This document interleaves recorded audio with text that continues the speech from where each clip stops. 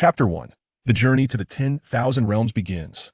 On the planet Blue Star, in the city of Guangwu, at the Magic and Martial Arts Academy, Class 7. In a brightly lit classroom, dozens of students sat upright, their attention fixed on the podium where the esteemed instructor, Su Yi, stood gracefully. She began to speak. A year ago, a divine miracle descended upon Blue Star. According to statistics, over 1 million individuals nationwide were summoned by the power of the gods to the floating island of the 10,000 realms. It is undeniable that this is a pathway to becoming an eternal deity. Although fraught with peril, it is undeniably alluring. No one can predict when the next summoning will occur, so we must always be mentally prepared for the call.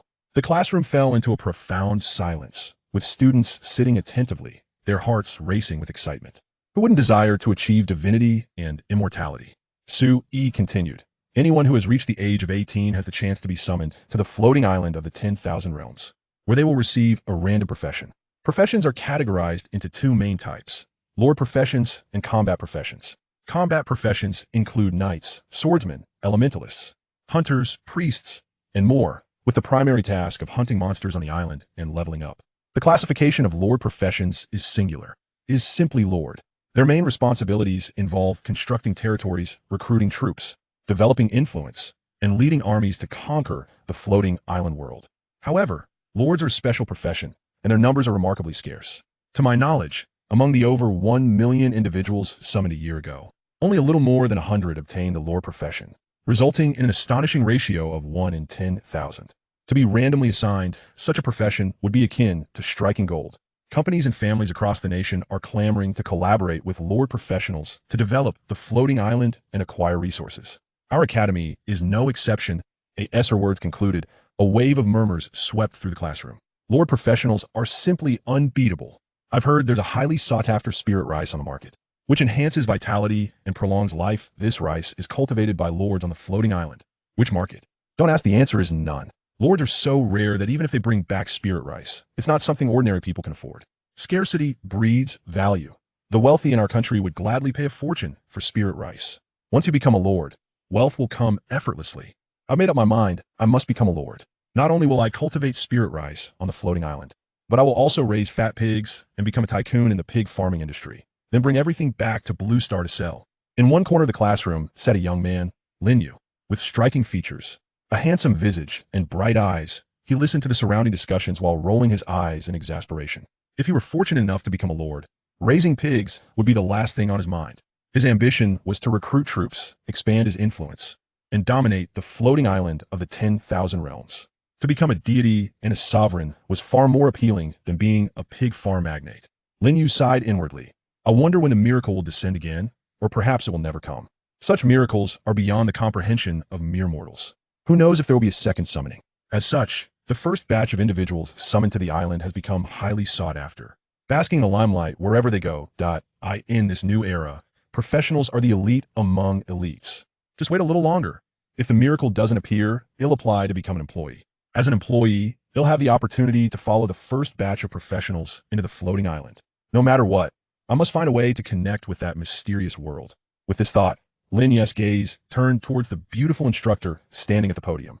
Instructor Su Yi was among the first batch of professionals. It was said that as an elementalist, she could reduce an entire building to ashes with a single fire spell. Suddenly, at that moment, a voice echoed in Lin Yu's mind. The journey to the 10,000 realms begins.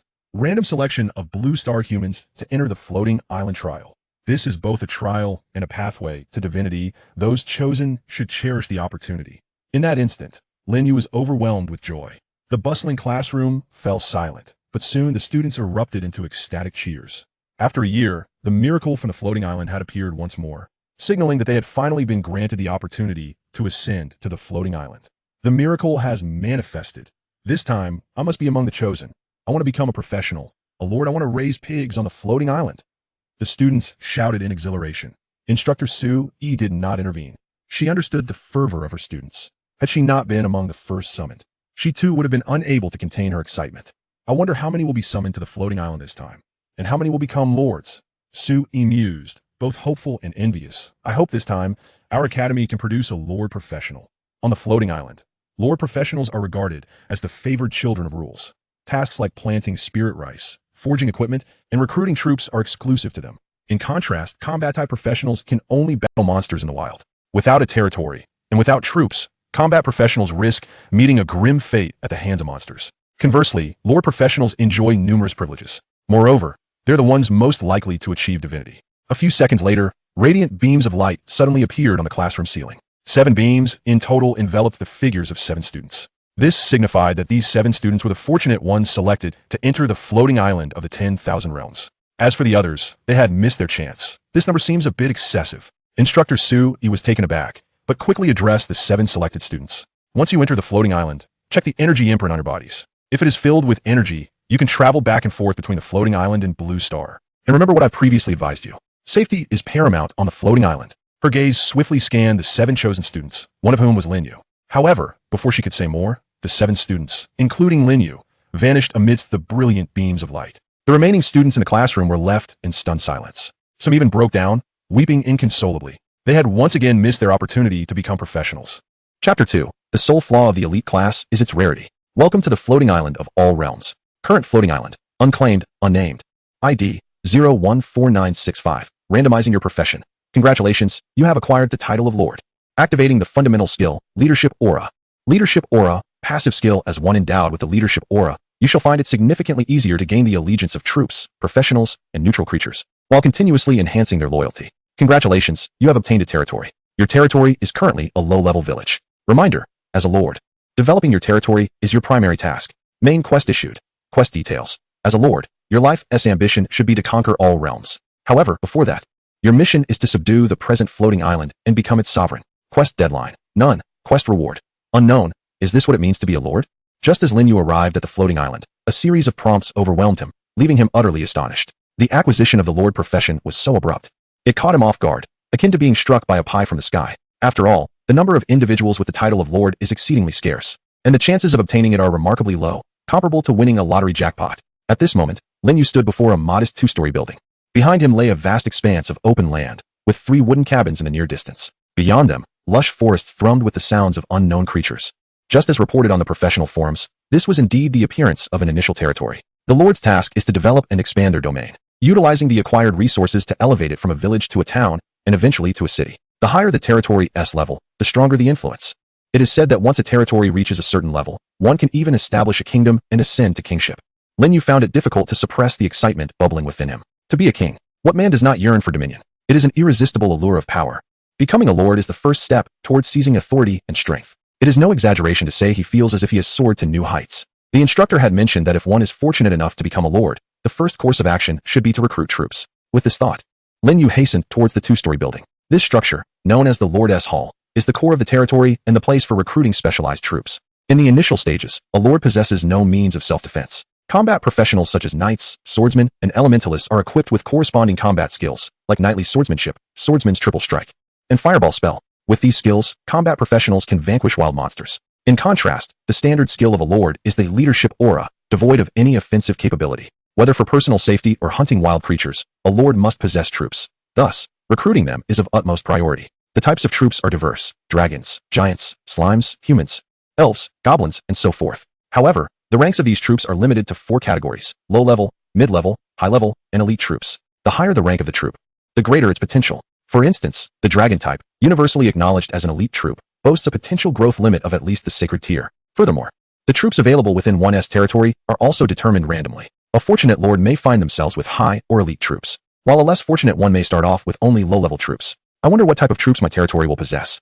I can only hope they are not of the low-level variety. Upon entering the Lord's Hall, Lin Yu, with a heart full of trepidation, silently murmured, "Recruit troops." Instantly, a voice echoed in his mind, emanating from the floating island of all realms. It was cold, almost mechanical. Randomizing the territory's exclusive troop. Randomization complete. You have activated the following troops: Goblin, Dwarf Gunner, Dragon Knight, Titan, Angel, Unique. Esteemed Lord, you must choose one from the above 5 troops as your territory's exclusive troop. This exclusive troop will accompany you throughout your life, and once selected, cannot be changed.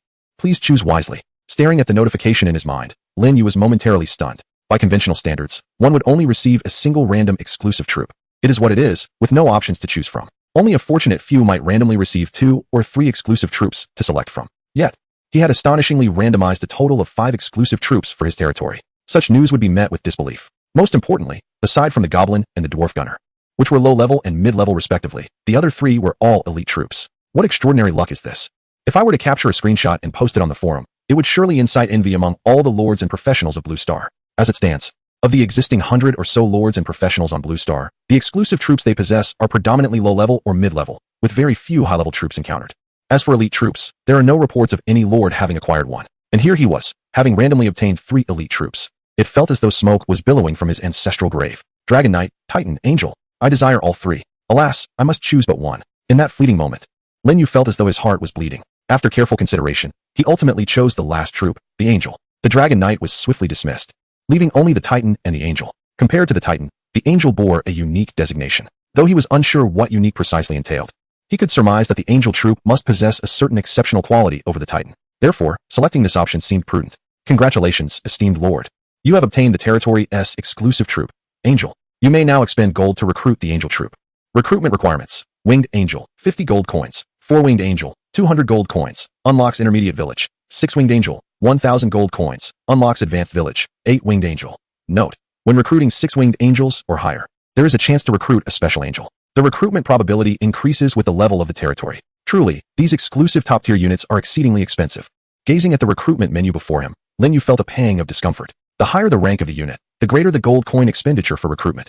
Low-tier units, 5 gold coins each. Intermediate units, 10 gold coins each. Advanced units, 30 gold coins each. Top-tier units, 50 gold coins each. In other words, the gold required to recruit a single top-tier unit could instead recruit 10 low-tier units. Indeed, the sole drawback of top-tier units is their cost. Chapter 3. Summon. The Mighty Angels. Lin Yu silently chanted as he opened his personal information panel. Instantly, an ethereal panel appeared in his line of sight. Lin Yu.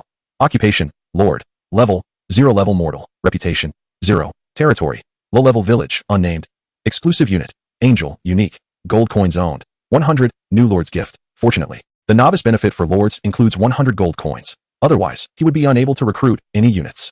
The novice benefit for combat classes consists of a weapon pertinent to their profession, such as a knight's great sword, an elemental mage's staff, or a hunter's bow. This weaponry provides essential support for slaying monsters. Conversely, the novice benefit for lords is simply 100 gold coins. Since lords are inherently less adept in combat, their primary role revolves around recruiting units and developing their territories, making the allocation of 100 gold coins a reasonable gesture from the floating island. With 100 gold coins, he could recruit 20 low-tier units. However, his angelic units belong to the top tier, and even the weakest winged angel requires 50 gold coins for recruitment. Thus, 100 gold coins would only suffice to recruit 2. Regarding the pricing of units, Lin Yu couldn't help but feel a twinge of envy toward those lords with low-tier units. Simply put, they are affordable, given equivalent resources. Low-tier lords could amass a unit count tenfold that of top-tier lords, enabling them to establish a legion with remarkable speed. As for their combat strength, that remains a different matter altogether. Without hesitation, Lin Yu promptly chose to recruit, expending all 100 gold coins without a moment's pause. Almost simultaneously, a black vortex materialized in the center of the Lord's Hall. Moments later, 2 figures radiating a white glow emerged from the vortex. They were both female angels. With golden long hair, statuesque figures, and faces that were flawless in their beauty, they donned silver-white armor and wielded matching angelic swords. They emanated an aura of unparalleled nobility and purity, invoking an impression that rendered them untouchable. As Lin Yu had anticipated, 2 snow-white wings sprouted from behind them, angelic wings, emblematic of the seraphim. Salutations, my lord. Emerging from the black hole, the 2 exquisite angels bowed gracefully towards Lin Yu, their expressions radiating reverence.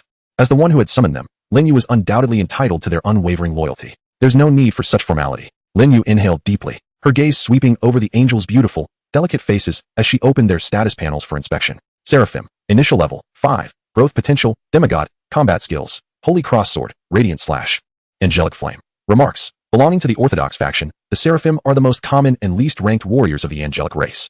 They possess the most steadfast faith and loyalty to their lord. The information of the 2 angels was identical. There was no distinction in level, growth potential, or combat skills. This seemed to be the standard template for Seraphim. If they had summoned 4-winged angels, 6-winged angels, or even those with more wings, the template would surely differ. An initial level of 5, a growth potential of demigod. Truly, they were an elite class of warriors, remarkably formidable. Lin Yu felt an overwhelming sense of awe. On the forums for adventurers on Blue Star, a lord had previously divulged some details regarding combat units.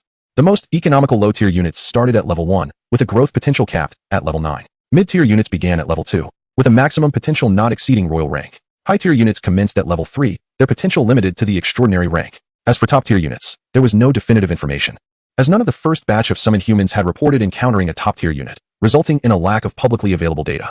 Speculation suggested that the initial level of top-tier units should be 4, with a growth potential not surpassing the sanctum.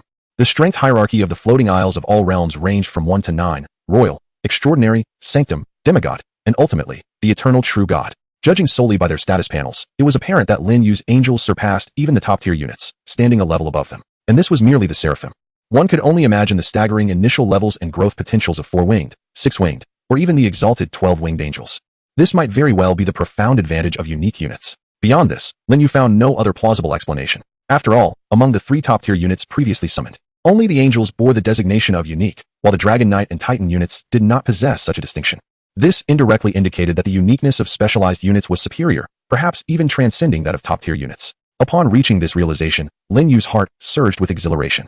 Not only had she become a Lord Adventurer, but she had also randomly summoned a unique unit that was more powerful than the top-tier ones. Truly a remarkable achievement. Lin Yu cast his gaze upon the 2 enchanting angels and inquired, "What are your names?" In unison, the winged beings replied, "Please bestow upon us names, my lord." No names. Lin Yu fell into contemplation. Was it too mundane to name them 1 and 2? After a moment of thought, he declared, "From this moment forth, your names shall be Aida and Sally." "All praise to our lord," exclaimed Aida and Sally, their excitement palpable as they bowed deeply. It seemed a great honor to receive a name from Lin Yu. However, he did not dwell on this, promptly instructing, "The territory is in its infancy and requires abundant resources. You 2 shall venture forth to hunt and slay the monsters in the wild. It is our privilege to serve you, my lord." Without hesitation, the 2 winged angels unfurled their snow-white wings and soared out of the Lord's hall, swiftly departing the territory. Their speed was so extraordinary that Lin Yu's admonition to take care was swallowed back. As a level 5 elite unit, proficient in 3 combat skills and capable of flight, they faced no issue. As for me, I remain a level 0 mortal. Accompanying them would only hinder their efforts. Lin Yu, possessing keen self-awareness, chose to await news alone in the Lord's hall. To his delight, mere minutes later, the floating island sent a flurry of kill notifications. Chapter 4. The Dream of the Island Master. Level up, Spirit Field. Your angel Aida has slain a level 1 wild boar, as Aida's lord. You receive a fragment of primordial power as a reward. Your angel Sally has slain a level 1 wild boar. Your angel Aida has slain a level 2 wild boar. Your angel Sally has slain a level 2 wild boar, earning 1 coin. Your angel. A continuous stream of notifications appeared. In a brief span, over 20 wild boars of varying levels had been vanquished by Aida and Sally, showcasing their formidable combat prowess. A level 5 elite unit effortlessly dispatched lower-level monsters. Simultaneously, Lin Yu accrued numerous rewards of primordial power. If the floating island were likened to a gaming realm, then the primordial power gained from slaying monsters would equate to experience points, aiding units, lords, and adventurers in ascending to higher levels. As the lord, Lin Yu was not required to personally slay enemies like combat-oriented individuals. His units served as his weapons. The enemies felled by his units also granted him a share of the primordial power rewards. This underscores the profound significance of units to a lord, serving as the cornerstone for the lord's growth and the expansion of their territory. I could sense that once Aida and Sally hunted down a few more wild boars, I would be on the brink of leveling up. The floating island is a tangible reality, devoid of experience bars. Nevertheless, Lin Yu could perceive his progress toward leveling up, a talent bestowed upon adventurers by the floating island. After slaying over 20 level 1 and 2 wild boars, only 2 coins had dropped, with no additional items. This indicated that the drop rate for monsters on the floating island was quite low. Moreover, both coins were obtained upon vanquishing the level 2 wild boars. Clearly, the higher the level of the creature, the greater the likelihood of acquiring gold and other treasures. Through this information, Lin Yu gained a deeper understanding of the floating island. As time flowed, the notifications of his kills continued to reverberate in his mind. The creatures defeated by Aida and Sally were no longer limited to wild boars. A few wild wolves began to appear as well. The ordinary wild wolf is classified as a level 3 creature, while the elite wild wolf is a level 4 adversary. Nonetheless, neither posed any challenge to Aida and Sally. Furthermore, by observing the frequency of the kill notifications, Lin Yu surmised that against the level 4 elite wild wolves, Aida and Sally were akin to effortlessly cutting through vegetables. Suddenly, a surge of warmth erupted in Lin Yu's lower abdomen. Soon, this warmth radiated outward, enveloping his entire being. In that moment, Lin Yu distinctly felt his physical prowess enhance. His hands grew stronger, his jumps became higher, and his vision clearer and more distant. He had leveled up, transitioning from a level 0 commoner to a level 1 professional. It was from this moment that Lin Yu truly embarked on the path of a professional, advancing toward his aspiration of divinity. The leveling process took nearly 2 hours. Such a pace could be deemed commendable. Lin Yu's attention to his rate of advancement was naturally aimed at surpassing other lord professionals, aspiring to be the one among them with the swiftest growth and the mightiest strength. This ambition stemmed from the main quest issued by the floating island to lord professionals, to conquer the current floating island and become its master. The island where Lin Yu resided was unclaimed and unnamed, merely designated as number 014965. He was unaware of the exact number of lord professionals on this island. Yet, like all others, his mission was to defeat his fellow lords, conquer the floating island, and ascend as its sovereign. Once crowned as the island master, all resources therein could be freely utilized. However, to attain such a title, one must possess formidable strength. Thus, Lin Yu needed to grow at an accelerated pace, transforming himself into the most powerful lord to avoid being vanquished by other lord professionals in the forthcoming island conquest. While Ayada and Sally diligently hunted, Lin Yu meandered through his territory. The 3 small wooden cabins were nothing remarkable. His primary focus lay on the nearby spirit fields. The spirit fields are places where spirit rice is cultivated.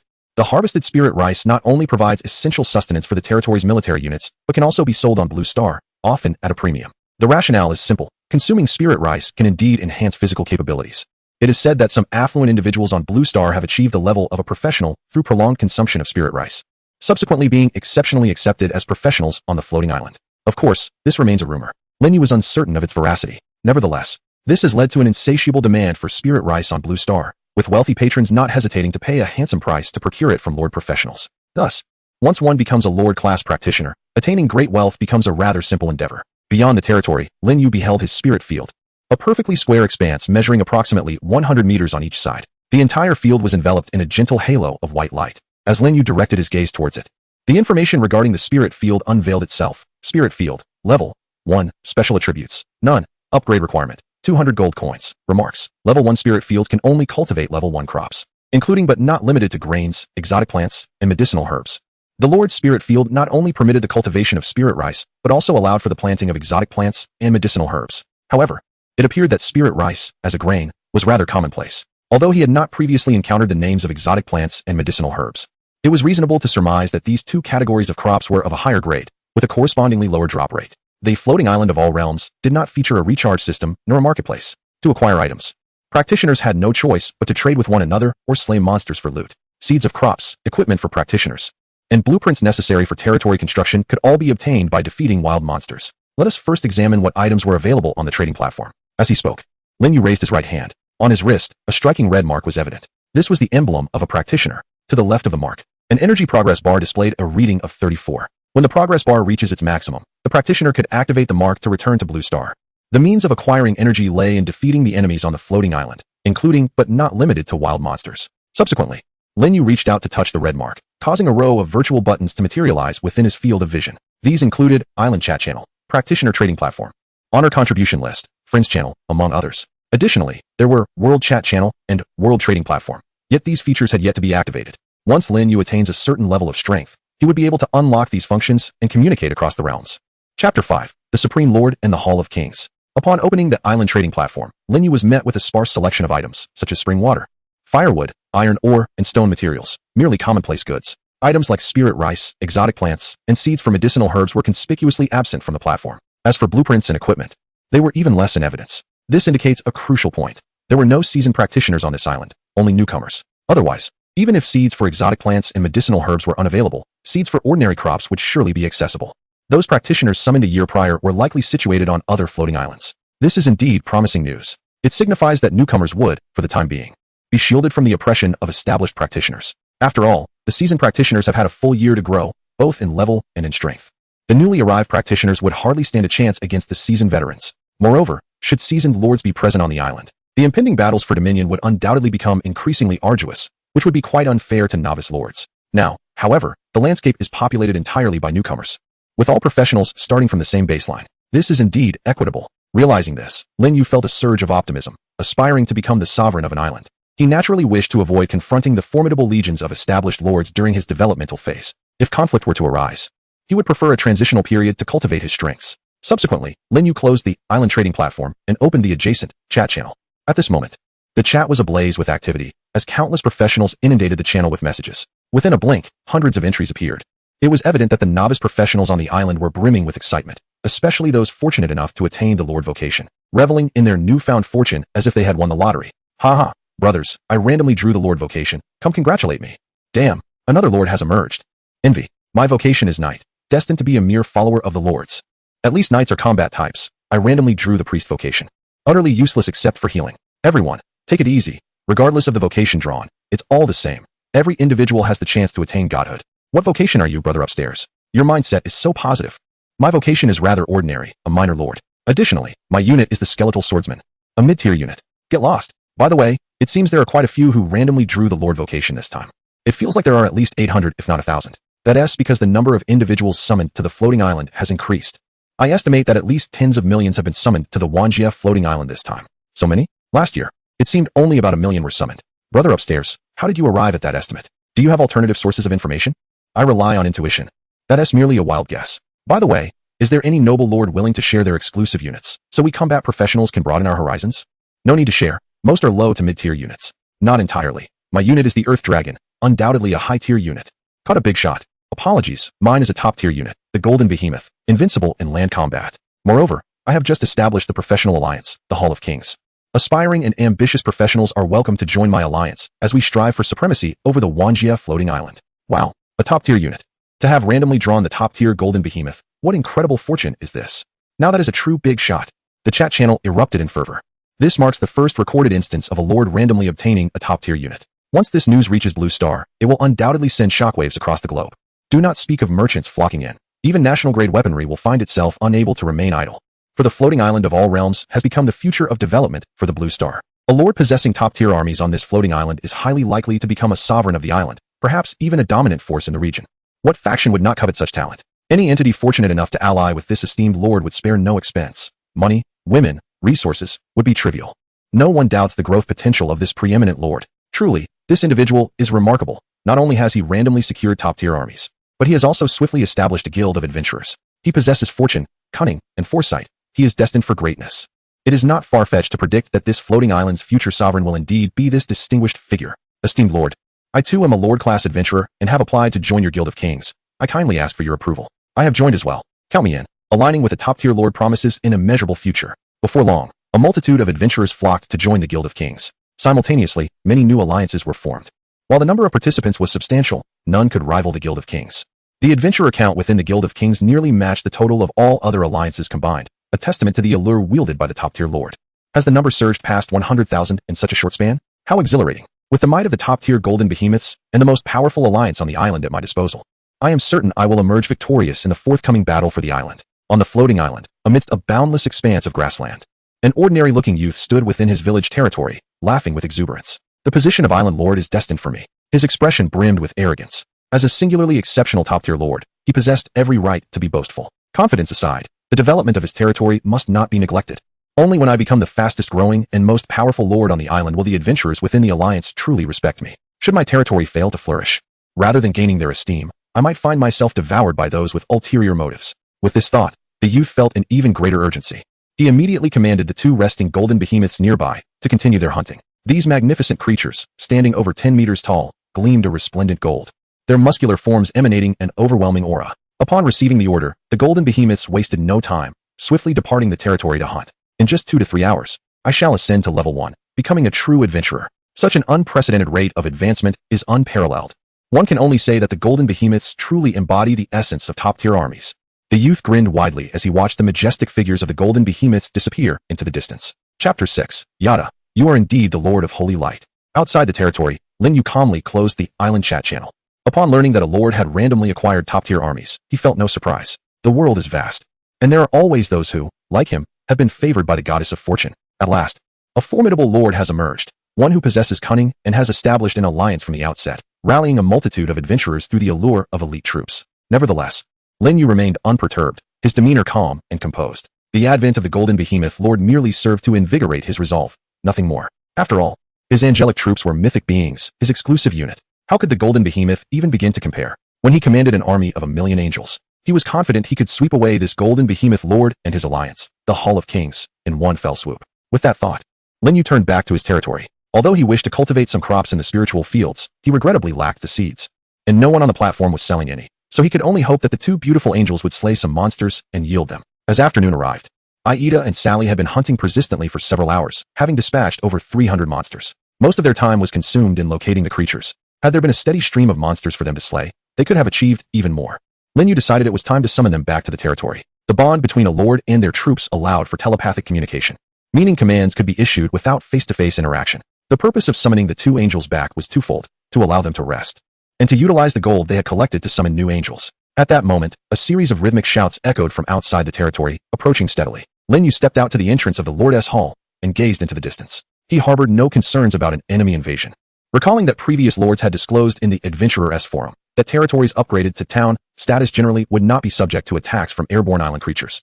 This served as a hidden protective measure for lords and adventurers, preventing premature demise. It was Aida and Sally. Upon spotting them, Lin Yu immediately recognized his two angels. They fluttered their snow-white wings, soaring gracefully through the air, emanating a sacred glow that made them appear stunning against the backdrop of greenery. However, the shouts were not originating from Aida and Sally, but rather from a group of green-skinned creatures trailing behind them. These diminutive, frail beings bore an odd appearance, reminiscent of goblins from a film. There were approximately 60 to 70 of these green-skinned creatures, each pair carrying the corpse of a monster. As they advanced, their movements were synchronized, as if they had been trained. The shouts of hey yo came from their mouths. As they drew closer to the territory, their information appeared within Lin Yu's line of sight. Common goblin. Introduction. A low-level intelligent creature residing on floating islands, with feeble individual strength but an exceedingly greedy disposition. Surviving through hunting and pillaging. Level 2. Growth potential limit 5. Special reminder. Please refrain from provoking goblins if you lack sufficient strength, lest you become a delicacy upon their dining table. Goblin warrior. Introduction. Level 3. Growth potential limit 7. These goblins are undeniably malevolent beings. Lin Yu furrowed his brow and gazed at the two winged angels, Aida and Sally, soaring gracefully in the air. The two were easily distinguishable. Aida's figure was notably tall and voluptuous, her curves exceedingly alluring, while Angel Sally appeared relatively petite, exuding an elfin charm. Of course, this was of little consequence. He was merely perplexed as to why Aida and Sally had captured so many goblins. Were they simply intended to serve as laborers for transporting monster carcasses? In Lin Yu's view, these goblins ought to be slain for a bounty of gold coins. In the eyes of adventurers, the intelligent creatures of the floating islands were considered monsters as well. My lord. With a gentle breeze, Aida and Sally descended before Lin Yu. Meanwhile, the goblins were busily stacking monster corpses in a nearby plaza, before obediently gathering together and kneeling in Lin Yu's direction. There was no clamor, no panic, and certainly no goblin fleeing. They resembled a troop of well-trained pets, exceedingly docile. Lin Yu inquired with curiosity, Aida, what is the meaning of these goblins? Aida respectfully responded, reporting to you, my lord, under the guidance of faith, these humble intelligent beings have become devotees of the holy light. Whose devotees? Lin Yu frowned once more. As the lord, he had no desire for any so-called devotees to exist within his territory. Even the angels he had recruited were not permitted to worship other deities. Otherwise, his lordly authority would face considerable jeopardy. However, what Lin Yu did not anticipate was that, following his inquiry, Aida lifted her golden gaze and looked at him with profound reverence, stating, of course, they are your devotees. My lord, you are the sovereign of the holy light, the very origin of sacred and luminous faith. These diminutive beings, including us, all revere you and pledge our loyalty to you. Chapter 7. Faith and Loyalty. Lin Yu's expression was one of astonishment. When did he become the sovereign of the holy light? Was it due to his summoning of angels, being the sole unit type, that he had inadvertently become the deity of their faith? It seemed that this was the only plausible explanation. Sovereign of the holy light. The origin of sacred faith. What a magnificent title. Regrettably, being merely a level 1 adventurer, it felt somewhat awkward to be bestowed such an honor. Were he an immortal true god, that would indeed be impressive. Nevertheless, this was certainly good news. At the very least, he need not worry about conflicts arising between his lordly authority and divine faith. Previously, Lin Yu believed that the Lord of the Holy Light of angelic faith was a particular deity. Naturally, he was concerned about whom the angels he summoned would obey should a conflict arise between lordly authority and divine belief. Now, he understands that the adherents of angelic faith are indeed his own followers. Thus, there is nothing to worry about. As Lin Yu gazed at the gathering goblins in the distance, Aida swiftly clarified, my lord, under the purification of the sacred flame, these humble sentient beings have become your fervent devotees. Though they may be weak, they still possess some utility at this stage. As their deity, you may command them to undertake any task. Aida further explained that she and Sally had employed the angelic holy flame to purify the souls of these goblins, compelling them to believe in Lin Yu while simultaneously elevating their level of faith to fervent. Faith equates to loyalty. Fervent followers signify that these goblins will remain utterly devoted to Lin Yu, even willing to embrace death if commanded. Aida continued, the faith power provided by these goblins may also enhance the likelihood of your ascension to divinity in the future. Lin Yu was still immersed in the contemplation of how the angelic holy flame could purify souls and propagate faith. Upon hearing her words, he immediately inquired, is there a connection between faith and becoming a deity? Indeed, my lord, Aida replied with reverence. Faith is a shortcut to divinity, far simpler than comprehending the laws. The greater the number of your followers and the higher their level of faith, the greater your probability of becoming a god. Lin Yu's heart surged with excitement. To become an immortal deity was both his dream and the aspiration of countless practitioners. The unexpected revelation of a path to divinity filled him with joy. At that moment, he suddenly asked, you just mentioned that understanding the laws leads to divinity, which implies that there are at least two types of deities in the world, the deities of faith and the deities of laws. Your insight is remarkable, my lord, Aida praised at the opportune moment. Lin Yu then inquired, which type of deity possesses greater strength, the deity of faith or the deity of laws? Aida elucidated, the power of a deity of faith is contingent upon the number of their followers. When you possess an endless multitude of devotees, you become the most powerful deity across the cosmos. Lin Yu comprehended the implication. With fewer followers, a deity of faith is weak. With many followers, a deity of faith grows strong. It was no wonder that his angels had begun to spread faith and cultivate followers from the outset, working toward his future. With this thought, his gaze toward Ida and Sally became fervent. Indeed, his choice was not in vain. From every perspective, angels are the quintessential troops, Lin Yu declared. In that case, let us retain these goblins. Select a squad of Tier 3 goblin warriors to remain in the territory, while the others accompany you to assist. At your command. My lord. Ida respectfully bowed once more. Meanwhile, the assembled goblins, upon hearing Lin Yu's words, eagerly knelt before him, exclaiming, Praise you, great lord of holy light. Your divine radiance shall surely illuminate all realms. Such words of praise nearly triggered Lin Yu's embarrassment. However, it was evidently beyond correction, for in the eyes of these goblins, he was the supreme lord of the holy light, a divine being. This is faith, a profoundly sinister and terrifying force capable of distorting the soul. Yet, when faith rests in one's own hands, Lin Yu found an exhilarating delight in wielding such power, a constant source of inexplicable pleasure.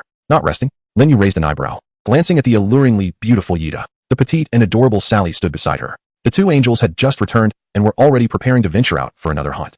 Leaving no time for rest, Ida respectfully replied, to report to the lord of the territory.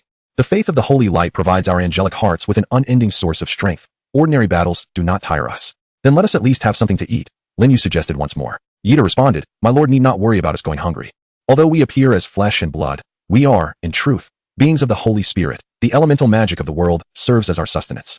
Lin Yu was momentarily at a loss for words, once again marveling at the angels as a class of troops that were simply unmatched. Not only were they flawless in every aspect, but they also required no rest or food, akin to perpetual motion machines. Lin Yu declared, Then wait a moment.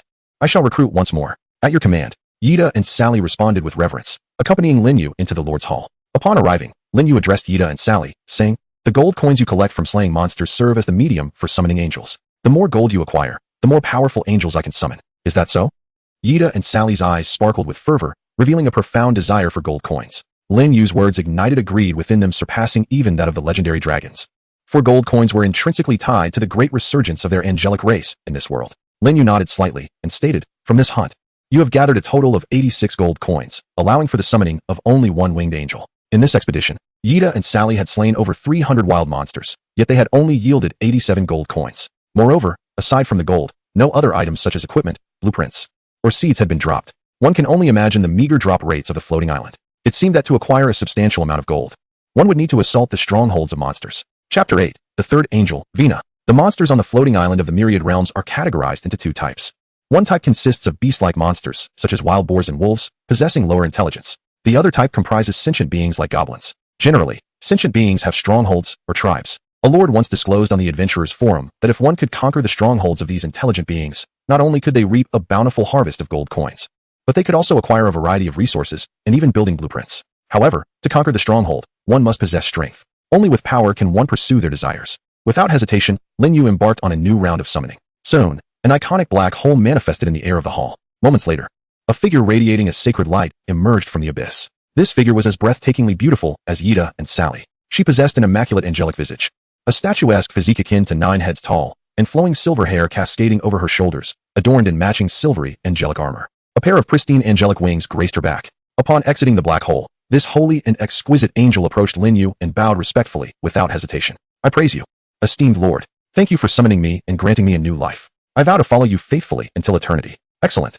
Lin Yu replied with a smile, and casually opened her information template to inspect it. As expected, this winged angel's template mirrored that of Ida and Sally, starting at level 5, with a potential limit of demigod. Lin Yu yearned to summon a higher-ranking 4-winged angel, or even a 6-winged one. Alas, his gold was insufficient. He was too impoverished. Turning to the angel before him, Lin Yu declared, From this moment forth, your name shall be Vina. At your command, my lord. Angel Vina exclaimed with excitement. It is an honor for Vina to receive your bestowed name. Lin Yu graciously accepted the angel's praise. Such words had become familiar, and the awkwardness had faded. Vina, team up with Ida and Sally to venture beyond the territory for hunting. Elevate your levels while gathering spoils. Killing monsters can also enhance levels. Upon the defeat of a creature, the source power rewarded by the floating island is divided into 2 parts, one for the units and the other for the lord. When a single unit vanquishes an enemy, the reward for the lord is minimal. However, this is of little concern, for the lord commands more than 1 unit. As the number of units increases, the cumulative source rewards become substantial, even formidable. This is one of the fundamental reasons why the lord must continuously recruit units to expand the legion, allowing for rapid level advancement. At your command, my lord. Without delay, 3 winged angels formed a small team and departed the territory, accompanied by over 20 goblins. Their task was to assist the angelic squad, such as transporting the carcasses of hunted monsters back to the territory. After their departure, fewer than 10 goblins remained within the territory, all of whom were level 3 goblin warriors. As for the other goblins, totaling more than 60, they had long since left the territory with the mission of retrieving the carcasses of monsters previously hunted by Yida and Sally. The corpses of these monsters still held some utility. Once dismantled, they could yield edible beast meat and a few valuable monster materials. At this moment, the goblin warriors remaining in the territory were busy disassembling the monster corpses that had accumulated in the square, quickly amassing a great quantity of beast meat, hides, and other items. As noon approached, Lin Yu summoned a goblin warrior with a wave of his hand. The goblin warrior immediately knelt before Lin Yu, pressing his forehead to the ground in a display of utmost reverence. "O great lord of the holy light, what are your commands?" Lin Yu responded, "I am somewhat hungry. Prepare some roasted beast meat for me." "As you command," the goblin warrior exclaimed, scrambling to fulfill the request with great eagerness. Witnessing this scene, the other goblin warriors exhibited expressions of envy. To be able to roast meat for their deity of faith was indeed a matter of great honor. It must be said that goblins possess remarkable ingenuity when it comes to addressing their basic needs. With an unknown source of dry twigs and tinder, they swiftly generated fire through the friction of wood. They piled on the firewood and skewered the beast meat, executing the process with seamless efficiency. Half an hour later, a wooden platter adorned with golden, oily beast meat was respectfully presented to Lin Yu by the goblin warrior. Without fear of poison, Lin Yu accepted it and began to eat. The fervent faith of the goblins towards Lin Yu was no idle boast. He could feel it himself. An invisible thread connected him to these goblins, through which a mysterious energy flowed into his body. Upon inquiring with the floating island of all realms, Lin Yu learned that this thread was the line of faith, and the energy transmitted was the power of belief the goblins held for him. Faith equates to loyalty. As fervent believers, how could they possibly wish him harm? Based on the evidence, Lin Yu could fully trust these goblin followers. At least, that was how the floating island of all realms responded. After taking a few bites of the beast meat, Lin Yu addressed the goblin warriors standing nearby, drooling while seemingly waiting for further orders. "If you are hungry, go and roast some meat for yourselves. This is what you have earned through your labor." The goblin warrior immediately knelt down, trembling with excitement. "We praise you, great and benevolent lord of the holy light. May your glory forever shelter the humble goblins. Go now." Lin Yu waved his hand dismissively. Was he truly benevolent? No, he merely acted as a lord ought to. He not only had to ensure his subjects were well fed but also needed to provide them with proper shelter. If the inhabitants were dissatisfied with life in the territory, how could it possibly flourish? With only 3 wooden houses, accommodating over 60 goblins was unfeasible. More wooden houses needed to be constructed. After all, with future military units and an increasing population, the territory's development necessitated such foundational structures. However, the rules of the floating island dictated that any construction must adhere to blueprints. Currently, Lin Yu found himself lacking in blueprints. Just as he was feeling troubled, a notification of a monster kill appeared, causing his spirits to lift. Your angels Vina, Ida, and Sally have surrounded and defeated a level 7 lord monster, the Silverhorned Serpent, earning 10 gold coins, a piece of leather armor, and a blueprint. This was a boss drop. Not only did he acquire a blueprint, but he also received a piece of equipment. Lin Yu was overjoyed, truly experiencing the phenomenon of wishes manifesting into reality. Chapter 9. Warehouse Blueprint and Exceptional Equipment. Without delay, Lin Yu contacted Ayada, instructing her to bring back the discovered blueprint. During this interval, he savored roasted meat while perusing the information about the log cabin. Log cabin, level, low, occupants allowed, 10 next level, intermediate log cabin, upgrade requirements, 200 units of wood, 100 units of stone. Unfortunately, his territory lacked reserves of wood and stone. However, he could trade food on the platform with other adventurers. If that failed, he could send the goblins from his territory to gather stone and timber. First, he would ascertain what blueprint Ayada had obtained. Not long after, approximately 5 minutes later, a white figure soared across the distant sky, radiant and beautiful. It was the winged angel, Ayada. "My lord." Moments later, Ayada descended gracefully, respectfully presenting Lin Yu with a blueprint, a piece of leather armor, and over 20 gleaming gold coins. Lin Yu immediately inquired, "Was anyone injured during the battle with the level 7 lord monster?" Ayada shook her head, assuring him, "Rest assured, my lord, no one was harmed. Even with my personal strength, I could have single-handedly withstood that lord monster. With the 3 of us working together, it was a simple task." Her words profoundly impressed upon Lin Yu the uniqueness of top-tier units. A level 5 winged angel could contend with a level 7 lord monster. Such was the might of angels. That's good to hear. Nonetheless, we must always prioritize safety during hunts. "We understand, my lord." Ayada responded respectfully, her eyes brimming with emotion. Lin Yu then led Ayada into the lord's hall.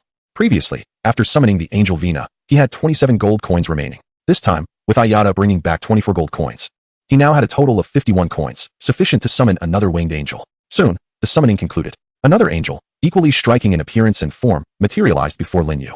The new angel bore an identical appearance to Ayada and her companions, clad in silver battle armor, wielding an angelic sword engulfed in golden flames, and adorned with a pair of pristine white wings, embodying both beauty and purity, as well as an impressive demeanor. Lin Yu named the new angel Josie. Without wasting time, Lin Yu instructed Josie to join the angelic squad and accompany Ayada and the others on their hunt. Once the 2 angels departed, Lin Yu mused to himself.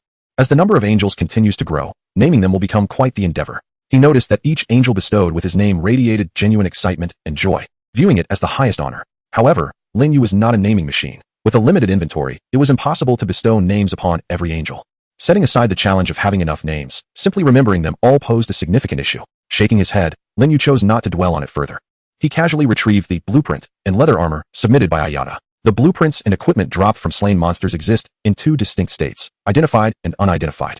Items in their unidentified state require an appraisal spell to be utilized. Generally speaking, such blueprints and equipment are of superior quality. The items in Lin Yu's possession, despite being ordinary, revealed their information at a mere glance. Territory building blueprint. Type: warehouse. Usable times: once. Construction requirements: 300 units of wood, 200 units of stone, 50 units of iron ore. Special reminder: a warehouse is an essential structure for territory development, serving to store your resources. Food stored within the warehouse will not spoil. Serpent armor. Type: defensive equipment. Defense level: level 7. Durability: 100. Special effect: can intimidate ordinary serpent monsters of level 7 or below. Description: this armor is crafted from the hide of a Lord-level silver-horned serpent, boasting impressive defensive capabilities. Wearing it allows for unhindered movement among serpent swarms. Given that this equipment was dropped by a Lord-level monster, it is certainly not subpar. Rather, it is exceedingly exceptional. One must recognize that the defense level of the serpent armor reaches an impressive 7. As adventurers have just arrived at the floating island, most remain at level 0, with those who have ascended to level 1 being exceedingly rare. Equipment that can match a level 7 adventurer is undeniably of high quality. At this stage, the serpent armor is indeed a prime specimen. A combat adventurer donning it could easily wreak havoc in the wild, as even the most common low-level monsters would struggle to breach its defenses. Moreover, its special effect of intimidating ordinary serpent monsters only adds to its allure. It would not be an exaggeration to describe it as a novice artifact. However, the blueprint left Lin Yu in a state of ambivalence, torn between joy and disappointment. He had hoped for the wooden house blueprint to construct additional wooden houses to provide shelter for the goblins in his territory. Yet, this blueprint was for a warehouse.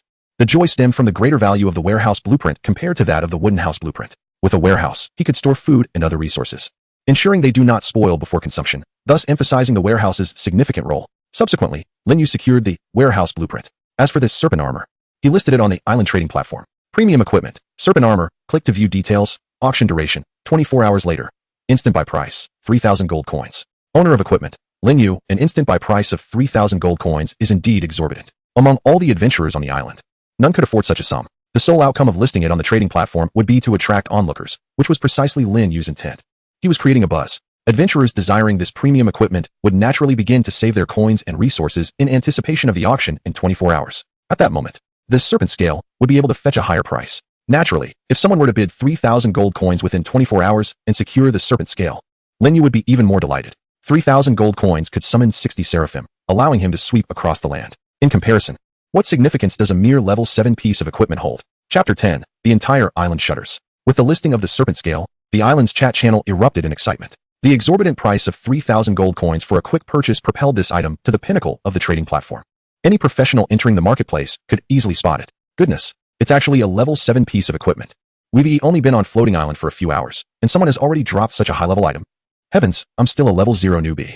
Do not be disheartened, I am also at level 0. Everyone knows that leveling up on floating island is exceedingly difficult. It's nearly impossible to reach level 1 without slaying hundreds of low-level monsters. It can be confirmed that the vast majority of professionals on the island are still at level 0. Indeed, even if there are some who have reached level 1, they are exceedingly rare. I just want to know how such a level 7 item came into existence. Who knows? The most crucial point is that this is not just any ordinary item. It is a premium piece with special effects. At this stage, such a defensive item is undoubtedly a divine artifact. Especially for combat professionals, its value is akin to acquiring top-tier units. The owner of the equipment, Lin Yu. Who is he? No idea, but he must be a big shot. Perhaps he is yet another lord who has stumbled upon top-tier units. The emergence of the serpent scale sent ripples throughout the floating island, drawing countless professionals to congregate in the chat channel for fervent discussions. As the incidents surrounding the serpent scale continued to unfold, Lin Yu's name became increasingly recognized among professionals, with many speculating that he was a top-tier lord. However, at this juncture, the renowned Golden Behemoth Lord, already a prominent figure on the island, made an appearance. His words in the chat channel swiftly dismantled the assumptions about Lin Yu's identity. Lin Yu is most likely just a fortunate combat professional. The probability of him being a top-tier lord is slim. The initial level of top-tier units is 4, making it entirely impossible for him to defeat a level 7 wild monster. Unless, of course, he possesses a vast number of top-tier units. But therein lies the problem. The recruitment cost for a top-tier unit is 50 gold coins. Given that we are newcomers to Floating Island, how could anyone have amassed enough gold to recruit numerous top-tier units? Thus, I conclude that Lin Yu is merely a lucky individual. He must have stumbled upon the serpent scale while hunting in the wild. The Lord makes a valid point. This exquisite serpent scale was undoubtedly found by Lin Yu. It could not have been acquired from slaying monsters. At this stage, Even our lord would find it challenging to hunt level 7 wild monsters. Agreed. Wow, I thought we had encountered an even more formidable top-tier lord. It appears that our esteemed leader of the Hall of Kings is indeed unparalleled. One must ask, when the golden behemoth emerges, who within the island can rival its might? The leader is invincible. By the way, Lin Yu is rather shrewd. Anyone who spends 3,000 gold coins on his equipment is undoubtedly foolish. Those above clearly lack understanding. It is not that 3,000 gold coins is excessive, but rather that no professional can currently muster such a sum. If I had 3,000 gold coins, I would have eliminated him in an instant. Indeed, this serpent armor is a divine artifact. Donning the serpent armor significantly enhances one's defense, ensuring not only survival, but also allowing for unrestrained hunting of wild monsters, thereby swiftly elevating one's level. In comparison to the enhancement of personal safety and level, 3,000 gold coins are utterly trivial. This special defensive equipment, reaching level 7, would remain relevant for at least 1 or 2 months without needing replacement. Were I not in one of gold, I would not hesitate to pay not merely 3,000, but even 30,000. Those who comprehend the value of this equipment possess true foresight. Upon uttering these words, the admiration for the serpent armor only intensified.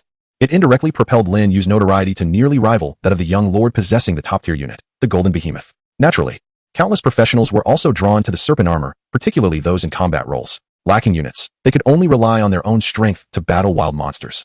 Thus, they eagerly yearned to possess such a superb defensive piece. Simultaneously, a multitude of professionals requested to add Lin Yu as a friend, inundated with various private messages. Some even offered 50 million, along with a villa, to trade for the serpent armor, promising to finalize the exchange upon returning to Blue Star. Of course, there were also those who resorted to intimidation, claiming to be top-tier lords who had taken note of Lin Yu's name, asserting that the mountains would remain unchanged and the waters would flow eternally. In summary, various schemes to acquire the serpent armor emerged incessantly. Lin Yu, however, chose to block each of these messages and rejected all friend requests, desiring to avoid the incessant notifications. The hype was undeniably successful. The serpent armor would be auctioned the following day. If the price was satisfactory, it would be sold. If not, it would go unsold. Ultimately, the goal was to maximize the value of the serpent armor. As he spoke, Lin Yu casually closed the island's chat channel and continued to browse the trading platform.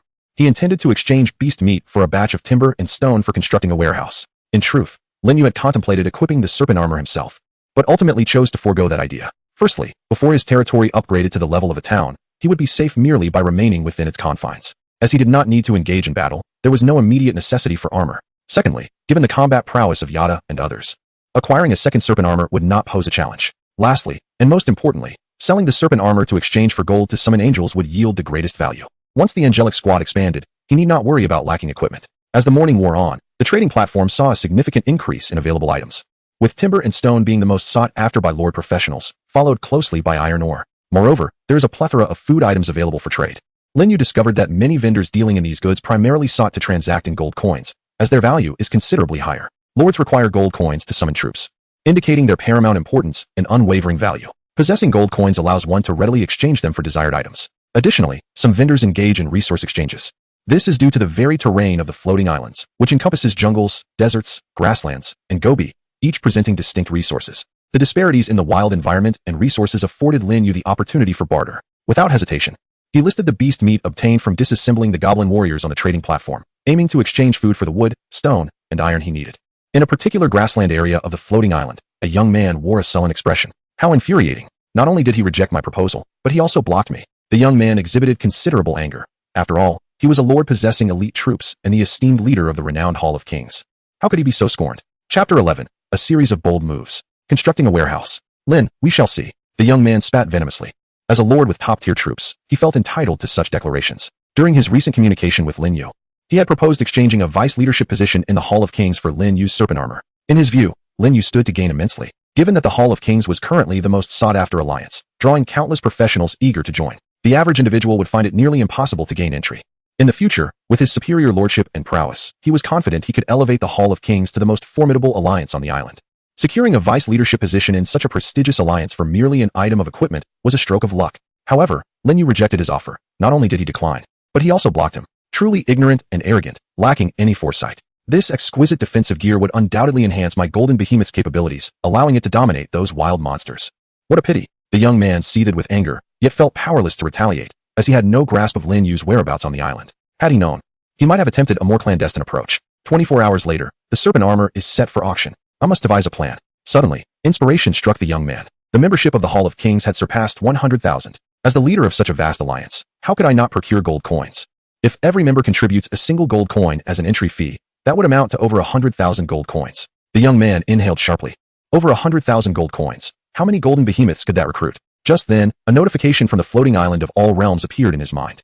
The lordly profession acquires gold coins through crowdfunding and borrowing, with a cap of 10,000 coins. The primary means of obtaining these coins include hunting wild monsters, defeating enemies, and engaging in standard item transactions. The young man felt a twitch at the corner of his mouth. 10,000 coins may seem substantial, yet it won't be long before this sum becomes insignificant. Indeed, the floating island would not allow him to exploit any glitches. Nonetheless, having something is far better than having nothing. I can establish a core team within the alliance and commit to enhancing the benefits for core members in the future. Thus, charging a nominal entry fee of 1 coin should pose no issue. Moreover, this would not affect the ordinary members within the alliance.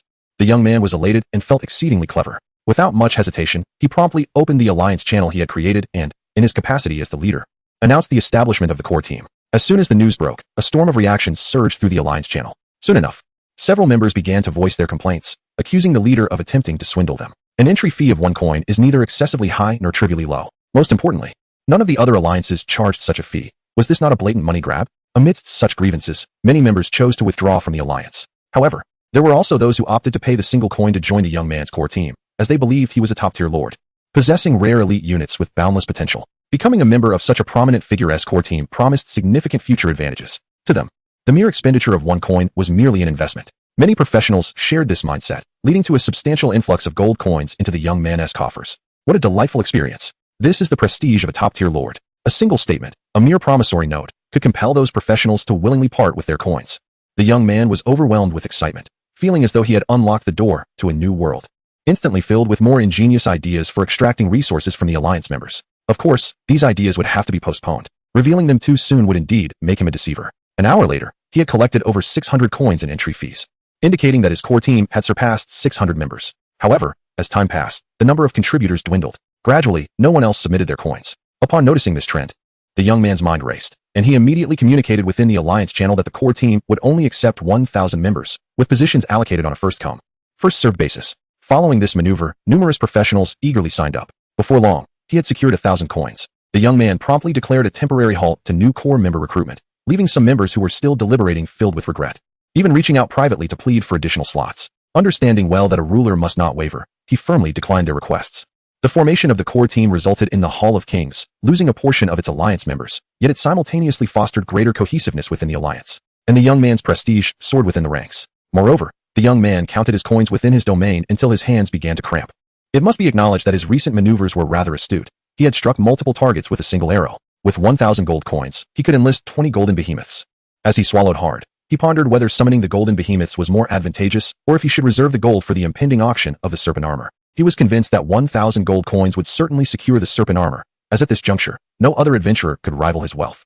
The serpent armor was not merely an ordinary piece of equipment. It was a high-grade item with special effects. It could equip the mightiest of his golden behemoths, significantly enhancing its combat prowess, enabling it to hunt higher-level creatures in the wild, and increasing the drop rate of valuable loot. Furthermore, with superior gear at his disposal, he could replace the serpent armor and sell it to other adventurers. Thus, bidding for the serpent armor was entirely justified. However, the recruitment of troops was also of paramount importance. With this in mind, he extracted 500 gold coins to recruit 10 golden behemoths, while saving the remaining 500 for tomorrow's auction of the serpent armor. Should he find himself short on funds, he could always borrow from his alliance members. As the leader of a guild and a top-tier lord, he was confident that no one would doubt his ability to repay. Now, with the expansion of his troop size, the serpent armor seemed well within reach. What a genius I am! The young man could not help but grin widely, thoroughly impressed with himself. Meanwhile, in Lin Yu's territory, a team of goblins could be seen entering and exiting every half hour, transporting the corpses of monsters. At this moment, a substantial pile of monster carcasses had accumulated within the territory, exuding a potent metallic scent.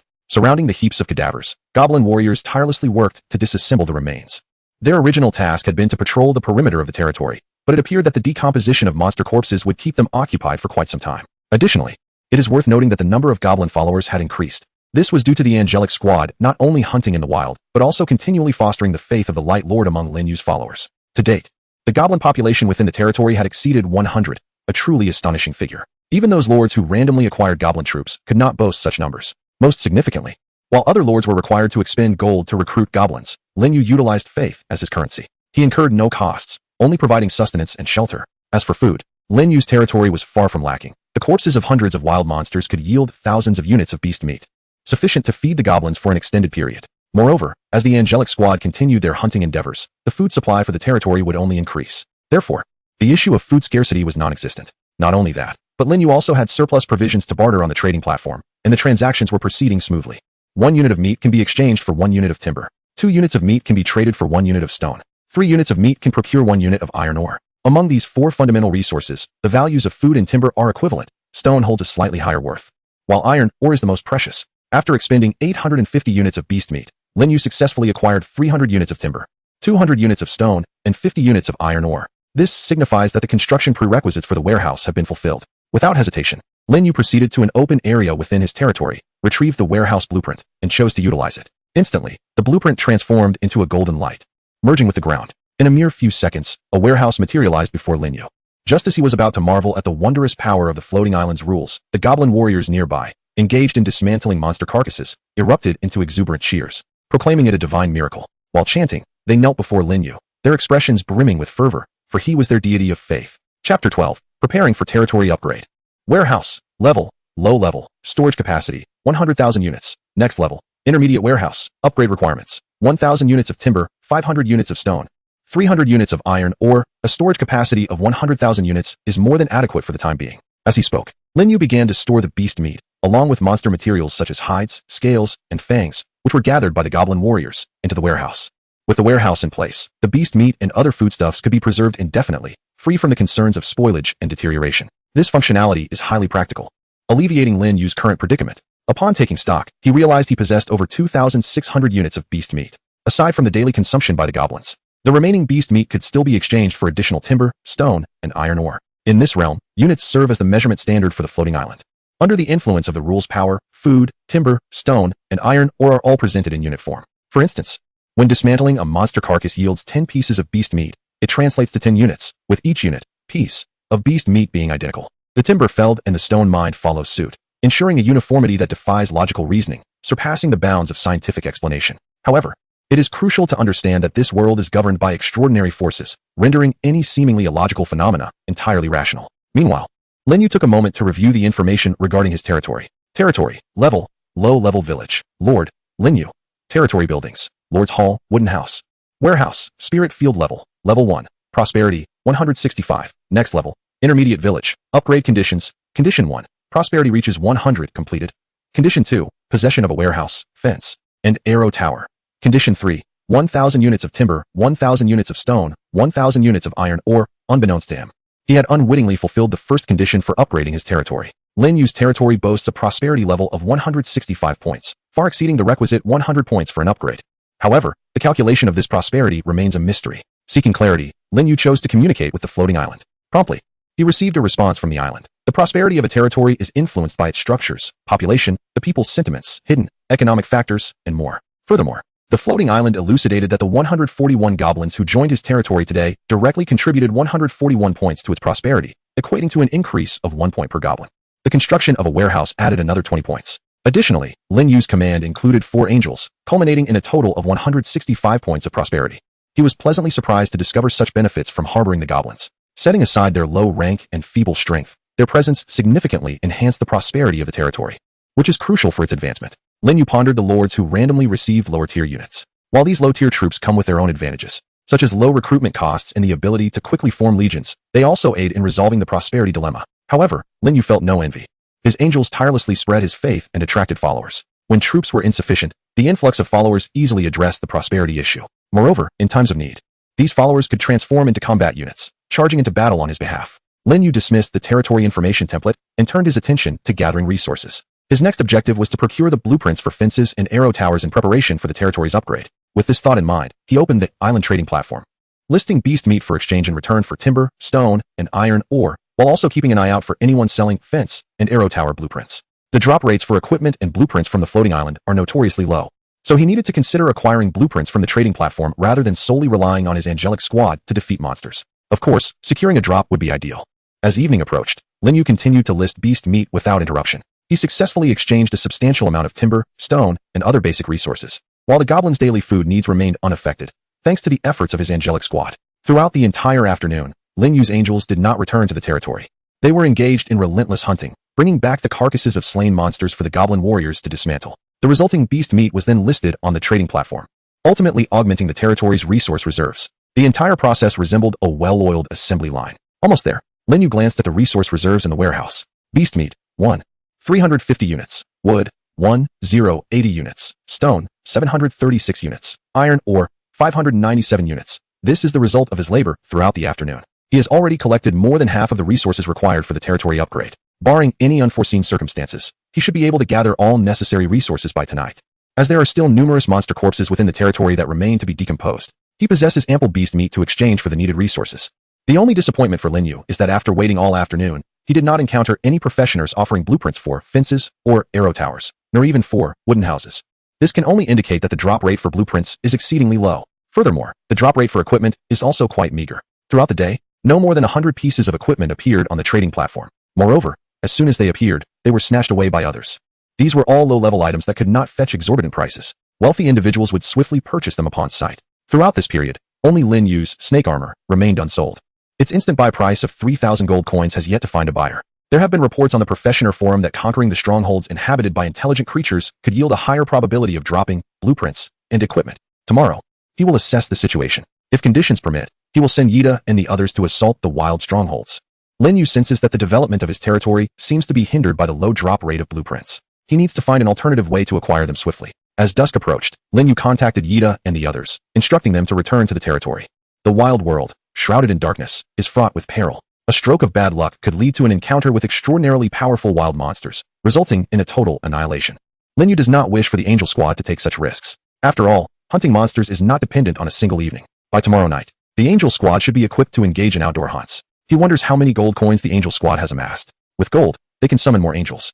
This is the moment Lin Yu eagerly anticipates. Chapter 13, Level Up to 6. Steel Sword. 10 minutes later, the entire Angel Squad returned to the territory. Yida, Sally, Vina, and Josie, the four-winged angels, hovered gracefully in the air, gently flapping their snow-white angelic wings, their curvaceous forms radiating a sacred glow. As angels, they are flawless. No discerning gaze could find a single blemish upon them. In this moment, Lin Yu once again praised his choice. Speed up. Josie, the angel flying behind, called out. Instantly, the goblin line below, forming a long procession, began to rush forward, carrying the corpses of wild monsters into Lin Yu's territory. Lord, the angel squad descended from the skies, bowing respectfully to Lin Yu. In the presence of the goblins, they were indifferent, proud, and sacred beyond reproach. Yet before Lin Yu, they exhibited only reverence and fervor. Just as Yida had described, Lin Yu is the Lord of Holy Light, the very embodiment of sanctity and illumination, and simultaneously, the deity of faith for his followers. In the face of faith, reverence is paramount. Lin Yu nodded, casting his gaze upon Yida and Sally, and expressed his astonishment. Have you both leveled up? Indeed, my lord. Yida and Sally replied respectfully. Guided by your divine faith, we have discovered the path forward, breaking free from the shackles of our former limits and ascending to level 6.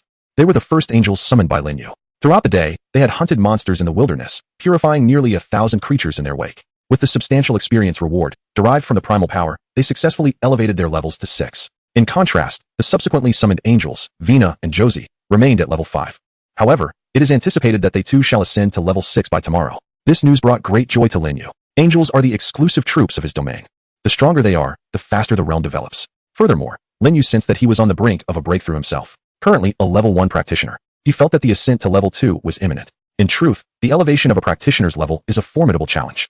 Although there are no restrictions in terms of realms, each level requires exponentially more primal power. In simpler terms, the experience needed for advancement doubles, necessitating the defeat of more wild monsters or foes, which practitioners level up swiftly. The elite combat professions, combat-oriented practitioners, relying on their own strength to slay wild monsters, enjoy all the experience solely for themselves, thus advancing rapidly. Additionally, lords possessing elite troops also benefit. With powerful elite troops, the speed of monster hunting increases dramatically. Even though a significant portion of the experience reward is shared, it is still sufficient for the lord's rapid elevation. Take Lin Yu, for instance. Within a single day, he was near level 2. Such a pace is truly remarkable and, if disseminated, would surely evoke astonishment and trepidation among the practitioners on the island.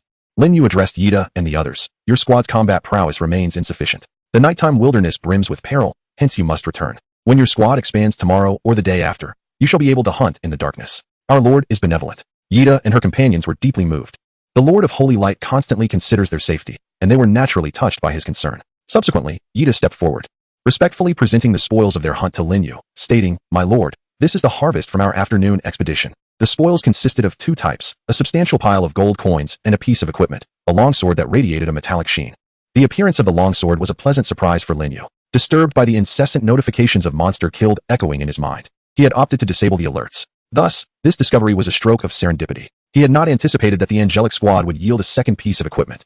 After careful contemplation, Lin Yu utilized his mental connection with the floating island of all realms to reactivate the notification feature for monster kills while filtering out mundane alerts, opting instead to receive information exclusively regarding special loot, such as blueprints and equipment. The floating island, exhibiting remarkable intelligence, promptly acquiesced to his request. Lin Yu then directed his attention to the longsword, steel sword, type, attack equipment, attack level, level 5, durability, 100, special effect, none, description. This is a longsword forged from fine steel, possessing a commendable sharpness. A level 5 weapon without any unique effects, clearly identified as an ordinary piece of equipment, far inferior to the serpent armor. Lin Yu swung the steel sword with vigor, the blade slicing through the air with a piercing shriek. A smile blossomed on his face, despite its ordinariness. The steel sword was still a level 5 weapon, significantly superior to the initial gear bestowed upon combat classes by the floating island. While novice equipment for combatants is typically level 1, the steel sword holds a level 5 designation, a disparity that guarantees dominance. For knights and swordsmen, wielding this weapon would make hunting low-level monsters as effortless as slicing through vegetables. One strike per foe. Alas, it was of no use to me. Trading it for a blueprint would be far more beneficial. Without hesitation, Lin Yu accessed the island trading platform and listed the steel sword. Beginner's artifact, steel sword. Click to view details. Trading conditions. Exchange for blueprints and special items. Private offers only. Serious inquiries only. Trading duration. Within 24 hours. Owner of the equipment. Lin Yu, having placed the steel sword on the market, Lin Yu turned his attention away. His gaze fell upon a pile of gold coins. Item, gold coins. Quantity, 167 pieces. A bountiful harvest. Lin Yu grinned widely, his spirits lifted. Over 100 coins would allow him to summon 3 seraphim, nearly doubling the size of his angelic squad. Gazing at the pile of coins radiating a brilliant glow in the darkness, Lin Yu even contemplated sending the angelic team out to hunt under the cover of night after their summoning. However, after further reflection, he ultimately decided against it. Even with the addition of 3 seraphim, caution was paramount. Should they encounter a level 9 monster, or even a king-level beast in the wild, the angelic squad would likely struggle to withstand such an onslaught, as the highest among them was only level 6, particularly at night, where high-level wild monsters were more prevalent. First, he would summon the angels. Lin Yu made his way directly to the Lord's Hall. Yida and the others closely followed, resembling Lin Yu's devoted bodyguards. Meanwhile, the listing of the beginner's artifact, steel sword, stirred considerable excitement within the island's chat channel. Chapter 14. Lin Yu is actually a top-tier lord? Island chat channel. Look at the trading platform. The owner of the serpent armor, Lin Yu, has made another move, this time listing a level 5 weapon. Another piece of equipment? How does Lin Yu's luck remain so exceptional? The steel sword has no special effects and is merely an ordinary piece of equipment, far inferior to the serpent armor. Even if it is ordinary, it is still a level 5 weapon. How I long to possess this fine steel sword. Yet alas, I lack the blueprint, as well as any special items for trade. Special items? I have one. I just collected a vial of bear urine. You can keep that for yourself. By the way, this must be among the highest level equipment introduced today, aside from the serpent armor, right? Most of the gear released today ranges from levels 1 to 3, with only one piece reaching level 4, and indeed, there is no equipment of level 5.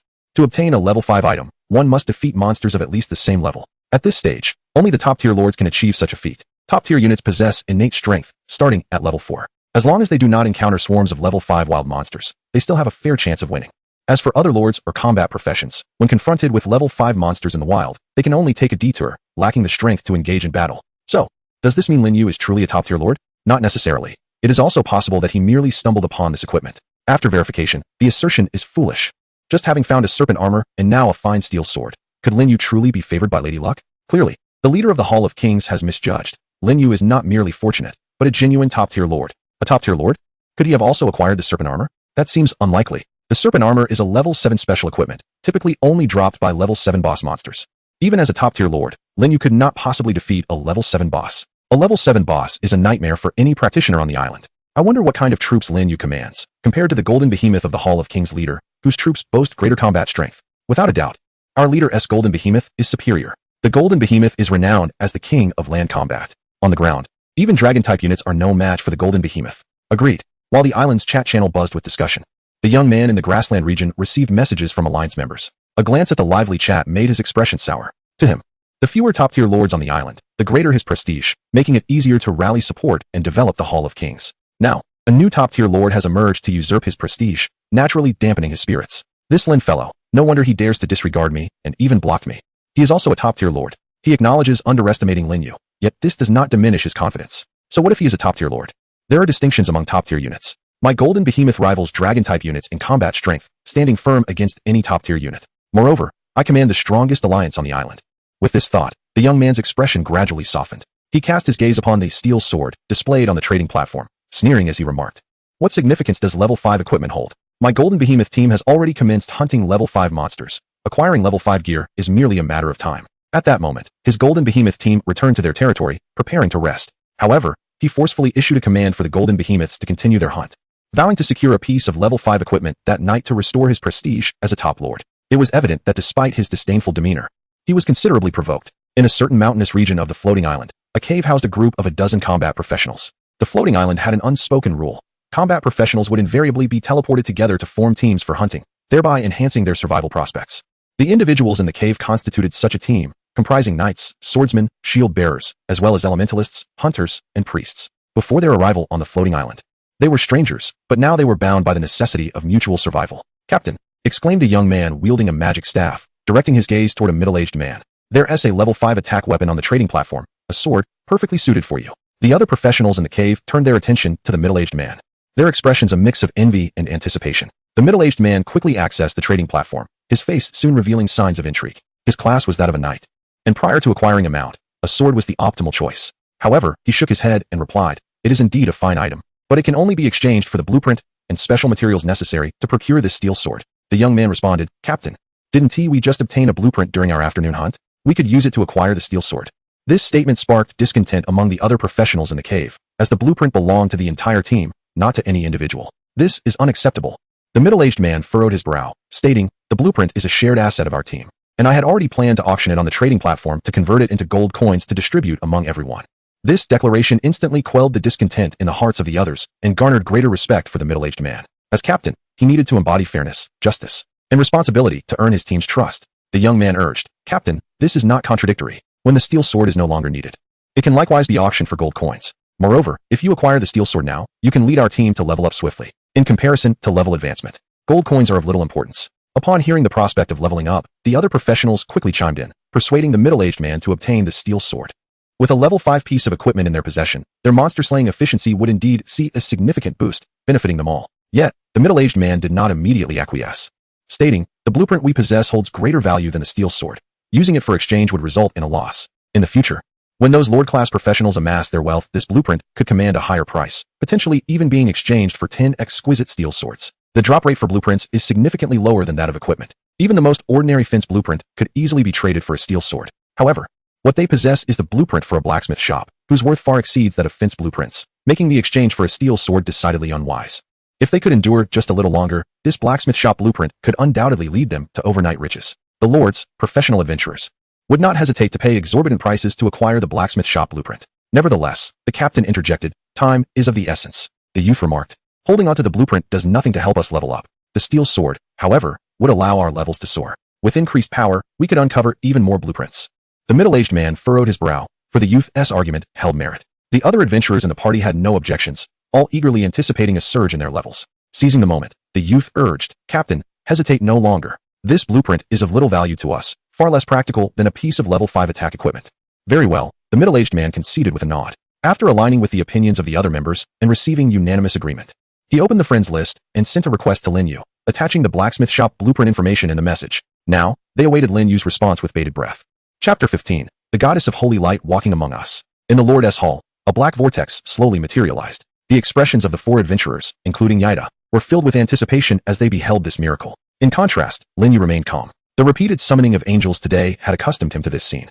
He spent 150 gold coins to summon 3 winged angels. After this round of summoning, Lin Yu was left with only about 20 gold coins, insufficient to summon a 4th winged angel. In truth, Lin Yu wished to summon a 4-winged angel. Compared to the 2 winged angels, the 4-winged angels held a higher status, with superior initial levels and growth potential. However, summoning a 4-winged angel required a full 200 gold coins, which Lin Yu did not possess. Furthermore, there was a prerequisite for summoning a 4-winged angel. The territory must be upgraded to an intermediate village. For now, Lin Yu had no choice but to settle for summoning 2 winged angels. Before long, 3 beautiful and flawless figures emerged from the black vortex, radiating an incomparably pure light. Their appearance revealed them to be female angels, possessing stunning features, fair skin, and graceful figures, akin to goddesses of holy light walking the earth. As 2 winged angels, they wore silver-white battle armor, wielded angelic weapons, and sported a pair of snow-white wings on their backs. Their information template bore no significant differences. Initial level 5. Growth potential capped at demigod. "Greetings, my lord." As Lin Yu approached, 3 exquisite winged angels bowed respectfully before him. Within their golden irises gleamed a flicker of fervor. a reflection of their devout faith and profound reverence for the Lord of Holy Light. With a gentle smile and a nod, Lin Yu bestowed upon the three newly emerged winged angels the names of Helen, Ada, and Phyllis. We praise you, great Lord. We pledge our undying loyalty to you. May the holy light endure forever. The trio of winged angels bowed once more, their expressions brimming with heightened excitement. The names given by their Lord would be their honor, a title they would carry throughout their lives. Lin Yu addressed Helen and her companions. With your addition to the angelic squad, our combat prowess will undoubtedly soar. Furthermore, I hope you will strive diligently. Though you possess demigod potential, I eagerly anticipate witnessing your ascension to divinity in the future. We shall not disappoint you, my lord. Helen and her companions responded in unison, their expressions resolute. This was the Lord's expectation of them, a hope they would pursue with unwavering determination, willing to pay any price, even their lives. That is splendid. Lin Yu nodded approvingly, and then instructed the angels to rest. By the break of dawn, as the first rays of light illuminated the earth, they would embark on a new day of hunting. Night fell swiftly, enveloping the entire world in darkness. The floating island's location remained a mystery, whether in deep space or a dimensional realm. What was certain was that the night sky was devoid of the moon and stars. Stepping into the wilderness rendered one unable to see their own hand. As night descended, the number of monsters in the wild surged dramatically, including many high-level beasts. By day, it was the hunters who pursued monsters, but by night, the roles were reversed. Any adventurer daring enough to linger in the darkness would be mercilessly torn apart by the creatures lurking there. Hearing the cacophony of roars emanating from outside the territory, Lin Yu felt a chill run down his spine, grateful that he had called the angelic squad back. To hunt in such an environment would be tantamount to sending the angelic squad to their demise. Fortunately, the territory was under a novice protection period. Until it reached the level of a town, the territory would not be subject to active attacks from wild monsters. Lin Yu had every reason to believe that without this special protection, no lord's territory on the island would survive the first night unscathed, not even his own. The dangers of the nighttime wilderness exceeded his expectations. Until he fully grasped the situation, he could not allow the angelic squad to venture out recklessly. Moreover, he needed to upgrade the territory to a mid-level village swiftly in order to unlock the summoning of four-winged angels. With a four-winged angel leading the way, the angelic squad would likely be able to hunt at night. Lost in thought, Lin Yu exited the Lord's Hall and commanded the over 100 goblins in the territory to expedite the decomposition of monster carcasses. He intended to exchange the processed beast meat for various essential resources to prepare for the territory's upgrade. Subsequently, Lin Yu summoned a goblin warrior to inquire about the dangers of the wild at night, yet he was not satisfied with the response he received. The goblin warrior responded to Lin Yu with a single sentence. The timid goblins dared not wander outside after dusk. As night fell, they would huddle within their stronghold. Esteemed Lord, the wilderness at night is a realm of demons and the undead. Should we encounter them, we goblins would merely become their sustenance. Demons and the undead? Lin Yu inquired. Indeed, my lord, the goblin warrior stammered. I have never seen a demon, but I have encountered the undead. When night descends, the wilderness teems with countless undead. They rise from the underworld, omnipresent. My father, the valiant goblin warrior Kirk, perished at the hands of these malevolent beings. This revelation seemed to be a fortuitous tidbit. Lin Yu mused. The fortunate tidings did not pertain to the tragic demise of the goblin warrior Kirk, but rather to the undead that roamed the night. His angels, sacred beings endowed with the power of holy light, inherently possessed the ability to counteract the denizens of the undead. This signified that, should he acquire the strength to hunt by night, his squad of angels would undoubtedly reap significant rewards. Depart now. Lin Yu gestured for the still trembling goblin warrior to retreat. He dismissed further thoughts, awaiting the conclusion of the disassembly task while opening the island trading platform. To his astonishment, he discovered that someone was selling blueprints on the platform, specifically the fence blueprint that he urgently required. However, much to his dismay, the price of this fence blueprint soared to 1,000 gold coins, far beyond his means. Even if he could afford it, he would not purchase it. Exchanging 20 summons for dual-winged angels for a mere fence blueprint would be sheer folly. What a despicable opportunist. Lin Yu grumbled in frustration. He seemed to forget that his serpent armor, with a staggering price tag of 3,000 gold coins, still hung at the top of the trading platform. Nevertheless, one must acknowledge that the value of the fence blueprint could not possibly compare to that of the serpent armor, which was a level 7 equipment with special effects. Penniless, Lin Yu reluctantly shifted his gaze from the trading information of the fence blueprint and continued to scour the trading platform until he exited, laden with disappointment. He turned to his friends list in hopes of finding a profession who might covet his steel sword in exchange for blueprints. Upon opening his friends list, the number of friend requests, 9,999, caught his attention. Lin Yu did not wish to examine each one individually, so he searched the friend request list using keywords like fence, arrow tower, and blueprint. Instantly, the number of requests dwindled to just over 50. As he perused them, he found that the vast majority were fraudulent, lacking images or verifiable content. Only one friend request contained a message accompanied by blueprint information. Blacksmith shop blueprint? Lin Yu's eyes widened, his gaze ignited with fervor. Who was this benevolent soul? Without hesitation, he accepted the friend request and rejected all others. Within the cave, a sudden wave of oppressive excitement surged forth. Lin Yu has added me as a friend. The middle-aged man's face lit up with joy. Amidst the eager gazes of his teammates, he promptly reached out to Lin Yu. Esteemed one, adding you as a friend was no simple feat. I have long awaited this moment. I want to waste words. I wish to exchange the blueprint for a blacksmith shop for the serpent armor available on the platform. However, as he sent the message, he had a change of heart, yearning instead for the serpent armor, which far surpassed the value of the refined steel sword. Chapter 16. The blueprint for the blacksmith shop acquired. The serpent armor is infinitely superior to the refined steel sword. Even a novice adventurer, donning the serpent armor, could rampage through areas populated by low-level monsters without fear of mishaps. Should the hunt involve serpent-like creatures, victory would be assured. Lin Yu's intention to exchange the refined steel sword for the blueprint further solidified his status as a leader. The significance of the blacksmith shop blueprint is undeniable for one of his standing. Perhaps Lin Yu truly would be willing to barter the serpent armor with me. The middle-aged man gazed intently at the chat window, anticipating a delightful surprise from Lin Yu. However, Lin Yu's response left him utterly disheartened. Lin Yu, I won't trade the serpent armor. I will only exchange it for the refined steel sword. The middle-aged man felt a pang of dissatisfaction. Esteemed one, surely you recognize the value of the blacksmith shop blueprint. With a blacksmith shop, your territory could forge its own equipment, becoming a merchant of arms. The drop rate of equipment on the island is so low, you could easily amass wealth overnight without worrying about territorial resources. Lin Yu, your reasoning is sound. Yet achieving this in the near future is quite challenging. Crafting equipment requires a blacksmith, which poses a significant dilemma. For the foreseeable future, the blueprint holds little utility. The middle-aged man replied, Esteemed one, perhaps you should adopt a longer-term perspective. Lin Yu, having foresight is commendable, but prioritizing current development is paramount. I can afford to wait for the emergence of a second blacksmith shop blueprint while searching for a blacksmith. There is no necessity to hastily trade the serpent armor with you. At this stage, the value of the serpent armor surpasses that of the blacksmith shop blueprint. Upon reading this message, the middle-aged man fell silent, for Lin Yu's words rang true. Middle-aged man, will you not reconsider, esteemed one? Lin Yu, when I find a blacksmith, if your blueprint remains unsold, I believe we can negotiate a trade then. The middle-aged man felt a wave of helplessness wash over him. Who could say when Lin Yu would find a blacksmith? A day, 2 days? Or perhaps a week?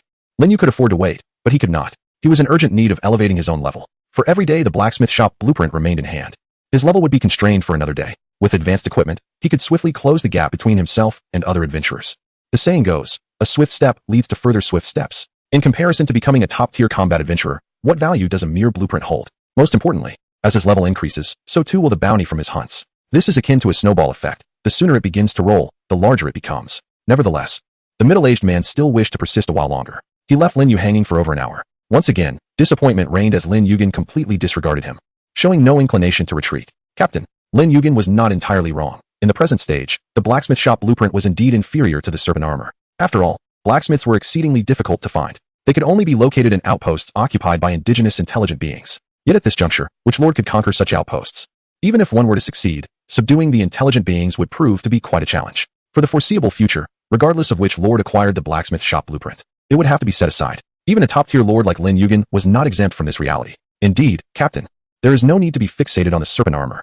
With your steel sword in hand, our team can still sweep away those low-level monsters. In the cave, the team members fervently persuaded him, their urgency surpassing that of the middle-aged man. All right, it seems there is no other choice. The middle-aged man reluctantly acquiesced and contacted Lin Yugen again, proposing an exchange for the steel sword. This time, Lin Yugen did not refuse. Upon receiving the message, the middle-aged man entered the trading platform, located the steel sword listed by Lin Yugen, and submitted the blacksmith shop blueprint to initiate the transaction. The trade was swiftly completed. A long sword, gleaming with a metallic luster, materialized before the middle-aged man. He swung the sword powerfully, and the air was cleaved, producing a shrill whistle. What a splendid sword! The middle-aged man rejoiced, alleviating his previous frustrations. The other team members also erupted in excitement. With this steel sword, they could relish the exhilarating sensation of rapid level advancement. The goal for tomorrow, everyone to level up. The team was emboldened. In the Lord's Hall, Lin Yugen gazed at the blacksmith shop blueprint in his hand, a smile of triumph gracing his features. A level 5 ordinary equipment exchanged for the blacksmith shop blueprint was an incredible gain for him. This was a rare opportunity. In 2 or 3 weeks, as lords grew more powerful and affluent, this blacksmith shop blueprint would undoubtedly fetch a staggering price, for it bestowed upon lords the capability to forge their own equipment. The scarcity of equipment drops in the floating islands was evident from the trading platform. As the saying goes, rarity enhances value. Should Lin Yugen be able to produce his own equipment, he could amass wealth overnight. Under Lin Yugen's scrutiny, the details of the blacksmith shop blueprint were revealed. Territory building blueprint. Type: blacksmith shop. Usable times: once. Construction requirements: 200 units of wood, 100 units of stone, 300 units of iron ore. Special reminder: the blacksmith shop is one of the most vital buildings in a territory. Its establishment is essential for prosperity and strength. However, it is important to note that without a blacksmith, the blacksmith shop cannot forge equipment. All exclusive troops in the territory are of a combat nature, with no life professions present. Thus, to acquire a blacksmith, one must seek solutions from the indigenous beings of the floating islands. Among the various intelligent races, There exist specialized blacksmiths, such as the renowned dwarven blacksmiths, elven blacksmiths, as well as goblin and human blacksmiths, among others. The information was gleaned by Lin Yu from the professional forum, disclosed by the first wave of adventurers who arrived at the floating islands. And it is of great reference value. The revelations assert that subduing the indigenous intelligent creatures is no simple feat. The native beings perceive us, the adventurers from Blue Star, as malevolent invaders, and they are quick to engage in mortal combat, making it arduous to earn their loyalty. However, for me, this should pose no significant challenge. For I possess angels. Within a mere day, Yida and her companions managed to recruit over 100 goblin followers for Lin Yu. These goblins are all indigenous intelligent beings of the floating islands, easily purified and devoted to the holy light. In other words, acquiring local blacksmiths should also be effortless. One need only capture them and entrust them to Yida and her associates for handling. It would be prudent to first inquire about the local gossip from those goblins. Upon exiting the Lord's Hall, Lin Yu beheld a clearing nearby where numerous bonfires had been lit. Surrounding each bonfire were clusters of goblins. The task of dismantling monster carcasses had concluded, and the goblins had stored the collected beast meat and monster materials in the warehouse. Lin Yu planned to retrieve some of the beast meat later to exchange for basic resources, while the monster materials would be reserved for future equipment crafting. At that moment, some goblins were utilizing the bonfire to roast meat, while others gazed at the scene with expressions of profound reverence. The beast meat was a blessing from the Lord of Holy Light, and they felt compelled to express their gratitude. It was at this juncture that Lin Yu sensed a surge of arcane energy flowing into his body, a manifestation of the goblin's faith in him. While currently of little utility, these accumulations would prove beneficial in his eventual ascension to divinity. Lin Yu beckoned a goblin warrior. "What is your name?" "Oh great deity, I am called Luanen." The goblin replied. Luanen, a level 3 goblin, appeared frail and diminutive. In Lin Yu's presence, he trembled, unable to meet his gaze. The gaze of the god of faith is not to be confronted. This was a sacred decree etched in the hearts of Luanen and all goblin followers. Lin Yu inquired gently, "Luanen, are there any goblin blacksmiths present in your stronghold or tribe?" "Yes indeed, my lord." Luanen eagerly nodded, extending 3 slender fingers. "Our tribe boasts 3 blacksmiths, one of whom is of intermediate rank." "Excellent, Luanen." Lin Yu's face brightened with a smile as he continued, "Now, inform me of your tribe's overall strength and its location." Chapter 17, The Favored Child of the Floating Islands. In response to Lin Yu's inquiry, Luanen dared not withhold any information. He recounted the details of his tribe candidly. Upon hearing this, Lin Yu could not help but furrow his brow. The goblin tribe resided approximately 4 kilometers west of his territory, consisting of over 700 goblins. Among them were about 100 goblin warriors and more than 300 goblin fighters. Additionally, there was a chief of the goblin race who had attained level 9. The remaining goblins were all ordinary members of their kind. This is an immensely powerful force. At least at this stage, no lord can breach this goblin tribe. Lin Yu himself acknowledges his lack of strength. He currently possesses only 7 seraphim, the highest among them being level 6. Even with an additional 100 goblin devotees, he cannot penetrate the goblin stronghold. Patience is key. He will allow his angelic squad to gradually erode the goblin tribe. Once his territory is upgraded to a middle-tier village and he summons 4 winged angels, he will be poised to launch an assault on the goblin tribe. This gradual erosion involves continuously capturing goblins from the tribe and converting them into his followers. As one diminishes, the other flourishes. Lin Yu's territory will grow stronger, while the goblin tribe's power will wane. When the opportune moment arrives, he will declare war without hesitation. "Luanen, you have performed excellently. The holy light shall protect you unto eternity." Lin Yu remarked with a smile at the visibly excited goblin Luanen. "Now go, let your companions rest early. Praise be to you, benevolent deity." Luanen quickly retreated, walking back with his head held high, a visage of pride upon him. For he had received commendation from the great lord of the holy light, a glory unmatched by his fellow goblins. Lin Yu glanced at the goblins gathered in circles in the distance. Due to the scarcity of wooden huts in his territory, all allocated to the angelic squad, the goblins had no choice but to camp outdoors. Fortunately, the weather on the floating island was not cold, and with bonfires to ward off dampness and chill, the goblins would not perish from the cold.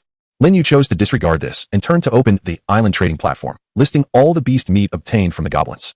This meat would be exchanged for 3 fundamental resources: timber, stone, and iron ore. He wished to trade for gold coins. Yet no practitioner would be foolish enough to do so, as gold coins hold far greater value than basic resources. Before long, after reserving enough meat for daily sustenance, Lin Yu had placed all the remaining beast meat on the trading platform. It was anticipated that by the morrow, all the meat would be sold. This is because the number of practitioners on the island is extraordinarily vast, exceeding 10 million. Moreover, not every practitioner's arrival area is blessed with abundant food resources. Many find themselves in desolate deserts and arid regions where food is scarce. Without sustenance, they must purchase from the trading platform. Additionally, the beast meat offered by Lin Yu is of considerable quality, rich in magical energy, making it highly sought after by practitioners, thus ensuring rapid sales. Having completed these tasks, Lin Yu returned to the Lord's Hall. The Lord's Hall is a modest 2-story building, with the second floor serving as the Lord's bedroom. The decor is exceedingly simple, featuring only a bed, 2 nightstands, and an oil lamp, with no further embellishments. Lin Yu harbors no disdain for this simplicity. Compared to the hardships endured by those combat practitioners who sleep outdoors, such accommodations are indeed quite satisfactory. It is no wonder that everyone aspires to become a lord. After disrobing and reclining on the bed, Lin Yu opened the island chat channel. As night descends, the chat channels buzz with liveliness, far more than during the day. As everyone finds themselves devoid of occupation, I can scarcely fathom that on my first night upon the floating island, I spent it hidden within a hollow tree. How I envy those who possess such tree hollows. Help! Is there anyone to rescue me? I am currently being pursued by a horde of wild monsters, shrouded in darkness. Unable to see anything, I can only flee blindly. Brother upstairs, you must hold on. Hold on to what? Hurry and save me. Focus on your escape, at this moment. No one can save you. Yet another day of envy towards the Lord profession. I have heard that in the early stages, a Lord's territory not only remains safe from the predations of wild monsters, but also boasts a dedicated chamber for the Lord's repose within the Lord's hall. This is not mere hearsay, it is indeed a reality. As the territory levels up, the Lord's bedroom becomes increasingly opulent, eventually reaching a scale of luxury befitting a city, where maintaining multiple palaces would pose no problem whatsoever. Many say that Lord professionals are the favored children of the floating island. I was once skeptical, but now I am utterly convinced. We, the combat professionals, are merely the stepchildren. Such is the fate we must accept. What is there to envy? The Lord professionals may enjoy a carefree existence in the early stages, but once their territory ascends to the level of a town, their hardships will begin. Why is that? Because upon reaching town status, the territory loses the protection of the floating island. At that point, wild monsters will begin to gather and launch assaults on the Lord's town. This kind of warfare is known as the beast tide. Moreover, it is not solely the wild monsters. The indigenous intelligent beings from nearby strongholds will also launch continuous attacks on the Lord's territory. This war is protracted and relentless. A moment of carelessness could see those lords and their lands torn asunder.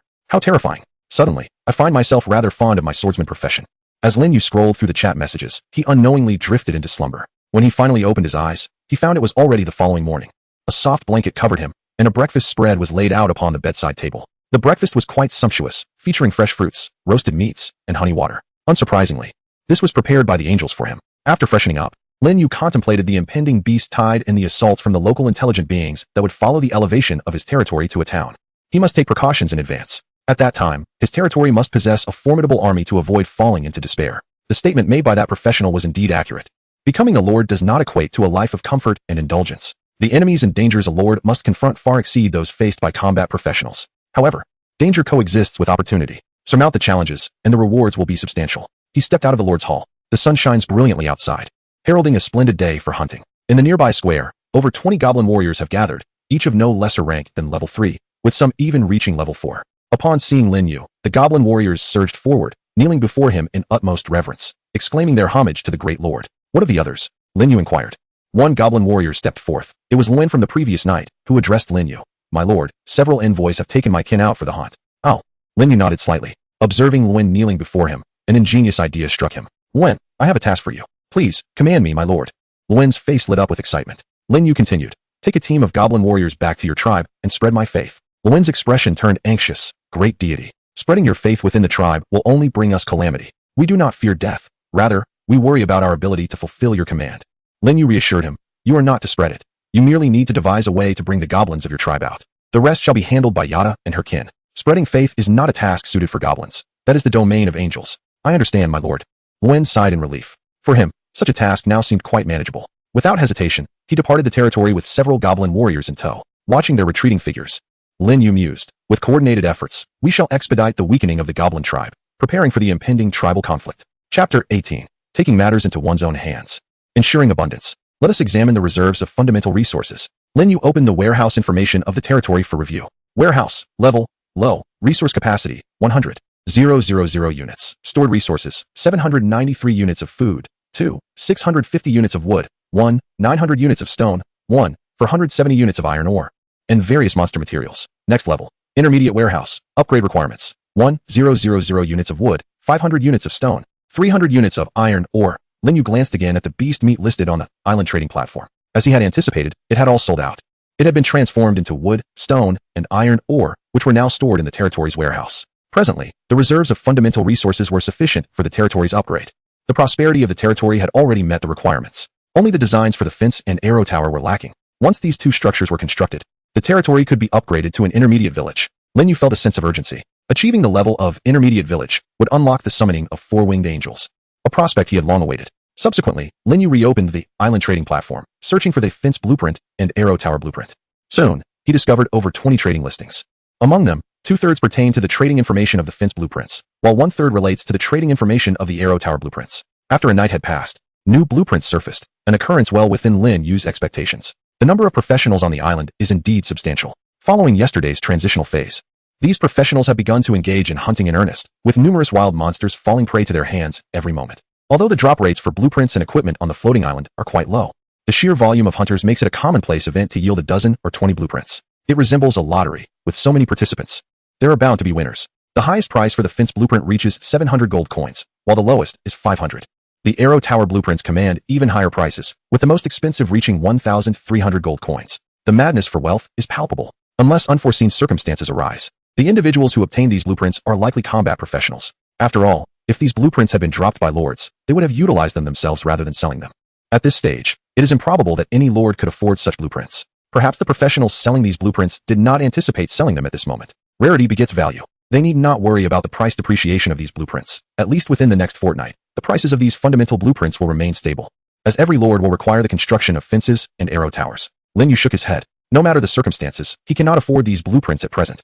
Even with ample gold coins, he would allocate them to summon angels rather than squander them on blueprints. Subsequently, Lin Yu searched for trading information regarding spirit rice, demon plants, and potion seeds. Among them, he found no trading information for demon plants and potion seeds. However, there was a considerable amount of trading information for spirit rice seeds, albeit still quite expensive. Moreover, they similarly require gold coins for purchase. It seems that self-sufficiency is the only path to abundance. Lin Yu closed the island's trading platform, muttering to himself. The combat professionals on the island are all eager to leverage blueprints and spirit rice seeds to exploit the lords and drain their resources.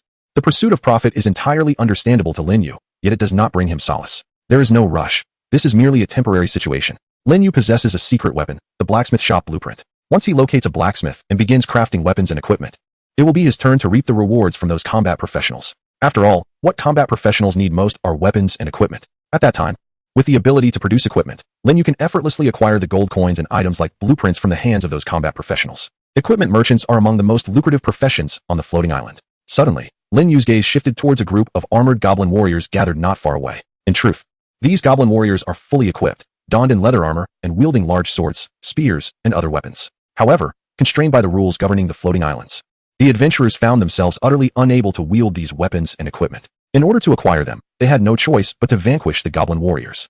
With a stroke of fortune, should they procure the equipment, they could then utilize it. Yet, it was evident that Lin Yu would not engage in such self-destructive endeavors. If fortune did not favor him and no equipment was dropped, the lives of those fervent believers would be in vain, and a mere handful of experience points would scarcely be worth the effort. At present, what I must do is wait. I shall await the angelic squad's bountiful harvest, anticipate their strength soaring, and look forward to resolving the goblin tribe. At that time, my days of bliss will commence. In that very moment, Lin Yu suddenly felt an immense surge of energy coursing through his being. Under the transformative influence of this energy, his physical attributes began to ascend rapidly. Moments later, he perceived as though a membrane within him had been pierced. That was the barrier of realms. He had leveled up. Clenching his fists, Lin Yu felt a surge of power, confident that a single punch could fell a cow. As I had anticipated, he had swiftly advanced to a level 2 adventurer.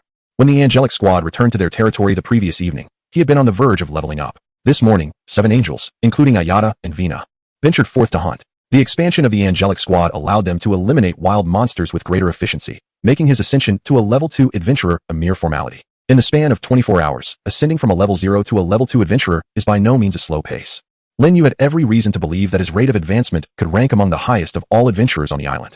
While he did not arrogantly claim the title of the fastest, those who could surpass him must be exceedingly rare, certainly with extraordinary circumstances at play. After all, his angels were of the ultra-elite troop classification, possessing formidable combat prowess and exceptional hunting capabilities. At the same time that Lin Yu ascended to level 2, the Golden Behemoth Lord, situated in a vast expanse of grassland, was also contemplating his rise to a level 2 adventurer. However, the youthful countenance bore a certain distortion, marked by both anger and heartbreak. The reason was simple. In a bid to emulate Lin Yu and unveil a level 5 piece of equipment in the chat channel, showcasing his stature as a top-tier lord, he had dispatched over 10 golden behemoths from his territory the previous night. The outcome was disheartening. Not only did he fail to achieve his aspiration, but half of his 14 golden behemoths perished shortly after departing the territory. It was a devastating loss. Even now, his heart bled. Nevertheless, he had demonstrated the undeniable truth that the nights on the floating islands were indeed perilous, whether in the jungle or the boundless grasslands. Only 500 gold coins remained. The young man glanced at his wallet, filled with sorrow. The day before, he had formed a core team in the Alliance's Hall of Kings, pilfering a full 1,000 gold coins from the Alliance members. Half of those coins were allocated to recruit golden behemoths. Consequently, 7 had perished overnight. The remaining 500 gold coins were intended for bidding on the serpent armor.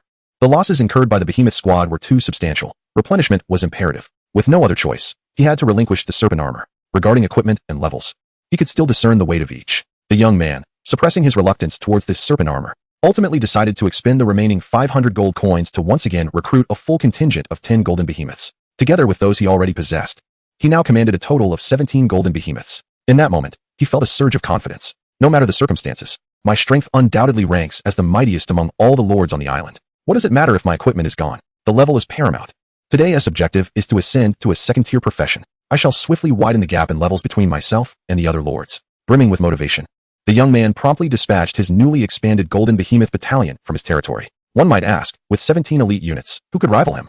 Chapter 19. The Hunting Grounds of Angels. The forest where Lin Yu resided was characterized by its sprawling mountains and dense foliage. It was home to a multitude of high-level wild creatures, as well as numerous strongholds constructed by indigenous intelligent beings, with the goblin tribe being merely one of them. In terms of wilderness resources, this forest was exceedingly rich, yet it harbored greater dangers. A moment of carelessness could result in being besieged by hordes of monsters, leading to a disastrous fate. However, for the Angel Squad, this posed little issue. After all, it was daytime. High-level wild monsters typically refrained from venturing out unless one inadvertently trespassed into their territories. With a swift motion, a brilliant arc of sword light cleaved through the underbrush, instantly severing a massive wolf's head. At the same time, golden flames descended, driving back the other wild wolves on the battlefield, preventing the wielder of the sword light from being encircled. Following this, cross-shaped beams of sword light cascaded from above, resulting in yet another wolf's demise. Under the nearly flawless coordination of the Angel Squad, the number of wild wolves dwindled until they were entirely vanquished. Throughout this process, some timid wolves fled the battlefield in a desperate attempt to escape. However, those on the ground could not hope to outpace those soaring in the skies. They were soon overtaken and fell swiftly beneath the light of the Angel's sword. With the battle concluded, the cleanup commenced. Radiant figures converged from the vicinity. Among them Mayada and her companions, surrounded by holy light, they were untouched by a single drop of wolf's blood, exuding an aura of purity and beauty. The cleanup task was one they had mastered, quickly gathering the gold coins dropped by the wolves. Subsequently, they summoned a group of goblins hiding among the surrounding thickets, instructing them to transport the wolf carcasses back to their territory. We collected 45 gold coins. Just 5 more, and the Lord can summon another winged angel. Ayada exclaimed with excitement. Her fellow angels, upon hearing this, were equally invigorated. Their obsession with gold coins surpassed even their desire to enhance their levels and strength. While leveling up and gaining power could not be achieved in an instant, slaying monsters to amass gold could facilitate the arrival of even more angels into this world. The potential for the revival of the angelic clan in this world hinges upon their diligence. At that moment, a panicked goblin rushed over, exclaiming, "Your Excellency, I have discovered a group of 2-headed ogres in the dense forest ahead. They are currently hunting a massive python." 2-headed ogres? A raised brow from Ayada signaled her curiosity. "How many are there?" The goblin warrior replied, "Approximately a dozen, led by a 2-headed ogre chief. I cannot discern his exact level, but he surely does not exceed level 9. Levels above 9 denote a king-level ogre, which are seldom encountered. Even if they exist, they are typically the mightiest of large tribes or the chieftains of smaller ones, unlikely to personally hunt wild monsters, as it tarnishes their stature. If they are under level 9, we might give it a try. The higher the monster's level, the greater the potential gold yield. It is worth the risk." After a brief discussion, the angels reached a consensus and instructed the goblin warrior to lead the way. The other goblins remained behind to transport the carcasses of the wild wolves, as their combat prowess was too feeble. Their involvement would be more of a hindrance than a help, making logistics a more suitable task. Before long, under the goblin warrior's guidance, the angelic team arrived at the outskirts of the forest where the 2-headed ogres were hunting. The goblin warrior trembled as he spoke. "Your Excellency, the ogres are inside." Listening to the roars emanating from the thicket, Ayada nodded slightly and commanded the goblin warrior, "Stay here and do not approach." "Yes, Your Excellency." The goblin warrior sighed in relief. His humble strength could not assist the esteemed angel, and rather than complicating matters, it was wiser to remain outside, awaiting orders. Ayada and her companions unfurled their angelic wings and soared gracefully into the skies above the battlefield. Flight is one of the angel's foremost advantages, particularly when confronting foes lacking the ability to fly. The resulting impact can be remarkably profound, even enabling the weaker to triumph over the stronger. The angels flew with astonishing speed, reaching the battlefield within a minute. Gazing down, they beheld a cluster of humanoid creatures with one large and one small head, mercilessly assaulting a vibrant giant python. The python was evidently at a disadvantage, its body marred by numerous wounds, scales strewn about. It roared defiantly, thrashing and twisting, yet could not escape the encirclement of the 2-headed ogres. As its life hung by a thread, 7 ethereal and resplendent figures stood proudly in the sky. Gazing down upon the fray, the petite and exquisitely featured angel, Sally, observed 13 2-headed ogres, averaging level 6, with the chief being level 8. The dying python is a level 7 creature. We can engage.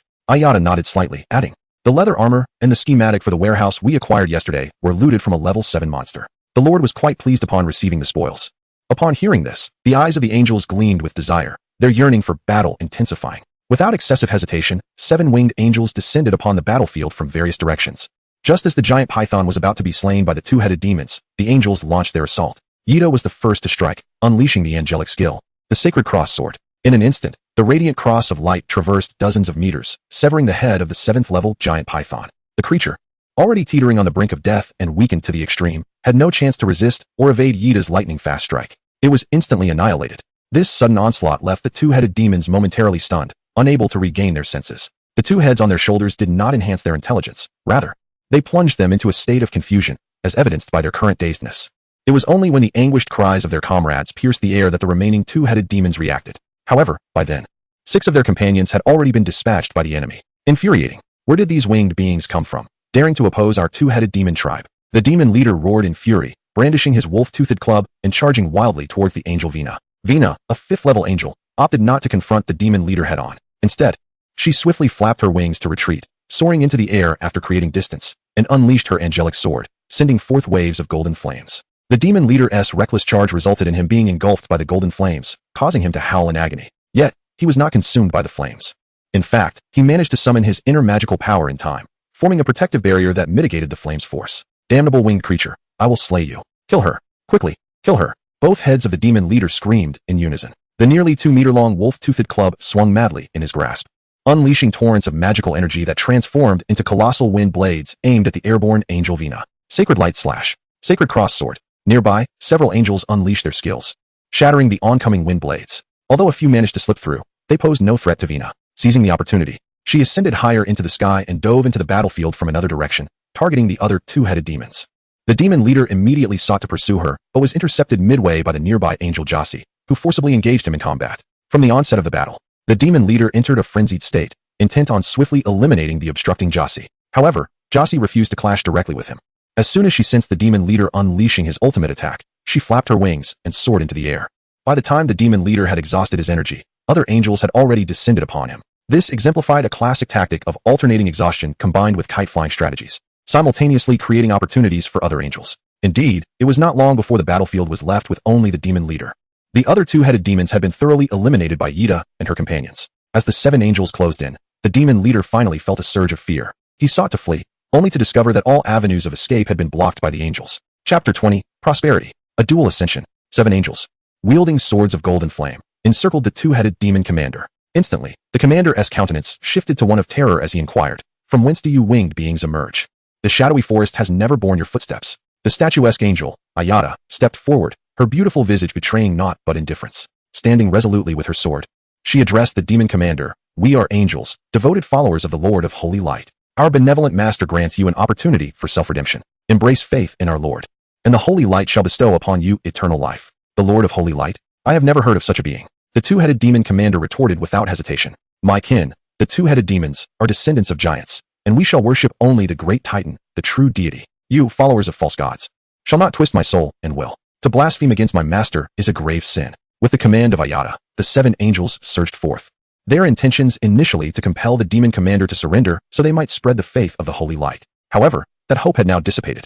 Blasphemy against the true master could only be atoned for with death. Swish, swish, swish, a dazzling array of sword lights descended upon the two-headed demon commander from all directions, leaving behind a tapestry of bloody wounds upon his form. Unyielding, the commander refused to succumb to his fate, furiously swinging his spiked club in retaliation while unleashing the magic within him, conjuring a tempest that engulfed the battlefield. However, such area attacks proved ineffectual against the angelic squad.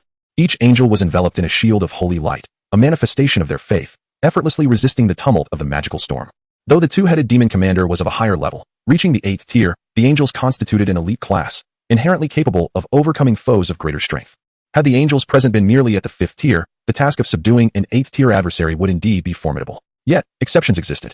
Both Ayada and Sally had attained the 6th tier, their angelic combat skills sufficient to pose a lethal threat to the demon commander. Before long, the battle escalated to a fever pitch. The air crackled with sharp sword lights and blazing holy flames. The two-headed demon commander roared, entering a berserk state once more, holding his own against the 7 angels for a brief time. However, this was a fleeting advantage. As time elapsed, the wounds upon his body multiplied, and his vigor began to wane. Suddenly, a brilliant sword light illuminated the battlefield, dazzling and resplendent. In the wake of that radiant flash, one of the demon commander's heads was severed from his shoulders. The excruciating pain elicited a heart-wrenching scream from him, causing the spiked club in his grasp to falter, losing its invincibility. Seizing the moment, the angels surged forward, their swords raining down in a relentless assault upon the two-headed demon commander. In the blink of an eye, they dispatched him, his life extinguished before them. Simultaneously, a golden angelic flame swept through, reducing the corpse of the two-headed demon leader to ashes, purifying even his very soul.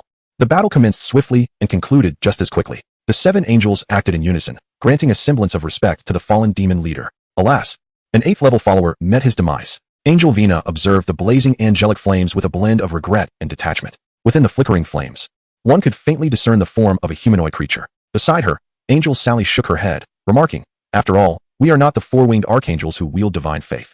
Charging into battle is our primary duty. Given the 2-level disparity, our angelic flames cannot forcibly purify the soul of this heretic." Yida, with an indifferent expression, stated, "A heretic who has blasphemed our Lord is dead. He is unworthy of pity." Upon hearing this, the other angels fell silent. For them, the glory of the Lord of Holy Light was paramount. Any being that desecrated the sacred light was deemed an enemy. Even if that enemy was a true deity, they would not hesitate to confront them with swords drawn. Subsequently, the angels began to scour the battlefield. The corpses of the 2-headed demons held no value. Their primary focus was on collecting the spoils. Gold coins and equipment were gathered, and after a brief moment, Yida announced, "We have collected a total of over 70 gold coins. Indeed, the higher the enemy's level, the more gold is yielded." Additionally, they recovered the demon leader's weapon, a wolf-toothed club, and a blueprint. The Lord had previously mentioned that equipment and blueprints were treasures of immense worth. Sally, Josie, and the others expressed their joy. The 70-plus gold coins signified that more comrades would soon descend into this world. "I have leveled up. So have I," Vina and Josie exclaimed in unison, their beautiful faces beaming with delight. Their levels had risen to 6. Nearby, the 3 sisters, Helen, Ida, and Philly, also chimed in, noting that their elevation in rank was not far off. The demise of the 8th-level 2-headed demon had bestowed upon them a substantial amount of primordial energy. Just yesterday, Yida and Sally had to slay hundreds of low-level wild monsters to achieve level 6, whereas this time, the 2-headed demon squad they had besieged boasted a minimum level of 5, including 2 at level 7, 1 at level 8, and a 7-level giant python. Naturally, the acquired primordial energy was abundant. "Press on." Yida nodded slightly, revealing her swan-like, snow-white neck, and declared, "Let us strive to ensure that by the end of today's hunt, you too may reach level 6. As for Sally and me, our objective is level 7. Should we attain this, even in the absence of the Lord summoning the 4-winged angels, we would have the confidence to lead an assault on the goblin tribe. Sally, you shall lead the hunt. I will return these spoils to the Lord." "Very well." The petite and exquisitely charming angel Sally nodded, her smile radiant, and added, "I am certain that the Lord will be exceedingly pleased upon viewing the spoils. It is our honor to serve you, my Lord." As the words fell, Yida soared into the sky with the spoils, heading straight towards the territory. At this moment, Linyu was indeed filled with immense joy. Another blueprint he had longed for had emerged. How could his spirits not be elevated? Alongside the blueprint, there was also a piece of equipment. The equipment was dropped by the level 8 2-headed ogre leader, while the blueprint originated from a level 7 variegated silver python. The specific details were yet to be unveiled. Linyu was not in a hurry. He had sensed that Yida was swiftly returning to the territory. Soon, the spoils would be delivered into his hands, and he would then discern the attributes of the equipment and the nature of the blueprint. Seizing the moment, Linyu summoned a goblin warrior who was busy dismantling the corpses of monsters and inquired, "Is there a 2-headed ogre tribe in the nearby mountains?" "Indeed, great lord." The goblin warrior respectfully replied, "To the south of your territory, approximately 8 kilometers away, there lies a formidable 2-headed ogre tribe. The tribe possesses great strength, and its chieftain is a king-level powerhouse." A flicker of resentment was evident on the goblin warrior's face as he spoke of the 2-headed ogre tribe. This was due to the frequent bullying endured by their goblin tribe at the hands of the ogres, who demanded regular tribute of resources and, at times, unfortunate goblins would meet their demise under a brutal blow from the 2-headed ogres. "A king-level powerhouse, you say?" Linyu inhaled deeply. This was merely the second day since his arrival on the floating island, and already his territory had entangled itself with a local force ruled by a king-level entity, and, moreover, in a hostile relationship. He was uncertain whether to feel elated or apprehensive. Nevertheless, Linyu himself was not particularly fearful. Until his territory reached the level of a town, he was protected by the rules of the floating island, allowing him to rest assured regarding his safety. However, the angelic hunting party would need to exercise caution. Before long, Yida returned to the territory, and Linyu promptly shared the information regarding the 2-headed ogre tribe and the king-level 2-headed ogre chieftain with her. Chapter 21. The Gender Issue of Angels. "Rest assured, my lord, we shall certainly be vigilant and heed the dangers posed by the 2-headed ogre tribe," Yida replied with utmost respect. Subsequently, she presented the spoils to Linyu. Among the treasures, the most striking was the wolf-toothed club dropped by the 2-headed ogre leader, nearly 2 meters in length, with its head adorned with spikes forged from fine steel. A strike from this club would undoubtedly reduce an enemy to a mere pulp, or at the very least, turn them into a honeycomb of wounds. After all, wielding such a club required not only a giant's physique, but also immense strength. The giant's might was encapsulated in this brutal weapon. Following that were a plethora of gleaming gold coins, numbering nearly 120. The abundance of coins was attributed to the angels collecting 45 coins from hunting wild monsters prior to the ambush on the 2-headed ogres. Together, that amounted to 118 coins. With this bounty, Lin Yu could summon 2 more winged angels. A broad smile graced his face. Upon hearing this, Yaida felt a surge of elation. Much like Lin Yu, she reveled in the process of summoning angels. Each summoning by Lin Yu signified a step closer to their shared aspiration of reviving the angelic lineage. Lin Yu, not scrutinizing the remaining blueprint, turned and entered the Lord's Hall, with Yaida closely trailing behind. Before long, 2 newly summoned winged angels emerged at Lin Yu's behest. We pay our respects to the Lord. Upon their summoning, the 2 winged angels immediately bowed with reverence, their eyes reflecting deep respect for Lin Yu. Lin Yu responded with a slight nod, bestowing upon the 2 angels the names Ruei and Hailon. Thus, the number of the angelic squadron reached 9. Lin Yu then turned to Yaida, who stood respectfully nearby, and remarked, "I have dispatched several goblin warriors back to their tribe to lure out a batch of goblins. When the time comes, you shall be responsible for purifying their souls." Lin Yu had come to understand that the so-called soul purification was, in truth, a means by which the angels, utilizing sacred light and angelic flames, forcefully disseminated belief among sentient beings. In the past, he might have deemed this action malevolent. However, he now wholeheartedly concurred. After all, he was the dark deity standing behind the angels. The angels were propagating his faith, laying a robust foundation for his future ascension to divinity, and granting him an endless stream of followers, thereby enabling him to become the supreme and most powerful god of belief. What reason did he have to oppose this? None whatsoever. He offered his unwavering support. "Understood, my lord." Yaida responded with utmost respect. Subsequently, at Lin Yu's indication, she departed the Lord's Hall alongside the newly summoned angels Ruei and Hailon, heading outdoors to join the other angels. As Lin Yu observed the retreating figures of the 3 angels, a thought crossed his mind. He realized that all the angels he had summoned were female, with not a single male angel in sight. Did this mean that, in the realm of reality, angels were exclusively female? Or perhaps, at higher levels of summoning, such as the 6-winged or 12-winged angels, male angels would eventually manifest? This was a question worth clarifying. With a sense of urgency, Lin Yu engaged in remote mental communication with Yaida, who had just departed the territory, seeking information on this matter. Soon, he received a reply from Yaida, explaining that angels, during their gestation in the rebirth pool, existed as genderless divine beings, the birthplace of all angels. Upon their birth, their gender would be determined. Regarding the selection of gender, angels possessed autonomy. Yaida and her companions had actively chosen to embody female angelic roles upon their emergence. This choice stemmed from the understanding that female angels garnered greater favor from believers during the dissemination of faith, thereby facilitating the spread of belief in the realm of sentient beings. Lin Yu's expression turned to one of astonishment. "Angels can indeed choose their gender?" "Indeed, my lord," Yaida affirmed. Yaida responded, "This is facilitated by the power of the angel rebirth pool. However, it can only bestow this gift once in a lifetime.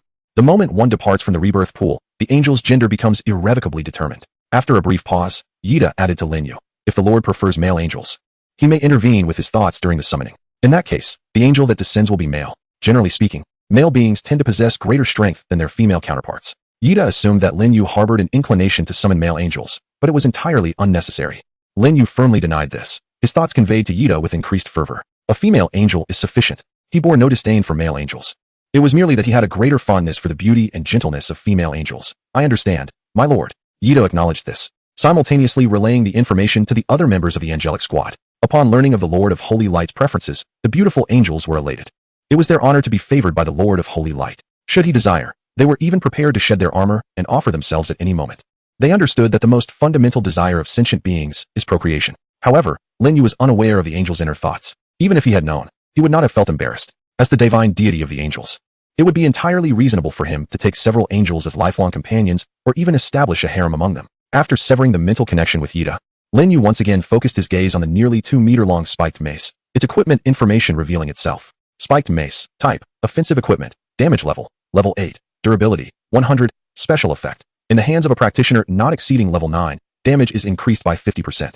Description: this is the exclusive weapon of a 2-headed demon lord, usable only by one possessing sufficient strength. Yet another exceptional piece of equipment.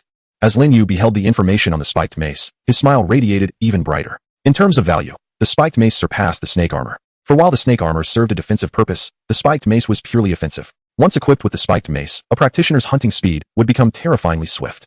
That 50% damage boost underscored the mace's formidable power, an undeniable artifact for beginners. The only drawback of the spiked mace was its sheer size. At nearly 2 meters long, it exceeded the average human stature, making it rather inconvenient to wield. However, it was merely inconvenient, not unmanageable. Just like Lin Yi, he could now equip the spiked mace. With a swing, storms would rage. A single strike could shatter the air. The scene would be utterly terrifying. Alas, the weight of the spiked mace was too great, making it challenging for Lin Yu to maintain a prolonged swing. In contrast, a combat practitioner of the same level would likely find their usage time extended. Once one reaches the 5th level, any practitioner can effortlessly wield this spiked club, and the same applies to humanoid troops. Lin Yu contemplated for a moment and decided to list this spiked club on the island's trading platform. This piece of equipment was ill-suited for him, and even less so for angels. Its sole purpose would be for sale, potentially fetching several thousand gold coins. At this stage, no practitioner was likely to possess such wealth. Yet Lin Yu remained unperturbed. Even if it remained unsold for 2 months, the item's value would remain intact. Should someone propose a trade with special or advanced blueprints, it would not be out of the question. The emphasis lies on special and advanced blueprints, such as those for the blacksmith shop. Common blueprints like those for fences or arrow towers simply do not match the value of this spiked club. Once listed, Lin Yu's reputation among practitioners on the island would undoubtedly ascend to new heights. Despite this, he did not hesitate and decisively placed the spiked club on the trading platform. He harbored no fears of exposure. After all, this was the floating island. Moreover, even if he attempted to conceal himself, he still radiated the brilliance of a top-tier lord. The emergence of the spiked club would only enhance the radiance of his aura, posing little threat or detriment to him. Chapter 22. Turmoil. Lin Yu, the super boss. As Lin Yu anticipated, the moment the spiked club appeared on the trading platform, the island's chat channels erupted in excitement. Every practitioner who glimpsed the information about the spiked club was left in disbelief. Insanity. It's Lin Yu again. The great Lin Yu has actually listed an 8th level piece of equipment on the trading platform, and it is an attack-type gear with special effects. Unbelievable. What has Lin Yu done to list yet another high-level item? On the entire trading platform, besides Lin Yu, no other practitioner has listed any equipment reaching level 5. Yet Lin Yu alone has listed 3 items, 2 of which are exceptional. An 8th level exceptional item. Doesn't that require defeating an 8th level boss to obtain? Goodness. Is Lin Yu truly that powerful? In hindsight, no one can claim that the spiked club was merely picked up by Lin Yu. Picked up? Finding one item is plausible, but to continually find them is another matter. We were all misled by the leader of the Hall of Kings. The serpent armor was not merely stumbled upon by Lin Yu. It was obtained from defeating a 7th level boss. From the very beginning, we have grossly underestimated Lin Yu's capabilities. What nonsense. A top-tier lord claiming that others cannot achieve what he himself cannot accomplish. The leader of the Hall of Kings has led us all astray. One thing is certain. Lin Yu's troops possess terrifying combat power that surpasses even the golden behemoth of the Hall of Kings. I am eager to discover what type of troop could possibly exceed the golden behemoth's strength. Most likely, it is a pure-blooded dragon species. A pure-blood giant dragon? The dragon troops of the floating island are divided into 2 categories, the true dragons and the sub-dragons. The orthodox dragon lineage comprises numerous varieties, including metallic dragons, gem dragons, and elemental evil dragons, among others. The sub-dragon species are also quite diverse, encompassing earth dragons, bipedal flying dragons, fish dragons, and unicorn dragon beasts, all of which belong to the sub-dragon category. In terms of combat prowess, sub-dragons naturally pale in comparison to the pure-blooded orthodox dragons.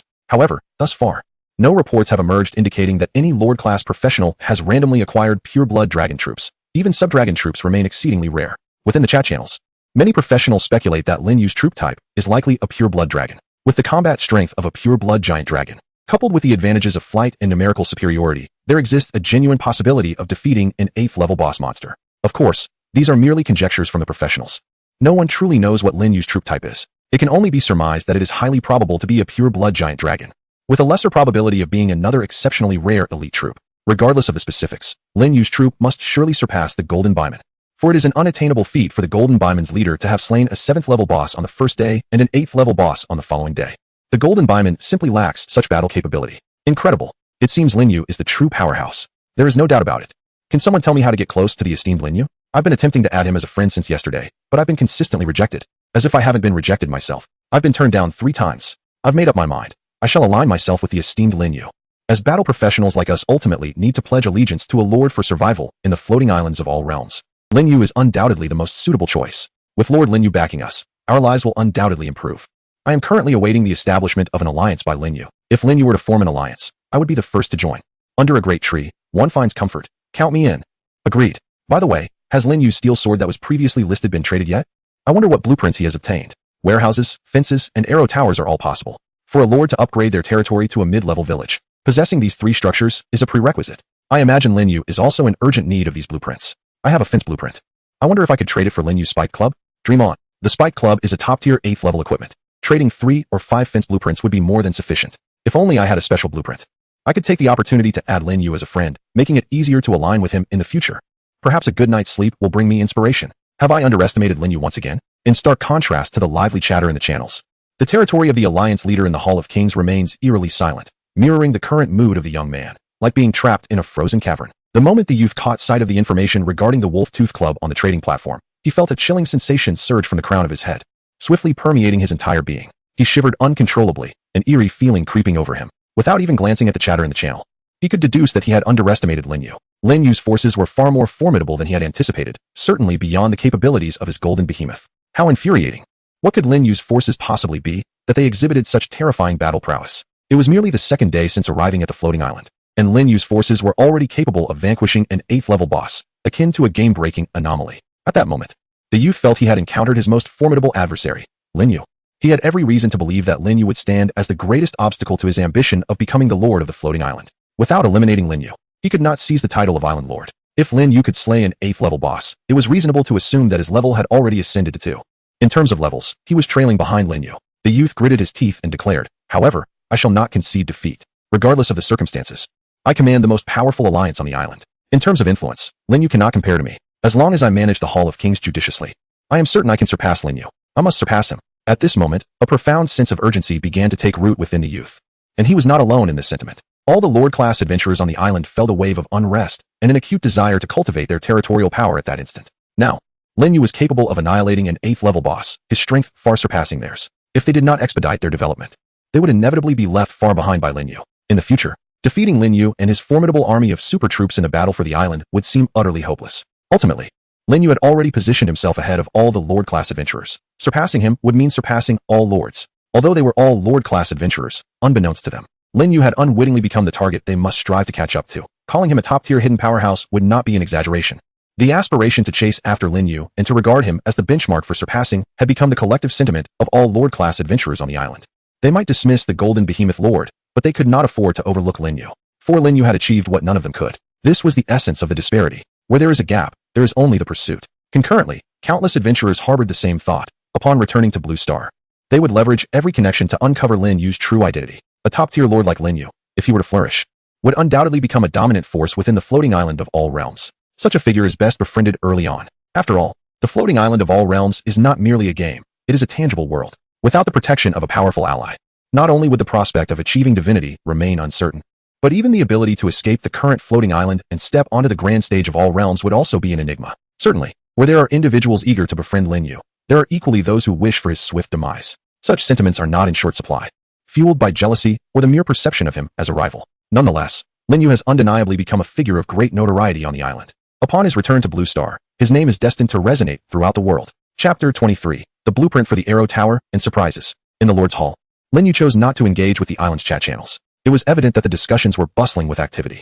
Within a brief span, hundreds of thousands of professionals had requested to add him as a friend, including those claiming to be school beauties and goddesses, which further attests to his soaring reputation on Floating Island. However, Lin Yu paid no heed to these overtures. At this stage, women would only impede his ability to summon angels. Besides, what allure could a school beauty possess compared to that of an angel? At this moment, Lin Yu's gaze was fixed upon the blueprint brought back by Yida. His expression was a tapestry of emotions, tinged with regret, yet illuminated by uncontainable joy. For this was a blueprint for the Arrow Tower. He lamented not having obtained a higher level or more unique design, akin to the blacksmith shop blueprint. Yet he rejoiced, for the Arrow Tower was precisely what he urgently required. Territory building blueprint. Type, Arrow Tower. Usage, 3 times. Each use allows the construction of 1 low-level arrow tower. Construction requirements, 100 units of wood, 50 units of stone. Special reminder, the arrow tower is a fundamental defensive structure for your territory. With it, your domain will possess basic defensive capabilities. However, do not entrust the safety of your territory solely to the arrow tower. Troops are the true core weapon for its protection. The fact that it could be used 3 times meant that this blueprint allowed him to construct 3 arrow towers. Lin Yu had often wondered why each blueprint indicated a usage count. Now he understood that some blueprints could be reused. Without hesitation, Lin Yu proceeded to the exterior of his territory. Near the spirit field, he constructed 3 arrow towers. Once the usage was exhausted, the blueprint transformed into countless stars and vanished from his grasp. This is the principal entrance and exit for my territory in the future. Defensive strength must be fortified. As for other areas of the territory, construction will be considered once new arrow tower blueprints are acquired. As he spoke, 3 arrow towers materialized nearby. Their structure was entirely wooden, standing approximately 6 meters tall. Atop each tower, 3 longbows were positioned, requiring no manual operation or additional arrows. Under the influence of the rules of power on Floating Island, defensive structures like the arrow tower possess the ability to automatically reload and attack nearby enemies. As long as they were not toppled or destroyed, the towers would continue their relentless assault on hostile units. This is truly remarkable. Now that the arrow towers have been completed, all that remains is the fence. As the final step drew nearer, Lin Yu's anticipation grew ever more fervent. He yearned for the Angel Squad to immediately unveil a fence blueprint, enabling him to synchronize the upgrade of his territory. Nevertheless, Lin Yu understood that the emergence of blueprints could not be rushed. It was entirely reliant on fortune. With a stroke of luck, hunting low-level monsters might yield a blueprint. But if fortune were to frown upon him, he could only beseech the goddess of luck. Lin Yu accessed the island trading platform, and glanced at the remaining time for the auction of the serpent armor. In just a few hours, the flash sale period would expire, and it would be put up for auction. The flash sale price of 3,000 gold coins was evidently too extravagant for any adventurer, necessitating a secondary auction. Given the current financial state of the adventurers, selling for several thousand gold coins was implausible. His bottom line was set at 1,000 gold coins. Should any adventurer manage to produce 1,000 gold coins to bid on the serpent armor, he would sell it outright. The value of this serpent armor was certainly not limited to 1,000 gold coins. Yet, Lin Yu could not hold on to it indefinitely. In a week or two, the serpent armor could indeed fetch a higher price, but he was unwilling to wait that long. He had resolved to sell this serpent armor. Even if it was sold for merely 1,000 gold coins, it would suffice to summon 20 winged angels. These 20 winged angels would undoubtedly generate far greater value within a week or two, whether in the form of potential blueprints, equipment, or level enhancements, yielding profits far exceeding that few thousand gold coins. It seemed like a loss, yet in reality, it was not a loss at all. Lin Yu mused. In just a little over a day, an individual adventurer could hardly accumulate 1,000 gold coins. However, those guild leaders, possessing numerous guild members under their command, should have no trouble procuring a batch of gold coins through their guild leader status. Therefore, the base price of 1,000 gold coins was entirely plausible. Selling the serpent armor too cheaply would indeed cause him heartache. He could only hope that those guild leaders would be astute enough to devise means to gather gold coins. In such a scenario, the serpent armor would be able to find a buyer. Time swiftly passed, and before long, it was noon. The auction for this serpent armor had yet to commence.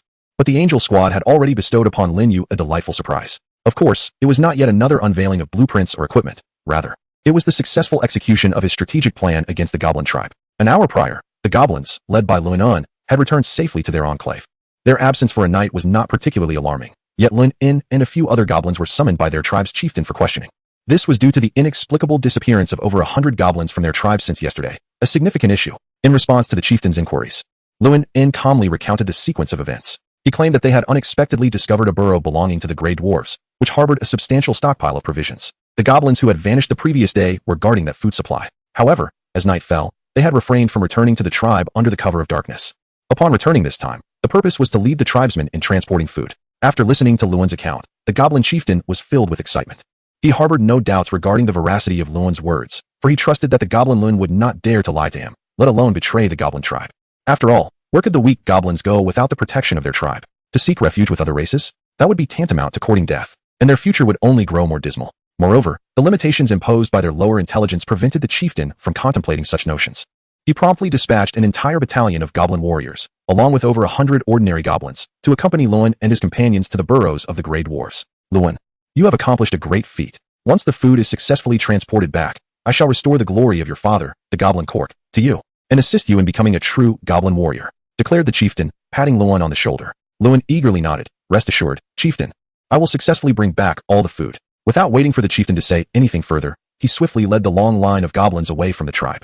His sole desire was to meet the esteemed envoy as quickly as possible, lest unforeseen circumstances arise. Fortunately, the journey was devoid of any mishaps. Nearly 200 goblins were successfully brought into the encirclement of the angelic squad. Before the goblins could react, the searing angelic flames enveloped them, and radiant holy light descended from above, shrouding them entirely. Within the holy light lay the purifying power of the sacred flames. Under the command of 9 angels, the holy light, empowered by the sacred flames, commenced the forcible purification of the goblin souls. The absence of any disparity in levels rendered the purification remarkably simple.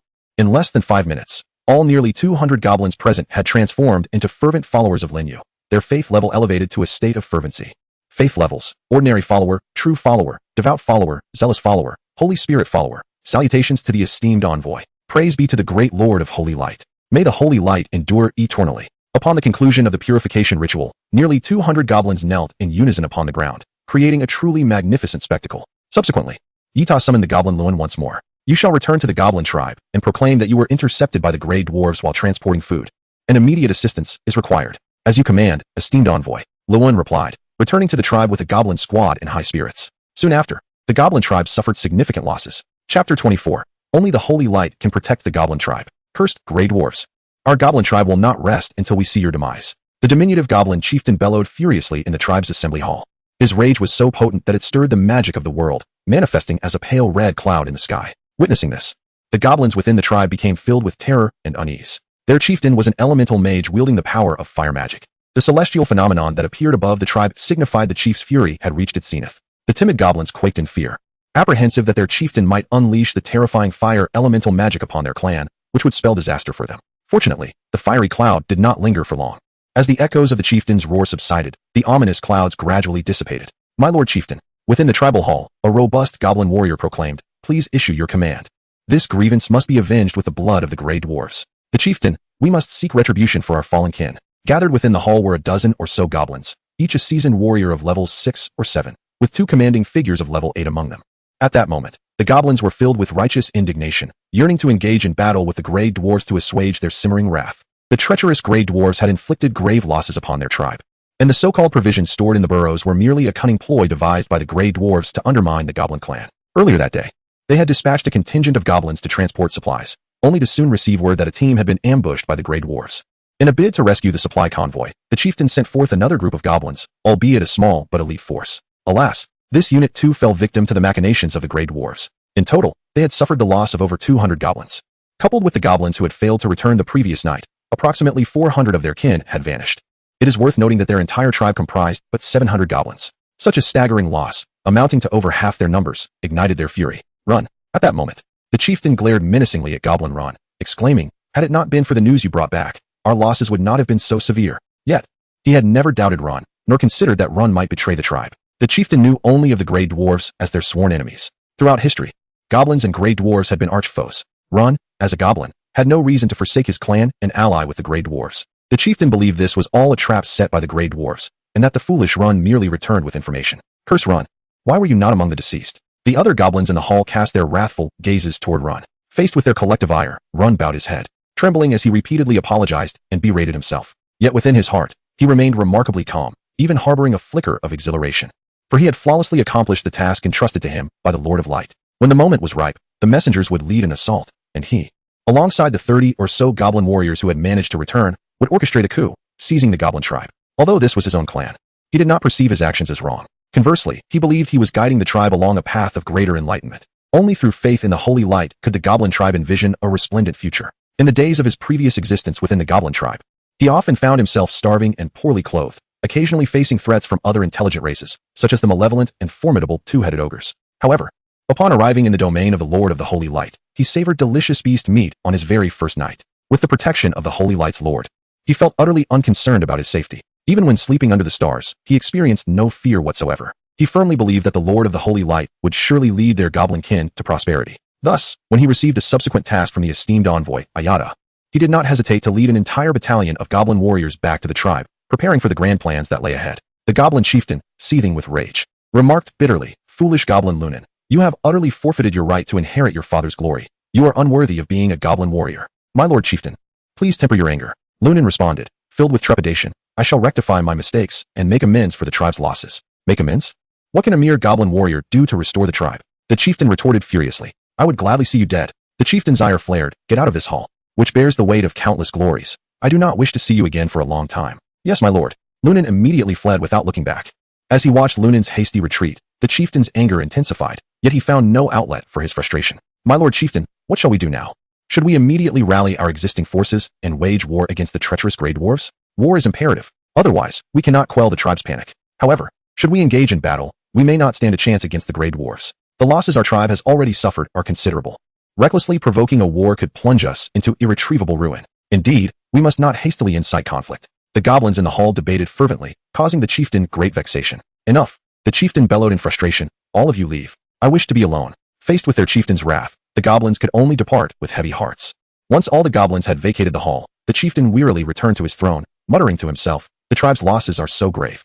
Engaging in war would be a path to destruction. The only course of action left is to fortify our territorial defenses. We must not allow those Grey Dwarves to prevail. As long as I remain at the helm of the tribe, those Grey Dwarves will not dare to encroach upon us." The chieftain retained confidence in his own abilities. Yet, he could not fathom that the series of events that had transpired had nothing to do with the Grey Dwarves. They were merely innocent bystanders caught in the crossfire. Unbeknownst to him, the nearly 400 goblins lost by their tribe had not perished. Instead, they had all become units of the opposing force. The most crucial point is that enemy forces could strike at any moment. In stark contrast to the gloomy countenance of the goblin chieftain, Lin Yu, the protagonist of this unfolding tale, finds himself in high spirits. In the blink of an eye, his number of followers has surged from a mere 100 to nearly 400, with half of them being goblin warriors of considerable prowess. This exponential growth in the strength of his domain has significantly weakened the goblin tribe. Naturally, his mood is buoyant. The tale of the boy who cried wolf cannot be spun a third time. Relying on such tactics to diminish the goblin tribe's power has become unrealistic. A direct assault is now imperative. Regarding the impending attack on the goblin tribe, Lin Yu conferred with Yida, who was out hunting. They ultimately decided on the time for the assault, at dawn tomorrow, as the sun rises. Yida and Sally must expedite their hunting endeavors to elevate their levels to 7 before returning to the territory that evening, enabling them to defeat the Goblin Chieftain, a level 9 elemental master. Lin Yu also hopes to acquire the fence blueprint today. Should he succeed, he could upgrade his territory and summon the Seraphim. With the assistance of the Seraphim, the conquest of the Goblin tribe would be more assured. Chapter 25. A Frenzied Auction. The time has come. Lin Yu accessed the island trading platform. On the platform, the countdown for this serpent armor was dwindling to mere minutes. After 24 hours, no adventurer had been able to muster 3,000 gold coins to purchase this serpent armor outright, leaving only the option of auctioning it. Apart from Lin Yu, countless adventurers were now fixated on the trading platform, their eyes glued to the serpent armor. Whether they intended to participate in the bidding or merely sought to join the excitement, it was evident that Lin Yu's promotional strategy had been exceptionally successful. The greater the number of onlookers, the higher the eventual sale price of the serpent armor. Before long, a few minutes had elapsed, and with no one having purchased the item outright, this serpent armor was reluctantly removed from the platform and returned to Lin Yu's possession. Without hesitation, he relisted the serpent armor. The trading parameters were set to an auction format, with a starting bid of 600 gold coins and a minimum increment of 10 gold coins for each subsequent bid. The duration of the auction was established at 1 hour, compared to the staggering 3,000 gold coins for a direct purchase. The auction starting price was reduced by a remarkable 4/5, essentially a bargain. However, something seemed amiss. As 10 minutes passed, not a single adventurer had entered the auction, leaving Lin Yu perplexed. Island chat channel. It appears that Lin Yu might be in for some embarrassment. 10 minutes gone by, and not a single participant in the auction. Lin Yu must be fuming. Why fume? Such exquisite equipment, if it doesn't he sell, he can wear it himself. I feel it's a shame for Lin Yu. The issue is, Lin Yu is a Lord-class adventurer. At this stage, the Lord has no need to don equipment. Even if it were a true artifact, it would be better converted to gold coins to summon troops. Agreed. If I were Lin Yu, I too would choose to sell the serpent armor. With the gold acquired, I could summon more troops and unveil a plethora of equipment. The profits gained during this period would greatly surpass that of the serpent armor. However, the dilemma lies in the fact that the serpent armor has already been put up for auction, yet it has garnered no interest whatsoever.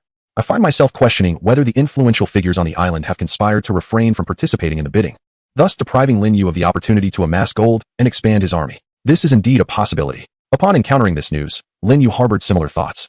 Could it be that the prominent figures on the island are truly colluding to suppress him? This notion is not without merit. After all, he has grown sufficiently formidable. Some practitioners even regard him as the most powerful lord on the island.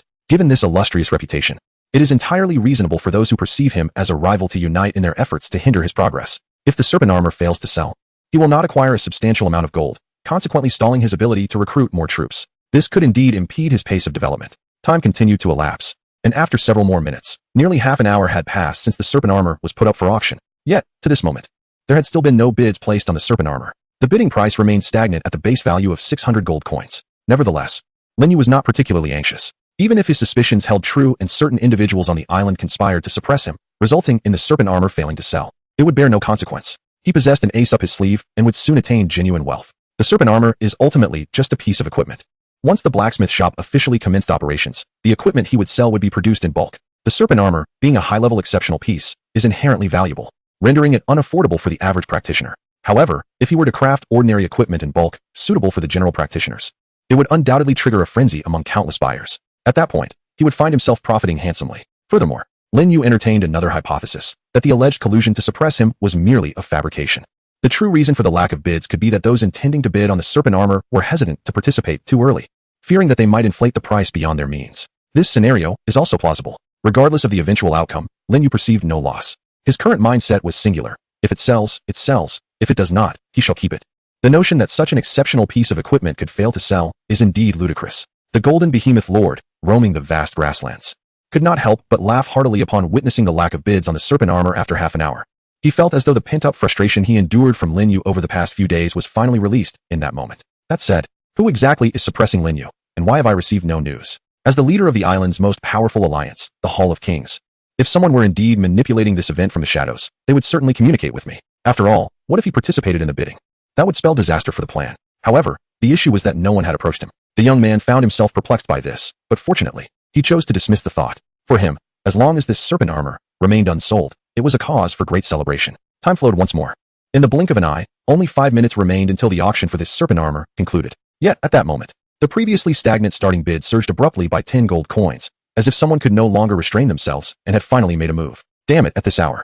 Who is causing trouble? The young man could not help but curse in frustration, feeling quite irate. Seeing Lin Yu profit brought him no joy, only further anger. Simultaneously, The chat channel on the island erupted with activity. Some were fervently celebrating, while others felt an overwhelming sense of disappointment. These individuals, whether out of jealousy towards Lin Yu or a desire to prevent him from expanding his territory and influence, were all in discontent. They cursed the participant in the bidding. However, soon, an even more disheartening turn of events unfolded. This bidding seemed to sound the charge of an impending assault. In the following minute, the number of bids skyrocketed, soaring more than 20 times, driving the auction price beyond 800 gold coins. Most importantly, the momentum showed no signs of abating. Another minute passed, and the bid surpassed the 1,000 gold coin mark, inciting envy and resentment among those lords who were unable to recruit troops due to insufficient gold. 1,000 gold coins. How many troops could that recruit? If calculated with lower tier troops, it would amount to a staggering 200. Lin Yu has struck gold. Once the serpent armor sells, he will immediately be able to recruit dozens of top-tier troops. How terrifying.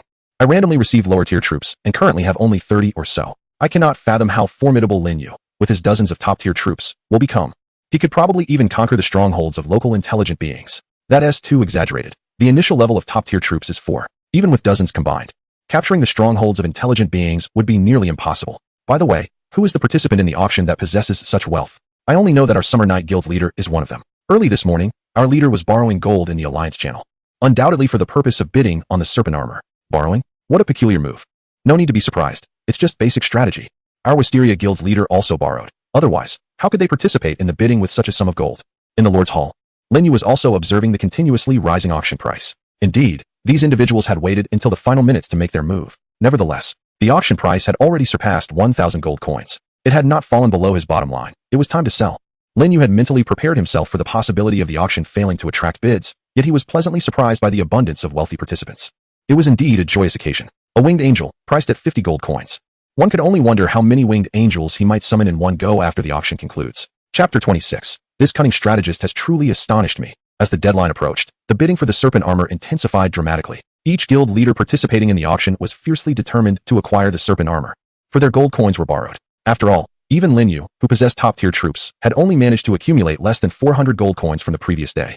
What of the others? Lacking gold, they had no choice but to borrow, and borrowed gold must be repaid. Regardless of whether they succeeded in acquiring the serpent armor, they would still be obligated to repay it, along with the promised interest. Otherwise, their positions as guild leaders would be jeopardized. If they could secure the serpent armor in this auction, they would undoubtedly profit immensely. The value of the serpent armor was exceedingly high. In a week or two, such a level 7 exquisite equipment could easily fetch several thousand gold coins. Purchasing it would mean substantial gains. Failing to do so would not only mean repayment, but also the added burden of interest. Thus, they were compelled to compete fiercely, though only a few minutes remained. For the participating guild leaders, each second felt like an eternity. The fierce competition drove the bidding price to heights beyond their expectations. In the final dozen seconds, the price of the serpent armor soared to nearly 1,700 gold coins, causing all observers of the auction to gasp in astonishment, especially the Lord-class professionals, including but not limited to the golden behemoth lord, whose envy turned their eyes green with jealousy. Just how many troops would one need to recruit for such a sum? However, this was not the end. In the last 2 seconds before the auction concluded, the bidding price surged to 1,800 gold coins, a staggering increase of over 100 coins. Clearly, this bidder aimed to seal the deal decisively, leaving no opportunity for others. Ultimately, the auction concluded with the price of 1,800 gold coins, allowing this bidder to successfully acquire the serpent armor, resulting in a collective sense of joy. He was elated, and so was Lin Yu. The only ones left in dismay were the other participating guild leaders. Cursed be it, one guild leader exclaimed in frustration. To bid for the serpent armor, I borrowed a full 1,500 gold coins from my alliance members, only to end up empty-handed. Another, incensed, shouted. I borrowed a total of 2,000 gold coins from my alliance members over 3 attempts. Victory was almost assured, yet at the last moment, this cunning strategist emerged. Before the auction ended, his bid had reached 1,680 gold coins, the highest at that time, and he was prepared to claim the serpent armor.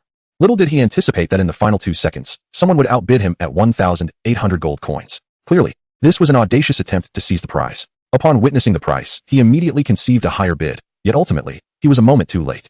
Before he could finish his offer, the auction concluded. This left him in a state of great indignation. Had he been granted sufficient time, the serpent armor would undoubtedly have been his, especially since he possessed 2,000 gold coins. It was merely a momentary lapse that allowed the cunning sixth to seize the opportunity, leaving him with regret too late to rectify. The thought of the serpent armor falling into another's grasp incited the lord to pound his chest in frustration, exclaiming, had I known of the sixth's presence, I should not have been so miserly. I ought to have bid 2,000 gold coins outright and challenged anyone to contest me. He profoundly felt the anguish of losing something precious due to carelessness. The auction proved to be exceedingly successful. At least, that was Lin Yu's perspective, as he was thoroughly satisfied with the final sale price. The staggering sum of 1,800 gold coins was indeed beyond his expectations.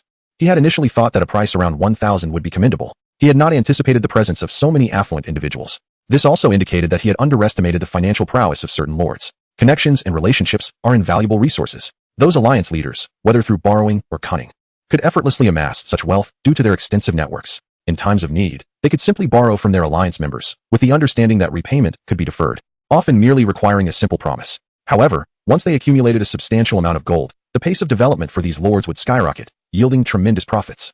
It was akin to leveraging another's resources to cultivate one's own fortune. This strategy was so astutely calculated that its echoes could be heard across the Blue Star. Nevertheless, I find no necessity to engage in such tactics. Even with an alliance established, I require no loans from my members. Once I have dealt with the Goblin tribe and secured a blacksmith, I can commence mass production of equipment. The speed at which merchants profit from selling equipment on the platform is surely swifter and more sustainable than any borrowing. Lin Yu shook his head, dismissing further thoughts. Suddenly, a notification from the floating island appeared in his mind. Congratulations, Lord. The serpent armor you listed on the trading platform has been successfully sold. The auction proceeds of 1,800 gold coins have been deposited into your territory's warehouse. Please check. The multiverse floating island is a tangible realm, devoid of transaction fees or middlemen profiting from price discrepancies. One earns precisely what one sells. Lin Yu opened the warehouse information and glanced at his gold reserves. 1,837 coins. The surplus was from prior reserves, insufficient to summon an angel. Hence it was saved. With 1,800 gold coins, he could summon 36 winged angels. At this thought, Lin Yu felt a surge of exhilaration. Without hesitation, he entered the Lord's Hall and communicated with the floating island to activate the black hole for summoning angels. Whether it was a mere illusion or the thrill of summoning such a multitude for the first time, Lin Yu felt an unusual sensation upon gazing at the black hole, as if it had transformed in some subtle yet profound manner. Before Lin Yu could ponder further, a series of graceful figures emerged from the dark void. Clad in standard angelic battle armor, wielding blazing angelic swords, and adorned with pairs of snow-white wings, they radiated a sanctified glow. At a glance, they were breathtakingly beautiful, 36 exquisite winged angels, neither more nor less. Salutations, Lord, they proclaimed. May the Holy Master endure eternally, and may the holy light prevail. The angels gathered in the Lord's Hall, bowing in unison before Lin Yu, their golden eyes reflecting reverence and fervor for him. This tableau was truly awe-inspiring. Those who had not experienced it firsthand could scarcely fathom Lin Yu's current emotions, and no words could adequately encapsulate his feelings at this moment. It was only after a considerable time that Lin Yu regained his inner tranquility and addressed the assembly of beautiful angels. The sacred radiance and faith shall be safeguarded by you. I eagerly await the day when the angelic race shall rise again in this world. Praise be to you, exalted Lord of Holy Light. We vow to follow in your footsteps and disseminate the holy light across myriad realms. The angels, filled with excitement, prostrated themselves before Lin Yu.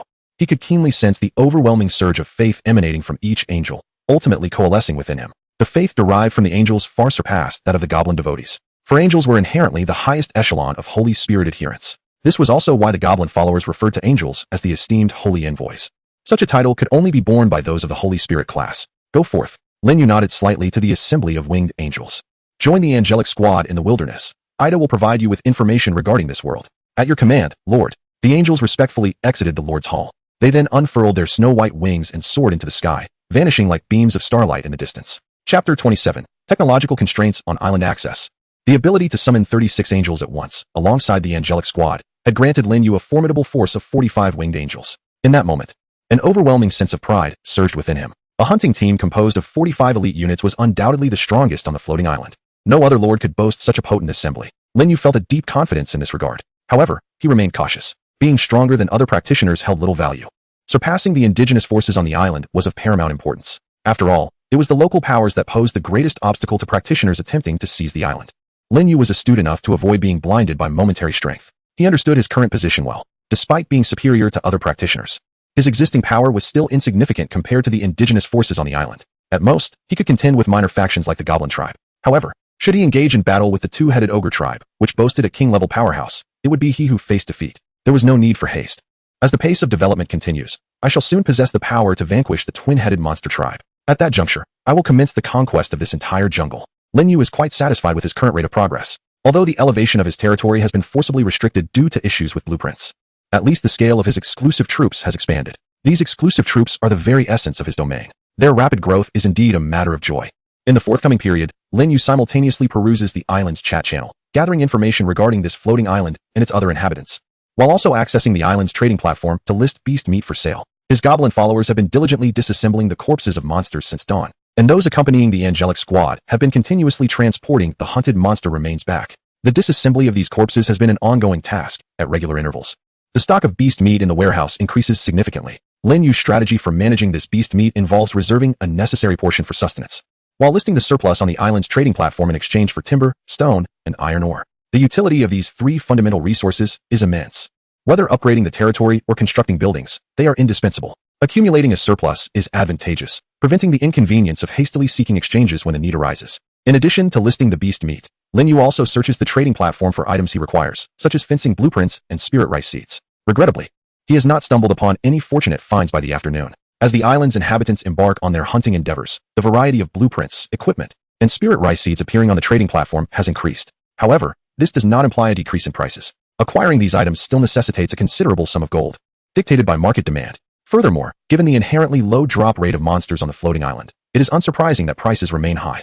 The scarcity of such items makes them valuable. Those fortunate enough to obtain these goods are reluctant to lower their selling prices, even if their items remain unsold for an extended period. Particularly, blueprints and spirit rice seeds are considered rare treasures. Conversely, transactions involving equipment occur sporadically. The equipment currently available is predominantly of low grade, only marginally superior to the initial gear provided by the floating island, thus not commanding significantly higher prices. Those with some capital tend to seize the opportunity to purchase. Compared to the persistently high prices of blueprints, equipment appears to be in relatively short supply. Soon, tomorrow morning, I will assault the goblin tribe. With the blacksmith at my disposal, I can mass-produce equipment and reap substantial profits on the trading platform. Another batch of several hundred units of beast meat has just been listed. Lin Yu suddenly feels a sense of ennui. Since his arrival, he has remained within his territory, never once venturing beyond its confines. It is not that I do not wish to venture forth, but rather that the wilderness is fraught with peril. The angel squad has been engaged in hunting from dawn until dusk, during which time they welcomed an additional 36 winged angels, exponentially increasing their hunting efficiency. A rough estimate suggests that the angel squad has vanquished over 1,000 diverse wild monsters of varying ranks. Yet, Lin Yu's level remains at a mere 2. Likely at the midpoint of that tier, he still has a considerable distance to traverse before ascending to the rank of a level 3 practitioner. Nevertheless, even upon reaching level 3, he would still face danger in the wilds. At this juncture, only the territory offers true safety. As the Lord, his primary duty is to remain stationed at the rear, strategizing and planning, a role that necessitates a capacity for solitude. Lin Yu reassures himself of this. Of course, if he could possess a mobile phone or a computer, it would be most splendid. Alas, the rules of the floating island prohibit the presence of technological artifacts. Thus, the practitioners from Blue Star are utterly unable to bring devices such as phones, computers, or even advanced weaponry onto the island. This is quite reasonable. Setting aside the phones and computers, should anyone manage to smuggle in a few pieces of equipment that emit blue flames, it would undoubtedly lead to the slaughter of the island's low-level monsters, akin to cheating. And if a giant mushroom were to be introduced, the devastation would be even more horrifying. The mere thought sends shivers down Lin Yu's spine. The emergence of a giant mushroom would spell doom and destruction. Forget about king-level powerhouses. Even extraordinary local elites would meet their demise. Perhaps only a domain-mastering saint, or even a demigod could withstand the terrifying destructive force of the giant mushroom. In a moment of ennui, Lin Yu stepped out of the Lord's Hall and waved to a nearby goblin acolyte. Upon receiving the summons from the Lord of Holy Light, the goblin acolyte was instantly filled with excitement, abandoning his task to scurry over. "Oh, great God, what is your command? Do not be anxious. I merely wish to engage in casual conversation with you," Lin Yu said, regarding the diminutive goblin, who stood at a mere 1 meter and 23 centimeters. With a gentle smile. When he first encountered goblins, he found their appearance utterly disagreeable from every angle, for they are indeed quite unsightly. However, at present, he inexplicably finds them somewhat endearing. Their grotesque exterior does not overshadow their fervent loyalty towards him, which serves as a pivotal factor in transforming Lin Yu's perception of the goblin race. Upon hearing Lin Yu's words, the goblin acolyte became flustered and uncertain. He had no idea how to converse with the great Lord of Holy Light. Ultimately, Lin Yu posed questions, and the goblin responded accordingly. "What is your name?" "In response to your esteemed lordship, my name is Jia Gu. How many people are there in your family?" My lord, I have no family. From the moment of my birth, I have never encountered another being, for this jungle is seldom frequented by humans. Let us change the subject. Jia Gu, do you have any dreams?" Yes, my lord. I have a dream. Once, my aspiration was to become a powerful goblin leader, striving for the glory of my tribe. However, at present, my aspiration is to eternally follow my lord. This is indeed a magnificent dream. As conversations flowed, evening swiftly approached. From the goblin Jia Gu, Lin Yu gleaned a wealth of information regarding this jungle. This verdant expanse is known as the Twilight Forest, governed by 4 exceedingly powerful factions: the Kingdom of Giants, the Bone Temple, the Naga Kingdom, and the Elven Garden. According to the vivid accounts provided by the goblin Jia Gu, Lin Yu discerned that, in comparison to these 4 formidable powers, the 2-headed ogre tribe that had long instilled in him a sense of trepidation is, in fact, merely a minor clan. Chapter 28. The Lord is the Master, and Lin Yu is the Grand Master. The Twilight Forest spans an immense area, stretching for countless miles. Within this vast wilderness dwell innumerable wild monsters, alongside numerous strongholds crafted by indigenous intelligent beings. These factions are scattered throughout the Twilight Forest. The Goblin Tribe. The two-headed ogre tribe and the beleaguered gray dwarf tribe represent but a small fraction of the whole. Though these tribes appear to govern their respective territories, their influence within the expansive Twilight Forest is relatively insignificant. Particularly when juxtaposed with the four paramount powers, they can be deemed feeble and insubstantial. It is only before the newly arrived adventurers that they can be regarded as formidable. According to the somewhat nebulous narration of the Goblin Jago, Lin Yu gathered that the four major factions maintain their strongholds in the cardinal directions of the Twilight Forest. The Kingdom of Giants oversees the western region. The Bone Temple governs the southern area, the Elven Garden commands the eastern front, and the Naga Kingdom secures the northern territory. These four factions have united to seal off the entire Twilight Forest, preventing external forces from penetrating and internal influences from extending outward. Of course, this information originates from a humble goblin's tale. The veracity of such claims, or the existence of more precise details, remains to be validated by Lin Yu himself. Legend has it that among the four factions lies an immortal deity. This assertion was made by the Goblin Jagu in a state of profound fear. Whether it is true or false remains uncertain. However, Lin Yu is inclined to believe that it is merely a legend, devoid of reality. For on the Adventurer Forum of the Blue Star, the first wave of adventurers who descended upon other floating islands revealed that the apex local combat prowess on those islands is that of the peak demigod. Only upon venturing beyond the floating islands and into the grand multiverse stage might one encounter a true immortal god. In comparison to the trifling level 3 goblin warrior before him, Lin Yu prefers to trust the information relayed by seasoned adventurers. My territory lies within the western expanse of the Twilight Forest. The supreme ruler of this region is the Kingdom of Giants. This is an exceedingly crucial piece of information. If all goes as anticipated, Lin Yu will first need to vanquish the Kingdom of Giants to conquer the Twilight Forest. After all, they are in such close proximity. Once Lin Yu's territory has flourished to a degree capable of posing a threat to the Kingdom of Giants, he shall be prepared for the challenge ahead. Even without actively declaring war, the Kingdom of Giants would dispatch a formidable army to conquer his territorial forces. A mountain cannot accommodate two tigers. Similarly, a region cannot harbor two powerful factions. However, this concern lies in the future and need not occupy his thoughts at present. Lin Yu chose to redirect his focus away from the looming threat of the Kingdom of Giants and instead contemplate a strategy to eliminate the two-headed ogre tribe. Centered around Lin Yu's domain, within a radius of several dozen kilometers of mountainous forest, three indigenous factions existed: the Goblin tribe, the Grey Dwarf tribe, and the two-headed ogre tribe. The first two tribes were of comparable strength, each led by a 9th-level practitioner. The two-headed ogre tribe, however, was the most formidable, with a leader who was a king-level powerhouse. Should Lin Yu succeed in vanquishing the two-headed ogre tribe, the surrounding jungle mountains would essentially fall under his dominion, granting him the freedom to act as he pleased. As he pondered, Lin Yu formulated a preliminary plan. The twilight on Floating Island descended with astonishing rapidity. The sun's remnants had scarcely vanished when darkness enveloped the land at an alarming pace. Within half an hour, the territory beyond was shrouded in impenetrable blackness. In such conditions, the visibility for practitioners was severely hampered, rendering hunting exceedingly difficult. Conversely, the wild creatures were scarcely affected, becoming increasingly active. If practitioners failed to find a secure location swiftly, they risked ambush by these creatures. In this pitch-black realm, one might not even comprehend the cause of their demise. Fortunately, the newcomers on the island remembered the lessons from the previous night. Before nightfall fully descended, they hastily sought refuge. Of course, these were the beleaguered combat practitioners. As for the lord practitioners, shielded by their territories, they bore no concern for ambushes from wild monsters, nor did they waste time seeking sanctuaries. At such times, the chat channel would overflow with voices expressing envy towards the lord practitioners. Another night of jealousy towards our lord. I would love to know what the domain of a lord practitioner looks like. Would any benevolent lord care to disclose their coordinates so we combat practitioners could visit and broaden our horizons? High emotional intelligence, visiting a domain; low emotional intelligence, plundering resources. At this stage, I doubt any lord would dare reveal their coordinates, including top-tier lords like Lin Yu. This is the truth. Before a lord's troop development reaches maturity, a fully armed group of combat practitioners could easily sweep through a lord's territory. Do not incite discord between us combat practitioners and the lord practitioners. It is well known that a lord's domain is the safest haven for us combat practitioners. Aligning with a lord is our utmost desire. You speak as if it were true. Rumors have long circulated in the practitioners' forum regarding similar accounts. On Floating Island number 013724, conflicts have indeed erupted between lord practitioners and combat practitioners, and not just once. I have also heard that the war has led to the demise of many combat professionals, and even lords have been slain. Floating Island, designated number 013724. This is one of the floating islands where the first batch of summoned humans has descended. Different designations signify different floating islands. No one knows precisely how many floating islands exist in this world. The only certainty is that becoming the lord of a floating island is the key to unlocking the gateway to myriad realms. Once an individual ascends to the position of island lord, a portal leading to the infinite worlds will emerge on their floating island. This is the information imparted by the floating islands of the myriad realms. Although, thus far, no professional has successfully achieved this goal and attained the status of island lord, the information is undeniably authentic. If our floating island were to descend into chaos, the number of fallen professionals would surely increase. This is inevitable, considering the multitude of individuals present on our island. Let us shift to a more lighthearted topic. Indeed, today alone, I have witnessed the avatars of 3 friends fade away.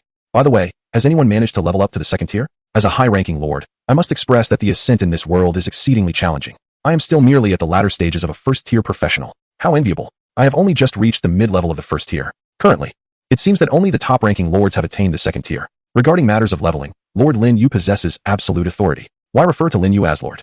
Each lord among the professionals is considered a master, and since Lin Yu stands as the most formidable lord, he naturally earns the title of Great Lord.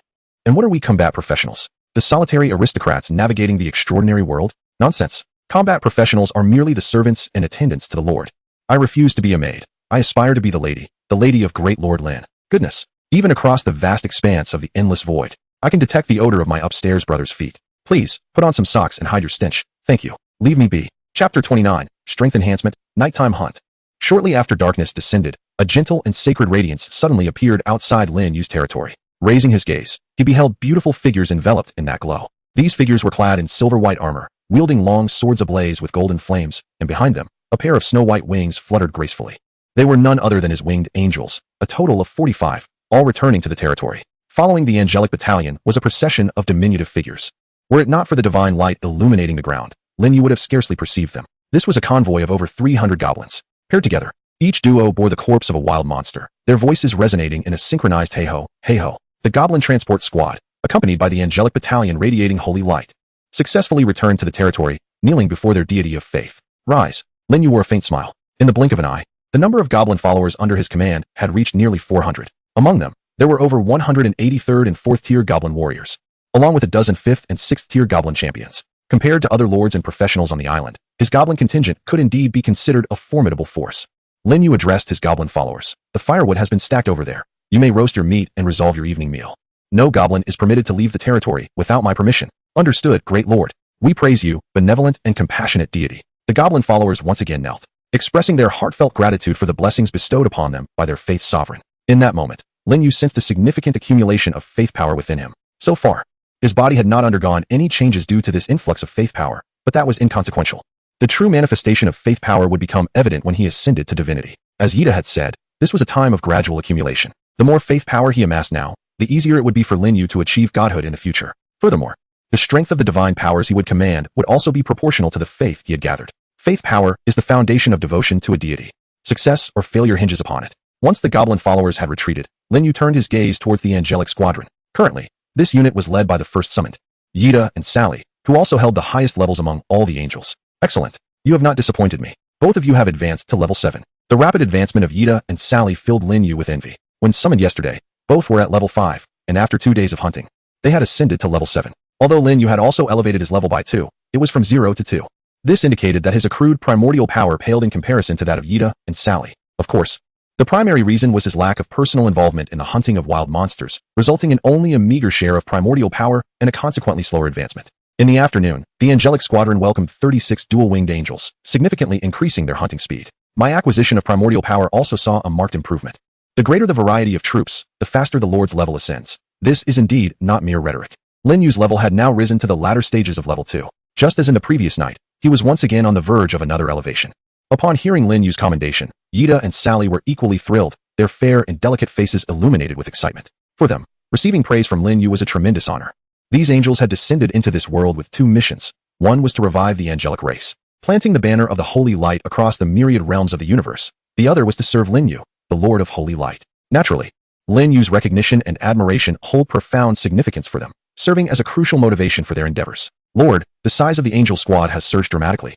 Both Sally and I are confident that we can conquer the goblin tribe tonight, exclaimed Yida. The conquest of the goblin tribe is an integral part of the Lord's plan. The current angel team possesses the strength to execute this strategy ahead of schedule, without needing to wait until tomorrow morning to declare war on the goblin tribe. There's no rush, Lin Yu interjected, gesturing for calm. The goblin tribe cannot escape. An attack tomorrow morning would yield the same results. Moreover, marching at night carries inherent risks. Even if we were to capture the goblin tribe under the cover of darkness, transporting the spoils back would prove challenging. Thus, we shall adhere to our original plan. At the break of dawn tomorrow, we will initiate our assault on the goblin tribe. In addition to your angel squad, 200 goblin warriors from our territory will also participate in this tribal conflict. However, their primary role will be to transport the captured resources. The main force will still be you. Understood, my lord. Yida responded respectfully, eager to fulfill Lin Yu's plan. Upon hearing Lin Yu's analysis, she realized her earlier impulsiveness. Indeed, marching at night poses significant risks. Even though the angel squad is fearless, their goblin companions would struggle to traverse the dark jungle unscathed to reach the goblin tribe several kilometers away. It is inevitable that some goblin followers would fall victim to ambushes by wild monsters. Such sacrifices are evidently meaningless. My lord, here are the spoils from this afternoon's hunt.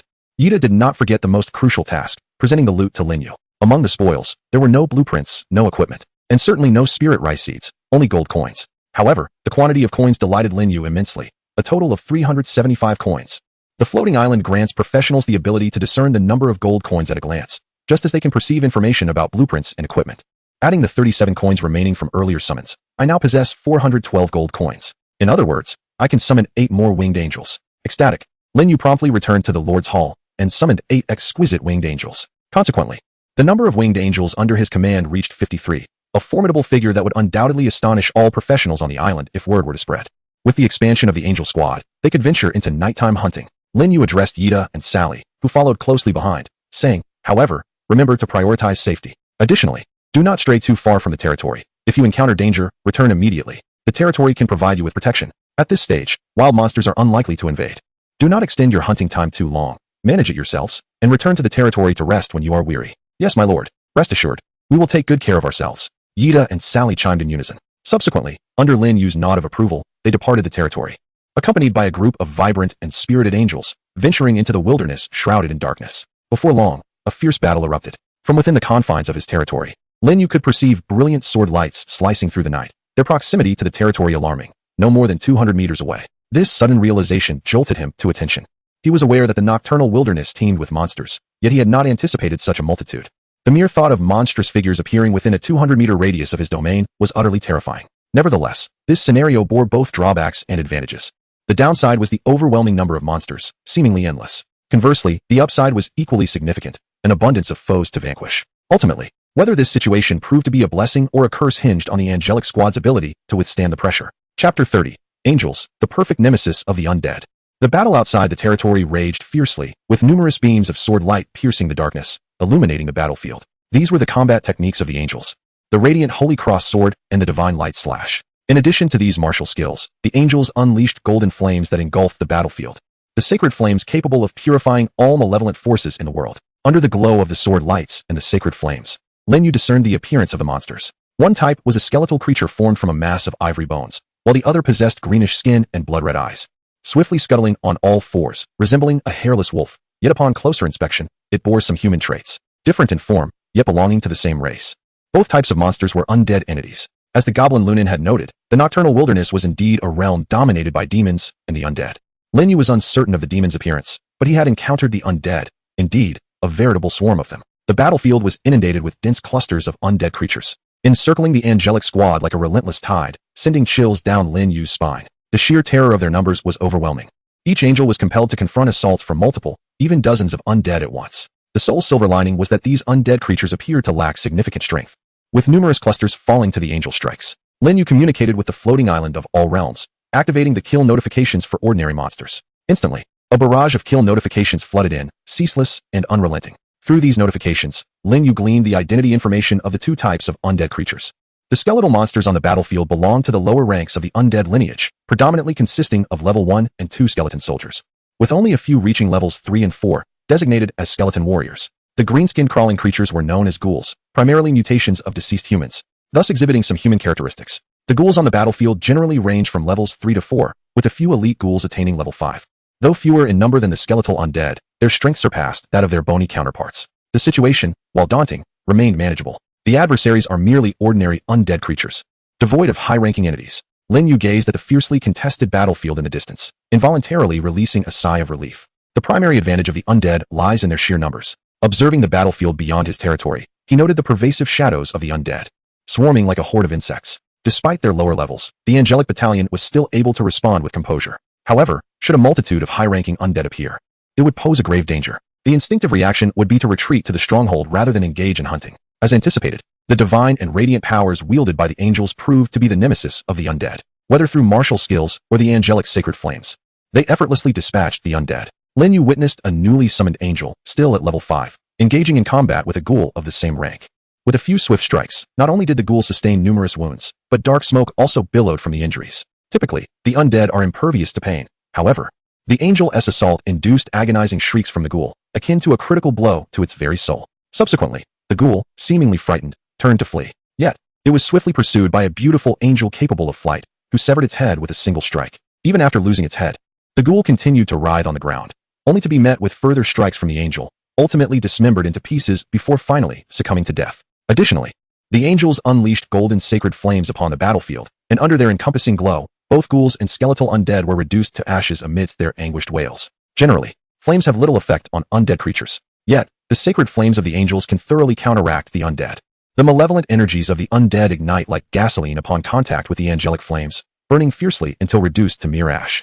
Countless battle scenes similar to this one validate the angels as the arch-enemies of the undead. Even at the same level, angels can effortlessly slay these creatures. In contrast, for other factions, defeating these so-called immortal beings would not be nearly so straightforward. Take the skeletal warriors on the battlefield as an example. Even when their bodies are shattered, they can rely on the power of the soul fire to reconstitute their skeletal forms and continue fighting for hundreds of rounds. However, the divine and radiant powers from the angels can purify the soul fire. Once the soul fire is extinguished, the undead must perish as well. This exemplifies a flawless counterbalance among factions. Before the emergence of high-ranking undead, these ordinary undead on the battlefield serve as a bountiful source of experience for the angelic battalion. Moreover, they are relentless experience-giving foes. Lin Yu's initial concerns dissipated, and his spirits soared. He could distinctly observe a continuous influx of new undead creatures flooding onto the battlefield, akin to an unending tide. As waves of undead were harvested, both the angelic battalion on the battlefield and Lin Yu, as the Lord, reaped substantial rewards of primordial power. If this slaughter were to continue unabated, Lin Yu even suspected that he might elevate his level to 4 by the break of dawn, thereby becoming a mid-tier practitioner. It is noteworthy that he currently resides in the latter stages of level 2. Practitioners are categorized into 3 tiers. Levels 1 to 3 are deemed low tier. Levels 4 to 6 are mid tier. Levels 7 to 9 are high tier. And surpassing level 9 signifies ascension to the royal tier. Entering the royal tier signifies entry into the ranks of the formidable, distinguishing one from ordinary practitioners. This was no longer mere hunting. It had transformed into a frenzied accumulation of experience, akin to engaging in an experience dungeon in a game, where vast amounts of experience are garnered with every passing second. Lin Yu felt a surge of elation, though a fleeting regret crossed his mind for not dispatching his angels the previous night, thus missing out on a substantial influx of primordial power. However, this thought was swiftly dismissed. Last night, he commanded only 7 angels, which would have been insufficient to contend with the overwhelming tide of the undead army. A single misstep could lead to unforeseen calamity, thus affirming that his prior decision was indeed sagacious. With over 50 angels united, they could effectively combat the relentless wave of undead. As he reaped a bountiful harvest of primordial power, coins occasionally spilled forth from the fallen undead creatures. This was truly a lucrative endeavor. Both primordial power and coins are of paramount importance. Even in the absence of blueprints or equipment drops, Lin Yu felt a profound sense of satisfaction.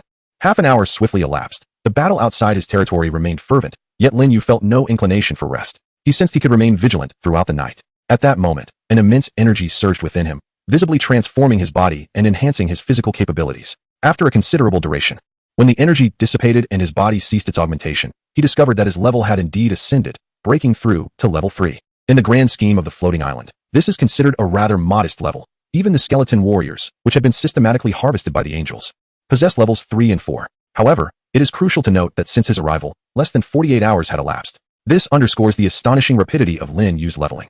Should the floating island unveil a practitioner level leaderboard, it is certain that Lin Yu's rank would be far ahead. Dominating the leaderboard effortlessly is well within reach.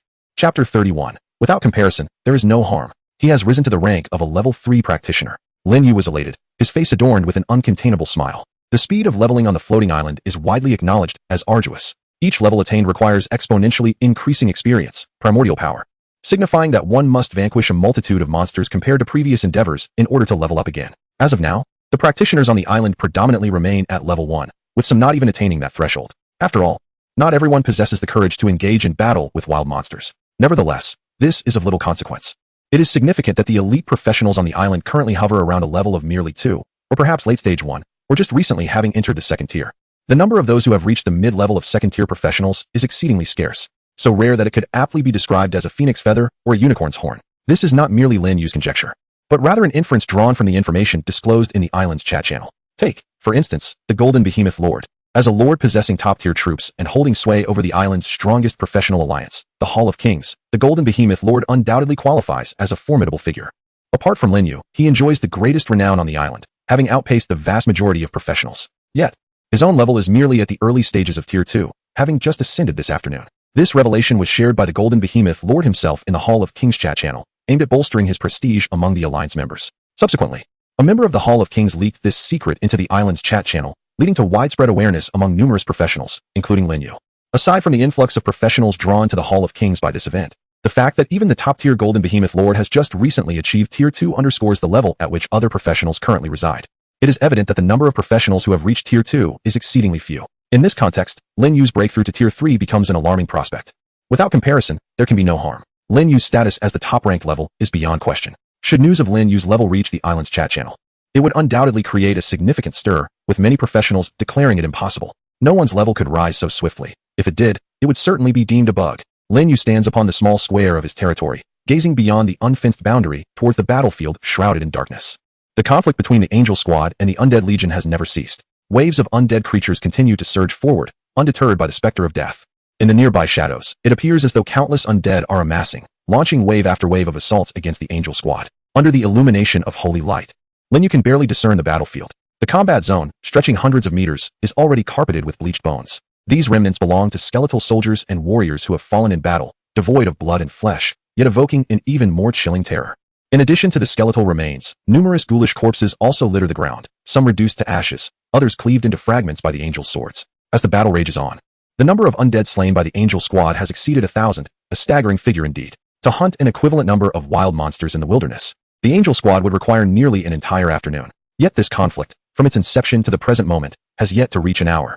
This starkly illustrates the ferocity of the struggle. One can easily envision the terrifying multitude of undead creatures lurking in the shadows, rendering the notion of a battlefield teeming with the deceased not entirely far-fetched. The Angelic Battalion found themselves unable to sustain the conflict until dawn. Such an intense struggle exacted a considerable toll on the Angel's magical reserves, physical stamina, and mental fortitude. It was imperative to remind Ayada and Sally of their limits.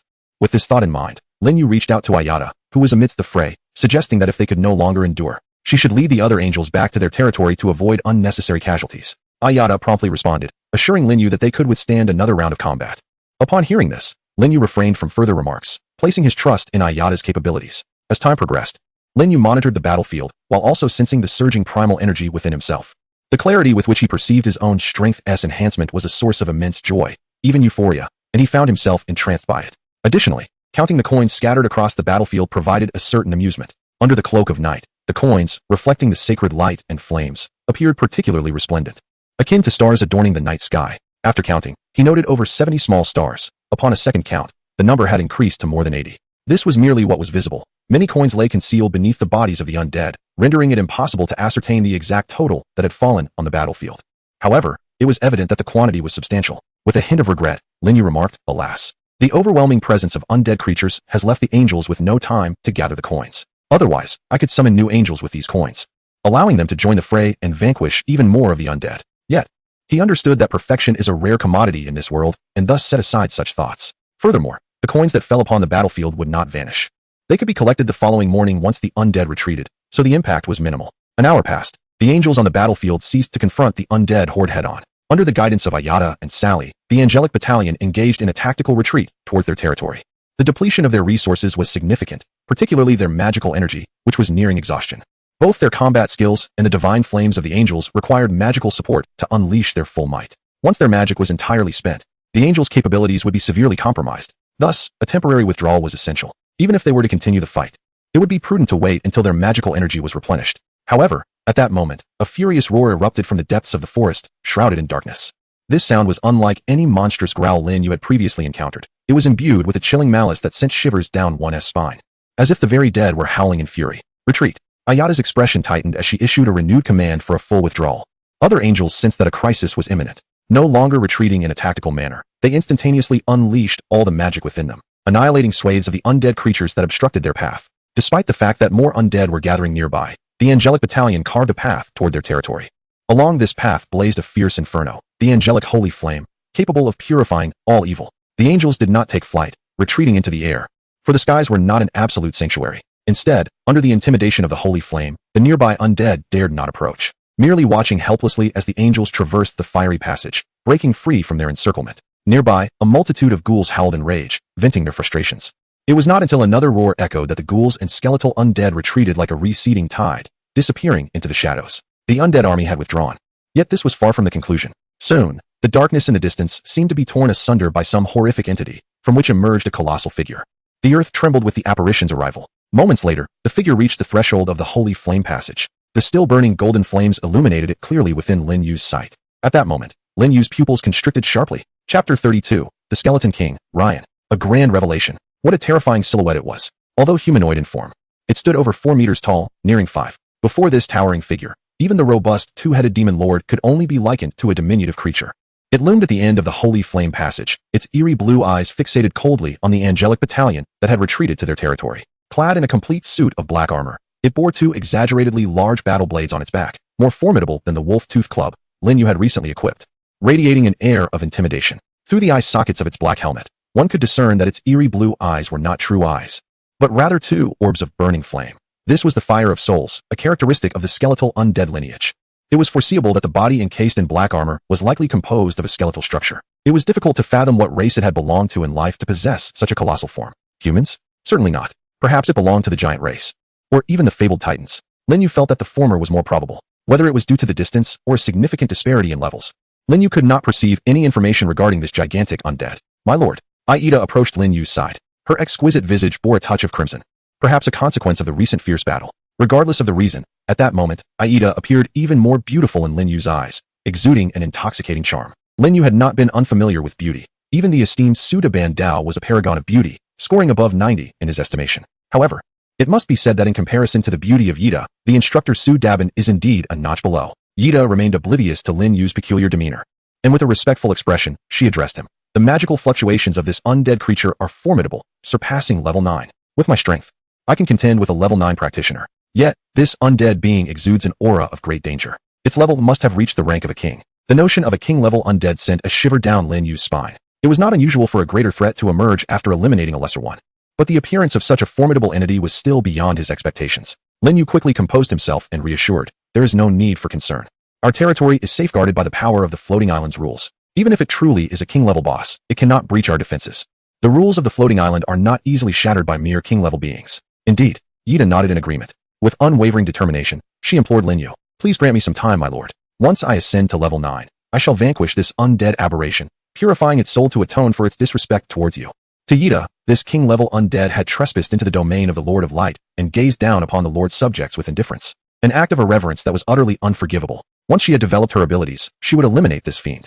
Very well, I shall await your progress. Lin Yu smiled, recognizing that pressure often ignites motivation. Indeed, Yida was eager to reach level 9. At that moment, the king-level undead slowly turned its immense head, shifting its gaze from the multitude of angels to Lin Yu, as if it had finally identified its true target. In that instant, an inexplicable chill coursed through Lin Yu, a sensation that defied description. Yet, this feeling was short-lived, as Yida and Sally positioned themselves protectively in front of him, glaring defiantly at the king-level undead. As divine beings, the angels were unafraid, particularly when confronting malevolent entities, as they inherently possessed a buff against adversaries. In the face of the fierce glares from Yida and Sally, the king-level undead remained silent. Perhaps it was incapable of speech, being of the skeletal lineage, likely devoid of vocal cords. After a brief moment of mutual scrutiny with the 2 angels, it appeared to relent, turning its colossal form and retreating slowly into the encroaching darkness. It arrived swiftly and departed just as quickly. Following its exit, a cacophony arose from outside the territory, as if the multitude of undead creatures had been swept away along with it. Lin Yu let out a quiet sigh of relief. After all, a king-level boss was still beyond his current capabilities. It was best that it left on its own accord. Turning to the now retreated Yida and Sally, he inquired, can you discern what type of undead this was? A skeleton lord? Or perhaps a skeleton king? Reporting to you, my lord, it is indeed a skeleton king. Yida answered. Sally added, I can sense that a multitude of high-level undead lurks within the darkness behind them, far surpassing the ordinary skeletons and ghouls present on the battlefield. Upon hearing this, Lin Yu felt a wave of relief wash over him. Fortunately, the angel squad had decisively retreated, and the rules governing the floating island provided protection. Otherwise, the losses would have been substantial. This directly affirmed that the wilderness shrouded in darkness is indeed perilous. A moment of carelessness could lead to disaster. Lin Yu suddenly furrowed his brow, pondering, it is rather peculiar. How did this skeleton king come to my territory at such an hour? Accompanied by a cadre of high-level undead? From where did it emerge? No angel could answer this question, as they were equally perplexed. Just then, Lin Yu heard a faint voice speaking, clear yet soft. Great God. Turning his gaze, he noticed a goblin raising its hand.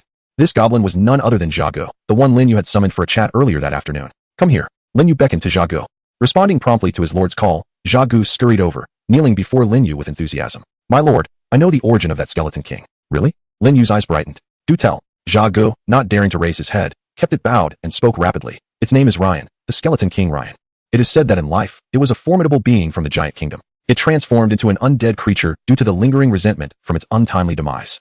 The Skeleton King Ryan rules over the buried land, yet no one knows the exact location of this place. It is only speculated to be in the underground world. The underground world? Lin Yu inquired. Yes, my lord. Jia Gu affirmed. Countless malevolent beings inhabit the underground world beneath our feet. The undead are merely one of them.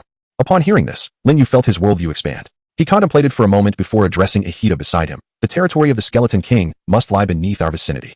Otherwise, it would not have appeared so swiftly. When you venture out to hunt, be sure to search for any passages leading to the underground world. To Lin Yu, the Skeleton King Ryan was akin to a ticking time bomb, exceedingly dangerous. However, it would not be long before Ahita and Sally reached level 9. At which point the Skeleton King Ryan would become a delightful surprise. In his gaming days, Lin Yu relished the challenge of defeating bosses. The same applied now on the floating island. Vanquishing boss-level creatures significantly increased the chances of obtaining blueprints and equipment. Meanwhile, Jia Gu raised his hand once more, stating, My lord, the Grey Dwarves should know where the passages to the underground world are. Those despicable Grey Dwarves delight in excavating caves within the mountains. Even their tribe is concealed within the belly of the mountain. This was indeed promising news. Lin Yu smiled broadly. His original plan was to conquer the Grey Dwarves once he had dealt with the Goblin tribe. At long last, the formidable dual-headed demon tribe, guarded by a king-level powerhouse, shall be vanquished. Fortuitously, in the past few days, we have successfully pushed back the Grey Dwarves tribe, allowing us to concurrently gather intelligence regarding the Skeletal King, Rain, in preparation for the forthcoming surprise. Jia Gu, you have performed admirably. I firmly believe you are a promising goblin. Upon hearing Lin Yu's words, the goblin Jia Gu was elated, feeling as if his very soul were soaring. After Jia Ji's departure, Lin Yu instructed Yida and the other angels to return and recuperate, restoring their nearly exhausted magical energy. Hunting would be out of the question for the night. The angelic squad needed to be well rested for their mission to conquer the goblin tribe at dawn the following day. Chapter 33, The Bounty of Battle. It was the second night since arriving at the floating island. Lin Yu found himself unable to sleep soundly. In his hazy state, he could distinctly hear unknown creatures roaring nearby his territory, waking him multiple times in the dead of night. He suspected that the Skeletal King, Rain, in his failure to breach Lin Yu's domain, had dispatched undead creatures to disturb his slumber. Each time this thought crossed his mind, Lin Yu's resolve to eliminate the Skeletal King intensified. The following morning, Lin Yu awoke with a yawn, rising from his bed. On the bedside table lay the breakfast prepared by the angels, fresh fruits, roasted meat, and honey water, just as the day before. The limitations of their circumstances were evident. Otherwise, the angels would surely have devised more elaborate ways to serve him. To the angels, Lin Yu, as the sole object of their faith, the Lord of Holy Light, was deserving of the finest offerings the world had to offer. As he enjoyed his breakfast, he perused the island trading platform, occasionally glancing at the chat channel to observe the activities of other professionals and any new revelations that might emerge. This had become a part of Lin Yu's daily routine. After finishing his meal, Lin Yu descended from his second-floor bedroom to the Lord's Hall on the first floor. His eyes were immediately drawn to the pile of gold coins amassed in the hall, over 200 in total. Clearly, this was the bounty reaped by the angelic squad from their nocturnal encounters with the undead. While Lin Yu was still in slumber, the diligent angels had already completed the battlefield cleanup and deposited the spoils in the Lord's Hall. At this moment, the angelic squad was absent from the territory. They had set out for the Goblin tribe, accompanied by a convoy of approximately 200 goblin warriors and brave goblins. If all went according to plan, the tribal war would soon commence. The total count of coins amounted to 264, sufficient to summon 5 winged angels. Moreover, the spoils included not only gold but also 2 pieces of equipment, a bone sword and a piece of defensive leather armor. Although no blueprints were procured, the unexpected acquisition of 2 pieces of equipment, along with the substantial treasure, filled Lin Yu with great delight. He promptly examined the details of the 2 items. Sword of Skulls, type, offensive equipment, damage level, level 4, durability, 100, special effect, none, description. This is a bone sword crafted from the vertebrae of skeletal undead, imbued with a faint essence of necromantic power. Ghoul leather armor, type, defensive equipment, defense level, level 5, durability, 100, special effect, camouflage, description. This leather armor is stitched from the hides of elite ghouls, allowing the wearer to blend in as one of the undead. Ordinary undead creatures below level 5 will find it exceedingly difficult to see through this disguise. 2 pieces of equipment. One is a level 4 ordinary item, while the other boasts a special effect as a level 5 exquisite artifact. Lin Yu was elated. The combined value of these items should fetch several hundred gold coins, perhaps even more, especially the ghoul leather armor, which might yield an unexpected surprise. Without hesitation, he promptly listed both items on the island trading platform, setting the transaction mode to auction mode. The auction duration was 1 hour.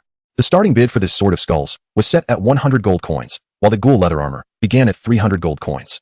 As soon as the 2 items were listed, they sparked a minor commotion in the island chat channel, attracting the attention of numerous adventurers. At this stage, level 4 equipment was still relatively scarce on the trading platform, while level 5 items could only be described as rare. Particularly, level 5 equipment with special effects was even more elusive. Thus far, only 2 pieces of such exquisite level 5 gear had appeared for sale by anyone other than Lin Yu, both of which had commanded high prices. However, this was not the primary reason for the excitement. It was not merely Lin Yu's renown on the island, which had reached a level of universal recognition. Rather, it was the secrets concealed behind the Sword of Skulls and Ghoul Leather Armor. Island Chat Channel. As expected of the illustrious Lin Yu, he has listed 2 more items, one of which is a premium piece. My envy for Lin Yu has transformed my very visage. Lord Lin Yu, I humbly seek patronage. By the way, have you not noticed? Both items listed by Lord Lin Yu belong to the undead faction. Just undead equipment. What is so peculiar about that?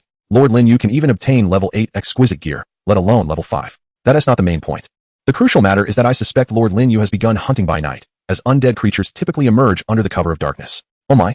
It appears that may indeed be the case. Has Lord Lin Yu's strength reached such formidable heights? As a lord commanding advanced units, I declare that venturing out at night to hunt is sheer folly. Just last night, I lost an entire squad of elite troops without a trace. As one of the few high-ranking lords, this adventurer took great pride in his status. However, it was not long before responses flooded in, filled with critiques. Brother upstairs, your inability to accomplish something does not imply that Lin Yu cannot. What is a high lord anyway? Lin Yu, the esteemed one, is indeed a top-tier lord. Envy. While our small team pondered how to survive the night, Lin Yu was already hunting wild monsters under the cover of darkness. It simply demonstrates that comparing individuals can be infuriating. Lin Yu is undeniably formidable. Goodness, quickly check the trading platform. In just a short while, the bidding price for the Ghoul Leather Armor has astonishingly exceeded 470 gold coins. By the way, are there really that many wealthy individuals now? At this bidding frequency, the final selling price must be heading towards 1,000 gold coins, right? It seems that the most expensive item previously sold, a level 5 exquisite piece of equipment, only fetched 530 gold coins. Could this be the fabled star effect? I truly wonder what those who are bidding fervently are thinking. What significance does acquiring a level 5 piece of equipment at such a high price hold? Is it merely because it was dropped by Lin Yu? Does Lin Yu's equipment possess any collectible value? It can only be said that some people are foolishly affluent. As Lin Yu observed these messages in the island's chat channel, he couldn't help but shake his head. These individuals failed to recognize the true value of the Ghoul Leather Armor. Those who discerned the underlying worth were either bidding frantically or lamenting their lack of gold to participate in the auction. There are indeed many astute individuals in the world. The Ghoul Leather Armor did not disappoint, bringing me an unexpected surprise. Lin Yu eagerly anticipated that the final price for the Ghoul Leather Armor would reach an astonishing height. As for the chaotic chat channel, he chose to disregard it, instead communicating with the floating island of all realms, summoning a black hole. Shortly thereafter, 5 enchanting figures emerged from the black hole, another quintet of captivating winged angels. Following this summoning, Lin Yu found himself with only 26 gold coins remaining, prompting a sigh. For someone in his position as a lord, no amount of gold seems sufficient. Chapter 34, Comprehensive Enhancement. Marching into the Goblin Tribe. The 5 recently summoned winged angels were dispatched by Lin Yu to rendezvous with the angelic team. To date, Lin Yu had amassed a total of 58 winged angels.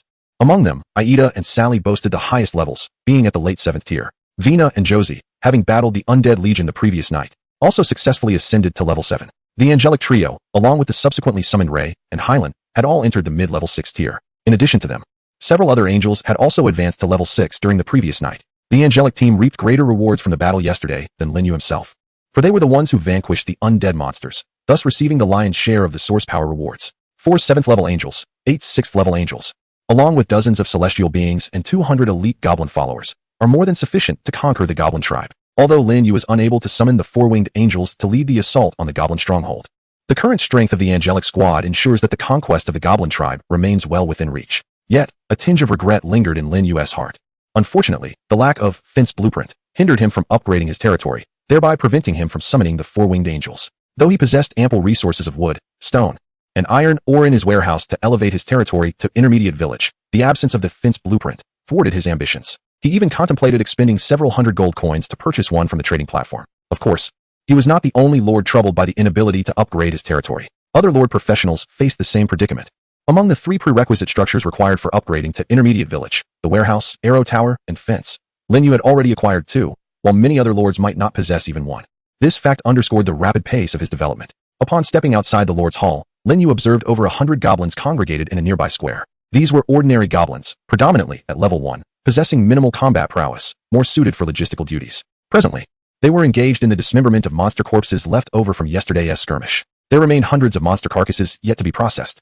Raising his gaze towards the battlefield from the previous night, he noted an expanse of approximately 200 meters strewn with stark white bones and numerous ghoul bodies, remnants of the conflict devoid of any practical use, hence abandoned on the battlefield. However, there was no cause for concern regarding the proliferation of malevolent undead forces. The angels had purified the area with their holy light at dawn. Not only was there no risk of undead energy manifesting, but even the bones could be repurposed for a nourishing broth. Subsequently, Lin Yu made his way to the vicinity of the spiritual field outside his territory. He sighed in relief upon witnessing that the spiritual field, stretching over 100 meters, remained enveloped in a gentle aura, untouched by the previous night's battle. For a lord, the significance of the spiritual field cannot be overstated. Currently, Lin Yu had yet to utilize it, as he lacked seeds for crops. Once he secured seeds, he could cultivate spiritual rice, thereby alleviating the food scarcity in his territory, which had thus far consisted solely of fruits and grilled beast meat. Furthermore, spiritual rice possesses properties that enhance physical constitution. Prolonged consumption could bolster one's physique. For instance, the ordinary goblins within the territory, with sustained intake of spiritual rice, might transcend their limitations and evolve into goblin warriors, or even goblin champions. Looking further ahead, should Lin Yu's populace grow to a city-sized population exceeding 1 million, the collective consumption of spiritual rice would significantly contribute to the development of the territory and the overall strength of his subjects. Moreover, the spiritual field is capable of nurturing exotic plants and alchemical herbs. Yesterday, during a conversation with the goblin sage, Lin Yu inquired about the intricacies of exotic plants and potions. The term demon plant refers to flora that has attained a mystical sentience.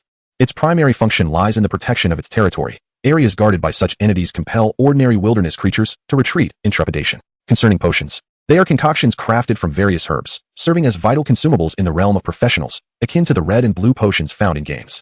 For practitioners, these elixirs hold immense significance. In the heat of battle, a potion-imbibed professional becomes a formidable force. Just as with the forging of equipment, a lord must possess specialized structures to brew potions. The prerequisite edifice for potion making is known as the alchemist's mansion. This establishment surpasses the blacksmith's forge in terms of sophistication, with the associated blueprints being considerably more elusive. Equipment merchants and potion traders thrive on the floating islands.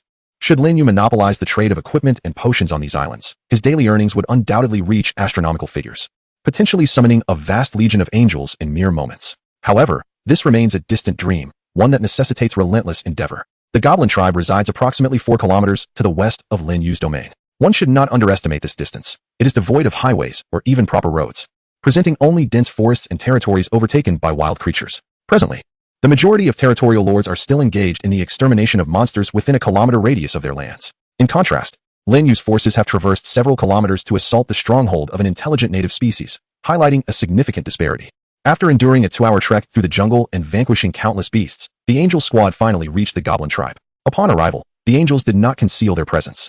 They unfurled their snow-white wings, soaring majestically 100 meters above the ground. Each angel was clad in resplendent silver armor, wielding fiery swords aglow with golden flames, radiating an aura of unparalleled sanctity. This breathtaking spectacle alone instilled awe within the goblins of the tribe. "Chief, what manner of beings are those outside? Are they the fabled winged ones?" questioned the chief of the goblin tribe, standing atop the wooden palisade alongside a cadre of high-ranking goblins. They gazed, dumbfounded, at the celestial figures hovering in the distance. Beautiful and divine, this was their immediate impression of the angels. "I do not know," the chief shook his head. He was the most seasoned and eldest among the goblins, yet he had never beheld the legendary winged beings. Perhaps they were indeed the winged ones, or another race entirely. Regardless, one thing was certain. Their intentions were far from benevolent. If they were allies, they would not arrive brandishing weapons. Contemplating this, the goblin chief tightened his grip on his staff, the source of his power. A spellcaster without a staff would see their combat effectiveness diminish by at least 30%. The goblin chief spoke with a grave expression. "Everyone, remain vigilant. We are faced with a group of adversaries intent on invading our tribe. Although their levels are not particularly high, we must not underestimate them." "Yes, chief," responded the goblin warriors in unison. Concurrently, the goblin tribe was mobilizing for battle. The remaining 300 goblins, regardless of their combat strength, were gathered together. Protecting the tribe is the duty of every goblin. No goblin would abandon their tribe to flee, unless the enemy was overwhelmingly powerful. At that moment, peculiar sounds erupted from the jungle outside the tribe. Upon closer inspection, it appeared to be a synchronized chant. Moments later, a multitude of goblins surged forth from the thicket, all equipped for battle, led by several goblin warriors, with the remainder being goblin fighters. The total number reached around 200. Soon, this goblin contingent appeared near the tribe and formed an offensive formation. Witnessing this scene, the goblin chief and others atop the wooden walls were left dumbfounded. Was this some sort of sorcery? Chapter 35. Damn it, I've been deceived. The goblin chief and his companions were momentarily bewildered. The reason was simple. The goblins gathered outside the tribe were none other than their kin who had gone missing over the past few days. Nearly 200 elite goblins. Not a single one more or less. The only ones unaccounted for were the more than 100 ordinary goblins. All totaled, it was just right. Aside from the matching numbers, they also recognized many familiar figures among the goblin ranks. Some of these goblins were even known by name. The goblins who had gone missing these past days were not dead. They were all alive. The goblin warriors stared in disbelief, unable to comprehend why these elite goblins would appear in the enemy camp, presenting themselves as if poised to attack the tribe. This was no mere act of betrayal. It was a large-scale defection. Damn it, I've been fooled. That foolish goblin deceived me. The goblin chief suddenly seemed to recall something and let out a furious roar. The foolish goblin he denounced was none other than the goblin Lunan, the weak warrior he had expelled from the tribe's council hall. He had fallen for Lunen's trick. From the very beginning, there had been no so-called underground food reserve, nor had there been any ambush by the Grey Dwarves during a food transport. In fact, one could assert that the Grey Dwarves had no connection to this series of events whatsoever. This was a conspiracy orchestrated by the Winged Ones. The Goblin Chief's gaze fixated menacingly upon the angels soaring high above. It was these Winged Ones who were plotting against his tribe. He could not deny that they were extraordinarily beautiful beings. Even by Goblin standards, these entities were remarkably lovely. Moreover, the chief sensed an overwhelming aura of holiness and light emanating from them, radiating an unparalleled sanctity. As he gazed upon these exquisite beings, an overwhelming urge to prostrate himself surged within him. They resembled celestial messengers traversing the realm of mortals. No, this is the power of enchantment. The Goblin Chieftain abruptly regained his senses, his heart aflame with indignation. Beauty is merely their facade. At their core, they are a horde of unfathomably malevolent creatures. And it must be they who have ensnared the elite goblins of my clan with their sinister sorcery. This was the only plausible explanation that came to his mind, apart from the malevolent magic capable of bewitching souls. He could fathom no other means by which so many elite goblins could betray their clan in such a brief span of time. And that foolish goblin, along with the 30 or so goblin warriors who returned to the clan with him, they too were likely under the thrall of these wicked beings. Otherwise, they would undoubtedly have revealed the truth of the matter to me. But alas, they are now within the clan itself. The Goblin Chieftain felt a shiver run down his spine, struck by the realization of the enemy's infiltration into their very midst. He dared not hesitate, and swiftly commanded a nearby goblin warrior, "You must hurry and apprehend Luen and all those goblin warriors who returned with him." What?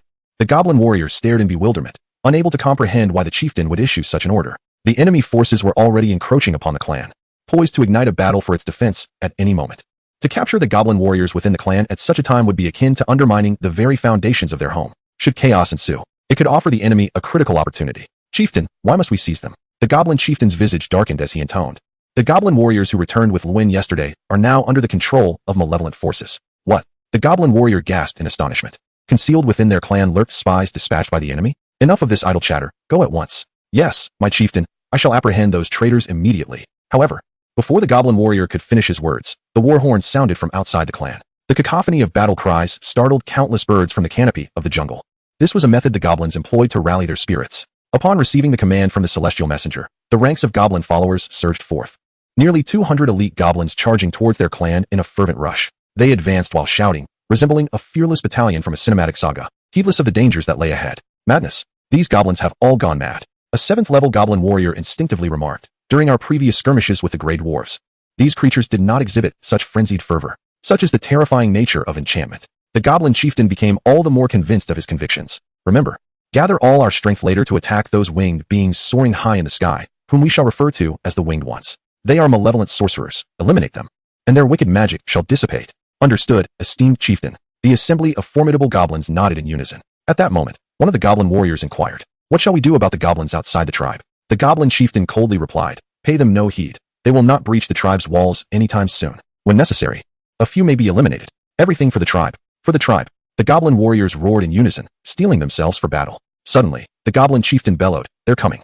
He simultaneously brandished his elemental staff, conjuring a colossal fireball that soared toward a group of ethereal figures in the distant sky. At that moment, dozens of winged angels, wielding sacred swords, were diving down from a height of 100 meters. Each angel's sword blazed with resplendent golden flames, while their angelic wings radiated a pure and dazzling light. It was an extraordinarily beautiful tableau. With a thunderous explosion, the nearly 1-meter-wide fireball was forcibly cleaved apart by a cross-shaped beam of sword light. The searing flames instantly engulfed an area of several dozen meters. Though it appeared magnificent, it posed little threat, for the elemental magic within had been disrupted, transforming it into mere fire. Under the leadership of Aida and Shaylee, the winged angels unhesitatingly surged through the sea of flames, plunging into the goblin tribe below. "This defies reason," the goblin chieftain exclaimed in shock.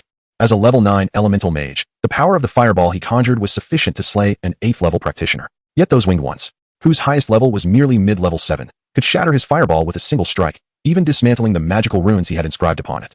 How could such overwhelming power emanate from a mere 7th level? This left him utterly bewildered. However, before he could ponder further, the angelic assault commenced. A multitude of brilliant beams of sword light sliced through the air, heading directly toward the position of the goblin chieftain and his companions. Dodge! The goblin chieftain sensed a formidable threat among the beams of light. With a mighty roar, he leaped from the wooden barricade. The other goblin warriors, seized by fear, promptly sought refuge. Yet a few slow-footed goblin warriors were instantly reduced to fragments by the oncoming beams. The onslaught of sword light showed no sign of abating. In the blink of an eye, it struck the wooden barricade, creating a gaping breach several meters wide amidst a flurry of flying wood shavings. Kill! They surged through the gap to rescue those foolish goblins. Hail to the great Lord of Holy Light. Praise the Holy Light. Nearly 200 elite goblins poured through the breach into their tribe. As if receiving a signal, over 30 goblin warriors led by Goblin Lunan rebelled right then and there. They chanted praises to the Holy Light, their faith unwavering, while brandishing weapons to launch an assault on the nearby goblin tribe. Enemies surrounded them, both within and without. Chaos erupted among the goblins. Chapter 36. Uncle, join me in the faith of the Lord of the Holy Light. Ronan, what are you doing? I am your uncle. The aged goblin bellowed in fury. How dare you betray the tribe, betray the chieftain, and aim your weapon at me? Have you lost your mind?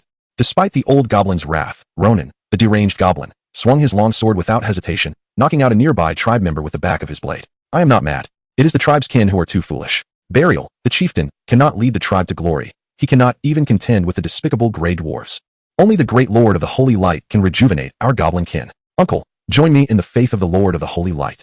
The divine will protect us. With his sword in hand, Ronan advanced step by step towards the trembling old goblin. Put down your weapon first. Let us sit and talk calmly. The old goblin pleaded, fear evident in his voice. Ronan shook his head resolutely. The Lord of the Holy Light is a benevolent deity, granting the tribe's members a singular chance for self-redemption, but only this once. Uncle, trust me, I will not harm you. Then could you lower your weapon before we converse?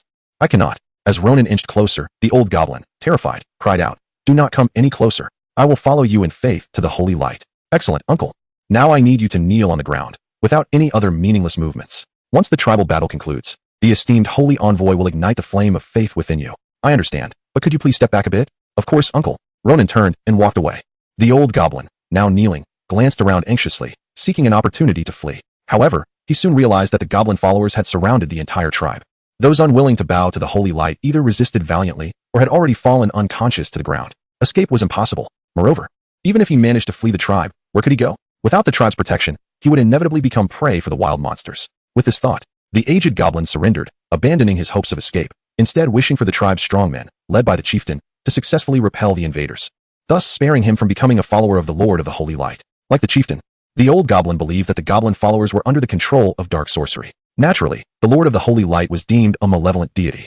A deity of darkness, after all, was not to be trusted. Otherwise, it would surely bring calamity upon the tribe and their entire kin. In less than 10 minutes, Lin Yu's 200 elite goblin followers had seized control of the entire goblin tribe. Despite the presence of over 300 goblins within the tribe, the majority were mere commoners. The formidable warriors of the goblin tribe have been encircled by the angelic battalion. Without adversaries to contend with, the goblin followers effortlessly seized control of the tribe. A glance around reveals goblins prostrating themselves on the ground, while others lie unconscious, having been subdued by physical means.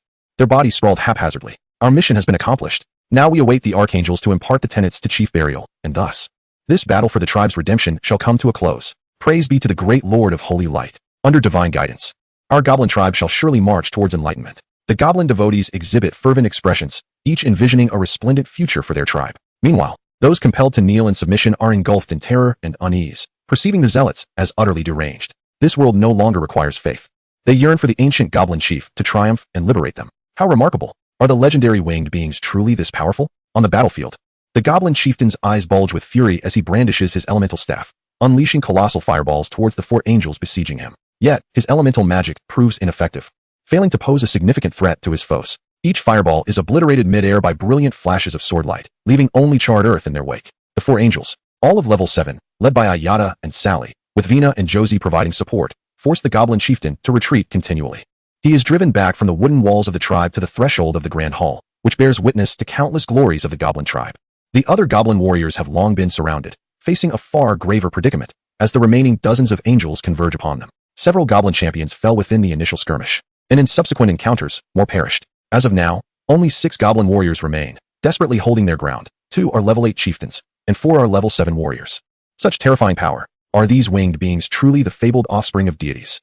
At this moment, the 6 goblin champions find themselves encircled by the angelic forces, constantly besieged by terrifying assaults from all directions, each moment a precarious dance with death. Initially, upon the arrival of the angels, they regarded them with disdain, for the angels were of modest rank, predominantly level 5, with a few at level 6, and only 4 exceptionally potent level 7 angels. The goblin tribe, however, boasted both level 9 and level 8 champions. They had every reason to believe that the angelic battalion could never breach their stronghold. Yet, when the battle commenced, they realized they had gravely underestimated the angels' might, each possessing the strength to combat foes of higher levels. The 2 powerful level 8 goblin chieftains were rendered defenseless against a throng of level 6 angels. This is truly an astonishing event. Simultaneously, it instills both fear and astonishment in the encircled goblin warriors. Their despair deepens as they perceive their venerable chieftain on the brink of collapse. Elemental mages serve as distant artillery on the battlefield, most vulnerable to close-range assaults from foes. As the four most formidable angels converge upon the goblin chieftain, his fate seems all but sealed. Fire Dragon Technique. The goblin chieftain roars, brandishing his staff to unleash a powerful fire elemental spell. In an instant, a fire dragon, stretching several dozen meters, surges forth towards Ayada and her companions. Wherever the infernal dragon passes, not only is the earth scorched, but even the air is tainted with the acrid scent of charred matter, a testament to its overwhelming might. Yet, Ayada and her comrades stand resolute. From a distance of several meters, they strike down with their angelic swords against the flaming dragon. Instantly, streams of golden flames burst forth, transforming into colossal fire serpents that collide with the fire dragon. With a thunderous explosion, the fiery dragon is shattered. Even the fiery waves resulting from the blast are devoured by the golden fire serpents. What manner of flame is this? The goblin chieftain gasps in horror. The events unfolding today seem to transcend his understanding. As Ayada and her companions advance, they declare, "This is the sacred and luminous flame, forged from faith, capable of purifying all evil in the world. Old goblin, our Lord is merciful. He offers you a chance at life. Embrace the faith. Join the ranks of the holy light, and you shall attain eternal life and redemption." And what if I refuse? The goblin chieftain clenches his elemental staff, his face a mask of vigilance and rage. Refuse? Ayada stands aloft, a pair of angelic wings radiating divine light unfurling behind her. Her beauty is divine, akin to a goddess descended upon the mortal realm. She gazes down at the goblin chieftain, her expression indifferent as she states, "Those who reject the faith of the holy light shall not receive our Lord's mercy. The outcome will be the purification of both soul and flesh by the sacred flames."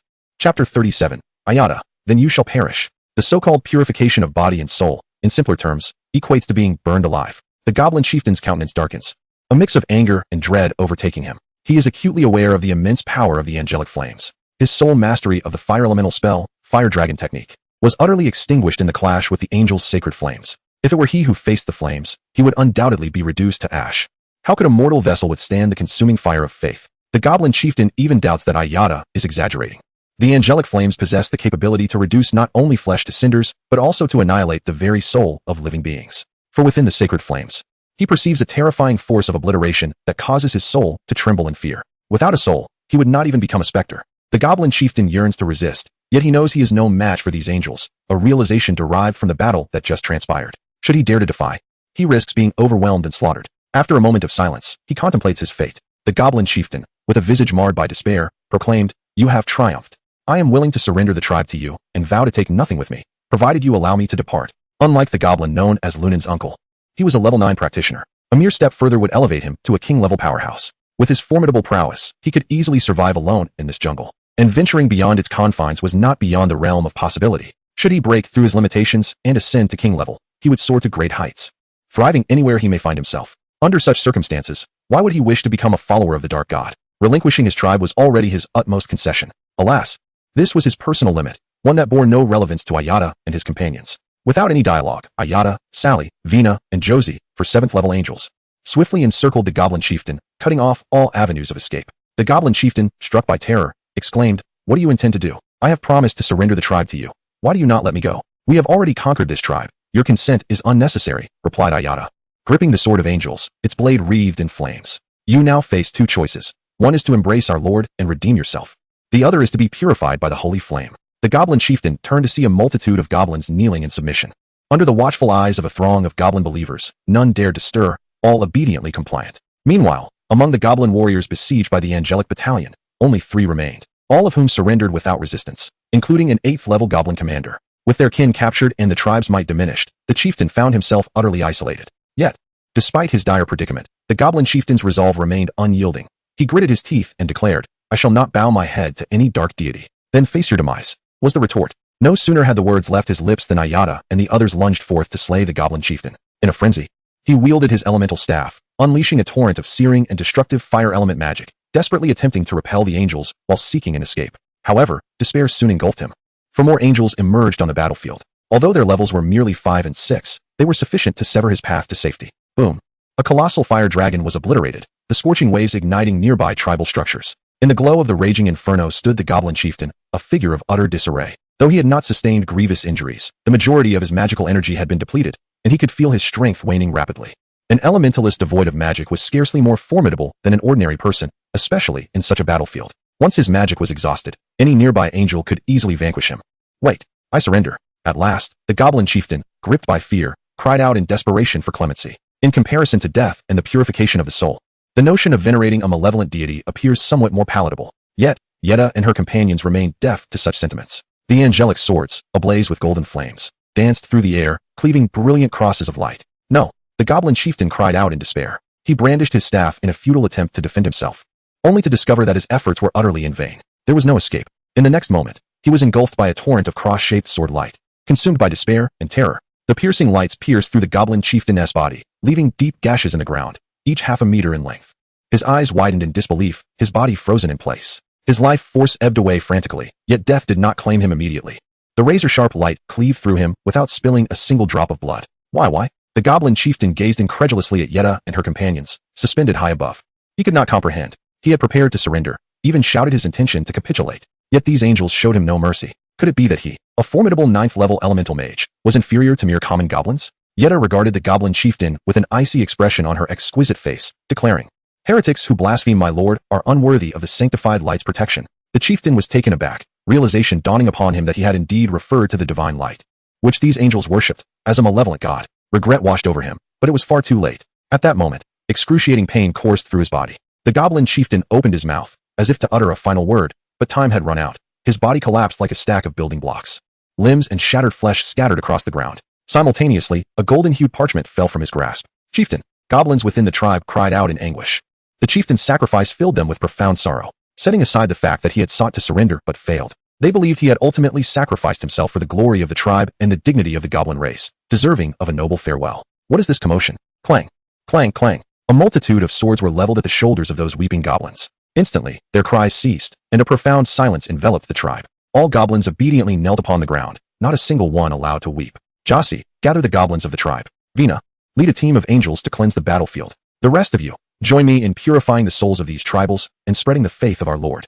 Commands cascaded from Yetta's lips. The battle for the tribe had concluded. Now came the time for tidying up. On the outskirts of the territory, Lin Yu learned of the goblin tribe's fall to the angelic battalion. It was not solely due to the demise of the goblin chieftain, but rather a notification from the floating island of all realms that had arrived. "Esteemed lord, your forces have vanquished the goblin chieftain burial and captured all the goblins of the tribe. You have successfully seized the goblin stronghold. Congratulations. You are the first practitioner to conquer a native stronghold on the floating island. Your illustrious achievements will be recorded in the annals of the floating island. Furthermore, you will receive the following rewards. Reward 1, 1,000 gold coins. Reward 2, 100 points of glory. Reward 3, 500 points of reputation.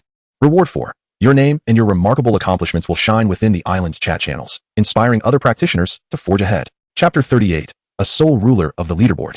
Upon receiving a series of notifications in his mind, Lin Yu was immensely delighted. He had not anticipated that the first to dismantle a stronghold established by indigenous intelligent beings would be rewarded by the floating island with not one, but 4 distinct rewards. The mere sum of 1,000 gold coins was sufficient to elicit Lin Yu's admiration for the bounty's generosity, not to mention the additional glory and reputation points bestowed upon him. Since his arrival on the floating island, his angels had slain countless wild monsters and toppled numerous high-level bosses, yet he had never earned glory or reputation points. It was only after capturing the goblin stronghold that these rewards suddenly manifested, signifying his status as the first to conquer a native stronghold. This indicated a crucial point. The acquisition of glory and reputation points was exceedingly challenging, rendering them all the more precious. However, he pondered their actual utility. At that moment, Lin Yu suddenly recalled something. He hastily extended his right hand, revealing a crimson brand upon his wrist, the emblem of a practitioner, which also possessed a teleportation function. To the left of the brand was an energy progress bar, currently displaying a value of 346. When this progress bar reaches 100%, he would be able to activate the brand and return to Blue Star. Naturally, this was not the crux of Lin Yu's focus. He tapped the red brand, and a series of virtual buttons appeared before him, including Island Chat Channel, Practitioner Trading Platform, and Friend Channel. These 3 were his frequent haunts. Additionally, there was a Glory Contribution list, a leaderboard that had remained blank until now. Lin Yu clicked on it, and unsurprisingly, his name was indeed listed. Moreover, he was the sole name on the entire Glory Contribution list. Glory Contribution list, first place, Lin Yu, Glory Points, 100, Class Lord. No title, second place. None, third place. None, 100th place. None. To dominate the leaderboard seemed rather impressive. Yet, he remained uncertain of the true purpose of these glory points, as well as the reputation points. In addition to the 100 glory points, the floating island had generously awarded Lin Yu 500 reputation points, leading him to surmise that reputation points might hold less value than glory points. Reflecting on this, Lin Yu decided to consult the floating island of all realms, inquiring about the function and related information of honor points and reputation points. He soon received a response from the floating island of all realms. Honor points are among the most precious commodities of the floating island.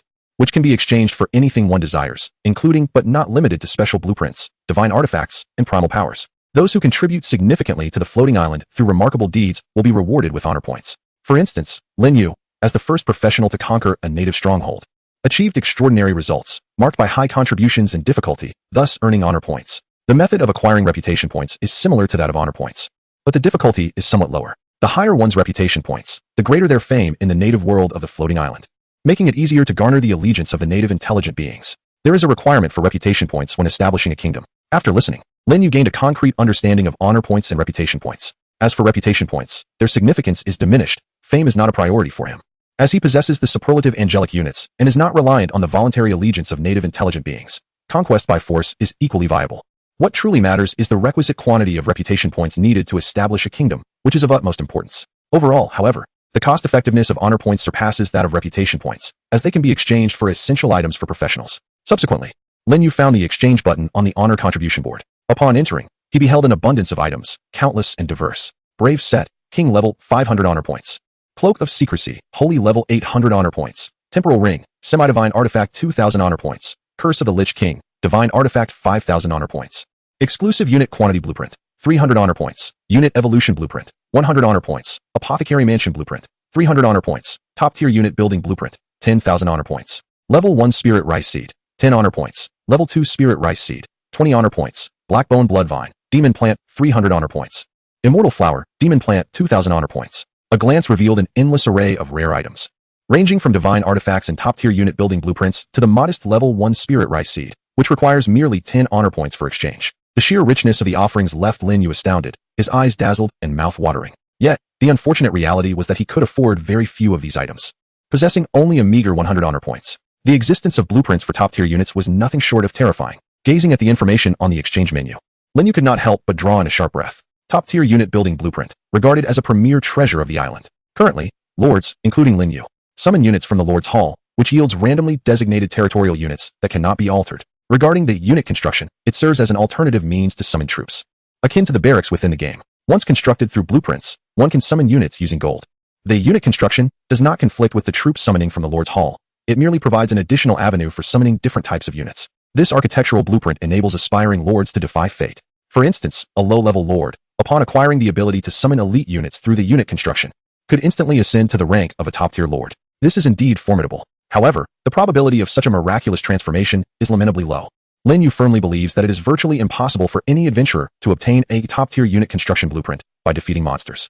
As for the top-tier unit construction blueprint, available in the exchange menu, it demands a staggering 10,000 honor points, surpassing even the cost of the artifact, Curse of the Lich King. Thus, it is best to merely observe.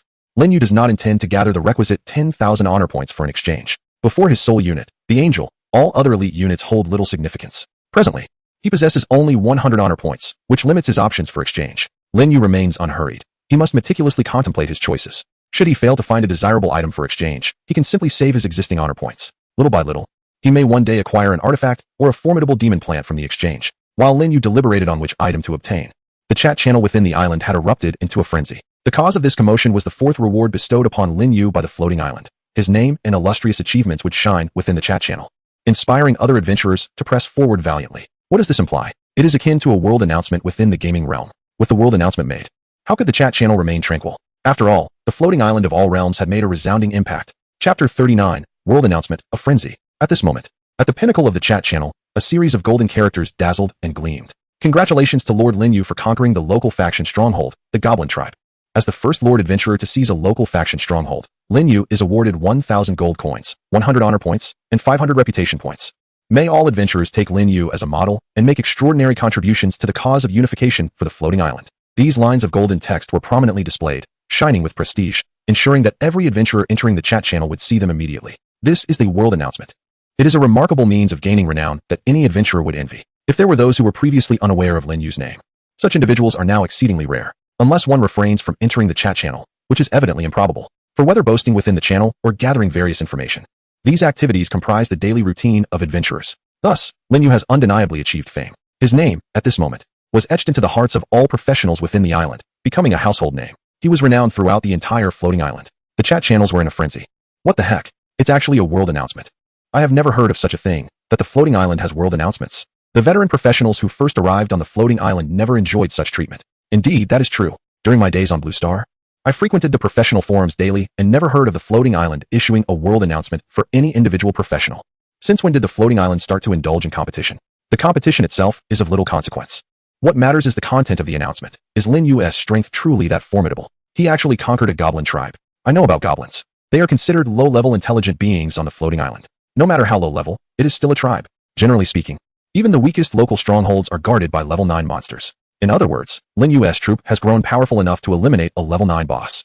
That is simply astonishing. As a fellow Lord professional, I must admit that not only can I not contend with a level 9 boss, but I struggle against even ordinary level 5 monsters with my current troops. As if I am any better. Heaven help me, as a Lord with advanced troops. I am still grappling with small packs of wild wolves. At this stage, Lord professionals truly find themselves at this level. Presently, only the top-tier Lords possess the strength to challenge level 5 or 6 monsters. However, being able to slay a level 6 monster is already remarkable. The likes of Lin Yu, conquering a stronghold guarded by level 9 local elites, is something that professionals could hardly conceive. Were it not for the world announcement attesting to Lin Yu's prowess, no professional would believe that he had attained such formidable strength. Is there any esteemed individual who could speculate on what kind of troops Lord Lin Yu possesses? It's only the 3rd day, and he has already captured a local stronghold. It's simply unfathomable. Regarding this matter, I believe the leader of the Hall of Kings holds substantial authority. It seems that the leader of the Hall of Kings cannot even take down a local stronghold, can they? No need for speculation. That is indeed the truth. Ever since Lord Lin Yu showcased his high-level exceptional gear, I knew his troops were extraordinary. Lord Lin Yu's troops must be among the most powerful of top-tier units. I envy Lord Lin Yu. Speaking of which, to be able to acquire gold coins from the floating island without any cost is no small feat. A full 1,000 gold coins. Now, Lord Lin Yu can summon 20 top-tier troops. Let us not forget the rewards of honor points and prestige points. Both are invaluable, especially the honor points. I just opened the honor contribution leaderboard, and only Lord Lin Yu's name appears on it. I have also noticed that Lord Lin Yu occupies the top position on the honor contribution board, with no one trailing behind. My envy towards Lord Lin Yu has transformed my visage into something unrecognizable in the vast expanse of the grasslands. The territory of the Golden Behemoth Lord is now devoid of its troops, who have been dispatched for a hunt. At this moment, the young man gazes at the bustling island chat channel and the resplendent world announcement, his countenance twisting in disbelief. Jealousy, astonishment, and incredulity manifest as various negative emotions paint his once unremarkable face in a less than flattering light. How is this possible? Even if Lin Yu's elite troops surpass my Golden Behemoths in strength, it is unfathomable that he could so swiftly conquer a stronghold of a native intelligent species. A 9th-level native powerhouse. Can this truly be challenged by current professionals? The youth's eyes widen in terror and shock. For his Golden Behemoth team, it would take at least another week to prepare for a confrontation with such a formidable foe. In stark contrast, Lin Yu has achieved this feat already. He simply cannot comprehend the reason behind the extraordinary combat prowess of Lin Yu's troops. Previously, there were speculations that Lin Yu's forces could hunt monsters at night. Yet now, in the blink of an eye, he has breached a stronghold of a native intelligent species. What kind of troop possesses such astonishing growth? Or is it possible that Lin Yu's troops started at a level exceeding 4? This notion seems even more implausible, as the initial level of elite troops is precisely 4. What kind of troops could begin at a level higher than that? Divine troops, perhaps? This cannot continue. I must seek alternative avenues for rapid advancement. Otherwise, it will be exceedingly difficult to catch up with Lin Yu. As fellow top lords, Lin Yu is accelerating at an alarming rate, while my territory and troops, although developing, are merely progressing at a pace akin to a mere 80. It won't be long before I can no longer even see Lin Yu's taillights. Thus, I must find a way to accelerate my efforts. The pressing question is, what means do I possess? Should I resort to gathering another wave of gold coins within the alliance to expand my Golden Behemoth team? It seems, perhaps, that this may indeed be the only viable option. Not only the youth feels this impending crisis. Other top professionals within the island are also gripped by a profound sense of urgency, especially those aspiring to contest the title of the island lord. Each one is fraught with anxiety. The faster Lin Yu races ahead, the greater the chasm between them widens, rendering the pursuit of the island lordship increasingly arduous. Under such pressure, every top professional is frantically devising strategies to hasten their own strength's enhancement, lest they be left far behind by Lin Yu, let alone the prospect of surpassing him. However, one must at least catch a glimpse of Lin Yu's tail lights after his furious surge, otherwise, they would be utterly doomed.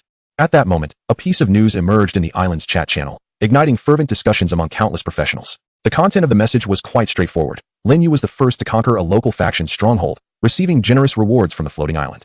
Well, the first to upgrade their territory, the first to seize an outdoor gold mine, and the first to ascend to a king-level profession also receive corresponding rewards from the floating island? Once this news broke, the chat channel erupted in a cacophony of excitement.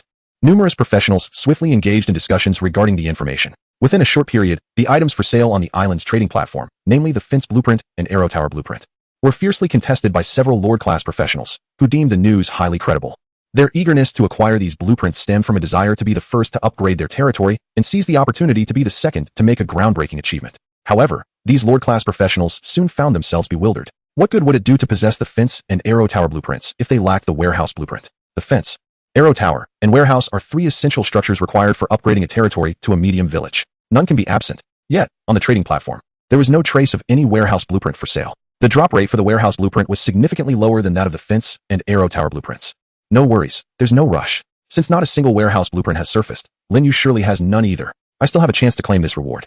Such were the thoughts of many Lord-class professionals, perhaps a means of self-reassurance. Chapter 40, A Day of Abundant Harvest. At this moment, the Alliance channel of the Hall of Kings was bustling with activity. As the most formidable professional alliance on the island, the Hall of Kings boasted a membership exceeding 150,000.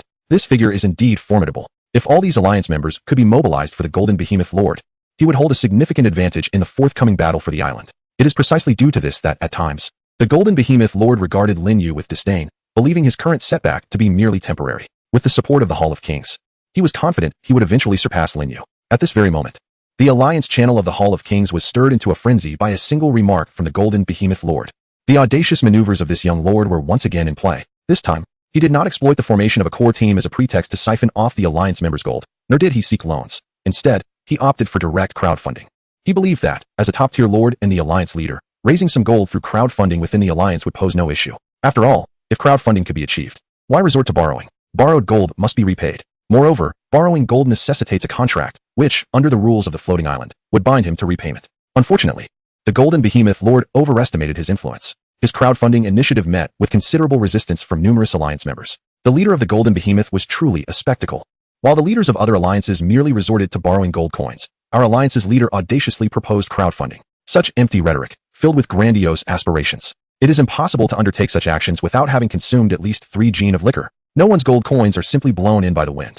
Each coin drips with the sweat and even blood of our combat professionals. Borrowing gold coins is acceptable, but crowdfunding is out of the question.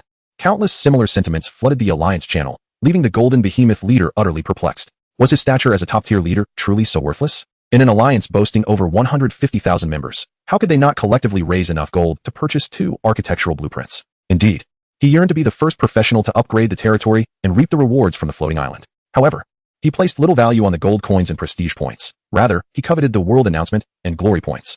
These 2 elements could significantly enhance his standing on the island, drawing more professionals to join his alliance, the Hall of Kings. He acknowledged that he might not surpass Lin Yu in terms of troop types, yet he held the ace of Hall of Kings. As long as he clung tightly to this card, he was confident he could eventually defeat Lin Yu and other top-tier professionals, seizing the title of Island Lord. Yet, something seemed amiss. Within the alliance, his reputation appeared utterly ineffective. Not a single member was willing to lend their support, not even those in his core team.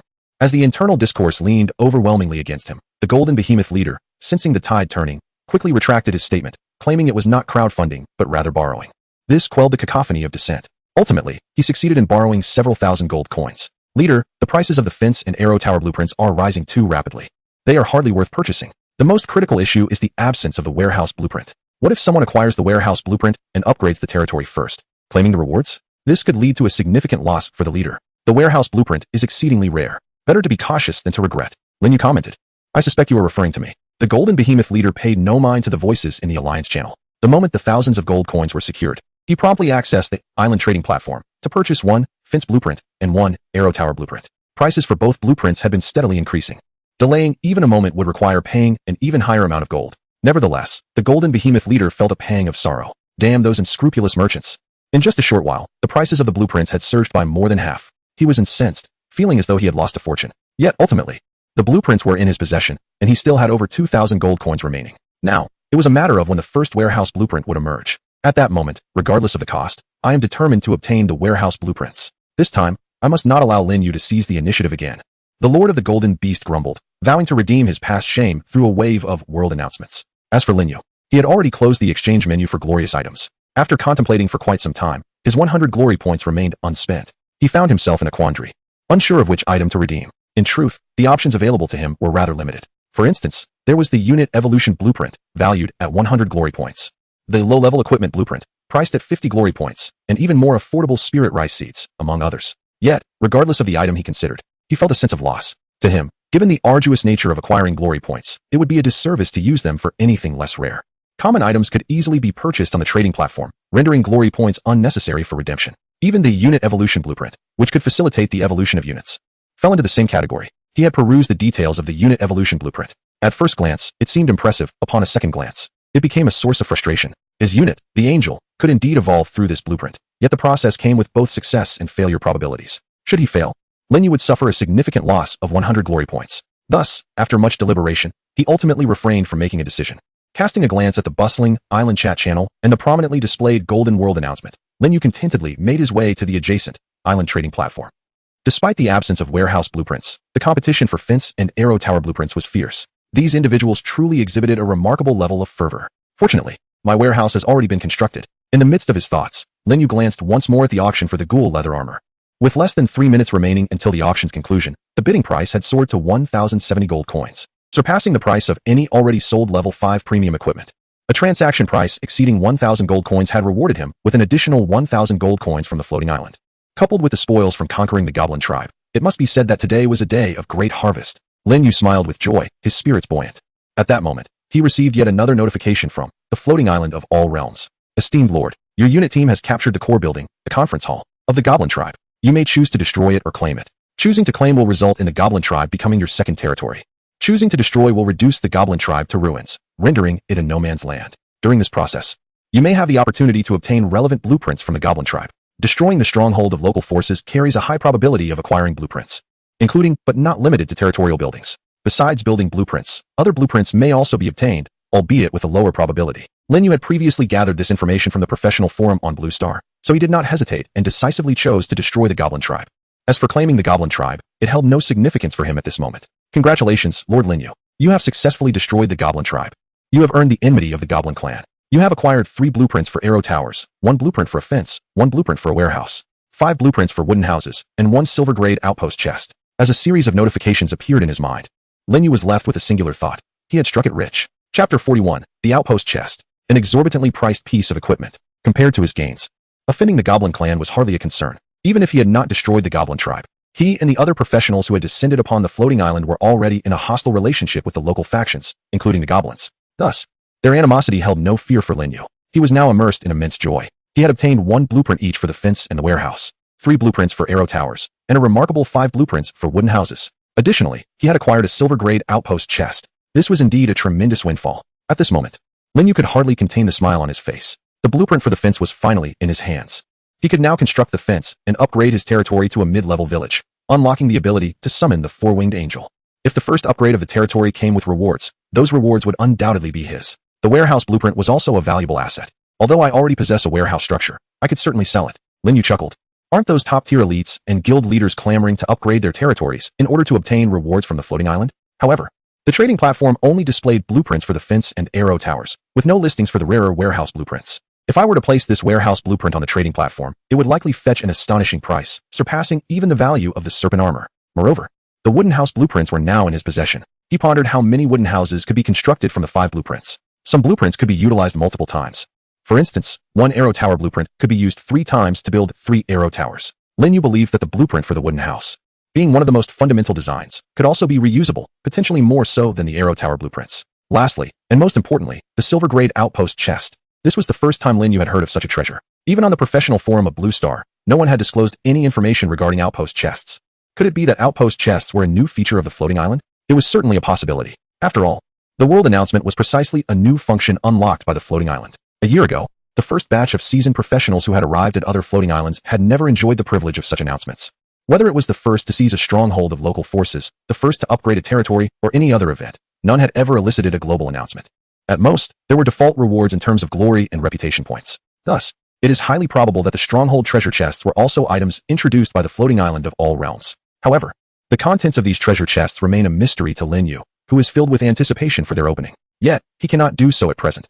For both the blueprints and the treasure chests are only revealed upon the destruction of the goblin tribe, which still stands. He must await the return of Ayada and her companions with the spoils. After a moment's contemplation, Lin Yu decided to communicate with the floating island of all realms to inquire about the details of the stronghold treasure chests. Soon, he received a response. Stronghold treasure chests are rare items. They can only be obtained upon the destruction of local force strongholds.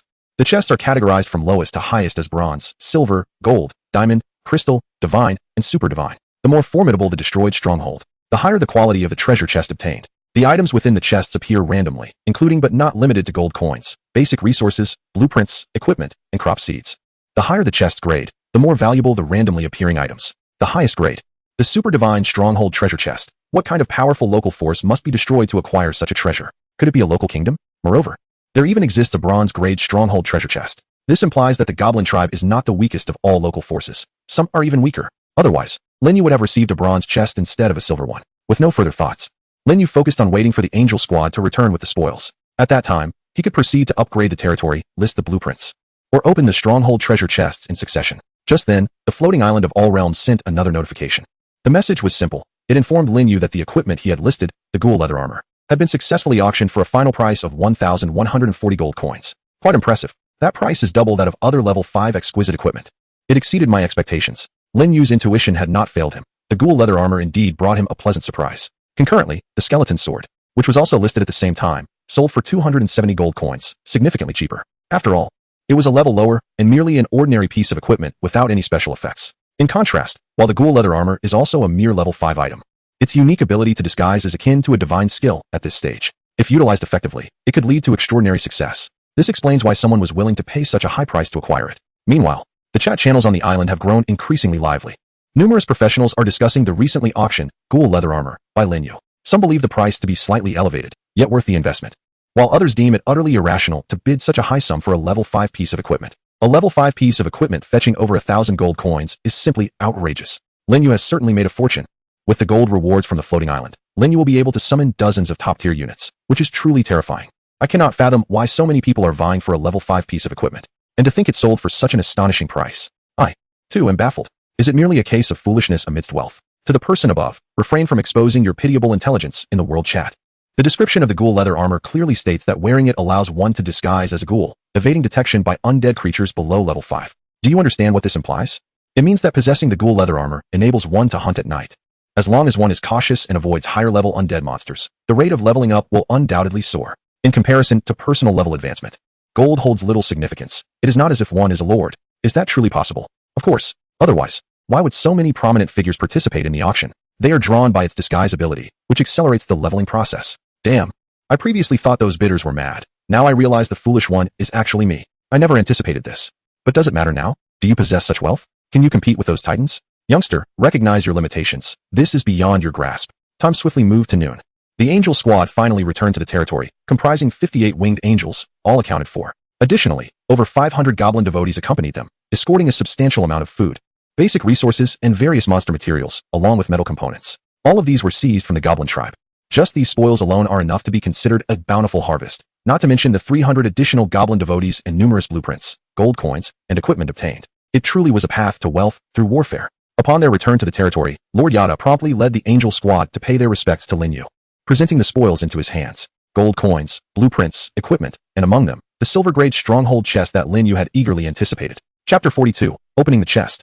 A significant level breakthrough. As the name suggests, the chest is silver-white. It is rectangular and flat, measuring approximately 40 centimeters in length. It appears small and feels quite light when cradled in one's arms. Shaking it vigorously yields no sound, as if it contains nothing at all. However, one must not perceive items from the extraordinary realm through ordinary logic. A warehouse, seemingly no larger than a wooden cabin, yet capable of storing an impressive 100,000 units of various resources, clearly demonstrates a remarkable compression of space. It is evident that the treasure chest contains a special space as well. Let us see how fortunate I am. Lin Yu placed the chest on the floor of the hall, exhaled onto his hands, and rubbed them together, resembling a gambler preparing to take his seat at the gaming table. Yet, one must acknowledge that opening a treasure chest is, in itself, a gamble of fate. The floating island has stated that the items within the chest appear at random. With a stroke of luck, one might uncover something valuable. The silver-grade stronghold chest is merely a single tier above the bronze chest. Even with the best of luck, it is challenging to acquire high-tier items, unless it is a gold or diamond chest. Nevertheless, this chest is essentially a complimentary gift from the floating island, akin to receiving something for nothing. Whatever it yields, I shall accept with gratitude. Lin Yu first indulged in a brief moment of self-encouragement to temper his expectations, lest greater hopes lead to greater disappointments. He then extended his right hand towards the chest. Just as he was about to touch the chest's lock, a virtual prompt materialized within his field of vision. Would you like to open the current treasure chest? Yes. No. Upon seeing the prompt, Lin Yu was momentarily taken aback. He had anticipated that he would need to force the lock open, but he was pleasantly surprised by the availability of such a function. This certainly made things easier. He promptly selected yes. Instantly, with a satisfying click, the chest's lock disengaged. Following this, the lid of the chest slowly creaked open, and streams of golden light burst forth, cascading onto the floor of the hall. Simultaneously, a series of information prompts flooded Lin Yu's mind. Congratulations, Lord Lin Yu. You have successfully opened a silver-grade stronghold chest. You have received 1,000 units each of food, wood, stone, and iron ore. You have obtained a blueprint for the goblin unit. You have acquired a blueprint for low-level equipment. You have received 300 gold coins. You have obtained a small vial of primordial energy. To think he had uncovered such a bounty. Resources, gold, blueprints, and even a small vial of primordial energy. Without any point of comparison, Lin Yu could not ascertain whether his luck was exceptionally good or merely average. Yet, this was inconsequential. What mattered was that he felt elated and thoroughly satisfied. In due time, as he opened more stronghold chests, he would discern whether this was a stroke of good fortune or misfortune. Lin Yu chose not to dwell on it further and immediately stored the total of 4,000 units of food and various basic resources in the territory's warehouse, along with the 300 gold coins. What remained were the 2 blueprints and the small vial of primordial energy. This primordial energy is essential for the elevation of professions and units, often bestowed as a reward for slaying monsters. This small vial of primordial energy equates to an experience potion. Consuming it will grant experience. There are also larger vials of primordial energy available for exchange with honor points. Yet they come at a hefty price, far beyond the mere 100 honor points Lin Yu possessed. I wonder how much experience this small vial of primordial energy will bestow upon me. Lin Yu gazed upon the diminutive crystal vial in his hand. Within it lay a liquid, subtly glimmering with hints of golden light. Simultaneously, the vial's attributes materialized before him. Source energy, quantity, small, quality, low. Usage conditions, exclusively for low-level practitioners. Description: this can assist low-level practitioners in ascending a complete tier, however, as a low-quality source energy. It is unsuitable for intermediate practitioners and those of higher levels. Only low-level practitioners may utilize it. Is this not tailor-made for me? Lin Yu felt a surge of joy. The previous night, he had ascended to level 3, yet remained within the realm of low-level practitioners. Only upon reaching level 4 would he be considered an intermediate practitioner. Thus, this vial of source energy was perfectly suited to elevate his status directly to level 4, enabling a leap across a complete tier. Conversely, angels could not partake, as the lowest among them were of level 5. Without hesitation, Lin Yu swiftly unscrewed the cap of the crystal vial and consumed the pale golden liquid in one gulp. In an instant, a tremendous surge of energy erupted within Lin Yu, flooding his entire being and forcibly transforming his body through a rather domineering method. The process was excruciating. He nearly cried out in pain. Yet, as he recalled the reverent gazes of Itar, Sally, and the other angels fixed upon him, he clenched his teeth resolutely. There was a time for everything, but not now. Even the Lord of Holy Light required dignity. Time passed, though he could not discern how long. Gradually, the agony within him began to wane until it vanished entirely. In that fleeting moment, Lin Yu felt as though he had entered paradise. Basking once more in the radiant light of day, his spirit soaring with elation. Upon reopening his information template, he confirmed his elevation to level 4, early stage. Pain intertwined with joy. Such an opportunity to transcend levels, I would wish for it 100 times. Lin Yu beamed with a wide grin, disregarding the sweat-soaked clothes clinging to him, and shifted his gaze to the 2 blueprints that had emerged from the treasure chest. Blueprint for Goblin Units. Level: Intermediate. Description: upon utilizing this blueprint, you shall acquire 300 units of Goblin troops, including Goblin Warriors, Elite Goblin Warriors, and Goblin Champions. Equipment Blueprint. Level: Low. Description: this blueprint grants your territory's blacksmith shop the capability to forge various low-level equipment, not exceeding level 3. In this moment, Lin Yu felt like the favored child of fortune. He possessed both the blacksmith shop blueprint and the equipment blueprint. Furthermore, the angelic squad had successfully located the 3 goblin blacksmiths described by Luan Un and brought them back to his territory. Everything was in place. He lacked nothing. He was now poised to commence the mass production of equipment. Though limited to low-level gear, it was precisely suited for the combat practitioners of this stage. Do not mention Tier 3. The vast majority of combat professionals have yet to reach even Tier 2. The equipment I have meticulously crafted will undoubtedly attract fervent attention upon its release. The gateway to wealth has swung wide open for me. Lin Yu felt a surge of exhilaration. With the earnings, he would be able to summon more angels. For him, today was undeniably a day of bountiful harvest. My lord, in the recent conquest of the Goblin tribe, we have also secured 76 gold coins, 2 pieces of equipment, and a blueprint. Beyond these, we have acquired the resources stored by the Goblin tribe, over 13,800 units of food, 6,400 units of timber, 4,080 units of stone, and the least amount, over 1,500 units of iron ore. Yada was reporting to Lin Yu about the other spoils of war. This did not include the architectural blueprints obtained from the destruction of the Goblin tribe or the items retrieved from the silver-grade stronghold chest. Additionally, most of the goblins had surrendered and become your followers, with only a few, such as the Goblin Chieftain and a dozen high-level goblins, having been slain. Well done. Lin Yu nodded in appreciation. The acquisition of 76 gold coins was indeed modest. After all, during the assault on the Goblin tribe, the Angel Squad had not slain many goblins. However, the other resources were in abundance, particularly the nearly 14,000 units of food, which would sustain the goblin followers in his territory for an extended period. Bring me those 2 pieces of equipment and the blueprint, Lin Yu instructed Yada. He had learned from the kill notification that the blueprint was dropped by the Goblin Chieftain, filling him with anticipation. After all, the Goblin Chieftain was a level 9 boss, and the items it dropped were bound to be exceptional. Chapter 43. Learning high-level elemental magic. Yada promptly presented the 2 pieces of equipment and the blueprint to Lin Yu. The 2 pieces of equipment consisted of a battle armor and a spear. Goblin Chieftain's battle armor. Type: defensive equipment. Defense level: level 8. Durability: 100. Special effect: dissuasion. Description: crafted by the seasoned blacksmith of the Goblin clan. This armor can only be donned by goblins of the chieftain rank. When worn by a professional, it instills a certain degree of intimidation towards ordinary goblins.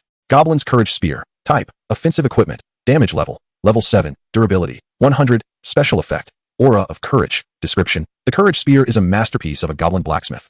Imbued with an aura of courage, even the most timid and cowardly goblin, upon wielding the Courage Spear, will transform into a fearless warrior.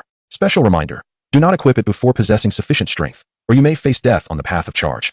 Professional Skill Blueprint. Fire Dragon Technique. Type: fire elemental magic. Level: advanced. Learning requirements: none. Description: do not overestimate your capabilities. This is indeed a high-level fire elemental magic. Even if you master it, success in unleashing it is not guaranteed. 2 pieces of equipment. One is an 8-level defensive armor, and the other is a 7-level offensive weapon. Both are exquisite items imbued with special effects. Furthermore, there is a high-level magical skill blueprint. Lin Yu couldn't help but sigh once more. The recent assault on the Goblin tribe has proven to be exceptionally lucrative. It is no wonder that on the Blue Stars professional forum, many adventurers boast about the fortunes their teams have amassed after conquering various strongholds. Having experienced it firsthand, Lin Yu must concede that such claims are not mere exaggerations, but rather the truth. The strongholds of local factions genuinely offer adventurers the dream of overnight wealth. He is now swimming in riches. Across the entire floating island, there is no adventurer more affluent than he at this moment. The gold coins he possesses alone are nearing 3,000. As for the basic resources, they are abundant beyond measure. Additionally, the blueprints and equipment acquired are almost entirely related to the conquest of the Goblin tribe. Lin Yu proceeded to list the Goblin leader's battle armor and Goblin's Courage Spear on the trading platform. The former is priced at 5,000 gold coins, while the latter is set at 3,000 gold coins. Both are at a bargain price. If no one purchases them immediately, they will be auctioned at this time tomorrow. Lin Yu had no intention of parting with these 2 items today, as he planned to sell the warehouse blueprint shortly. Should affluent individuals bid on these 2 pieces of equipment, it could result in a lack of gold to compete for the warehouse blueprint, leading to significant losses for him. As for the professional skill blueprint, Fire Dragon Technique, Lin Yu intended to use it himself. The Fire Dragon Technique is a high-level fire elemental magic, not only immensely powerful but also devoid of any restrictive learning conditions. Even non-elementalists can learn it. Naturally, he was reluctant to sell it. Moreover, there are currently no adventurers capable of affording it. The value of the Fire Dragon Technique surpasses that of the Goblin leader's battle armor, the Courage Spear, and even the Serpent armor and Ghoul leather armor combined. A selling price below 10,000 gold coins would be a grave loss. After a moment's hesitation, Lin Yu promptly chose to use the Fire Dragon Technique blueprint. Instantly, the blueprint vanished, transforming into a myriad of golden lights that surged into Lin Yu's forehead. Simultaneously, countless pieces of information regarding the Fire Dragon Technique flooded his mind, and he swiftly mastered this advanced elemental magic. Shall I give it a try? With a mere thought, Lin Yu unleashed the Fire Dragon Technique. In an instant, energy surged within him, and the fire elemental magic in the world began to tremble. Moments later, a searing flame burst forth from the palm of his right hand. The flames rapidly expanded, seemingly transforming into a fire dragon. However, at that moment, Lin Yu's body swayed. His complexion turned pale, and the intense flames in his palm extinguished in an instant. My lord, Ayada and Sally gasped in shock. 2 beautiful angels hurriedly approached, supporting Lin Yu on either side. I'm fine. Lin Yu waved his hand, taking a deep breath in an effort to suppress the chaotic energy elements surging within him. I was careless. I overestimated my own abilities. Lin Yu remarked. The warning from Floating Island was not mistaken. Even though I have now mastered the Fire Dragon Technique, I cannot successfully unleash it due to my insufficient level. A low level means fewer energy elements within me. I cannot sustain the powerful magical runes of the Fire Dragon Technique, nor can I gather enough fire elemental energy to condense a fire dragon. At the very least, I must reach level 7 to successfully release it. Lin Yu concluded that his primary reason for failure was indeed his low level. Yida, observing Lin Yu's complexion gradually returning to a healthier hue, yet still somewhat pale, couldn't help but say, My lord, you really do not need to learn these things. Whatever you wish to accomplish, you can simply command us. We, the angelic race, are your most devoted followers and will forever stand by your side, serving you loyally. That's not the same. Lin Yu replied with a smile. You are you and I am I. As a professional, I equally wish to wield formidable power. Moreover, I may soon need to return to Blue Star. Before that, I must strengthen my abilities. Blue Star? Yida asked, a hint of confusion in her eyes. Lin Yu explained. Blue Star is a mundane world, not belonging to Floating Island. The vast majority of its human inhabitants are ordinary, with only a few being professionals. However, while the number of professionals is small, their levels are quite high. Some have even reached the royal level, an extraordinary tier. Lin Yu thought of the beautiful Su Dabendeo. Su Yi's level should indeed be royal, if not higher. She was one of the first professionals summoned and had spent a full year developing on other floating islands. It would not surprise Lin Yu if she had ascended to the extraordinary level. Is Blue Star the home planet of our Lord? Indeed, Lin Yu nodded. Upon hearing this, Yida and Sally's eyes brightened, and they eagerly asked, "My lord, can we accompany you to Blue Star?" Lin Yu was momentarily taken aback by this question. It seemed he had never considered it. After pondering for a moment, he replied, "It should not be possible. I have never heard of any lord professional bringing their subordinates back to Blue Star." Seeing the disappointment on Yida and the others' faces, Lin Yu comforted them. "However, nothing is absolute. Perhaps it is merely that our powers have not yet reached that level. As your strength improves, you may very well be able to journey to Blue Star alongside me." Upon hearing this, hope rekindled on the beautiful faces of the angels. While it may not be feasible now, once they ascended to divinity, it could very well be a different story. Perhaps by then, they would indeed accompany their lord to Blue Star. Meanwhile, Lin Yu was privately communicating with the floating island. Rather than speculating aimlessly, he preferred to seek answers directly from the floating island. Chapter 44. Is this a miracle? Lin Yu had always been aware that practitioners could transport certain items from the floating islands back to Blue Star. For instance, spirit rice had previously been brought back by a lord practitioner, who sold it at exorbitant prices to affluent individuals on Blue Star, thus achieving overnight wealth, living in villas, driving luxury cars, and indulging in beautiful companions. Additionally, there were other items such as equipment and gold coins. In the past, during classes, a crimson staff occasionally appeared in the hands of Suda, the class instructor. It was an item she had retrieved from the floating islands. However, Lin Yu pondered whether troop types could also be brought into Blue Star. His thoughts were not left to linger for long. Soon, he received a response from the floating island of all realms. Transporting troop types to Blue Star. The Lord must pay a transport fee of 5,000 gold coins for each troop type. Only when the troop type becomes an eternal deity can the restrictions be broken, allowing it to traverse the boundaries of time and space at will, utilizing the divine power it possesses. So that was the reason. Lin Yu suddenly understood. It was no wonder he had never heard of any lord practitioner transporting troop types back to Blue Star. The exorbitant transport fee was the primary obstacle. After all, only by becoming an eternal deity could one breach the dimensional barriers for free. A fee of 5,000 gold coins per transport slot would surely dissuade any lord practitioner from proceeding. This sum could summon a full 100 elite troop types. Thus, unless under extraordinarily rare circumstances, it was highly improbable for lord practitioners to transport troop types to Blue Star. Of course, Lin Yu speculated there was another reason for this. The initial batch of individuals who randomly acquired the lord profession was too scant. Suda had mentioned that among the initial millions of practitioners, there were only slightly over 100 lord practitioners scattered across the globe. Considering those who had perished, how many remained? With such a low number, naturally, there would be scant information leaked about lord practitioners. Perhaps some lord practitioners had indeed spent vast sums to transport troop types to Blue Star, but such actions remained undisclosed to the general populace. I would also wish to return to Blue Star with these angels, but the problem lies in the transport cost. Among all the practitioners on the island, Lin Yu could be considered one of the wealthiest. Yet, he had never experienced what it felt like to see 5,000 gold coins amassed together. He could only defer that thought for another time. Contemplating further, Lin Yu inquired again with floating island of all realms, aside from troop types. Could other items be brought back to Blue Star? Only personal items of the practitioner are permitted, restricted to personal belongings. This seemed quite peculiar. How had those lord practitioners managed to bring spirit rice back to Blue Star? After all, it was unlikely that they could have transported merely a small quantity. It would have required at least hundreds or even thousands of pounds, which could hardly qualify as personal items. Seemingly struck by a realization, Lin Yu quickly communicated with floating island of all realms again. Was there a type of equipment on the island capable of containing a large quantity of items? Similar to the function of a base treasure chest, spatial equipment can contain a vast number of items. Lin Yu was enlightened. He had indeed guessed correctly. Spatial equipment was classified as personal belongings. By storing items, such as lingmi or other belongings, within this spatial equipment, and subsequently donning it, one could circumvent the constraints imposed by the floating island, couldn't they? It has been decided. The next objective is to procure the spatial equipment. Lin Yu found himself captivated by this extraordinary gear that exists solely within the realm of novels. Moreover, possessing spatial equipment would greatly facilitate the storage of items. For instance, during the recent conflict with the Goblin tribe, had Yetta possessed such equipment, she could have easily stowed the acquired resources within it and transported them directly back to the territory, eliminating the need for laborious and perilous transport. Lin Yu then consolidated all remaining gains, excluding food, as well as basic resources such as wood, stone, and iron ore. The total amount of gold coins amounted to 2,786, 10,001, 1402, 703076, 2786. He also acquired 12 schematics, including 3-4 arrow towers, 5-4 wooden houses, 1-4 warehouses, 1-4 fences, 1-4 goblin troop count, and 1-4 low-level equipment. Additionally, he gained 385 new goblin adherents, which comprised 1 level 8 goblin commander, 2 level 7 goblin warriors, and fewer than 100 goblin soldiers. The rewards were indeed splendid. Lin Yu promptly extracted the warehouse schematic, preparing to list it on the island's trading platform. By selling the warehouse schematic, other adventurers would surely deduce that he had constructed a warehouse. Otherwise, he would not part with such a valuable schematic. Consequently, those eager to be the first to upgrade their territories would likely refrain from bidding high, knowing that no one could surpass his pace. A strategy must be devised. After a moment's contemplation, Lin Yu considered enlisting another adventurer to auction the warehouse schematic on his behalf. This way, his name would not appear in the transaction details, and no one would discover the origin of the warehouse schematic. He had a suitable candidate in mind, the adventurer who had previously exchanged blacksmith shop schematic for a steel sword. As long as a contract was signed, he had no cause for concern. At most, he would offer a token of gratitude in the form of a red envelope upon the auction's conclusion. This was his contingency plan. He first inquired whether the floating island's trading platform allowed for the concealment of item ownership information. If so, he would not need to seek out that adventurer. Upon reaching this conclusion, Lin Yu once again communicated with the floating island of all realms to inquire about the relevant details. The floating island of all realms did not find his queries bothersome and promptly responded, indicating that if the item owner wished, they could opt for anonymity, thus safeguarding their personal privacy. This demonstrated that the floating island of all realms was adaptable and not rigid. It was indeed fortunate that such concealment was possible.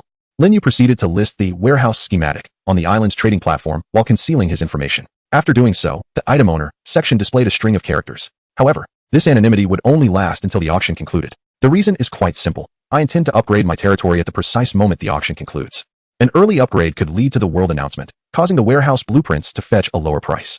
Conversely, a late upgrade risks losing the rewards to competing bidders. Nonetheless, it is inevitable that others will surmise the source of the auction blueprints, as the timing would be too coincidental otherwise. Therefore, I can only conceal the matter temporarily. However, this does not concern me.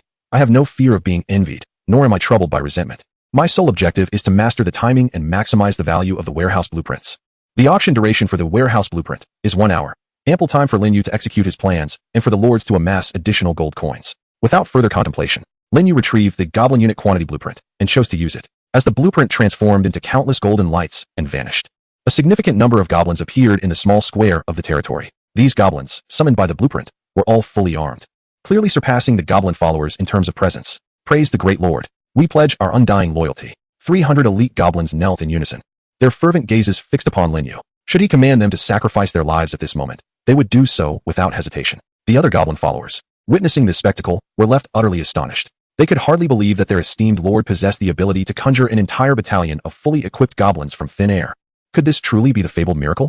Chapter 45, Surge in Power. Constructing the blacksmith shop. The 300 elite goblins summoned were all of at least level 4. Fully armed and brimming with morale, their formidable battle intent was palpable, rendering them significantly more powerful than the goblin followers of the territory. After all, these were elite units summoned from blueprints, distinct from the indigenous intelligent beings that were the goblin followers. Among the 300 elite goblins, there were 200 level 4 goblin warriors, 80 level 5 elite goblin warriors, and 20 level 6 goblin champions.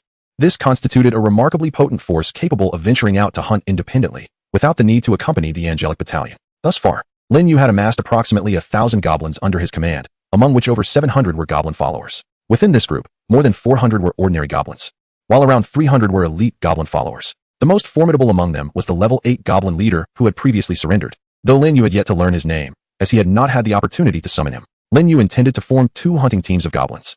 One team would consist of 200 goblin followers led by the level 8 goblin leader, selected based on merit, while the other would comprise the well-equipped goblin unit currently at hand. Coupled with the angelic battalion led by Yida, he would then possess 3 hunting teams. The bounty of the hunt is destined to multiply, including his level. Currently, Lin Yu is at the early stage of level 4, undoubtedly the foremost within the island. After all, the vast majority of practitioners at this stage remain at level 1, with only a select few having ascended to level 2. After today, the number of level 2 practitioners will significantly increase. However, they still fall far short compared to Lin Yu, who stands at level 4. Yet, Lin Yu feels this is insufficient. He aims to elevate his level more swiftly, striving to reach level 7 by the time he returns to Blue Star. Achieving level 7 will enable him to unleash advanced fire magic, Dragon Fire, further augmenting his combat prowess. The remaining several hundred ordinary goblin followers will be divided. Some will assist the 3 teams in logistical support, while others will remain in the territory to dismantle the corpses of fallen monsters. Thus, it was decided. Lin Yu turned to Yida and stated, "I will upgrade the territory shortly. You need not stay behind. As usual, venture out to hunt and elevate your own levels. As you command, my lord." Yida promptly replied with utmost respect. Subsequently, she departed the territory with a host of beautiful winged angels. Following this, Lin Yu issued a command to the goblins to embark on their hunting expedition. Soon, 2 fully armed goblin squads surged forth from the territory, heading towards the forest in a direction distinct from that of the angelic battalion. During this time, Lin Yu summoned the level 8 goblin commander, who revealed his name to be Bard, a distant relative of the slain goblin chieftain, Burial. However, under the influence of faith, the fervent follower Bard bore no resentment towards Lin Yu. On the contrary, he was immensely grateful to Lin Yu for redeeming the goblin tribe. Previously, the goblin tribe existed in a state of profound confusion, devoid of a future. It was faith that illuminated a bright path for them, and it was Lin Yu, the magnificent Lord of Holy Light, who bestowed hope upon their tribe. In the presence of Lin Yu, Commander Bard displayed the utmost reverence.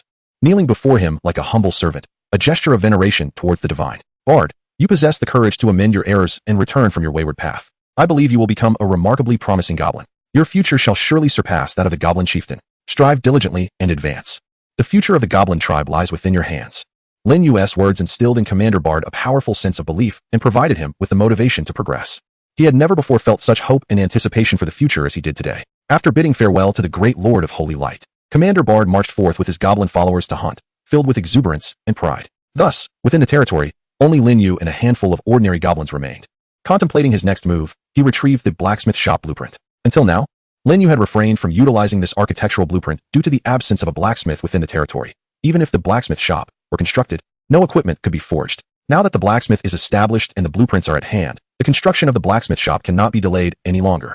Lin Yu wandered around the territory and discovered a suitable location for the blacksmith shop. As the blueprints transformed into countless golden lights and vanished, a spectral image of a building gradually materialized in the empty area ahead. Moments later, the illusion solidified into reality, revealing a quaint little building with a chimney within Lin Yu's sight. Territory building, blacksmith shop, level, low. Capacity for blacksmiths, 3 to 5. Daily production of equipment, 50 to 100 pieces. Next level, intermediate, upgrade requirements, 500 units of wood, 300 units of stone, 1,000 units of iron ore. Note, the probability of crafting exceptional equipment in a low-level blacksmith shop is 1%. Upgrading the blacksmith shop increases the likelihood of producing exceptional equipment. Upon reviewing the information regarding the blacksmith shop, Lin Yu was immediately inclined to upgrade it. He currently possessed ample basic resources and could effortlessly elevate the blacksmith shop to an intermediate level, thereby enhancing the probability of producing exceptional equipment. The value of exceptional equipment far surpasses that of ordinary items, making the upgrade exceedingly beneficial. However, upon noticing that the capacity for blacksmiths ranged from 3 to 5, he promptly retracted his intention to upgrade the blacksmith shop. The specification was clear: a minimum of 3 blacksmiths was required, with a maximum of 5. Lin Yu's territory could only accommodate 3 blacksmiths, just sufficient to maintain the operation of this low-level blacksmith shop. Should he decide to upgrade to intermediate, it was possible that the minimum required number of blacksmiths might escalate to 5 or even more. His current number of blacksmiths was inadequate. He might have to shut down the shop entirely. Better to proceed cautiously. Lin Yu gestured for the 3 goblin blacksmiths, who had been waiting nearby, to approach. Among them was an elder goblin named Derwin, accompanied by 2 younger goblins. The elder goblin was a mid-level blacksmith, whose crafting endeavors increased the probability of producing exceptional equipment by 3%. The 2 younger goblins were low-level blacksmiths without any enhancement to the probability of exceptional equipment. My lord, the 3 goblin blacksmiths knelt before Lin Yu, a mix of trepidation and excitement in their demeanor. Lin Yu nodded slightly and addressed the elder goblin. Derwin, this blacksmith shop will henceforth be under your stewardship. Feel free to utilize the monster materials and metal resources from the territory's warehouse. Your primary task is to craft equipment, while your secondary task is to select some of the more clever goblins to train additional blacksmiths for our territory. Do you understand? I understand, my lord. I will do my utmost to train more blacksmiths for you. The elder goblin Derwin replied with utmost seriousness. Very well, you may rise. As he spoke, Lin Yu retrieved the low-level equipment blueprint and chose to use it. Consequently, the blacksmith shop unlocked the ability to craft low-level equipment. The equipment unlocked through the blueprint was accessible to all races and professions. Before this, the old goblin was only capable of crafting goblin equipment. However, the situation has now changed. Within the blacksmith shop, he can forge a variety of low-level gears suitable for various races. This is the purpose of the equipment blueprint. Subsequently, Lin Yu produced the fence blueprint. Once the fence is constructed, he can upgrade his territory and simultaneously unlock the ability to summon the 4-winged angel. At present, he has amassed nearly 3,000 gold coins, specifically to prepare for the summoning of the 4-winged angel. Chapter 46, with his hands in his pockets. He was oblivious to the concept of an opponent. Territory building blueprint. Type, fence. Usage, 1 time. Construction requirements, 500 units of wood, 200 units of stone, 100 units of iron ore. Special note, the fence is an indispensable structure for the territory, providing the most basic defensive assurance. As the blueprint transformed into countless golden lights and vanished, a circle of wooden fences materialized around Lin Yu's territory, encircling the entire area. The only exception was the spiritual field, located outside the territory. However, there was no need to worry about the safety of the spiritual field. Lin Yu had inquired with the floating island of all realms, and learned that as long as the territory remained unconquered, the spiritual field would be invulnerable. The fence consists of sturdy timber planks, standing just over a meter tall. It may appear fragile, seemingly capable of toppling with a mere push. But that is merely a facade, for this is a floating island realm cloaked in the power of rules. The defense durability of the low-level fence is 300 points. Until that durability reaches 0, even the mightiest beings cannot breach Lin Yu's territory. This is the essence of the rules. After constructing the fence, Lin Yu opened the territory information panel to take a glance. The conditions for prosperity, prerequisite buildings, and required resources were all met. He could upgrade his territory at any moment. However, he decided to wait until the auction for the warehouse blueprint reached its final moments. Only then could he maximize its value. Opening the island trading platform, he saw that the highlighted auction item was his listed warehouse blueprint. The auction had already been underway for over 20 minutes, and with a starting bid of 1,000 gold coins. The current bidding price had soared to 1,700 coins. It was on the verge of surpassing the top-tier level 7 armor, the Serpent armor. If all went according to plan, once the auction concluded, the warehouse blueprint would set a new record for the highest transaction price on the trading platform. Shifting his gaze to the adjacent island chat channel, the atmosphere remained lively and bustling. However, the topics of discussion among the professionals had shifted from world announcements to the anonymously listed warehouse blueprint by Linyu. No need to discuss further. I can say with 100% certainty that the warehouse blueprint is listed by Linyu. But if it's being sold by Linyu, why is he doing so anonymously? What could be the reason for that? Certainly, in order to secure a higher price for the warehouse blueprint, one must consider the previous surges in the prices of the fence and arrow tower blueprints. This phenomenon occurred because numerous lords sought to be the first to upgrade their territories. Not only did they benefit from world announcements, but they also received rewards from floating islands, ensuring a profitable venture. However, with Linyu now listing the warehouse blueprint, it signifies that he has already constructed the warehouse building. Even if others were to acquire the warehouse blueprint, their speed would pale in comparison to his. The individual destined to be the first to upgrade their territory is undoubtedly Linyu. Despite knowing they cannot compete, why do these territorial professionals still invest exorbitantly in the warehouse blueprint? To avert such occurrences, Linyu opted for anonymity, allowing certain hopeful lords to vie for it. As I anticipated, the already listed Goblin Commander armor, the Lance of Courage, and the warehouse blueprint are all spoils from Linyu's conquest of the Goblin tribe. The analysis provided by the individual upstairs is indeed astute. It elucidates Linyu's strategy with remarkable clarity. Yet, even such insight fails to halt the relentless ascent of the auction price for the warehouse blueprint. As one professional aptly noted, some lords remain optimistic, pondering the possibility that this warehouse blueprint is not being sold by Linyu, but rather by an exceedingly fortunate combat professional. The anonymity could simply stem from a desire to avoid notoriety or trouble. After all, those with the means to participate in the auction for the warehouse blueprint are primarily the elite among professionals, many of whom hold the rank of alliance leader. This includes even the leader of the Hall of Kings. Revealing one's identity could lead to threats or resentments, culminating in enmity. This is the mindset of the bidders, including the Golden Behemoth Lord, who is also competing for the warehouse blueprint. He cannot fathom that Linyu could be so fortunate.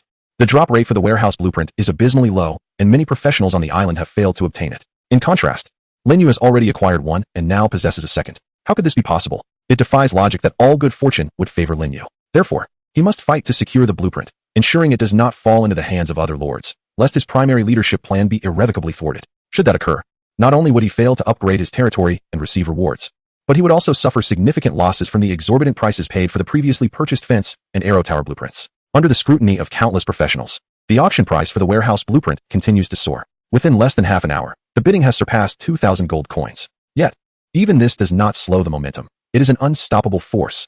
It can be stated that virtually all prominent lords and professionals on the island are participating in this auction, particularly those who have established alliances, with none absent from this contest. Despite their awareness that the warehouse blueprint likely originated from Linyu, they remained unwilling to concede. Each individual yearned to take a gamble. After all, what if it turned out otherwise? They could potentially be the first to upgrade their territory and seize the rewards of the floating island. In the final 10 minutes, the price of the warehouse blueprint surged to 2,500 gold coins. In the last 5 minutes, it surpassed the 3,000 gold mark. Such an astronomical price sent ripples through the chat channels of the island. Yet, this was not the end. As the auction drew closer to its conclusion, the bidding grew increasingly intense. Some lord-class players, hindered by insufficient gold, were compelled to withdraw regretfully. However, those who remained became utterly frenzied. For instance, the Golden Behemoth Lord urgently sought to borrow gold coins within the Hall of Kings Alliance channel. Leader, stop borrowing more gold. Linyu is treacherous. This is clearly his trap. Indeed, leader, exercise caution. Spending so much gold on a mere warehouse blueprint is hardly worthwhile. With over 3,000 gold, you could recruit 60 or 70 Golden Behemoths. Numerous alliance members implored the Golden Behemoth Lord, but he was impervious to their counsel. Having already invested a considerable sum of gold in his quest to become the foremost lord, how could he possibly retreat at this crucial juncture? Even if it meant accruing debts, he was determined to secure the warehouse blueprint. Only 2 or 3 minutes remain until the auction concludes, and Linyu's silence indicates that the warehouse blueprint is of no concern to him. I must take a risk. I cannot allow another lord-class player to obtain the warehouse blueprint. Brothers, lend me gold. Let me become the foremost lord, earn the world announcement, and lead the Hall of Kings to a more glorious era. The alliance members were left speechless by their overly ambitious leader, who refused to heed their warnings, rendering them helpless. Ultimately, several members stepped forward, lending a substantial amount of gold to the Golden Behemoth Lord. After all, it was a loan secured by a contract, and there was no fear of the Golden Behemoth Lord defaulting. Furthermore, the interest was high. Regardless of who ultimately acquired the warehouse blueprint, they, as creditors, stood to gain without risk. With the gold finally in hand, the Golden Behemoth Lord regained his confidence.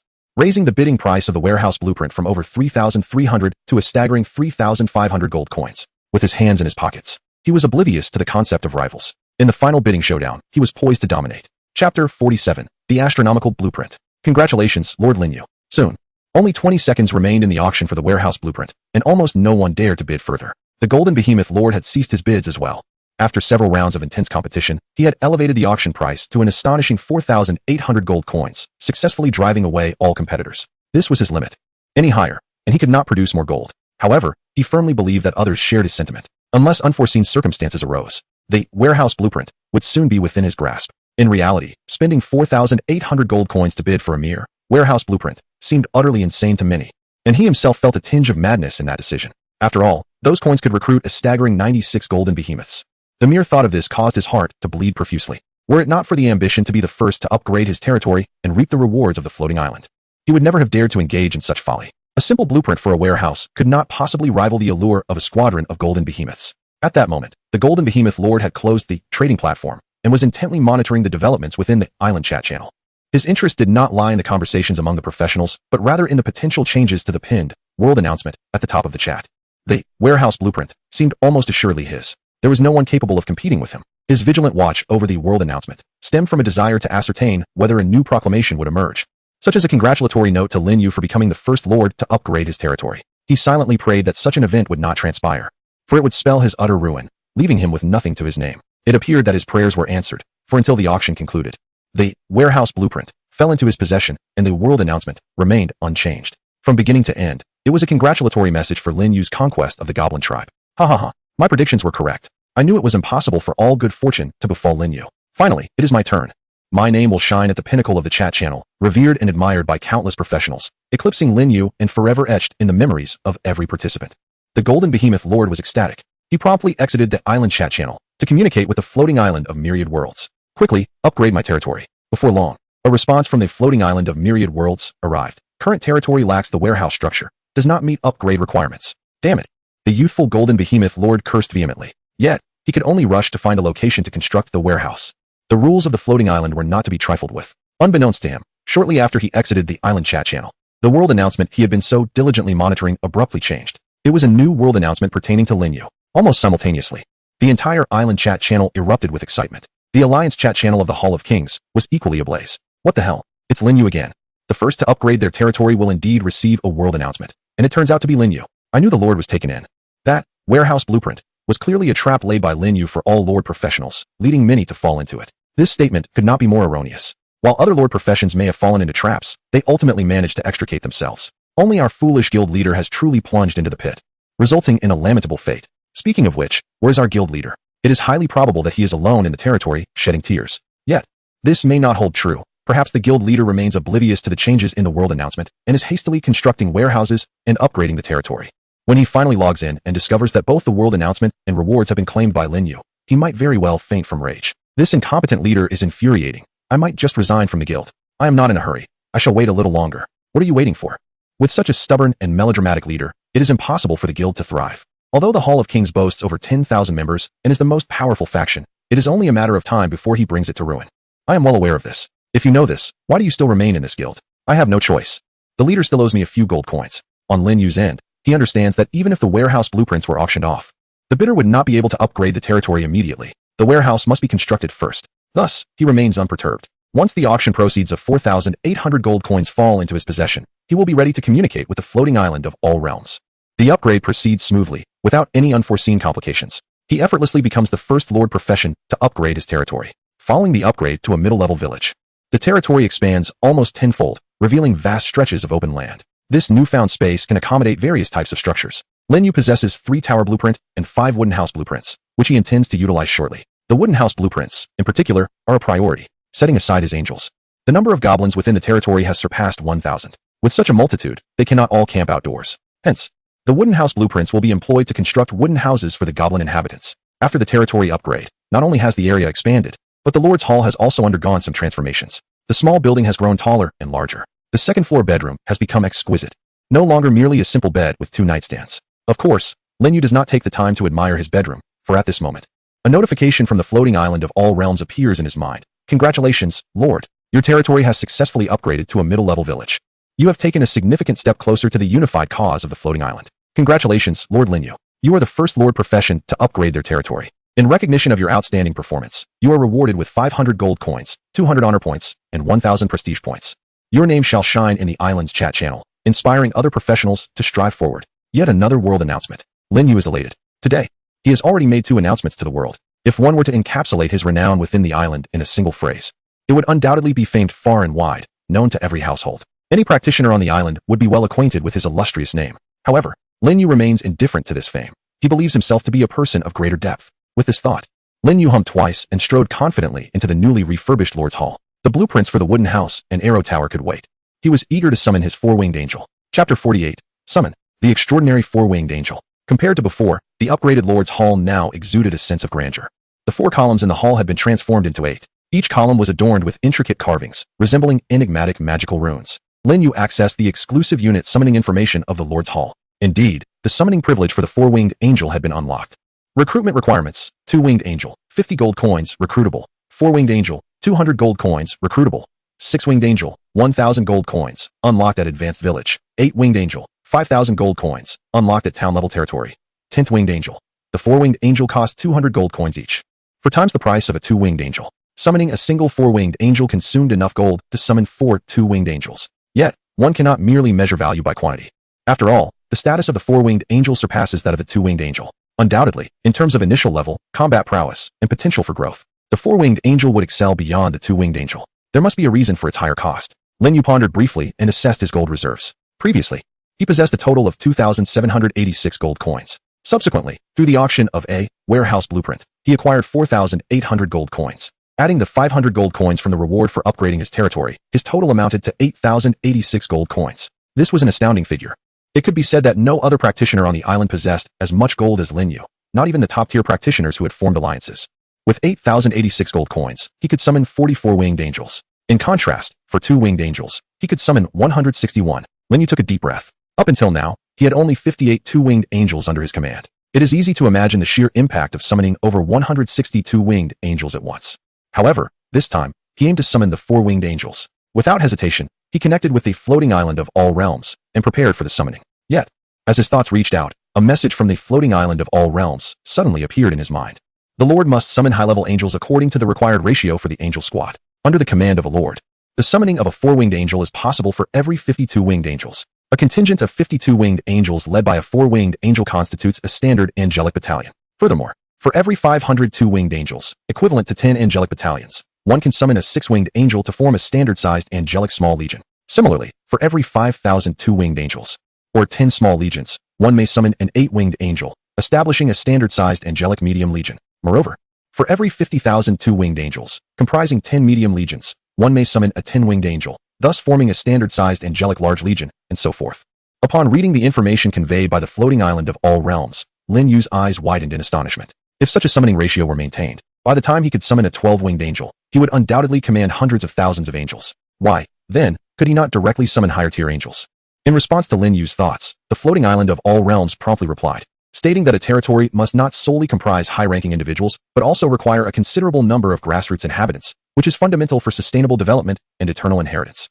This principle applies equally to a legion. Where there is a legion commander, there must also be rank-and-file soldiers. The Lord ought not to underestimate the 2-winged angels. Each race's units possess the ability for self-evolution, differing only in the potential for evolutionary aptitude. Angels are a unique type of unit, with formidable evolutionary talents. In fact, the vast majority of high-ranking angels have evolved from the weakest 2-winged angels. The 2-winged angels under the Lord's command can likewise evolve into higher-ranking angels. Upon hearing this explanation from the floating island of all realms, Linyu was left with a singular thought. Summoning 2-winged angels is cost-effective. Summoning a 4-winged angel requires 200 gold coins, while summoning a 2-winged angel only demands 50 gold coins. If any of his 2-winged angels were to evolve into 4-winged angels, it would save him 150 gold coins. The savings would be even greater if they evolved into 6-winged angels. Is there no limit to the summoning of 2-winged angels? The response was clear: there are no restrictions. And the Lord can summon 2-winged angels infinitely. However, it is vital to remember that evolution is a gradual process. During the growth and development of a territory, it is essential to have strong individuals in command. Having grasped this, Linyu nearly discarded the idea of summoning a 4-winged angel, contemplating instead the allocation of all his gold coins to summon 2-winged angels. After all, with just 1/10 of the 2-winged angels evolving, he would stand to gain immensely. Nevertheless, the floating island of all realms reminder held merit. Who could predict when the summoned two-winged angels would evolve? Thus, the most prudent course of action would be to adhere to the summoning ratios for angelic battalions as proposed by the floating island of all realms. Thus, under his command, there exist not only high-ranking angels, but also a multitude of winged angels to facilitate evolution. Allow me to calculate. A standard-sized angelic battalion comprises one 4-winged angel and 52 winged angels. In other words, summoning such an angelic battalion requires the expenditure of 2,700 gold coins. Currently, I possess 8,086 gold coins, which allows me to summon merely 2 full-fledged battalions of angels. Indeed, Lord Linyu, after the summoning, you will retain 2,686 gold coins. You are just 14 gold coins short. Otherwise, you could summon 3 fully equipped angelic battalions. Upon viewing the information prompt that materialized in his mind, Linyu couldn't help but roll his eyes in exasperation. This arithmetic was quite elementary, and he certainly didn't require a special notification. He decided to summon 2 angelic battalions first, with the remaining 2,686 gold coins. He would proceed to summon 1 4-winged angel and 49 2-winged angels. Consequently, he would be left with a mere 36 gold coins, effectively utilizing his resources to the fullest. Before long, a black vortex manifested in the Lord's Hall. As with the previous summoning, Linyu experienced an uncanny sensation that the black hole was undergoing some transformation. The vortex seemed to morph into an eye, as if something was peering at him from within. However, this unsettling feeling did not linger for long.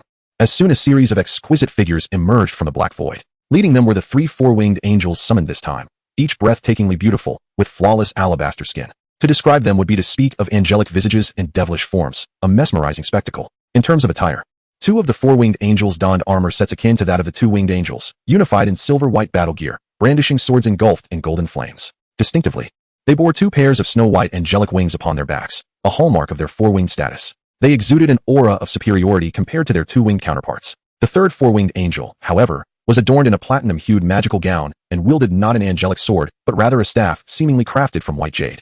Linyu felt a surge of curiosity regarding this unique 4-winged angel. He promptly accessed the information templates of the 3 4-winged angels for comparative analysis. Chapter 49, The Angelic Faction. The Graceful 4-Winged Archangels. 4-Winged Angel. Initial level, 7. Growth potential, Pinnacle, Demigod. Possess combat skills, Divine Cross Sword, Holy Light Slash, Radiant Triple Slash. Holy Shield, Angelic Sacred Flame. Description. A 4-winged angel belonging to the orthodox faction of the angelic race under the command of the 12-winged angels. With the next tier being the 6-winged Might Angels. They are the most adept warriors of the angelic lineage, characterized by their indomitable will and unwavering faith.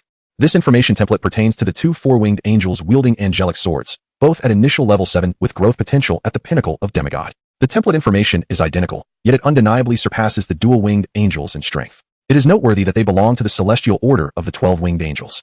Should they transcend the 4 wings, they could ascend to become 6-winged power angels. 4-winged Archangel. Initial level, 7. Growth potential, Pinnacle of Demigods. Combat skills, Holy Light Art. Holy Light Binding, Faith Divine Art. Introduction. A 4-winged Archangel of the orthodox faction under the 12-winged Wise Angels, poised to evolve into a 6-winged Energy Angel. Mastering unique abilities. The 4-winged Archangel excels in disseminating faith on behalf of the divine. This template pertains to the 4-winged angel clad in a platinum magical robe, wielding a staff. Like the others, she also starts at level 7, with growth potential at the peak of demigods. However, unlike the other 2 4-winged angels, her expertise lies in the Faith Divine Art, and she serves under the 12-winged Wise Angels. Her name differs. She is the 4-winged Archangel. Indeed, she is exceptional. Soon, all the angels descended. At a glance, the Lord's Hall was densely populated with stunning angels, the entire space suffused with sacred radiance. Hail Lord! May the Holy Sovereign endure eternally. May the Holy Light prevail. Under the guidance of the 3 4-winged angels, more than 100 angels bowed in unison to Linyu. Their expressions and gazes brimmed with profound reverence and fervent faith towards Linyu. To the angels, Linyu epitomized their very existence. Whatever Linyu commanded, they would undertake without hesitation. Serving the Lord of Holy Light constituted their primary duty. Linyu nodded slightly, and then instructed the dual-winged angels to withdraw. The area of the Lord's Hall felt rather limited. Over 100 angels gathered there would create a sense of congestion. He retained only the 3 4-winged angels. Initially, Linyu turned his attention to the 4-winged Archangel adorned in a resplendent platinum robe and inquired, "Are there different factions within your angelic kin?" "Indeed, my lord," responded the 4-winged Archangel, her staff aglow with a gentle, sacred light. She faced Linyu, slightly bowing her exquisitely fair visage, and respectfully elaborated, "Among our angelic kin, the most numerous are those from the Orthodox faction, while the others are classified as special angels, which are rare in number, such as the angels of love, war, destiny, and paradise, among others. Furthermore, the Orthodox faction is divided into 3 camps. The commanding level angels, led by the 12-winged seraphim, encompass the principal angels and the virtue angels. The divine arts angels, under the aegis of the 12-winged wise angels, include the energy angels and the archangels. Lastly, the war-level angels, headed by the 12-winged thrones.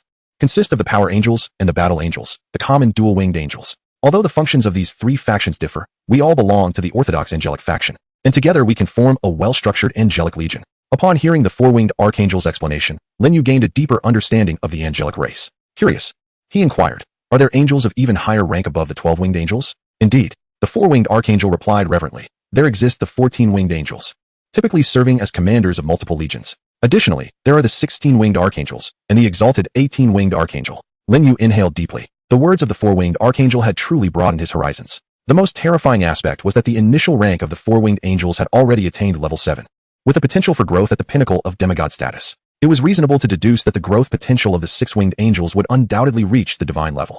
As the rank of an angel increases, so too does their initial level and potential for growth. Thus, what level and potential could the exalted 18-winged archangel possess? It was likely that upon summoning, their initial level would be at the divine tier. Emerging as an immortal deity was a terrifying thought.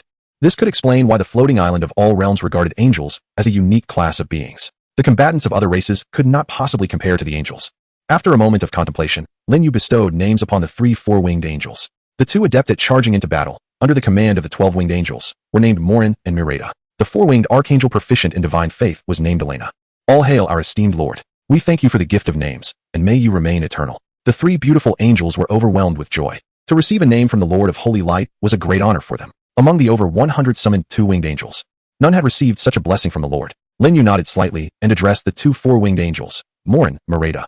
Each of you shall lead a fully staffed angelic battalion into the wilderness for hunting. His gaze then fell upon the four-winged archangel. Elena, you currently have 49 two-winged angels under your command. When the squad of Yetta returns this evening, select one of the two-winged angels to form a complete battalion. By your divine decree, my lord. Elena responded, her voice exquisite and ethereal, enchanting all who heard it. She held an angelic staff, seemingly crafted from white jade. At the pinnacle of her divine arts, a radiant glow emanated, enveloping her perfectly sculpted figure. Compared to the other two four-winged angels, her demeanor exuded a more gentle and sacred aura. Of course, in terms of beauty, all three angels were equally stunning, though their temperaments varied slightly. Go forth. Lead your battalions into the wilderness. Lin Yu commanded. Hunting the malevolent creatures of the outer realms will elevate your ranks. I hope for your swift growth, but it should not be limited to mere levels. If you can evolve into six-winged angels, that would bring me the utmost joy. Understood, esteemed Lord. The three beautiful angels chorused. We shall exert ourselves to the fullest, breaking through the confines of our ranks to become six-winged angels, not to disappoint our Lord. Excellent. Lin Yu's face broke into a smile. In no time, Elena and her companions departed the territory, accompanied by over 100 seraphim. They divided into three teams, two fully staffed and one nearly so, each heading towards different forested regions. Consequently, Lin Yu now commanded 6 teams hunting in the wild, 4 angelic squads, and 2 goblin groups. This was indeed a terrifying prospect. Should word spread, the island's adventurers would likely be left in stunned silence, their hearts gripped by fear, especially those aspiring to the title of Island Lord. They would likely experience a profound sense of despair. Chapter 50, Grand Construction, Exploding Mentalities. In the blink of an eye, the number of angels under my command had surpassed 200. Led by Yida and Sally, the angelic squad comprised 58 angels. This time, Lin Yu summoned 3 more 4-winged angels and 149 2-winged angels, totaling 152 angels. Thus, the overall count of angels reached a remarkable 210. Lin Yu felt a surge of joy and mused to himself, at this rate of expansion, it won't be long before my angelic force reaches 1,000. This was not an impossible feat, although the exorbitant price of the warehouse blueprint was unexpected. His blacksmith shop had commenced operations. Daily, numerous pieces of equipment were crafted, which he could sell for a substantial amount of gold, subsequently using it to summon more angels. Therefore, surpassing 1,000 angels was not a distant dream, but rather an achievable goal on the horizon. The rapid increase in the number of angels and the expansion of the 2 goblin teams indicated that my level would also rise swiftly. Once I reached level 7, I would unlock the advanced spell, Fire Dragon Technique. Without further contemplation, Lin Yu opened the information panel regarding the upgraded territory to examine it. Territory. Level. Intermediate Village. Lord. Lin Yu. Territorial structures. Lord's Hall, wooden houses, warehouse, arrow tower, fence. Blacksmith shop. Farmland level. Level 1. Prosperity. 1395. Next level. Advanced Village. Upgrade conditions. Condition 1. Prosperity must reach 1,000. Completed. Condition 2. Possess the structure's blacksmith shop, watchtower, and 10 intermediate buildings. Condition 3. 5,000 units of wood, 5,000 units of stone, 5,000 units of iron ore. I had already met the prosperity requirement. The acquisition of basic resources posed no significant challenge, and I would soon gather enough. I already had a blacksmith shop, and obtaining 10 intermediate buildings would be straightforward. The only challenge lay in the watchtower. I needed to find a blueprint for it, but there was no rush. I would take my time. Tomorrow, I would strategize against the Grey Dwarf tribe, followed by the 2-headed demon tribe. I believed that conquering these 2 tribes would yield the watchtower blueprint.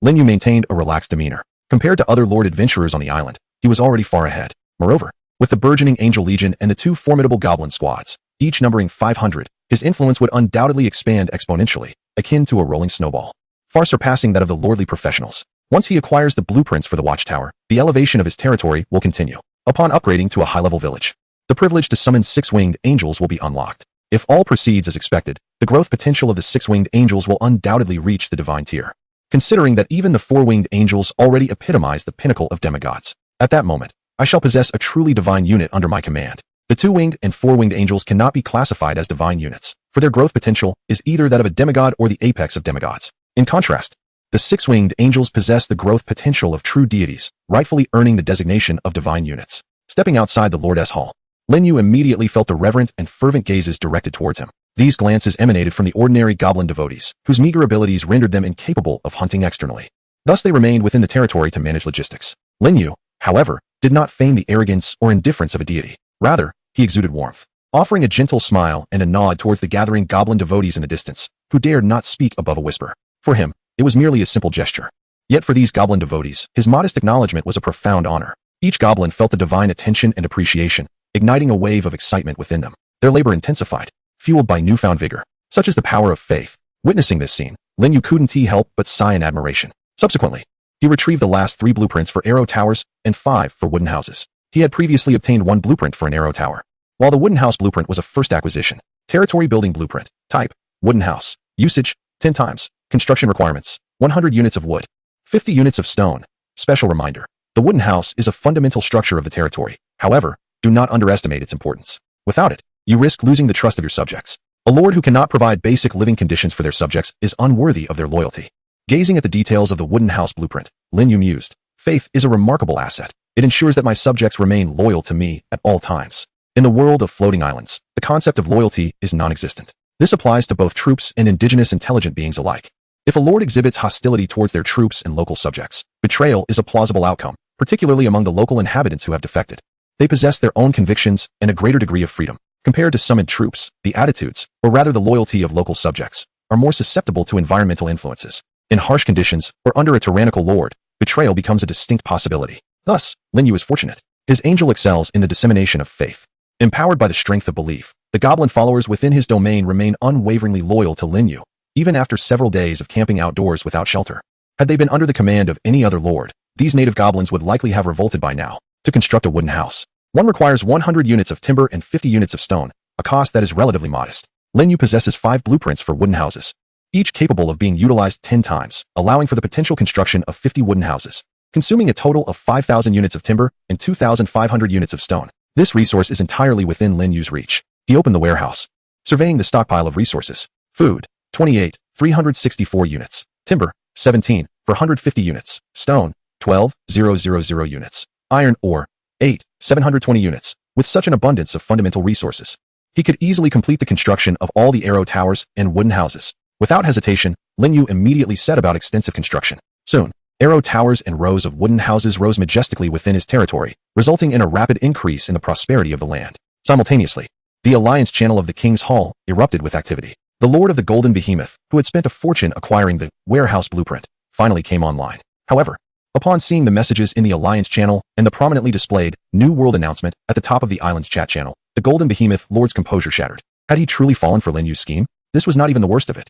The most egregious aspect was that he had emerged victorious from a fierce competition of bidders, ultimately acquiring the warehouse blueprint at an exorbitant price after a chaotic slaughter. Yet, the result was that he had unwittingly stepped into Lin Yu's trap. In other words, he was the sole fool who had jumped into the pit of his own accord. Such a situation would cause anyone's composure to fracture. Chapter 51, New World Announcement. Defeat Lin Yu and redeem oneself. At this moment, the New World announcement loomed at the pinnacle of the island chat channel. Congratulations to Lord Lin Yu for upgrading his territory to a mid-level village. As the first lord to upgrade his territory after arriving on the floating island, Lin Yu is awarded 500 gold coins, 200 honor points, and 1,000 reputation points. May all professionals on the island take Lin Yu as a model, surpassing themselves and advancing courageously. A series of golden characters shimmered with resplendent brilliance, captivating and dazzling. Below the world announcement, the island's chat channel buzzed with excitement. Countless professionals gathered here, expressing their emotions through words, whether exhilarated, envious, admiring, or astonished. Lin Yu is truly formidable. In just one day, the floating island has issued 2 world announcements regarding Lin Yu. He is simply invincible. Lin Yu has now truly become a household name on the island. Indeed, With the emergence of two world announcements, it would be nothing short of miraculous if anyone remained unaware of Lin Yu's name. Envy is an understatement. That said, I find it hardly surprising that such a world announcement has occurred. I had long prepared myself for this. When the blueprint for the warehouse appeared on the trading platform, I knew that the rewards from the floating island would undoubtedly belong to Lin Yu. It's obvious, I assent it. Those lords participating in the bidding must also have suspected that the warehouse blueprint originated from Lin Yu, yet without concrete evidence, they still chose to take their chances. Were I a lord myself, I would take the gamble as well. The rewards from the floating island are exceedingly generous. 500 gold coins, 200 points of honor, and 1,000 points of prestige. Aside from the gold coins, both the honor and prestige points from this reward have doubled. Honor and prestige cannot simply be measured in gold coins, particularly honor, which can be exchanged for an array of rare items on the honor contribution list, even including true artifacts. Prestige also holds significant value. I inquired about the floating island and learned that for a lord to establish a kingdom, a certain amount of prestige is necessary. Without sufficient prestige, even a powerful faction cannot ascend to kingship. By now, Lin Yu has accumulated 300 points of honor and 1,500 points of prestige. The term envy hardly encapsulates my current feelings. At that moment, someone redirected the conversation back to the auction of the warehouse blueprint, their tone imbued with relief and a hint of schadenfreude. As one of the participants in the auction for the warehouse blueprint, I can only express my gratitude that I lacked sufficient gold coins. Otherwise, I would have fallen into the pit Lin Yu had dug. Just thinking about it makes me chuckle. But who ultimately secured the warehouse blueprint? Moments ago, someone revealed that the individual who acquired it was the leader of the Hall of Kings, the lord with the top-tier unit, the Golden Behemoth. Indeed, what a so-called top-tier lord. He is nothing more than a naive fool. Within the alliance channel of the Hall of Kings, many members urged him not to bid. Yet he stubbornly refused to heed their advice. His refusal is quite understandable, considering he had already committed himself to the bidding. I wonder what the leader of the Hall of Kings is feeling now. If it were me, I would be utterly furious. To be fair, utterly furious might be an exaggeration, but it cannot be denied that the Golden Behemoth Lord's mindset has shattered at this point. Especially upon seeing these chat messages and the prominently displayed world announcement, his composure has completely exploded. If there were such a thing as a regret pill, he would be consuming them by the handful. After all, the feeling of social death is unbearably overwhelming. Damn Lin Yu. To my astonishment, a pit has been dug for me to leap into. I shall seek vengeance for this grievance one day. The pinned world announcement, with its rows of dazzling golden letters, appeared exceedingly glaring to the Golden Behemoth Lord, inciting a seething rage within him. This time, his losses have been monumental. Not only has he lost face, but he has also incurred a substantial deficit of gold coins. He now finds himself heavily indebted. For an extended period to come, he must toil diligently to repay his creditors. If he had been the first to upgrade his territory and thus earned the reward of the floating island, it would have been a different story. However, the unfortunate reality is that despite having similarly upgraded his territory, he fell short by mere minutes behind Lin Yu, rendering his efforts futile. With nothing to show for it, he is now burdened with debts. It is no wonder he harbors resentment towards Lin Yu. After all, he firmly believes Lin Yu has betrayed him. Entering the Hall of Kings Alliance chat channel, the Golden Behemoth Lord's mood soured further as he observed the incessant stream of chat messages. Within the Alliance channel, numerous members mocked him. Moreover, many Alliance members began to exit the Hall of Kings, one after another. In a short span, thousands had withdrawn. The repercussions were dire. This alliance is utterly uninteresting. The leader's foolish maneuvers have brought disgrace upon us all. I am embarrassed to admit in the island's chat channel that I am a member of the Hall of Kings. We are all in the same boat. Which adventurer on the island is unaware of our leader's blunder? This is ridiculous. I'm leaving. Brothers, let us all withdraw from the alliance. I have already secured a position with a new one. The second alliance on the island, Midsummer Night. The leader of Midsummer Night is also a top-tier lord and a stunning beauty. Is that true?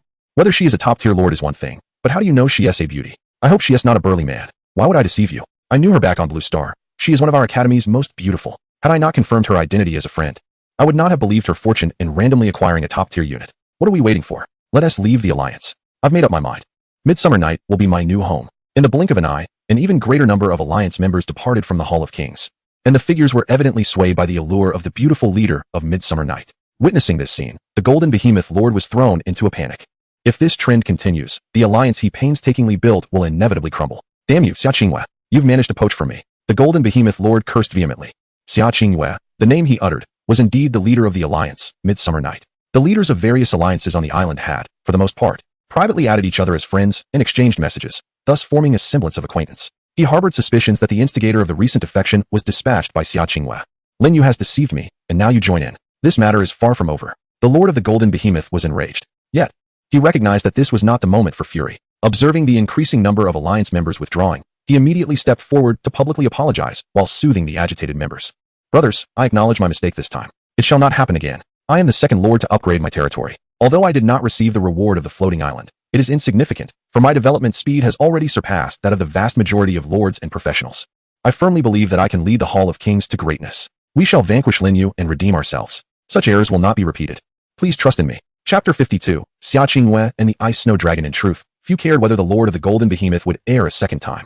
At this stage, the various alliances lacked cohesion. The professionals on the island were predominantly at level 1, while top-tier professionals like the Lord of the Golden Behemoth were merely approaching level 3. All professionals remained on the lowest rung of the floating island.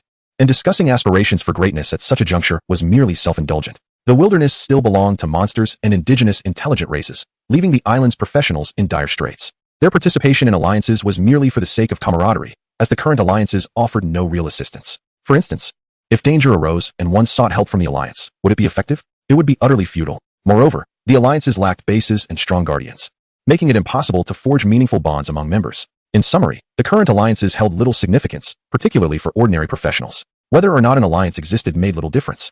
Only when their strengths increased and professionals ventured into higher, kingly, or even extraordinary levels, establishing their careers on the floating island, would alliances gain substantial meaning. Consequently, ordinary professionals remained indifferent to any particular alliance. They could join or withdraw at will. If they could not integrate, they would simply operate as lone wolves, incurring no loss.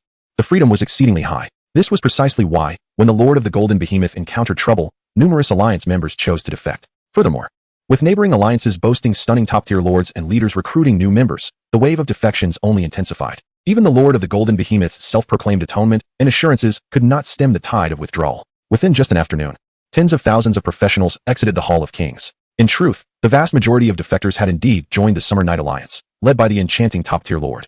The amalgamation of these various attractions proves to be irresistibly compelling. As the second-largest alliance on the island, the membership of the Midsummer Night Alliance is indeed substantial. With the recent fluctuations, the number of members within the Midsummer Night Alliance is rapidly approaching that of the Hall of Kings, potentially positioning itself as the preeminent professional alliance on the island. Currently, the two alliances stand as equals in strength. Summer Qingwei, you truly possess remarkable talent.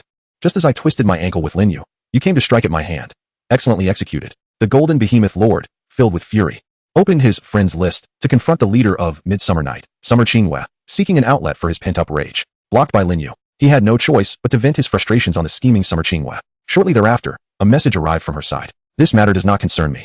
You should reflect on your inability to manage your alliance members. Her cold response only intensified the Golden Behemoth Lord's ire. Very well, this time you have triumphed. But the days ahead are long, and there will come a time when you fall into my grasp. And that Lin fellow, he shall certainly pay for today's transgressions. The message was sent, yet he waited in vain for a reply. The Golden Behemoth Lord's temper flared once more, and he cursed vehemently. How dare you not respond? Damn you, Summer Qingwei. You had better pray that you do not fall into my hands. The floating island is unlike Blue Star. While Blue Star is governed by laws and state apparatus, the floating island exists as a lawless realm. Here, one may undertake any endeavor, provided their strength is formidable enough. Fortunately, the situation has not descended to an irretrievable state. The Hall of Kings has not yet collapsed entirely, and I still have the opportunity to rise again. Moreover, my territory has successfully upgraded, bolstered by a considerable number of golden behemoths under my command. Compared to the vast majority of lordly professionals, I remain ahead. I have not yet lost. Henceforth, I shall develop my territory while rejuvenating the Hall of Kings. I must not allow that woman, Summer Qingwei, to succeed in her schemes. But I must also repay my debts. The Golden Behemoth Lord felt a shiver down his spine. The debts he had accrued within the alliance amounted to a staggering 4,800 gold coins, plus a 10% interest. He is obligated to repay the total principal and interest within 2 weeks. Failure to do so would constitute a breach of contract. He could scarcely fathom the repercussions should he violate the loan agreement witnessed by the power of the floating island's rules. His golden behemoth might be seized and sold to settle his debts. All of this misfortune can be attributed to Linyu. Were it not for him, I would not be in such dire straits. Not only is there the burden of immense debt, which is his own doing, but the most infuriating aspect is that he has gained nothing in return. The thought of having lost all credibility within the alliance, with tens of thousands of professionals defecting to align with that woman, Summer Qingwei, only fuels his anger further. A vast expanse of mountain stretches across the land, upon which lies a territory, the precise coordinates of which remain unknown. This territory belongs to the Lord of Summer Night, Xia Qingwei. Like all other lords, Xia Qingwei remains within her domain, eschewing the risks of the outside world. I must have overestimated you. A delicate figure murmurs within the Lord's hall. She possesses an enchanting physique and a face of exquisite beauty. Her eyes resemble autumn waters, her lips are full, and her skin is fairer than snow. Her silhouette is curvaceous, and from the side, her contours are striking, complemented by a prominent bosom. Observing the irate messages from her friends, Xia Qingwei shook her head and remarked, "Do not say that this alliance withdrawal incident has nothing to do with me. Even if it did, a rational person would not resort to sending threatening messages. Such threats are not only meaningless, but also foster animosity." At this moment, her regard for the Golden Behemoth Lord had diminished significantly. The true opponent she must prioritize is Linyu. Although Linyu has not established an alliance and stands alone, this poses no challenge for him. Given Lin Yu's prominence on the island, should he choose to form an alliance, countless professionals would flock to him, eager to pledge their allegiance. This is the unique magnetism of Lin Yu. He will undoubtedly become the greatest obstacle for all lords vying for the position of island master. Undeniably, his power is formidable, surpassing even her expectations. Today marks the third day since their arrival on Sky Island, and Lin Yu's forces have succeeded in capturing a stronghold of a local power. Just this feat alone is something Xia Qingwei believes she could not accomplish. No rush. Take it slow. This is merely the beginning of the path to the extraordinary. The days ahead are long. Xia Qingyue's words served both as consolation and encouragement for herself. After all, without a sufficiently positive mindset, how could one hope to keep pace with the illustrious Lin Yu? She remains uncertain of Lin Yu's city. She must inquire further upon her return to Blue Star. Xia Qingwei has long wished to add Lin Yu as a friend. Though she sent the request, it seems to have vanished into the void, leaving her feeling quite helpless. Stepping out of the Lord's Hall, she gazes at a nearby square. Following her gaze, she spots a massive dragon, entirely clad in icy blue, lying there. The dragon measures less than 20 meters in length and is only level 4, undoubtedly a juvenile. Moreover, it bears numerous visible wounds, some deep enough to expose bone. Witnessing this scene, Xia Qingwei lets out a soft sigh. My Frost Dragon, while a top-tier unit with the advantage of flight, is still too low in level, and its racial talents have yet to be enhanced. If it encounters 8th or 9th level foes, it would become a mere target. What does it matter that it can soar? With the strength of a high-level professional, a single spear could bring my dragon crashing down from the skies. This is precisely why she refrains from challenging the local power strongholds. Simultaneously, Xia Qingwei finds it hard to imagine what kind of units Lin Yu commands. It seems that in the face of Lin Yu's forces, her Frost Dragon pales in comparison. It is important to note that the Frost Dragon is a pure blood dragon species, and among all elite units, pure blood dragons rank among the foremost. What species could possibly rival the pure blood dragon in strength? Chapter 53, Lin Yu's Enchanted Flora, the Blackbone Bloodvine. Lin Yu remains unaware of the events transpiring within the Hall of Kings. He is engrossed in his civil engineering projects within his territory. However, even if he were informed, it would hold little significance for him. The fate of the Hall of Kings, whether it flourishes or declines, bears no relation to him.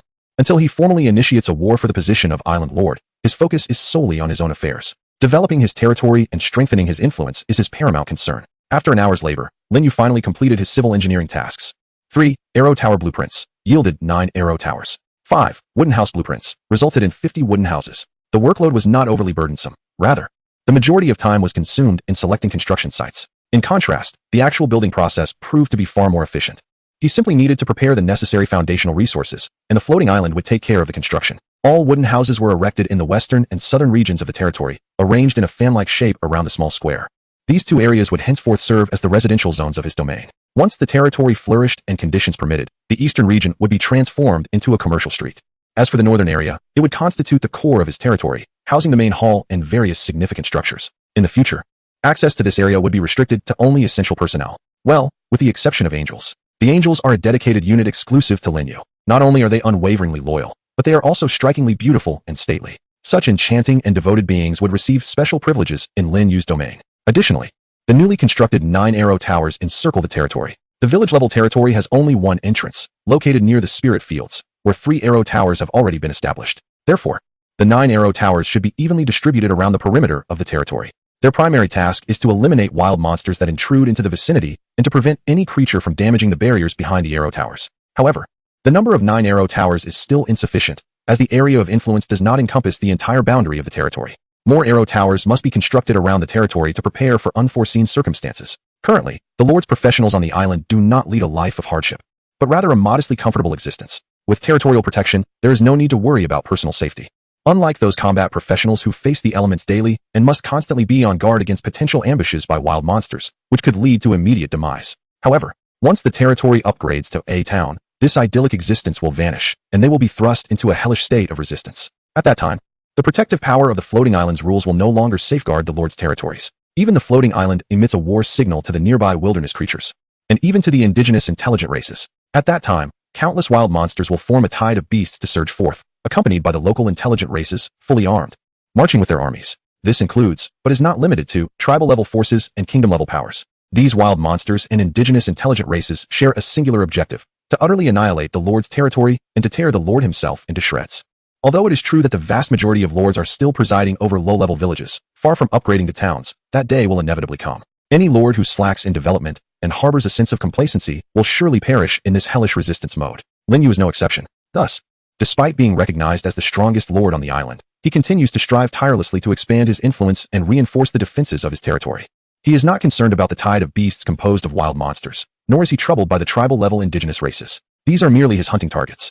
What he must remain vigilant against are the kingdom-level local forces. Such a level of indigenous power could mobilize regular armies numbering in the thousands, with formidable combat capabilities. Within this jungle, there exist 4 such superpowers, with the giant kingdom being the closest to his territory. The defensive strength of his realm must be continuously fortified. However, passive defense is not my ultimate goal.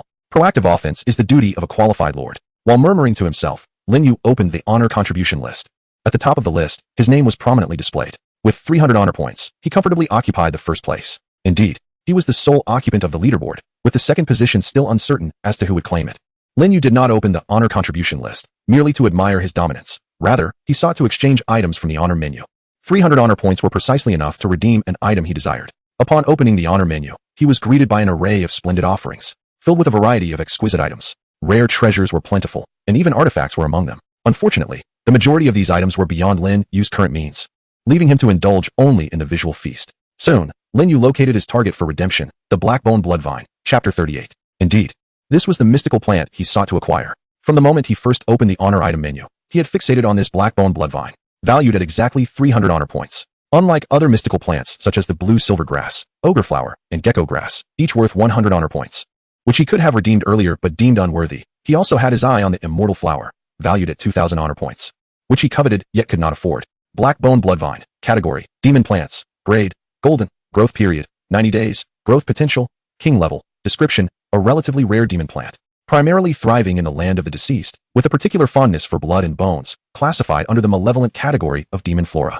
Note 1. Providing ample blood and bones can accelerate its growth rate. Note 2. This is a demon plant capable of continuous evolution, provided it is nourished with high-quality sustenance. Blackbone Bloodvine quote, "If only I could savor the essence of divinity, even the immortal flower would pale in comparison."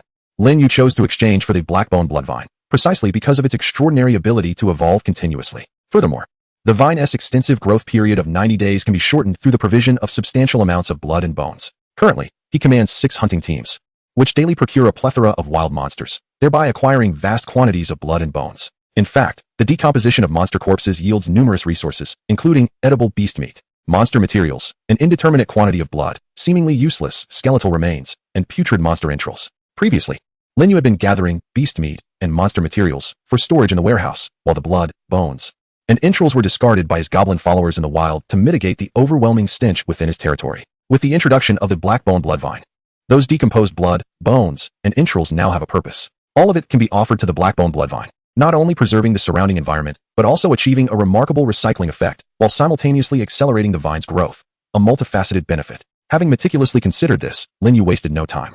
He expended 300 glory points to procure the Blackbone Bloodvine. Immediately, a rift in the void appeared, and a slender vine, approximately several centimeters long, fell through the crack. The main stalk and branches of the vine were pitch black, akin to ink, with a flickering crimson glow within, imparting an aura of malevolence. This was the seedling of the Blackbone Bloodvine. Demon plants require careful cultivation. Lin Yu promptly ventured beyond his territory, passing through the protective barrier of the spiritual fields to plant the seedling of the Blackbone Bloodvine into the soil. As soon as it was buried, the vine exhibited remarkable vitality, its entire form writhing like a small serpent of red and black. He aimed to mature the Blackbone Bloodvine before returning to Blue Star. In its mature state, it possesses the combat prowess of a king-level practitioner, making it an ideal candidate for his elite bodyguard. Unlike sentient beings, demon plants can enter into magical contracts, integrating into one's body without incurring any costs for transport to Blue Star. This information was procured by Lin Yu from the floating island of all realms. Chapter 54, Let It Feast. Lin Yu stands at the pinnacle of opportunity. The territory's spiritual fields are divided into planting zone and breeding zone. Within the planting zone, one can cultivate spiritual rice, exotic flora, and potions, while the breeding zone serves to raise various wild monsters. Prior to the arrival at the floating island, Lin Yu's classmates enthusiastically expressed their desire to raise fat pigs on the island, utilizing the functions of the breeding zone. The wilderness of the floating island is teeming with wild boar monsters. By capturing these creatures and placing them in the breeding zone, one could realize the dream of becoming a pig farm owner. However, Lin Yu harbored no interest in such aspirations. If he were to raise anything, it would be the pure-blood dragons of the floating island. The sapling of the Blackbone Bloodvine was planted by Lin Yu in a corner of the planting zone. This was to prevent the blood, bones, and filthy entrails from the monsters being introduced from contaminating other areas designated for the cultivation of spiritual rice or potions, which would be detrimental in the future. At Lin Yu's summons, over 100 goblin followers gathered in the territory, depositing a substantial amount of decomposed blood, bones, and entrails into the corner where the Blackbone Bloodvine resided. As if sensing the sweet scent of blood, the sapling of the Blackbone Bloodvine writhed even more intensely. Subsequently, slender branches began to extend from the sapling's body, resembling tentacles, plunging into the food.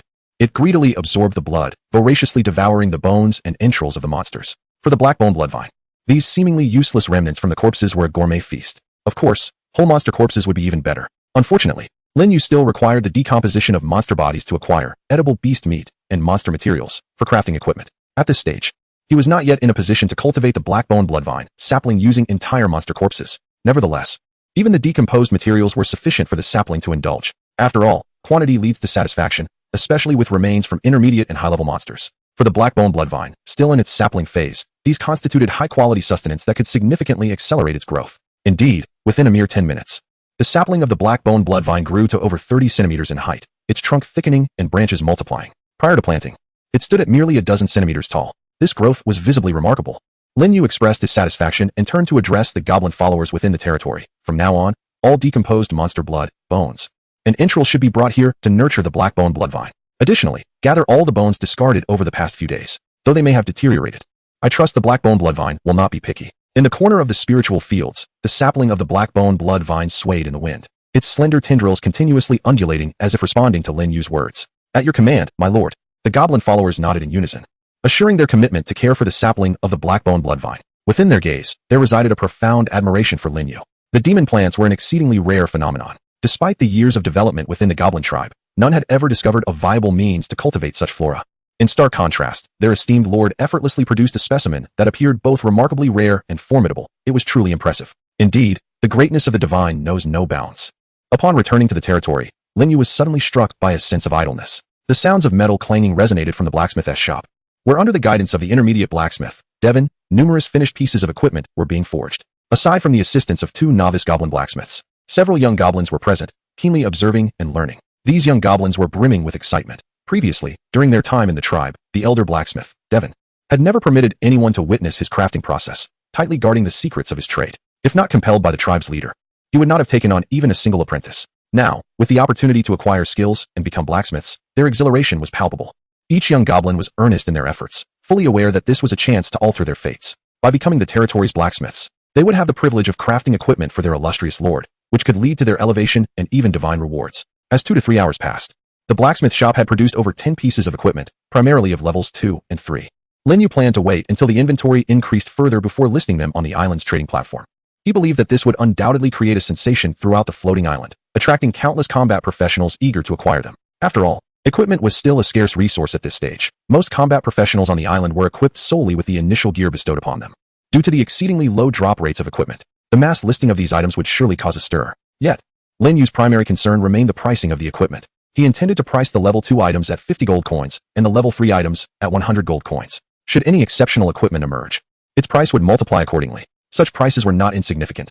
They could even be deemed quite high, only slightly lower than auction rates. Given the current scarcity of equipment, selling at elevated prices was entirely reasonable. Eventually, when other lords and professionals also established their own blacksmith shops, a plethora of various equipment would flood the island's trading platform. At that point, the prices for lower-tier equipment might plummet to single digits. At present, Lin Yu found himself at the precipice of opportunity.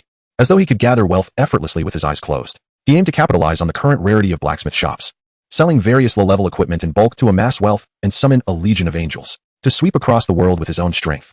One must not be without a vast army of angels. Outside the territory, teams of goblin followers would occasionally return, having come back from the battlefields of the wild world. Upon their backs, they bore the lifeless forms of numerous wilderness monstrosities, which they meticulously amassed in the small square of their territory, awaiting subsequent dismemberment. The hunting endeavors of the 6 teams proceeded with remarkable success, as the carcasses of the monsters were ceaselessly transported back. The process of decomposition was likewise in continuous motion. Nearly at regular intervals, the stockpile of beast meat and monster materials in the warehouse would multiply significantly. As for the residual blood, bones, and entrails, they were all cast into the spirit field, allowing the saplings of the black-bone bloodvine to feast abundantly. Simultaneously, Lin Yu could sense a substantial influx of primordial power converging upon him. In the previous days, when the number of soldiers was limited, his rate of advancement was notably sluggish. In comparison to the promotions of Yida and Sally, it was indeed as slow as a tortoise. However, the situation had changed. The 6 teams were relentlessly hunting in the wild, slaying vast numbers of wilderness monsters at every moment. This resulted in Lin Yu feeling a rapid enhancement of his strength. Even though he had already reached the intermediate profession stage at level 4, perhaps by tonight, he would step into the latter half of level 4 and ascend to level 5 by tomorrow, with aspirations toward becoming a level 7 professional. The goal seemed increasingly within reach. Chapter 55, The Grey Earth Dwarf Tribe. Supreme Decree. To the southeast of Lin Yu's territory, approximately 6 kilometers away, stood a mountain soaring hundreds of meters high. Even from Lin Yu's vantage point within his territory, he could discern a faint outline of the mountain. Here lay the location of the Grey Earth Dwarf tribe. Unlike the goblins, who constructed their tribes within the flat woodlands, the Grey Earth Dwarves concealed themselves within the depths of this great mountain. Masters of cave excavation, the Grey Earth Dwarves shunned sunlight, preferring the darkness of their subterranean dwellings. They only emerged from their caves when food was required, typically during the twilight hours. By day and deep into the night, they remained hidden within their lairs. The Grey Earth Dwarves are a branch of the dwarf lineage, yet they are characterized by their laziness and timidity, in stark contrast to their more noble kin. They have even forgotten the ancestral crafting techniques passed down through generations of dwarves, who are renowned for their exceptional skill in equipment creation. The loss of their ability and talent for crafting is seen as a profound disgrace among the dwarven folk. Were they part of the proud natural elven race, they would have long been expelled from their ranks, akin to the banishment of dark elves. Only due to the straightforward nature of the dwarves, who are not inclined to harbor grievances, do the Grey Earth Dwarves retain their title. Nevertheless, some intelligent races refer to them as timid burrowing gnomes, not acknowledging them as a legitimate branch of the dwarven lineage. Suddenly, a furtive and diminutive figure emerged at the foot of the mountain, flitting through the dense foliage like a specter. Finally, it arrived at the base of a tree so large that it required several individuals to encircle it. The figure glanced around before nimbly ascending the great tree, arriving at a fork in the branches where a dark tree hollow awaited. Without hesitation, the figure dove into the hollow, vanishing from sight. Following the vertical descent through the hollow, the figure entered a subterranean passage approximately 1.5 meters in diameter. This underground corridor twisted and turned, with numerous branching openings appearing along the way. However, the majority of these branches led to dead ends, laden with traps. Only one entrance served as the true passage, leading to the heart of the mountains, to the tribe of the Grey Earth Dwarfs. After an indeterminate amount of time, the ethereal figure finally traversed the winding underground passage and emerged into a vast cavern. Nestled within the mountainside, this cavern was shrouded from sunlight year-round. It should have been cold and damp, yet it was surprisingly dry and warm, with air currents circulating within. This indicated the presence of other openings leading to the surface world. The cavern's interior was not dim, as the walls were adorned with numerous luminous objects, crystalline formations that reflected light, resembling crystal. At the center of the cavern stood the primary source of illumination, where the tribe of the Grey Earth Dwarfs resided. Flames from numerous torches and oil lamps flickered both inside and outside the tribe, casting a warm glow that was reflected by the crystals, ultimately illuminating the entire cavern. The Grey Earth Dwarfs preferred to avoid the blinding rays of sunlight, yet they had not evolved to live without the aid of light in this dark realm. The ghostly figure advanced swiftly, finally entering the heart of the Grey Earth Dwarfs tribe. Chief, the figure rushed into the hall of the tribe like a great black rat, only to slip and fall with a resounding thud. Ignoring the pain, the figure quickly scrambled to its feet and exclaimed, "Chief, something terrible has happened." At the head of the hall, the elder chief of the Grey Earth Dwarfs sat upon a grand chair, observing the panicked tribesmen with furrowed brows. "Speak your mind. Why the fuss?" he chided. "Even if the sky were to fall, I would bear the weight." The elder's expression was remarkably composed, exuding a steadiness akin to that of a mountain unshaken by the tremors of the earth. Nevertheless, a thought flitted through his mind. Could it be that the nefarious brigands of the two-headed demon tribe had come? The native intelligent races of Floating Island were not always at peace with one another. Previously, the Goblin tribe had frequently suffered at the hands of the two-headed demon tribe, and the Grey Earth Dwarves had endured similar strife. However, compared to the Goblin tribe, the Grey Earth Dwarves were in a somewhat better position, as their tribe was concealed within the mountains, allowing them to largely evade the disturbances caused by the two-headed demon tribe. It could be said that in the realm of native intelligent races, strength reigned supreme. The weak were often subjected to the tyranny of the strong. Should they resist, annihilation was a common fate. "Chief, it is as follows," spoke the terrified Grey Earth Dwarf in the hall. "While I was out hunting, I passed through the Goblin tribe. Who permitted you to leave the tribe during the day?" The old chieftain abruptly interrupted the words of the Grey Dwarf, his voice laced with fury. "My lord, I was in the wrong." The Grey Dwarf quivered, quickly returning to the matter at hand. "I heard fierce sounds of combat emanating from the Goblin tribe, yet I dared not approach. It was only after a considerable silence had settled that I mustered the courage to sneak closer. My lord, can you guess what I beheld?" The old chieftain shot him a piercing glare. The Grey Dwarf hastily continued, "I discovered that the Goblin tribe had been utterly annihilated. The structures of the entire tribe lay in ruins, and all the goblins had vanished. Ultimately, I found but a few goblin corpses amidst the debris, each belonging to formidable warriors, the weakest of whom were level 6 goblin fighters. Among them was even an 8th level goblin commander." "What?" Upon hearing this, the old chieftain of the Grey Dwarfs could no longer maintain his composure. The Goblin tribe had been wiped out, their lands reduced to rubble, and their powerful members slain in battle. Surely, it was a dire situation. Yet, the question loomed, who could possibly obliterate a nearly 1,000-strong force, overseen by a level 9 practitioner? In such a brief span, the culprits must undoubtedly be the two-headed ogres. The old chieftain seethed. Aside from those avaricious, two-headed monstrosities, no other force could lay the Goblin tribe to waste. In this region, the two-headed ogres possess the most formidable strength. Indeed, other areas may harbor even mightier tribes, but they would not bother to travel here simply to eradicate a mere Goblin tribe. My lord, I believe otherwise. The old chieftain cast a sidelong glance, his expression tinged with irritation. The Grey Dwarf hastily elaborated. "It is that, Within the ruins of the goblin tribe, there lingers a potent aura of sanctity and light magic. The malevolent two-headed ogres are unworthy of wielding such power. Sanctity and light magic? Indeed, my lord. What of the other goblins? I know not. The gray dwarf shook his head. There are no bodies, no more bloodshed. It's as if those goblins were swiftly captured and taken away. I understand now. The old chieftain, seated upon his ornate chair, inhaled deeply. Issue a summons. All high-ranking members of the tribe are to convene in the assembly hall. Yes, my lord. The gray dwarf promptly complied, but as he was about to depart, he hesitated and cautiously inquired, my lord, do you have any inkling as to the identity of the assailants who obliterated the goblin tribe? Most likely, they are lords from another world. The old chieftain's countenance grew grave. If my suspicions are correct, then war is imminent. With the goblin tribe extinguished, we shall be next. Upon hearing this, the gray dwarf's gaze turned vacant. But is it not only the third day? Have those lords from another world advanced so rapidly? After all, they were beings from a different realm, and their progress could not be measured by ordinary standards. Daring not to question further, the gray dwarf left the tribal hall, his heart heavy with trepidation. Soon, the tribe's high-ranking members gathered forth. Soon after, a war mobilization order reached the entire tribe of the gray dwarfs. Each gray dwarf within the tribe armed themselves as best as they could. Although timid, cowardly, and lethargic, they were compelled to raise their weapons when confronted by foes from another world. This was the decree of the highest authority. Chapter 56, The Diligent Four-Winged Archangel. In the afternoon, the sun hung low in the sky. The jungle, bathed in sunlight all day, felt somewhat stifling. In the second-floor chamber of the Lord's Hall, Lin Yu lay comfortably in an oversized wooden tub. It had been 2 or 3 days since his arrival on the floating island, and this was his first bath. Previously, he had been limited by insufficient conditions, but now this issue had been resolved. The tub was carved from a large tree felled by the goblin followers, and a goblin blacksmith had spent several minutes polishing it inside and out. The bathing water was sourced from a mountain spring in the forest, heated to a comfortable temperature.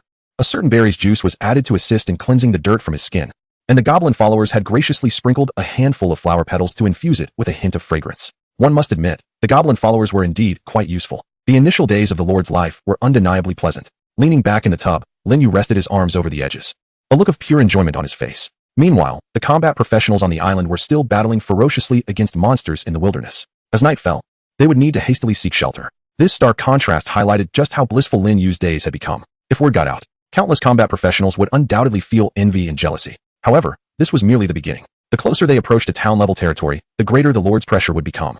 To maintain such a leisurely lifestyle on the island, he must work even harder and ensure that external threats do not jeopardize the safety of his domain. Otherwise, not only would bathing be a luxury, but even sleeping would become restless. While he pondered, a petite young female goblin approached to change the hot water. Lin Yu did not stop her. His eyes were half closed, simply relishing the moment. Unbeknownst to him, he soon drifted into slumber. The young female goblin did not dare to disturb him. After replacing the hot water, she quietly exited the chamber. However, before leaving, she cautiously cast a glance at Lin Yu, filled with admiration. Oh, the divine being radiated a dazzling brilliance at all times, even while asleep in the bath. As if recalling something, the young female goblin glanced disdainfully at her own greenish skin. The god's skin was exquisite, translucent, rosy, and luminous. Time passed, and Lin Yu, in a hazy state, heard the faint sound of footsteps. He awoke to find a beautiful four-winged angel standing by the bedside, gently arranging a stack of garments. This four-winged angel wore a shimmering platinum magical gown, and her 2 pairs of snow-white wings were folded gracefully behind her. As she bent down, her figure, enveloped in an enchanting magical gown, was perfectly showcased, exuding a delightful allure. Lin Yu spoke. Have I truly slept for such a long time? Before him stood the magnificent four-winged angel, Elena, one of his archangels. In contrast to the striking appearances of Morin and Miraida, Elena, skilled in divine arts, radiated a more delicate charm. My lord, Elena softly exclaimed, seemingly caught off guard by Lin Yu's sudden awakening. Quickly lowering her head, she respectfully continued, I report to you. It is now evening, and all 6 hunting parties have returned to the territory. Evening already. Lin Yu stretched lazily in the warm bath, the water still pleasantly warm, indicating that someone had been diligently changing it for him. Notably, he had now become an intermediate practitioner, his physical constitution remarkably strong. Had he been an ordinary person, soaking for such an extended period would have left his skin wrinkled and pruned. At that moment, the four-winged archangel Elena approached him gracefully. My lord, may I assist you? Assist me with what? Lin Yu asked, a look of confusion crossing his face. With her exquisite cheeks slightly lowered and her long eyelashes fluttering gently, Elena replied, You have not yet ascended to divinity. Thus, it is only natural for you to accumulate some impurities. Once you attain a divine form, the dust of the mortal realm shall no longer cling to you. Such a topic left Lin Yu momentarily at a loss for words. Suddenly, he felt an incredibly soft pair of hands gently resting on his back, beginning to knead. What the? Lin Yu was taken aback. Was Elena intending to bathe him? His gaze momentarily blank. He never imagined he would reach a point where an angel would attend to him in such an intimate manner. No, it was not merely a bath. That term felt too mundane. It should be described as cleansing the impurities of his skin. Yet, perhaps it was best to simply call it a bath for the sake of clarity. As he felt the gentle touch on his back, Lin Yu's thoughts became a tumultuous whirl. Just as he was about to speak, Elena softly remarked, To serve my lord is the honor of every angel. Her voice and actions were imbued with utmost tenderness, devoid of any awkwardness. As she stated, serving the Lord of Light was indeed the angel's vocation, encompassing a range of duties, including the aforementioned bathing. Hearing this, Lin Yu fell silent once more, choosing instead to bask in the experience of having the beautiful four-winged archangel attend to him. Throughout this entire process, the expression on Elena's stunning face remained largely unchanged, perpetually reflecting a sincere devotion. This steadiness calmed Lin Yu's inner turmoil, allowing him to clear his mind. Finally, after an indeterminate duration, Lin Yu emerged from the bath, feeling an unprecedented lightness, both inside and out. Subsequently, Lin Yu donned freshly laundered garments under the attentive service of the four-winged archangel, Elena. Casually, he inquired, "Elena, do angels require bathing?" "Not at all," Elena responded, gently adjusting Lin Yu's collar. "We angels are divine beings by birth, untouched by the dust of the mortal realm. Moreover, our angelic attire possesses the ability to purify worldly impurities." Upon hearing this, Lin Yu seemed to ponder something and remarked, "Sometimes, a warm bath can be quite comforting." "I understand, great lord," Elena replied with a serious nod. Lin Yu, however, was left bewildered. What precisely had this four-winged archangel comprehended? In the grand hall of the Lord's domain, an impressive pile of gold coins lay accumulated, totaling a staggering 769 pieces. This remarkable bounty surpassed anything Lin Yu had ever amassed in a single gathering, aside from auction proceeds. Furthermore, these coins were entirely the spoils from vanquished monsters. Hinting at the sheer number of wild creatures his 6 hunting teams had slain that day, an estimated 5,000 or more. In addition to the coins, 6 pieces of equipment and 2 blueprints were also present, revealing a lamentable drop rate for both items. Outside the hall, in a nearby square, a multitude of figures had congregated, divided into 2 factions. On one side stood over 200 breathtakingly beautiful angels, radiating a sacred glow. Opposite them were the goblin soldiers and their followers, numbering more than 1,000. The goblins remained silent, refraining from uttering a sound, while the angels engaged in hushed prayers directed toward their lord. Upon Lin Yu's emergence from the hall, the angels immediately ceased their prayers. Led by the four-winged angels Morin and Murata, they approached Lin Yu with reverent bows. Among them were the 2-winged angels, Yida and Sally, who had reached the late 7th level and were on the cusp of ascension to the 8th. However, they still stood behind Morin and Murata due to the stringent hierarchy among angels. Rank denoted status. As 2-winged angels, despite their elevated level and strength, they could not surpass the 4-winged angels. Lin Yu held great expectations and a special affection for Yida and Sally, hoping they would surpass their current limitations and evolve into higher-ranking angels, thus securing their place within the future angelic legion. If they remained as 2-winged angels, even if Lin Yu appointed them as commanders, they would struggle to command their subordinates, given their initial summoning as angels. "Great lord," the 4-winged angel Murata addressed Lin Yu with profound respect. "The angelic squadron is fully equipped, their magical energies restored, and they are ready to embark on a hunt." At that moment, the inky darkness of night enveloped the world outside, yet the angels stood undaunted.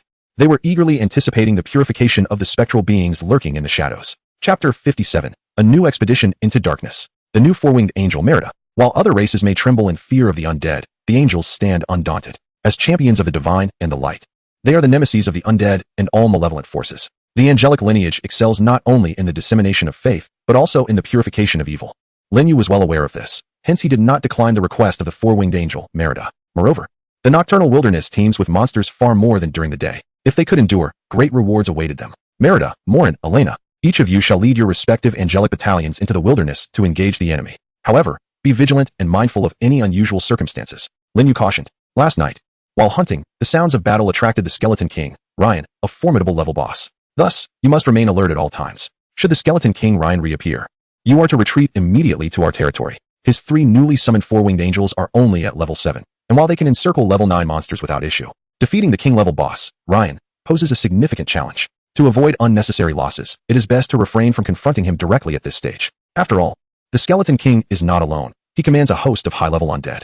He is a tough opponent that we can only hope to crush when we have angels at level 9. "We shall obey, my lord." Elena, Morin, and Merida replied respectfully. Subsequently, the 4-winged angel Merida added, "Rest assured, my lord, while hunting, we will dispatch scouts to monitor our surroundings, ensuring our battalion does not fall into peril." "Excellent." Lin Yu nodded, casting his gaze towards the goblin battalion nearby, led by the level 8 goblin commander, Bard, along with 200 elite goblin followers. "Bard, you and your troops shall accompany the angelic battalion. However, remember to stay close to them and cooperate in battle. The dangers of the nocturnal wilderness are exponentially greater than during the day. I do not wish to see goblin warriors sacrificed in vain." "We understand, my lord." Bard and his comrades quickly nodded.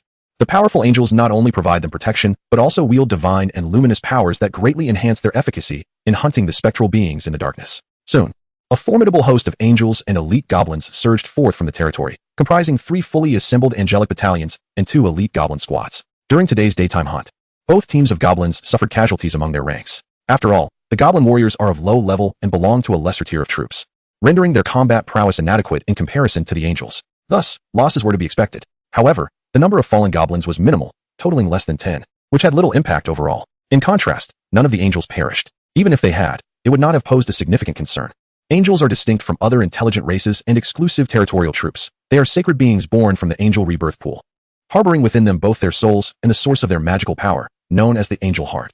Should an angel fall, the angel heart returns to the territory. At that juncture, Linyu can resurrect the fallen angel at the cost of gold coins. The cost to revive an angel is half of the summoning price. For instance, if Yida were to fall in battle, Linyu could spend 25 gold coins to assist in her resurrection. However, this revival comes with its own toll. Resurrected angels revert to their initial level. Yida's starting level is 5, and upon resurrection, she must begin anew, hunting wild monsters to regain her current status, akin to leveling up a character from scratch. Therefore, it is preferable to avoid sacrifices whenever possible. My lord, what about us? The 3 four-winged angels led the expedition while the 50 or so two-winged angels, including Yida and Sally, remained behind, as they had not received directives from the Lord of Holy Light. At this moment, Yida and the other beautiful angels gazed longingly at Linyu, yearning to partake in the hunt and contribute to the realm of the Lord of Holy Light. Please wait a moment, Linyu addressed Yida and the others. I will summon another 4-winged angel shortly, and some of you shall join her angelic squad. Originally, the angelic team led by Yida and Sally comprised 58 two-winged angels. Upon returning to the territory at dusk, the 4-winged archangel Elena selected one 2-winged angel from their ranks to complete her own squad. In other words, the teams under the command of the 3 4-winged angels are now fully staffed. As for the remaining 57 two-winged angels, their numbers are still excessive. So Linyu intends to summon another 4-winged angel to establish a 4th fully populated angelic team. Understood, my lord. Yida and the others exhaled in relief. As long as their hunting endeavors were not prohibited, the formation of a new angelic squad was of little concern. Subsequently, Linyu returned to the Lord's Hall. The floor of the hall remained strewn with a substantial amount of gold coins, alongside various pieces of equipment and blueprints. The spoils were submitted to him, the Lord, and none dared to touch them besides him. Today's hunting yielded a total of 769 gold coins. Moreover, adding the 36 gold coins I had summoned from the angels earlier, the total amounts to 805 gold coins. This fortune could summon a 4-winged angel, along with 12 two-winged angels. Without hesitation, Linyu immediately communicated with the floating island of all realms, activating the black hole for summoning angels. This time, there was no unusual sensation. The black hole remained as it was, unlike during the daytime summoning when it felt like a watchful eye, as if a sentient being lurked behind its depths, observing him. Perhaps it was merely an illusion. Linyu dismissed the thought. Under his gaze, ethereal figures swiftly emerged from the black hole. Leading them was a beautiful angel with 4 wings. Even without consulting her information, Linyu recognized her as a war-grade angel belonging to the 12-winged seraphim, renowned for her prowess in battle. Clad in silver-white armor, she wielded an angelic sword ablaze with golden flames, a standard for war-grade angels. In contrast, an angel like Elena, who excelled in divine magic, would be adorned in a flowing magical gown, holding a staff resembling white jade. One represented the warrior faction, while the other belonged to the intellectual faction, each distinguished by their unique equipment and roles. As for the commanding angels under the seraphim, Linyu had yet to summon any due to insufficient authority, for, according to Elena, commanding angels were at least 6-winged in rank. He could only summon 6-winged angels after upgrading his territory to a high village. Behold, great Lord of the Holy Light, may the Holy Light endure, and may the Lord be eternal. Upon her arrival, the new 4-winged angel swiftly approached Linyu, bowing deeply in reverence. Behind her stood 12 fully armed 2-winged angels, also serving under the 12-winged seraphim. Among the angelic kin, war-grade angels, skilled in combat, were the most numerous, followed by divine magic angels, and then commanding angels. Lastly, there were the rare special angels, each a minimum of 6 wings. After a moment of contemplation, Linyu decided to name the newly summoned 4-winged angel Maddie. As for the 12 two-winged angels behind her, he thought it best to refrain from naming them for now, as his repository of names was insufficient, needing to reserve them for higher-ranking angels in the future. Chapter 58. The 4th fully equipped angelic squad. The magic sphere. Praise be to the Lord of the Holy Light. The 4-winged angel Maddie, filled with excitement, bowed to Linyu. The 12 two-winged angels trailing behind her, still unnamed, displayed expressions of disappointment. However, they quickly regained their spirits. The lack of a bestowed name did not imply that the great Lord of the Holy Light held them in low regard. It was merely due to their inferior strength and lower rank. They believed that with diligence and perseverance, they would transcend their limitations and achieve the evolution of their bloodline. When they grow to become high-ranking angels, they shall undoubtedly receive the Lord's bestowed names. For the Lord of Holy Light is just, fair, and selflessly loving. He watches over each of his faithful followers. Outside the Lord's Hall, Linyu separated 38 winged angels from the celestial ranks of Ayada and Sally, entrusting them to the 4-winged angel Maddie. Thus, the 4th fully equipped angelic battalion emerged.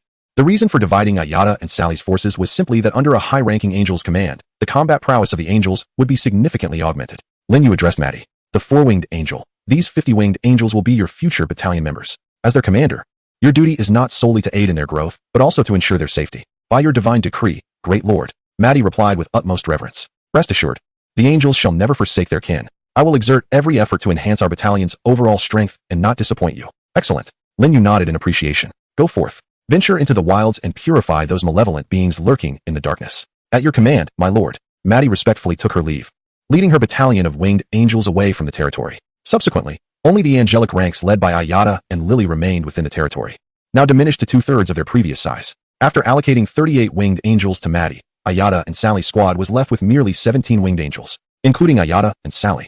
There were only 19 angels altogether. According to the summoning ratio provided by the floating islands of all realms, one 4-winged angel can be summoned for every 50 winged angels, forming a standard-sized angelic battalion. This meant that even with 200 gold coins, Lin Yu could not summon another 4-winged angel.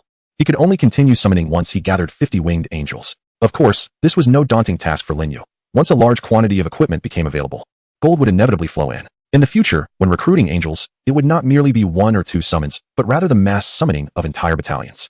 The snowball of the territory had begun to roll. Progress was commendable. Having already reached late stage level 7, it was anticipated that they would soon ascend to level 8. Lin Yu glanced at the quietly standing Ayada and Sally, a smile gracing his face. Ayada, tall and alluring. Sally, petite and charming, like a delightful sprite. Lin Yu held a unique affection for these 2 winged angels, distinct from that of the others, and longed to see them advance further. If they could ascend to the rank of 12 winged angels, commanding a grand army of angels, it would be even more splendid. Ayada and Sally promptly affirmed. All blessings come from the Lord. Lin Yu nodded slightly and remarked. Although the size of your team has significantly diminished, it does not substantially affect your hunting endeavors or your advancement in levels. I hope you will exert yourselves even more. Not only must you elevate your levels, but you must also transcend your current ranks. When you ascend to become 4-winged angels, I shall personally assemble a fully fledged angelic battalion for you to command. All hail, great Lord of Holy Light. We shall spare no effort in surpassing ourselves and achieving the evolution of our bloodlines, declared Yida and Sally, their gazes resolute. They silently vowed to break the shackles of their ranks at any cost and ascend to the status of 4-winged angels, determined not to disappoint their esteemed Lord who bestows his favor upon them. Lin Yu then turned his attention to the 17 beautiful 2-winged angels standing behind Yida and Sally.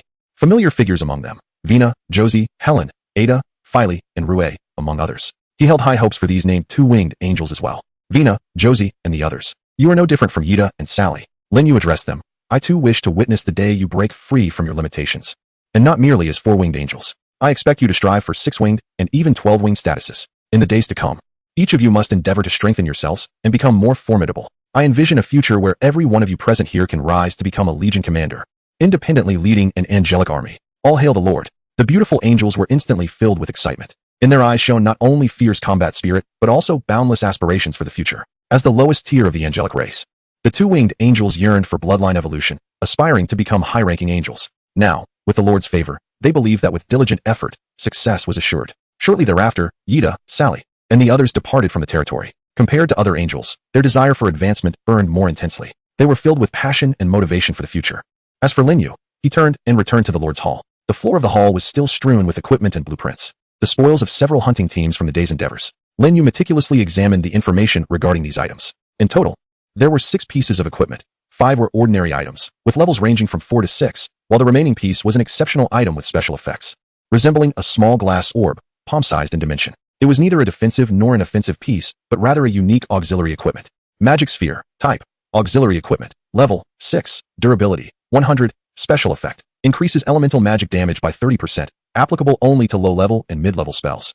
Introduction, for elemental mages who wield the power of elemental magic, this equipment holds greater value than any other of equivalent rank. It not only enhances the combat prowess of the elemental mage, but also serves to store elemental magic, providing a replenishment of magical energy when needed.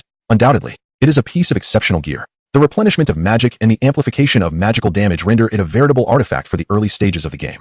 Even I find myself yearning for it. Lin Yu gazed at the magic orb in his hand, a hint of regret in his voice as he remarked, Alas, I am a Lord class, and the only elemental magic I command is of a higher tier, surpassing the amplification limits of the magic orb. This auxiliary equipment holds little utility for him. He decided to stow it away for now, intending to sell it alongside the equipment crafted at the blacksmith shop at the trading platform the next day. Subsequently, Lin Yu turned his attention to the remaining 2 blueprints. One was the cottage blueprint, and the other was the fence blueprint. Both were ordinary building blueprints. There were neither surprises nor disappointments. After all, the drop rate for rare blueprints is lamentably low. The cottage blueprint could be utilized later. As for the fence blueprint, Lin Yu had previously sought it in vain. Now, it was no longer needed. Without hesitation, he promptly listed the fence blueprint on the trading platform, hoping to exchange it for a few hundred to 1,000 gold coins. With that, all the spoils had been meticulously organized. Outside the territory, the pitch-black world was filled with the frequent roars of monsters, accompanied by a dazzling array of sword lights cutting through the night sky, and holy light dispelling the darkness. The clarion call of war had evidently sounded. Chapter 59. Faith in the Master, the Eternal Flame of Belief. Kill. Swish, swish, swish. 3 brilliant beams of light erupted from the long sword of the four-winged angel Murata, instantly obliterating a level 7 skeletal elite. This was the signature combat technique of the four-winged angel, the triple slash of radiance. Although both were of level 7, the strength of the four-winged angel Murata far surpassed that of the skeletal elite. The 3 beams of light, when combined, multiplied the damage exponentially.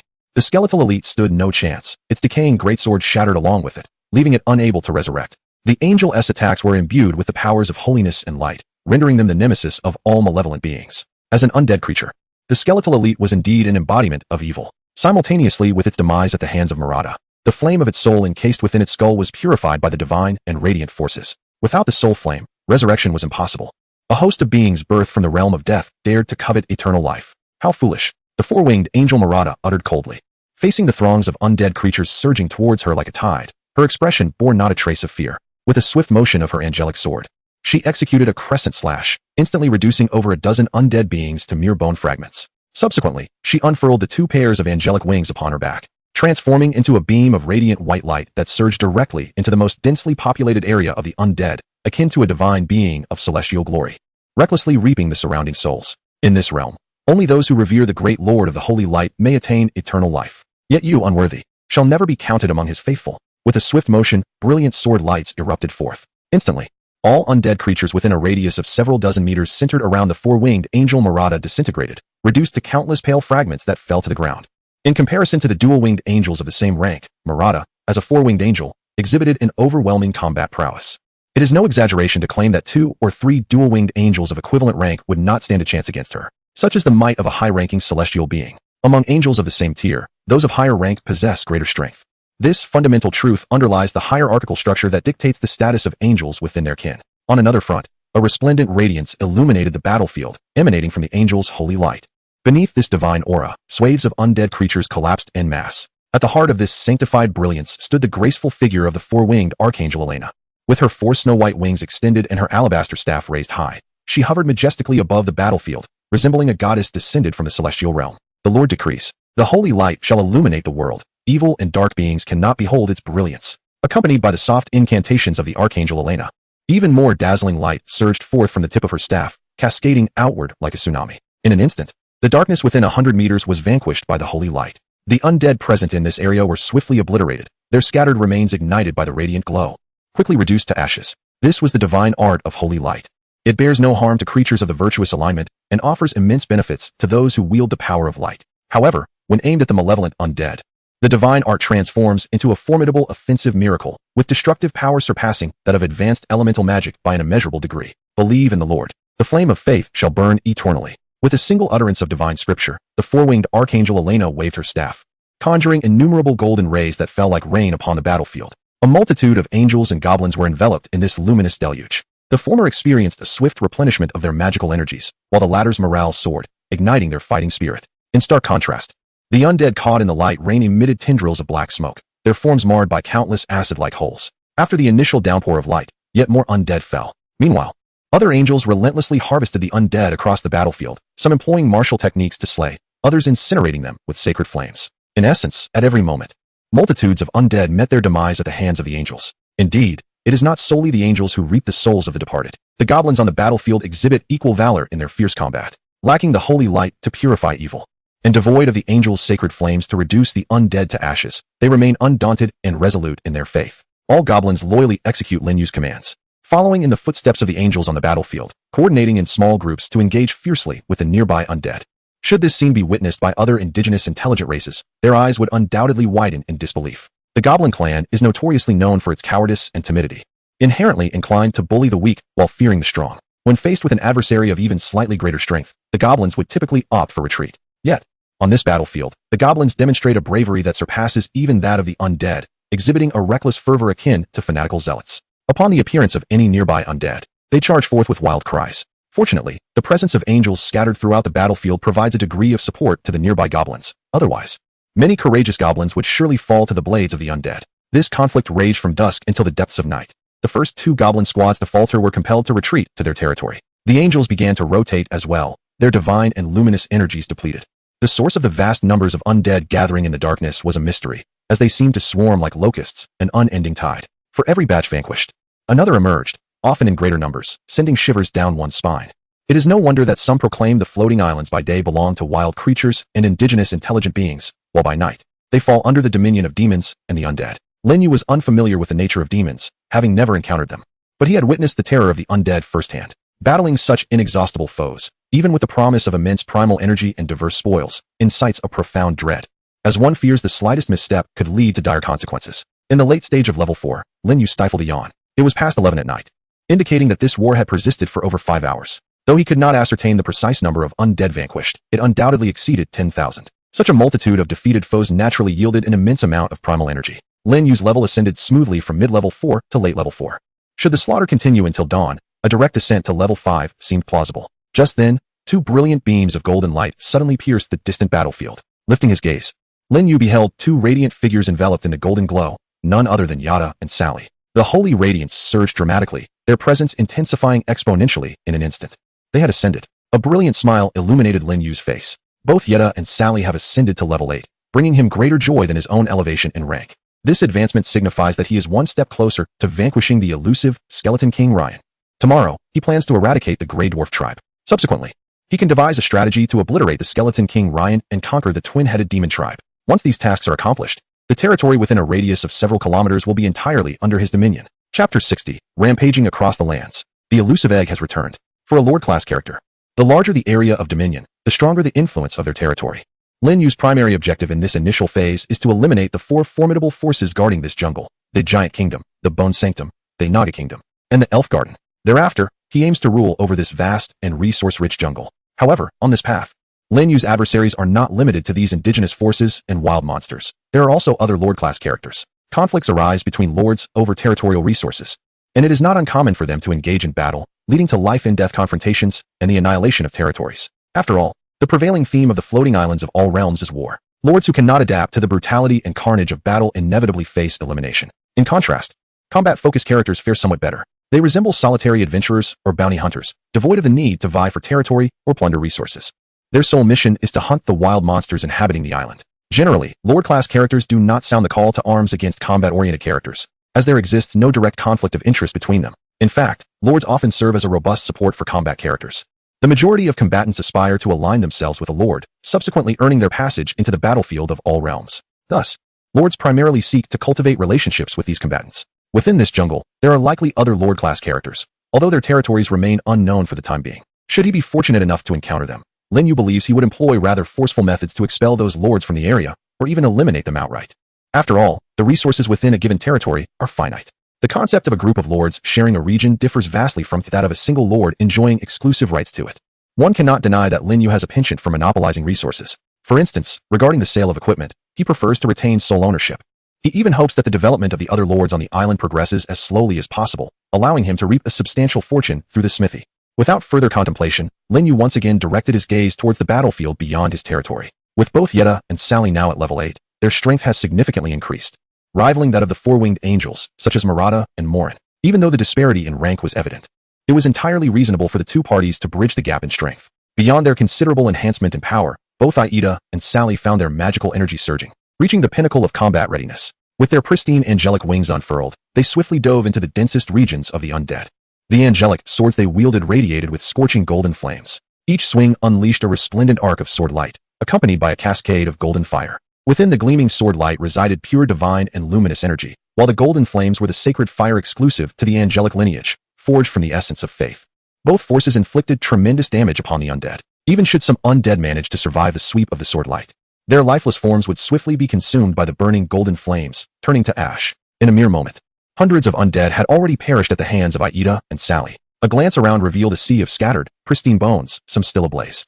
In addition to the countless remnants littering the ground, glistening gold coins were strewn about, a testament to the rules of this floating island realm. Despite the undead's impoverished state, they still yielded gold upon their demise. Furthermore, it was not solely coins that emerged. Equipment, blueprints, and seeds of crops were also among the items that could be obtained, all subject to chance. In the floating islands, the supreme force of rules reigned omnipresent. As Aida and Sally wreaked havoc, several figures loomed in the skies above the jungle. Several kilometers away from the battlefield, it was evident that these figures were all undead beings, skeleton knights, skeleton mages, and skeleton hunters, each a high-level elite. At the forefront stood a colossal skeletal figure, towering nearly 5 meters high. Had Lin Yu been present, he would have instantly recognized this giant skeletal being as the Skeleton King, Ryan, whom he had longed to vanquish. After a day's passage, Ryan had returned. However, unlike the previous night, he did not encroach upon Lin Yu's territory. Instead, he remained with his cadre of high-ranking undead, concealed several kilometers from the battlefield, undetected by the angels engaged in combat. Indeed, the strength of this territory has significantly increased, remarked a tattered figure clad in a gray robe, standing beside Skeleton King Ryan.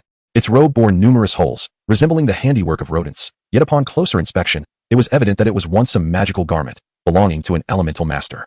This undead being had indeed retained its former abilities, having transformed into a skeletal mage capable of wielding resurrection magic, albeit limited to reviving members of the skeletal race. Unfortunately, its powers proved ineffective for other types of undead, such as ghouls, specters, and zombies. The skeletal undead lack vocal cords and are incapable of uttering words. However, they possess the ability to communicate with other undead beings through the resonance of spiritual energy and the ethereal flame of the soul.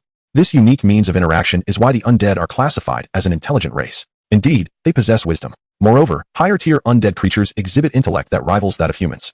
Nearby, a skeletal knight vibrated with mental energy in response. Compared to last night, the strength of this territory has increased at least 5-fold. Its mount, a colossal skeletal bear, once belonged to the Earth Demon Bear tribe and is also of high rank. Unbelievable. In merely 3 days, a lord from another world has reached such heights. If granted another 3 days, would he not conquer even the two-headed demon tribe? A multitude of high-ranking undead began to voice their thoughts. Though they are undead beings, the emergence of mature intellect has given rise to a spectrum of emotions, such as fear, astonishment, and excitement. Presently, they found themselves in a state of shock, awed by the rapid development of Lin Yu's territory. My king, the skeletal mage addressed the skeletal king, Ryan. Perhaps it would be prudent to withdraw our undead army from the battlefield. If this continues, the strength of this territory will only increase. That is futile, Ryan. The skeletal king replied, his towering figure of nearly 5 meters resembling that of a giant. After all, he hailed from the giant race in life. Ryan continued, by nightfall, these low-intelligence undead become disobedient to my commands, especially when confronted by enemies, for at that moment, they are governed by the edicts of the supreme rules. What then shall we do? The skeletal mage inquired, concerned about the safety of their burial grounds. What is there to fear? Said the undead knight riding the skeletal bear. My king's domain resides in the subterranean world, posing no threat from this foreign lord's aggression. The skeletal mage shook his head, asserting, our proximity is too great. Should he discover the entrance to the underground world, tracking down my king's territory would not be difficult. Then let us turn the tables and lay siege to this territory, exclaimed a foolish one. This territory is merely an intermediate village, not yet reaching the status of a town. The skeletal mage retorted, dissatisfied, as he struck the skeletal bear's rear with his bone staff. Under the supreme rules, who dares to overstep? Local forces are forbidden from attacking the domains of lords beneath the town level. This is the law of the floating islands. The skeletal knight angrily replied. Then what do you propose? If this is unacceptable, and that is also out of the question, shall we simply relocate? Skeletal Mage, Skeletal King Ryan. Chapter 61. My king is indeed wise. Another bountiful night. Let us return to our burial grounds. Skeletal King Ryan wished to linger no longer. Watching the enemy's power continuously grow while feeling utterly powerless to counter it is indeed a most distressing sensation. It longs to withdraw the undead creatures from the battlefield to prevent the enemy from gaining an abundance of primal energy that could enhance their levels. However, it finds itself unable to do so. Under normal circumstances, it can command these undead beings, yet as night falls, its control diminishes significantly. Particularly in the heat of battle, it cannot command them at all, for it is the supreme force of the rules that governs the undead at such times. Not only are these lowly undead constrained, but it itself is also bound by these overarching regulations. Last night, it sought to obliterate this territory, but was equally thwarted, as the supreme rules prohibit any native being from attacking a lordly force that has not yet attained the status of a town. Only when the territory advances to the level of a town will the supreme rules ease their restrictions, marking the onset of total warfare. As for now, it can only watch helplessly as the enemy's strength continues to swell. It had contemplated striking out, targeting the winged creatures and the loud, traitorous goblins present on the battlefield without directly assaulting the enemy's territory. Yet, the enemy afforded it no such opportunity. Surrounding the battlefield, numerous winged creatures hovered in the high night sky, vigilantly observing every movement in the vicinity. Even as a creature of regal stature, it is impossible to approach the battlefield undetected. Any attempt to draw near would inevitably alert those enchanting winged beings, resulting in a retreat of the enemy forces back to their territory, rendering its effort futile. Thus, rather than squander time here and endure such discomfort, it would be wiser to return to the burial grounds and contemplate a strategic response to the impending challenges. The skeletal knight, somewhat dull-witted, having just blurted out the idea of relocation, quickly inquired upon hearing the skeletal king Ryan mention returning to the burial grounds. My king, Are we truly to relocate? The burial grounds have been meticulously tended by King Ryan for many years, housing the remains of countless creatures steeped in rich necromantic energy. For the undead, the burial grounds is an undeniable paradise. Relocation is something it cannot fathom. Relocate? What do you mean? The skeletal King Ryan shot a disapproving glance at the foolish skeletal knight, asserting with mental authority, of course. We must return to seal the entrance to the underworld and prevent any surface dwellers from approaching. My king is wise. The nearby skeletal mage quickly flattered, then proposed. If possible, my king could also ally with those flamboyant dark elves. With the strength of the dark elf tribes, we could jointly secure the entrance. Should this foreign world lord dare to send his forces even a step into that entrance, we shall deliver a lethal blow. While we may not concern ourselves with the affairs of the surface world, the underworld shall forever remain the dominion of my king. Well said. The skeletal king, Ryan, nodded approvingly at the skeletal mage. Compared to the foolish skeletal knights, the mage was far more agreeable to him. Not only was he intellectually superior, but he also occasionally offered highly feasible suggestions that enhanced their strategic responses, which greatly pleased Ryan. Earlier, he had only considered sealing off the entrance to the underworld, failing to realize the potential of allying with the dark elves. Now that the skeletal mage had proposed this idea, Ryan found it to be quite an excellent plan. After all, the growth rate of that otherworldly lord was terrifying. It was conceivable that during their next encounter, Ryan might no longer be a match for him. With the assistance of the dark elf tribe, his confidence would be significantly bolstered. Though they were undead, the dark elves were not much better off. As fellow denizens of the evil faction and longtime neighbors, Ryan believed there was a substantial opportunity for an alliance with the dark elf tribe. Upon hearing this, the skeletal mage promptly declared, "As long as your majesty personally intervenes, the plan to collaborate with the dark elf tribe is bound to succeed." Very well. Ryan replied with a slight nod. As a kingly force, he still commanded respect. At that moment, the skeletal knight inquired, "My king, with your strength, you could easily intimidate that otherworldly lord, preventing him from daring to step into the underworld. Why then, should we collaborate with those despised dark elves?" The skeletal giant bear, under his command, also shook its head, seemingly unable to comprehend the situation. The skeletal giant bear, devoid of any flesh and entirely skeletal, appeared rather rotund, lending it a somewhat endearing dark aesthetic. Sensing the mental inquiry from the skeletal knight, Ryan's green soul flame flickered beneath his helmet. Could he admit to being apprehensive of that otherworldly lord, fearing he could not handle the situation alone? Certainly not, for he was a king. Thus, he felt a surge of anger, almost compelled to strike down the skeletal knight for speaking out of turn. Meanwhile, the astute skeletal mage discerned the storm brewing within Ryan's mind and recognized that the skeletal king had entered a state of fury. It was uncertain whether the next moment would see the knight's demise and the consumption of his soul flame. Hastily, the mage rebuked the skeletal knight, "Foolish bear knight. With our king's might, he can indeed intimidate that otherworldly lord. As for allying with the dark elves, it is merely a strategy to weaken their power, preparing for the eventual obliteration of the dark elf tribe. Do you understand?" "Oh, I see now," the skeletal knight exclaimed, finally grasping the concept and reverently stating, "Indeed, my king is wise." Before long, the skeletal king Ryan, accompanied by a host of high-level undead, departed from the area, swiftly vanishing from the surface world. This night battle persisted until just past 2 in the morning. The reason for its prolonged duration lay in the ferocity of the combat, which had thoroughly depleted the angels' magical reserves, compelling them to retreat to their territory. Furthermore, a new journey awaited them the following day. They require ample time to restore their magical energies. The method by which angels rejuvenate their powers is quite straightforward. It is not through magical meditation, but rather through prayer to the Lord. During the act of prayer, the magical energies expended by the angels are swiftly replenished. In the words of Yida, "This is the Lord's grace." Following the recent conflict, the angels have experienced significant enhancements. On the battlefield, they vanquished over 10,000 diverse undead beings, bestowing each angel with a substantial reward of primal power. By the war's conclusion, all angels had, to varying degrees, ascended in rank. Some angels achieved remarkable advancements, such as those dual-winged angels summoned today,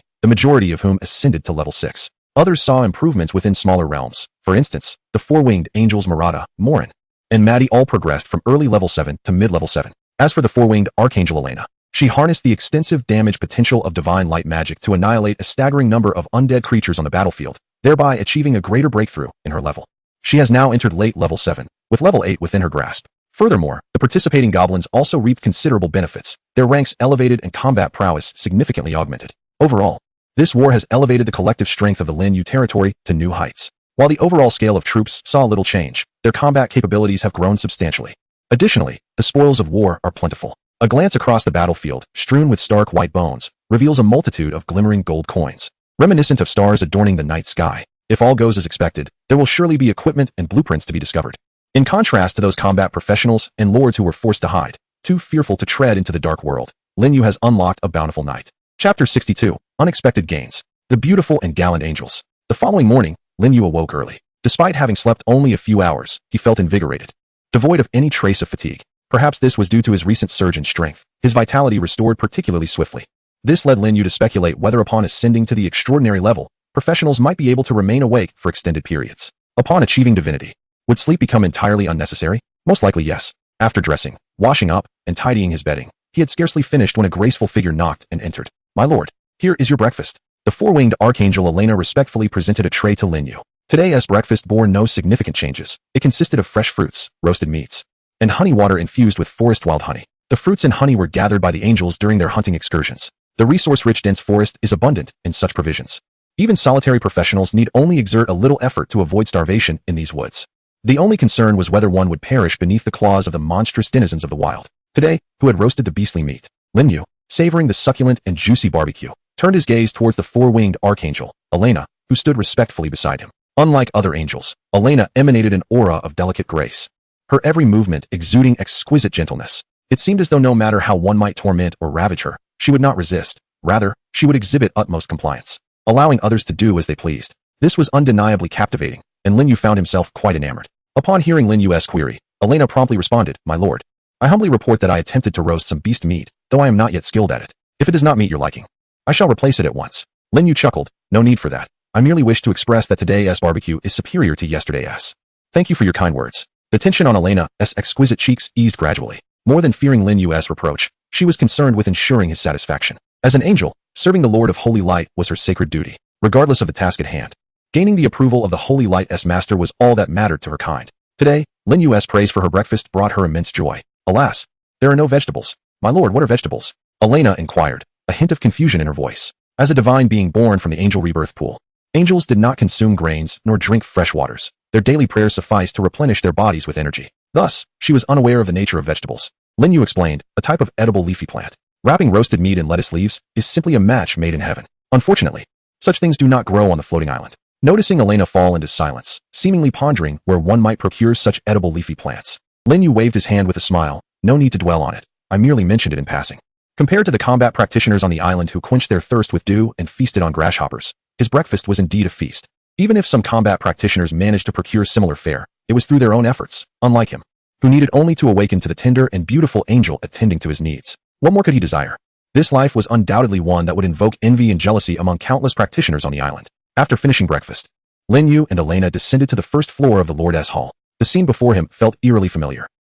It was just like yesterday. Much like the previous morning, the floor was once again heaped with a plethora of spoils, even more than the day before. There were over 1,000 gold coins alone, alongside a dozen pieces of equipment and several glowing blueprints. Among these treasures, Lin Yu also spotted a green parcel. What could this be? Lin Yu was astonished. It was his first encounter with a parcel-type loot. Elena, standing nearby, remarked, "My lord, I have checked the package. It contains some seeds." "Seeds? Surely, they must be spirit rice." As Lin Yu approached, the information about the green package already materialized before his eyes.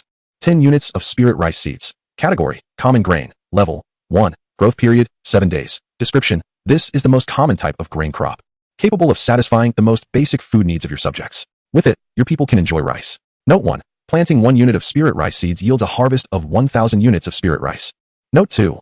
Upgrading the spirit field level accelerates the growth rate of spirit rice and other crops, increases yield, and enhances mutation probabilities, among other benefits.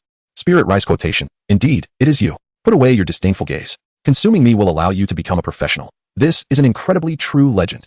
10 units of spirit rice seeds. Thus, if planted in the spirit field, one could reap 1,000 units of spirit rice after 7 days. Lin Yu was unaware of the exact weight of 1,000 units of spirit rice. He had never seen what mature spirit rice looked like. What lay before him were merely seeds, inedible under the supreme rules. However, it was reasonable to assume that the yield would be substantial. After all, it amounted to a full 1,000 units. In comparison, 1,000 units of beast meat would suffice to feed 1,000 goblins for several months. Furthermore, the prospect of upgrading the spirit field level to accelerate crop growth, increase yield, and enhance mutation probabilities was not mentioned in the spirit field's informational documentation. Lin Yu resolved to consider upgrading the spirit field when he planted the spirit rice. This spirit field is a special structure. Upgrading it requires the expenditure of gold coins, but not other foundational resources. To elevate the level of the spirit field from 1 to 2, 200 gold coins are necessary, as noted in the documentation. After placing the package of spirit rice seeds down, Lin Yu, accompanied by the four-winged archangel Elena, stepped outside the Lord's hall. As he gazed around, he beheld numerous fully assembled angelic battalions that had completed their muster. At the forefront stood the war-grade four-winged angels Murata, Morin, and Maddie, flanked by the recently promoted 8th level Aida and the petite, charming Sally. Further back, over 200 angels formed a neatly aligned and straight column. Each angel was fully armed, clad in uniform silver-white angelic armor, wielding swords ablaze with golden flames, while pairs of snow-white angelic wings graced their backs. The dawn's early light illuminated them, draping them in a sacred golden glow. The entire scene was profoundly striking. At a glance, the angels were all remarkably beautiful, with proud figures. Yet, there was not a trace of frailty typically associated with the female form. These stunning angels exuded an aura of grace and formidable valor, their spirits soaring with an indomitable will, as steadfast as their unwavering faith. Never have I feared any adversary, my lord. The four-winged archangel Elena, who had been walking respectfully beside Lin Yu, spoke. Yesterday afternoon, we successfully pinpointed the exact location of the Grey Dwarf tribe based on information provided by a goblin follower. Rest assured, with our strength, we shall easily conquer this native tribe. The Grey Dwarf tribe, a stronghold guarded by 9th-tier professionals, poses little challenge to the current angelic battalion. Lin Yu nodded slightly, harboring confidence in his angels. Go forth and bring back all the resources of the Grey Dwarf tribe. As for the Grey Dwarfs within the tribe, you may deal with them as you see fit. As you command, great lord of the holy light. The four-winged archangel Elena replied with reverence. Regarding native sentient beings that do not belong to the forces of evil, the angelic race traditionally offers two fateful choices: to embrace the Lord and attain eternal life, or to reject him and be deemed heretical, necessitating purification. This has been the unchanging doctrine of the angelic race in their eternal warfare. Soon, the angels set forth en masse, led by four-winged angels. Over 200 two-winged angels unfurled their celestial wings and soared into the sky, swiftly vanishing beyond the distant horizon, heading straight for the towering mountain several kilometers away. Meanwhile, two goblin squads, long prepared, surged forth from their territory.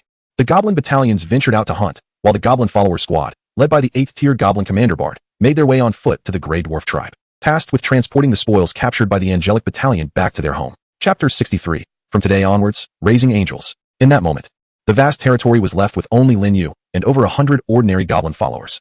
The daily toil of these goblin followers involved dismantling the corpses of the wild monsters hunted by various teams. Their workdays exceeded 12 hours. Exhaustion was inevitable.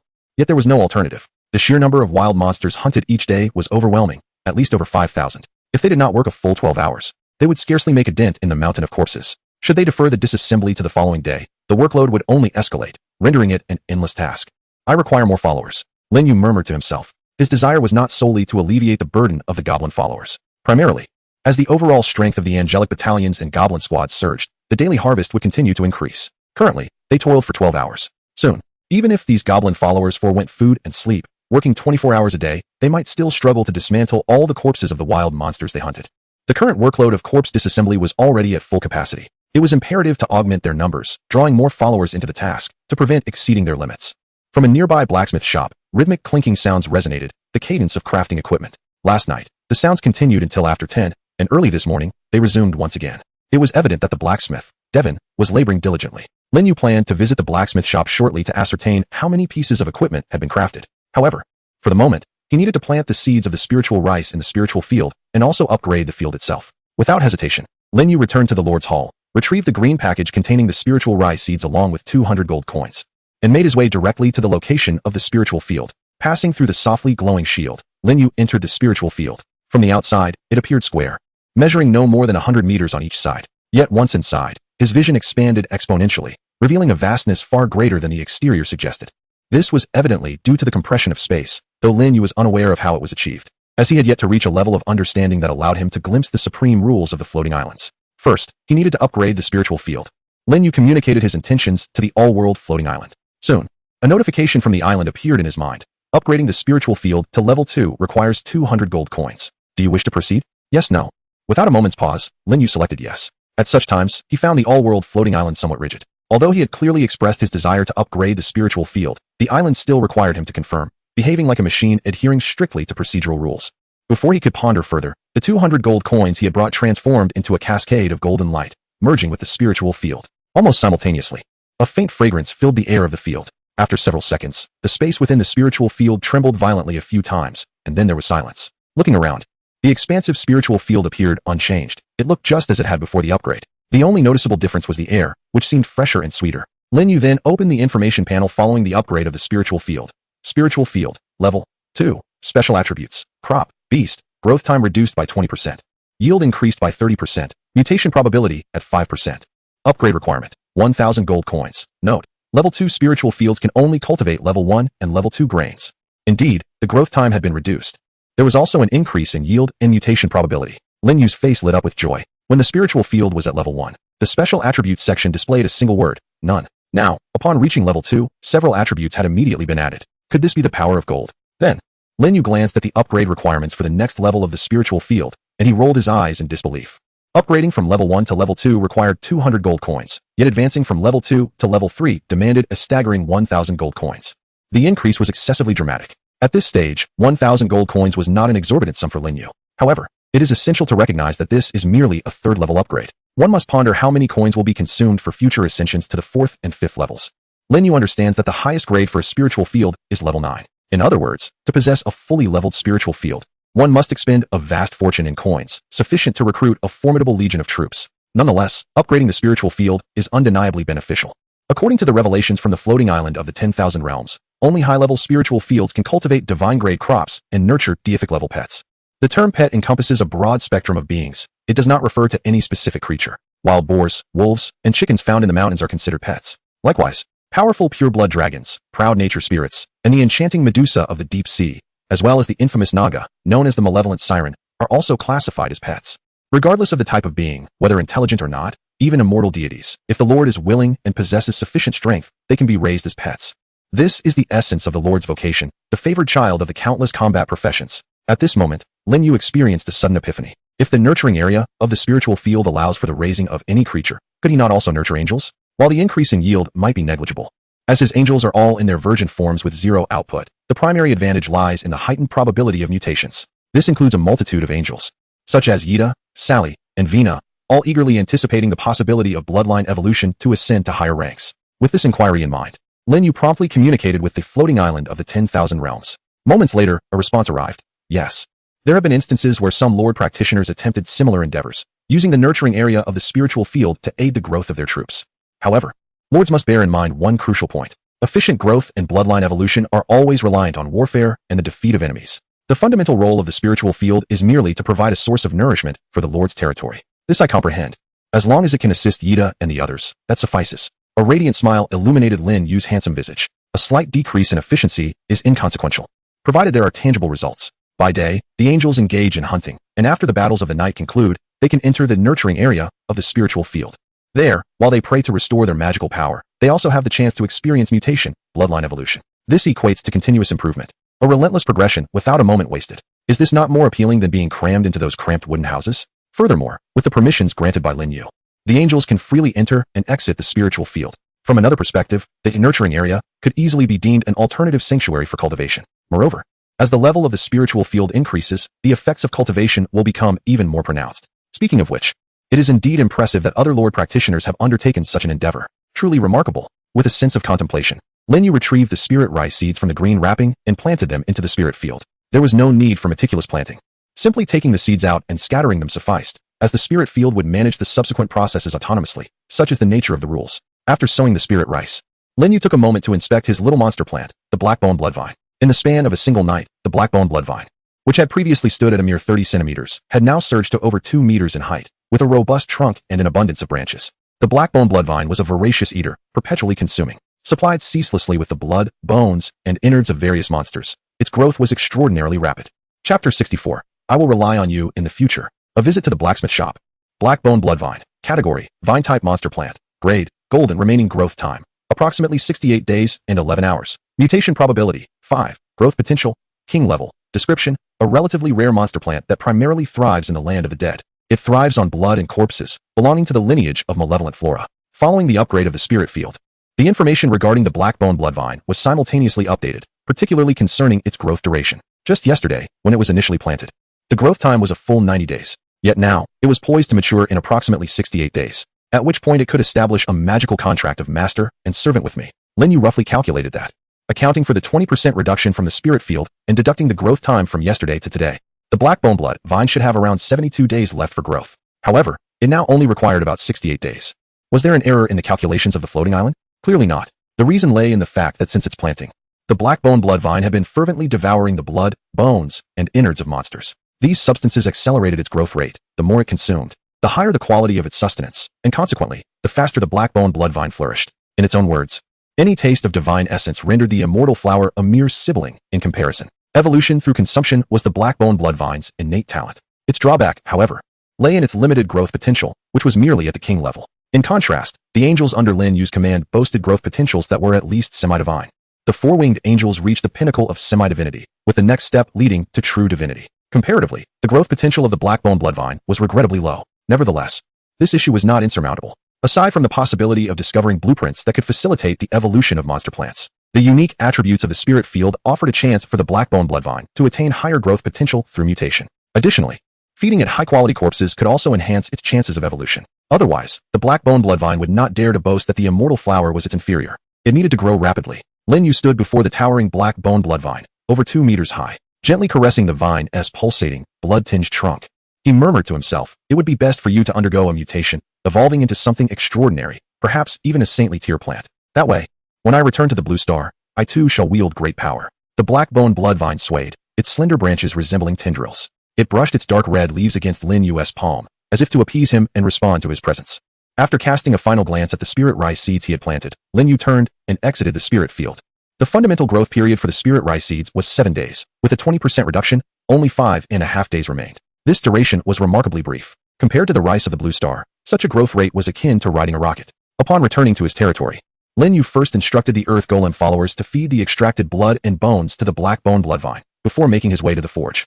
Shrouded in swirling black smoke, atop the forge, a dark chimney loomed. When crafting equipment, thick plumes of black smoke billowed from it. Lin Yu held some dissatisfaction with this architectural choice. The smoke rising high into the sky made his territory easily detectable from afar.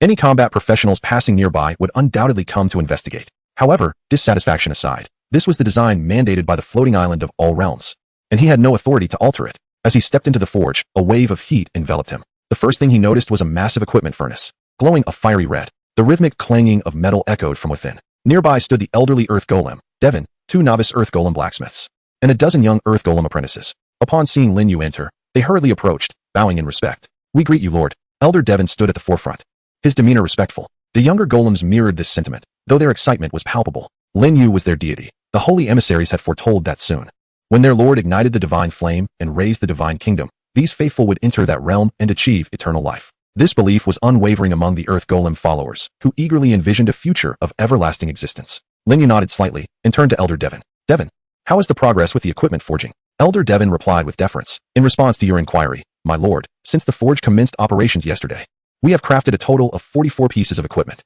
Of these, 39 have reached level 3, while the remainder consists of level 2 gear. As a mid-level blacksmith, my forging skills are commendable, primarily producing level 3 equipment, with only a few being level 2. Not a single piece of level 1 equipment has been created. Were it not for the lack of higher-level blueprints, I could even forge mid-level equipment ranging from levels 4 to 6 within the forge. The Lord's blacksmith shop is subject to restrictions regarding equipment blueprints." "Well done." Lin Yu smiled and nodded in appreciation. The low-level blacksmith shop can produce between 50 to 100 pieces of equipment daily. However, due to having only 3 blacksmiths, 5 being the maximum capacity, and the limited time available within a day, only 44 pieces were crafted.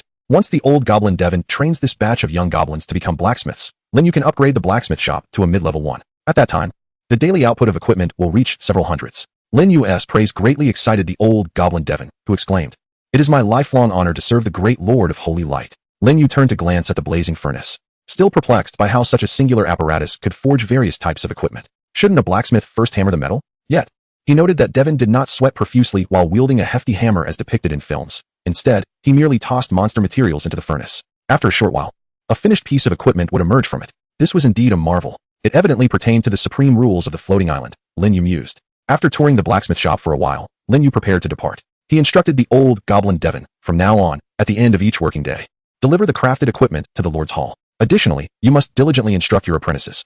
I hope they can soon become blacksmiths so that I can elevate the blacksmith shop to a mid-level, thereby enabling the production of even more equipment. Understood, my lord.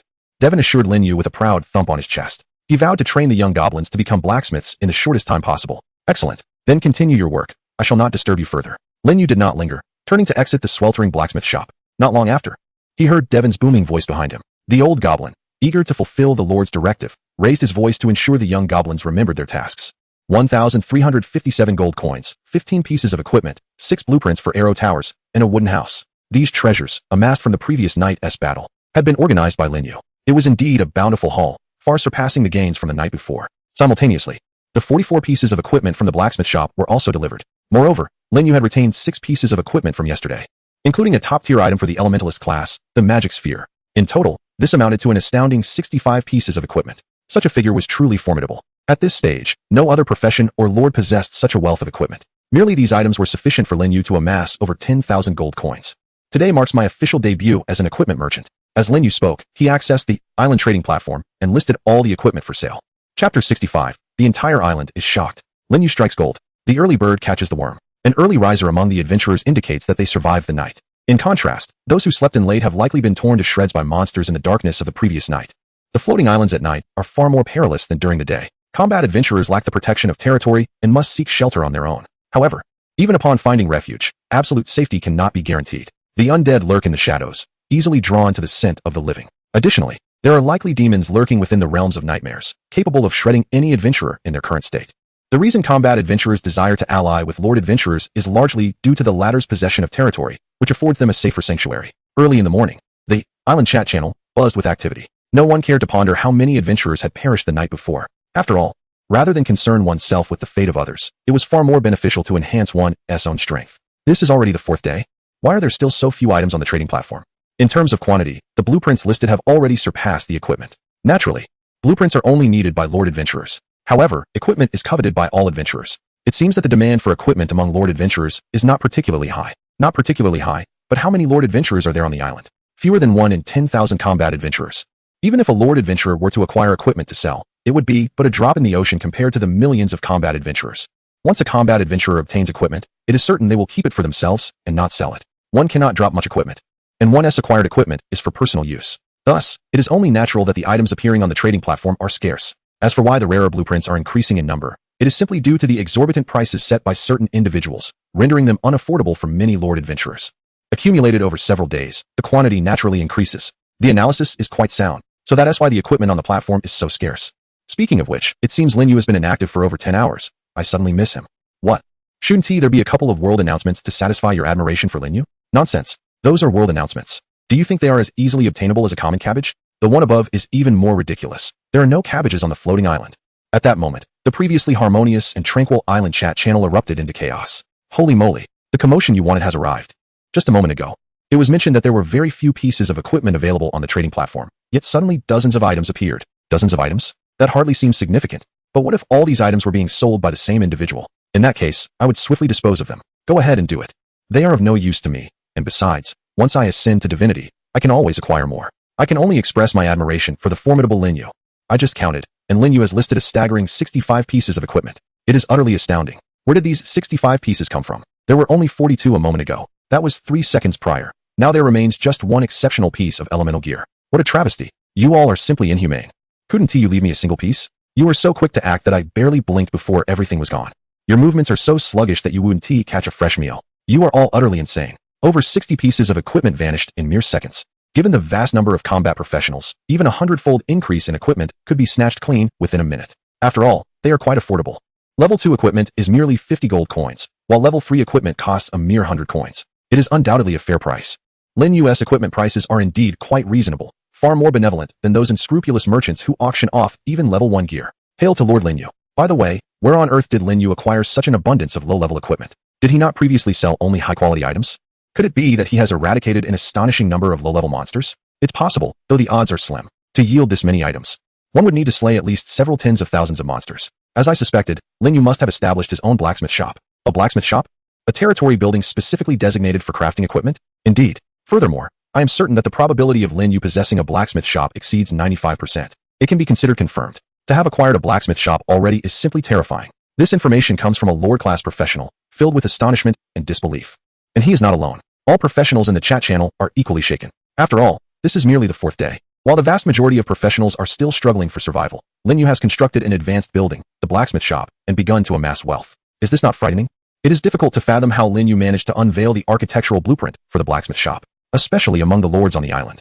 When they learned that Lin Yu possessed a blacksmith shop, their expressions grew blank. They must realize that their territories are still only low-level villages.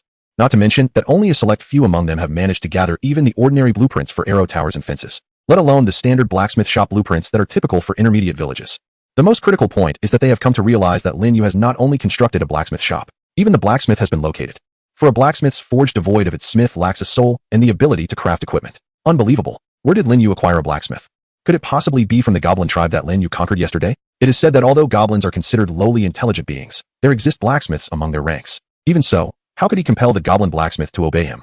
It is well known that the indigenous intelligent beings of the floating island are sworn enemies of us otherworldly lords, and encounters typically result in life or death, with the likelihood of surrender being exceedingly slim. It defies explanation, yet this is the truth. How distressing. With the emergence of the blacksmith's forge, Lin Yu is surely poised to amass considerable wealth. Merely from those 60-odd pieces of equipment, he has already accrued several thousand gold coins. Furthermore, he will be able to list a batch of equipment daily, enriching himself anew each day. With such capital backing him, the number of Lin Yu's troops will undoubtedly increase exponentially, swiftly widening the gap between us. Remarkably powerful already, yet he continues to enhance his strength relentlessly. It feels as though all good fortune has inexplicably fallen upon Lin Yu. It is utterly unjust.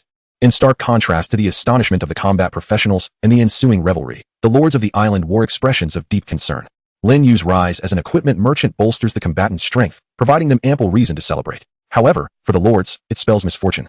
Lin Yu's ability to sell equipment en masse will enable him to amass vast quantities of gold, rapidly expanding his territorial influence. They are rivals, and the stronger Lin Yu becomes, the slimmer their chances of ousting him and seizing the title of Island Lord. In such circumstances, how could they possibly find joy?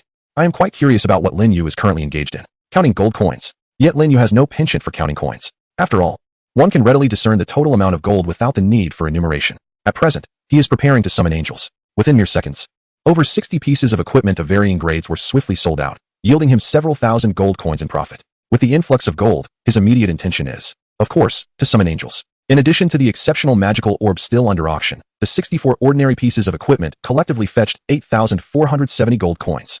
Together with the more than 1,300 gold coins acquired from the spoils of war, I now possess a total of 9,827 gold coins. This sum is sufficient to summon 3 fully staffed angelic squads, with over 1,700 gold coins remaining. Without hesitation, Lin Yu promptly connected with the floating island of all realms, initiating the summoning of a black hole. As the black hole manifested, Lin Yu had yet to behold his angels when he was suddenly seized by an unsettling sensation of being watched. Vaguely, it seemed as if a voice was roaring in the shadows. Lin Yu strained to listen, yet heard nothing. How peculiar. Where could that sound be emanating from? Behind the black hole? However, before Lin Yu could ponder further, a dazzling light emerged from the depths of the black hole ahead. Moments later, a series of sacred and beautiful figures soared forth from within. Chapter 66. Angelia, a multitude of figures ascended from the summoning black hole. In the blink of an eye, the Lord's Hall was filled with a vast number of fully armed angels. This comprised 3 fully equipped angelic battalions. At the forefront stood 3 exquisitely beautiful 4-winged angels. Behind them were precisely 152 winged angels, each wielding flaming divine swords, their sacred radiance illuminating the entire hall. Salutations, my lord. May the Holy One endure eternally, and may the holy light prevail. Under the leadership of the 3 4-winged angels, the assembly of stunning 2-winged angels bowed respectfully towards Lin Yu. In their golden gazes shone unwavering reverence for him, coupled with the fervent devotion of believers towards their divine deity. In the realm of faith, the deity of belief reigned supreme. Even though Lin Yu's current power was modest, and his level merely reached the late stage of level 4, rendering any newly summoned 2-winged angel superior in rank, the essence of faith and loyalty remained. All the angels under Lin Yu's command exhibited absolute loyalty towards him. Their faith had ascended to the highest echelon of the Holy Spirit level. What is a Holy Spirit? Broadly speaking, a Holy Spirit is an apostle of the deity of belief, an extension of divine will. In the realm of mortals, a believer of the Holy Spirit level serves as a messenger of the divine, embodying the will and authority of the deity. Thus, goblin believers refer to angels as holy messengers. The faith level of goblin followers is characterized as fervent, merely 1 tier shy of the Holy Spirit level. Yet the chasm between them is as vast as an abyss. It may take 100,000 fervent believers to potentially birth a single Holy Spirit believer. In terms of the power of faith, Holy Spirit level believers contribute the greatest amount of faith energy, surpassing all other tiers of believers. Consequently, many deities of belief regard ordinary believers with indifference, while they hold Holy Spirit believers in the highest regard, often willing to expend vast amounts of divine power to cultivate more of them. This is due to the superior quality of Holy Spirit believers compared to others. From this, it is evident how fortunate Lin Yu is to garner the faith and loyalty of the angelic race. Indeed, Lin Yu gazed upon the impeccably aligned 3 angelic battalions, feeling immense satisfaction. With this, he commanded 7 fully equipped angelic battalions, totaling an impressive 350. This count does not even include the 7 4-winged angels leading these battalions, nor the incomplete angelic squad led by Yida and Sally. Should there be another wave of summoning, the total number of angels under his command would effortlessly surpass 400. This is truly formidable. After all, at this stage, those lords who randomly acquire low-level specialized units find it challenging to amass such a scale. If it were high-level or elite units, it would be even more improbable.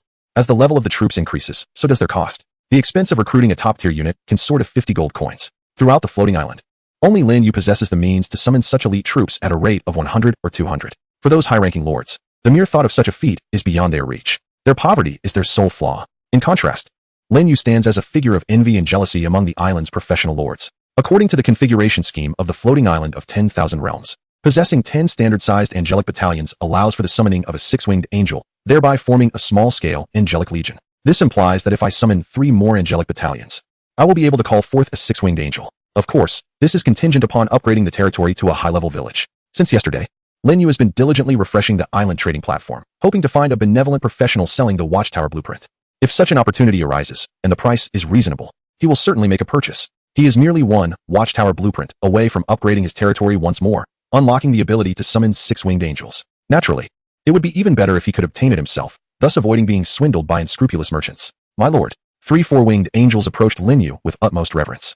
Beautiful and pure, these traits are inherent to angels. The emotions of respect and fervor are only displayed by the angels in the presence of Lin Yu. Towards other beings, they exhibit arrogance and indifference. The newly summoned 4-winged angels, like Mirida, Morin, and Marty, are war-grade angels under the command of the 12-winged angels, evolving toward the 6-winged power angels. In comparison, divine magic-grade angels, such as Alicia, are less common, and command-grade angels led by seraphs are even rarer. Lin Yu felt a twinge of regret for not summoning a divine magic-grade 4-winged archangel. However, this sentiment did not linger long. After all, in terms of rank, 4-winged angels and 4-winged archangels share the same status, differing only in function. After some contemplation, Lin Yu decided to bestow each of the 3 4-winged angels with a name, as they are the leaders of a battalion, and thus deserving of the favor of the Lord of Holy Light. From this moment forth, you shall be called Mira and Beth. When Lin Yu's gaze fell upon the 3rd 4-winged angel, inspiration struck him, and a name slipped from his lips. Your name shall be Angelia. All praise to you, exalted Lord of Holy Light. Angelia clasped her hands over her full chest, bowing her head in a respectful gesture towards Lin Yu. Subsequently, the 4-winged angels Mira and Beth, along with a multitude of 2-winged angels, joined in unison to extol the praises of the Supreme Lord of Holy Light. With a slight nod, Lin Yu then examined the information panel of the 3 4-winged angels.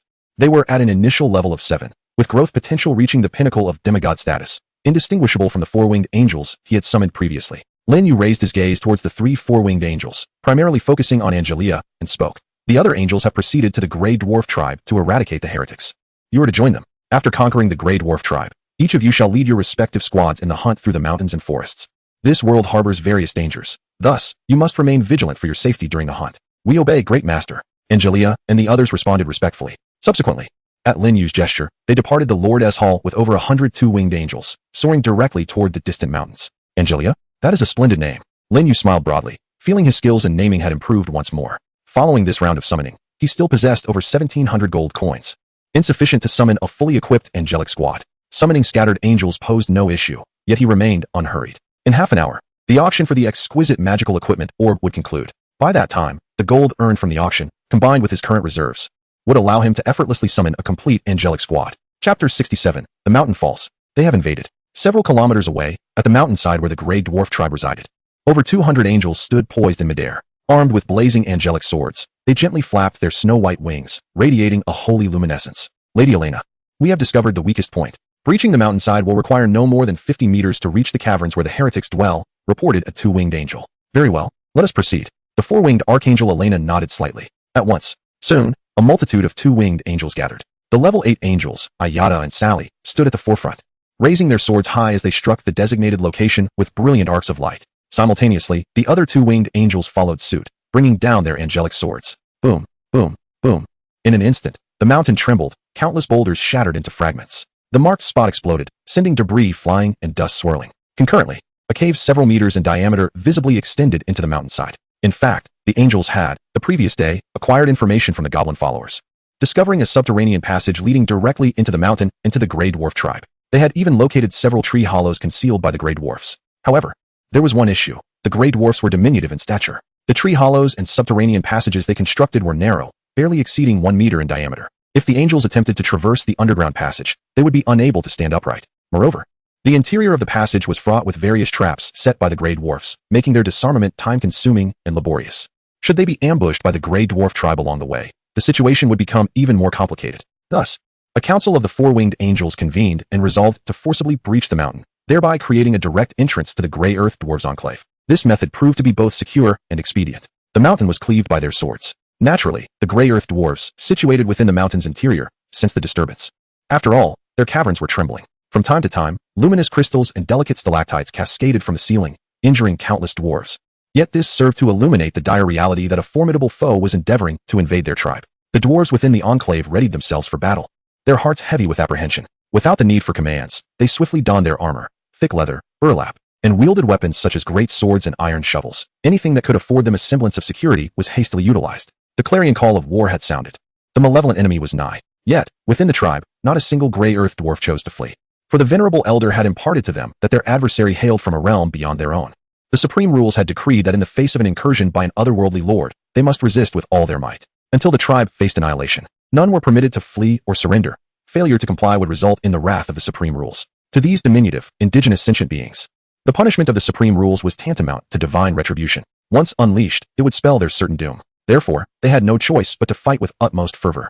Within the tribal assembly hall, the elder of the Grey Earth dwarves convened with a cadre of high-ranking dwarves, the leadership of the tribe. In contrast to the panic and trepidation exhibited by the ordinary tribesfolk, they bore expressions of bewilderment, their minds clouded with uncertainty. For them, it seemed inconceivable that an invasion from the otherworldly lord could stir such a tumult. The entire mountain appeared to tremble, as if beset by ancient titans hammering upon it. "Great Elder, what is the meaning of this?" queried one of the tribal leaders, his brow furrowed with suspicion.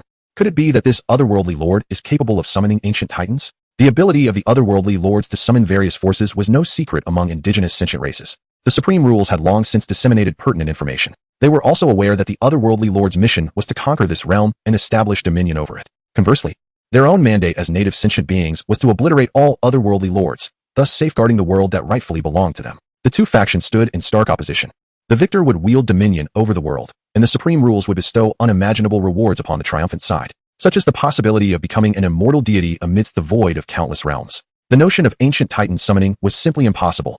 Another tribal leader immediately dismissed the notion, stating, even if there exists a lord from another realm capable of summoning titans, they would merely be ordinary titans. Indeed, the ancient titans, the storm titans, and the thunder titans are mythic beings of the highest order. An otherworldly lord could not summon them directly. The other tribal leaders nodded in agreement. The venerable patriarch, seated upon the grand throne at the head of the hall, waved his hand and proclaimed, "Such discussions are utterly futile. Our immediate task is to exert every effort to safeguard our tribe. The esteemed patriarch speaks wisely." At that moment, a scout from the Grey Dwarves burst into the assembly hall. He fell to his knees with a thud and exclaimed, "Patriarch, we have examined all passageways and exits, yet we have found no trace of the enemy." No sooner had he finished speaking than another Grey Dwarf rushed in, shouting, "Patriarch, dire news. I have seen a multitude of luminous winged beings assaulting our mountain. Their radiant blades extend for dozens of meters, and there are hundreds of these winged beings furiously hacking away. In the blink of an eye, a vast cavern materialized in the mountain's core. Is this not a confirmation?" One tribal leader gasped. No wonder the mountain trembles so violently. It is being assaulted by hundreds of them. Not humans, but luminous winged beings. The Grey Dwarf scout, his expression a mix of astonishment and dread, remarked, "Some possess 2 wings, others 4. Their divine swords ablaze with golden flames, enveloped in a resplendent glow. They appear as goddesses from the divine realm, truly breathtaking." "Foolish, superficial," the patriarch retorted coldly. "Such beauty is but a guise employed by malevolent beings to beguile the heart. Moreover, it is certain that they are the architects of the destruction of the goblin tribe. The goblin tribe met its demise at their hands. Now, they have set their sights upon our Grey Dwarf tribe. Indeed, the supreme rules have not misled us, whether from another world or their subordinate troops. They all possess an insatiable thirst for war. These otherworldly creatures shall bring calamity upon our indigenous intelligent races." A profound silence enveloped the assembly hall. All present Grey Dwarfs fell into a contemplative hush. However, this silence did not endure for long, as the patriarch swiftly issued a war command, ordering all Grey Dwarves in the tribe to arm themselves and partake in the impending battle for justice. Soon, over 1,000 Grey Dwarves had gathered. Among them were ordinary Grey Dwarfs, warriors, elites, champions, and even those of level 8 strength within the tribe. Without exception, they all appeared undaunted, as though they faced death unflinchingly. Thus, approximately 10 minutes later, the vast cavern trembled violently, following a resounding crash. A section of the cavern's ceiling was pierced by several radiant sword lights. Large boulders cascaded down, causing the earth to groan in lament. "They have breached our defenses." A gasp of astonishment escaped the lips of the Grey Dwarfs. Soon, under the intense scrutiny of numerous eyes, a battalion of fully armed angels emerged from the breached cavern passage. They unfurled their pristine angelic wings and brandished their celestial swords, standing proudly above the cave. Hundreds of angels gathered, casting their gaze down upon the Grey Dwarf army within the tribe. In their golden eyes, an unmistakable indifference towards heresy shimmered. Chapter 68. Elena's Faith and Divine Artistry. Indeed, they are luminous winged beings. The ancient chieftain muttered to himself. Like all the other Grey Dwarfs, he lifted his head, staring in awe at the assembly of angels hovering above the tribe, his expression frozen in astonishment. He could not deny their beauty, even when viewed through the aesthetic lens of the Grey Dwarfs. Most importantly, as his gaze lingered upon these winged entities, he felt an inexplicable sense of shame, a desire to renounce his past misdeeds. He strangely yearned to kneel before them and confess his previous transgressions in pursuit of self-redemption. Cursed be this sorcery. The chieftain vigorously shook his head to remain alert, exclaiming with anger, "Indeed, these otherworldly beings possess an enchanting power that can bewitch the heart. No matter how beautiful their appearances, they remain mere facades. Essentially, they are profoundly malevolent creatures, akin to demons that wander the night." Seeing that his fellow tribesmen were also beginning to exhibit dazed expressions and signs of being entranced, the chieftain bellowed, instantly awakening the surrounding gray dwarves. "What just happened?" I felt as though I beheld the goddess herself, uncontrollably yearning to worship. "So did I?" the gray dwarves around him murmured, filled with both shock and terror. The chieftain, with a grim expression, stated, "This is an insidious power of seduction, capable of ensnaring us without escape. However, as long as we maintain clarity and steadfast will, these wicked beings cannot sway us." "Understood, esteemed chieftain." A senior member of the tribe promptly replied, "It seems that these luminous winged beings are of relatively low rank, mostly at level 5, with a few at level 6. The two highest ranked among them are merely at level 8. Esteemed chieftain, I sense hope for our victory." Within their tribe, there are 3 gray dwarves who have attained level 8. The chieftain himself is a late-stage level 9 practitioner. He believed that under his leadership, their tribe could surely triumph over this legion of winged beings. "You are correct. Victory is within our grasp." The chieftain felt a surge of confidence. Yet, he cautioned, "We must not be complacent. These otherworldly creatures managed to breach the goblin tribe, indicating they possess formidable abilities. Flight is one of their advantages. Quickly gather all the spears and arrows from the tribe and distribute them to practitioners above level 5. We shall shoot them down from the sky with ranged attacks." His own level had reached late stage 9. With one more step, he could ascend to the royal level. Yet, even so, he was unable to fly. Generally speaking, it is only after professionals ascend to extraordinary realms that they acquire the ability to fly, excluding elemental mages who master flight-related magic. On the battlefield of lower-tier realms, possessing the power of flight confers a significant advantage. However, the elder chieftain remained unperturbed, swiftly devising a countermeasure. "Understood, esteemed chieftain." The tribal leaders promptly set about executing his orders. Above the cavern, the number of angels had swelled to over 350. This assembly was prompted by the arrival of the 4-winged angels, Angelia, Mela, and Beth, each accompanied by their respective angelic battalions. Here, 7 fully equipped angelic squads had gathered. Alongside the likes of Ayata, Sally, and Vina, the total number of angels approached 370. A glance upwards revealed the cavern's 100-meter height teeming with stunning angels, their swords ablaze with divine angelic flames illuminating the area. Such a scene was not only beautiful, but also profoundly awe-inspiring. Not only the diminutive Grey Dwarf tribe below, but even the professionals on the island would be rendered speechless by this spectacle. A group of lesser beings. Were it not for our Master's need for believers, these creatures would be deserving only of purification by the sacred flames. At that moment, Angelia spoke. Her voice crisp and her demeanor indifferent. Positioned at the forefront of the angelic legion, with 4-winged angels like Elena, Murata, and Marty at her back, she turned to the archangel Elena and instructed, "Elena, before the battle commences, cleanse the souls of these lowly beings with your divine faith." "Understood." Elena slightly bowed her head, and then soared toward the Grey Dwarf tribe below. "Let us proceed. Let us swiftly conclude this battle." With Angelia's words, hundreds of angels unfurled their pristine wings in unison, surging toward the Grey Dwarf tribe like a sacred torrent. Have these vile creatures finally reached their limit? The elder chieftain of the Grey Dwarf tribe raised his gaze to the approaching archangel Elena. In each hand, he gripped a spear forged from fine iron, with 4 more resting at his feet, and a long sword strapped to his back. As a late-stage 9th-level swordsman, he wielded considerable power and could rightfully be called a grand swordsman. "Within 20 meters, I shall pierce you with my spear." The elder chieftain focused intently on the rapidly approaching Elena, calculating the lethal distance for his strike. Meanwhile, he addressed the other formidable members of his tribe. "Prepare yourselves. When the enemy's main force draws near, strike together, ensuring that they suffer significant losses in the first wave." "Understood, esteemed chieftain." The assembled tribal warriors nodded in agreement, mentally readying themselves for victory. Meanwhile, in the skies above the tribe, the archangel Elena took note of the elder chieftain and the other Grey Dwarf warriors. Even witnessing the elder slowly raise his steel spear, clearly a weapon intended for her. However, she remained utterly unperturbed. In the blink of an eye, she soared above the tribe, mere meters away from the assembled ranks of the gray-skinned dwarf army. Suddenly, the sound of whistling through the air echoed sharply. 2 steel spears hurtled toward her, one after the other, their speed reminiscent of lightning. To the naked eye of an ordinary person, the trajectory of the spears was nearly imperceptible. Yet, for the 4-winged archangel Elena, it posed no challenge whatsoever. With a graceful beat of her angelic wings, she transformed into a flash of white light.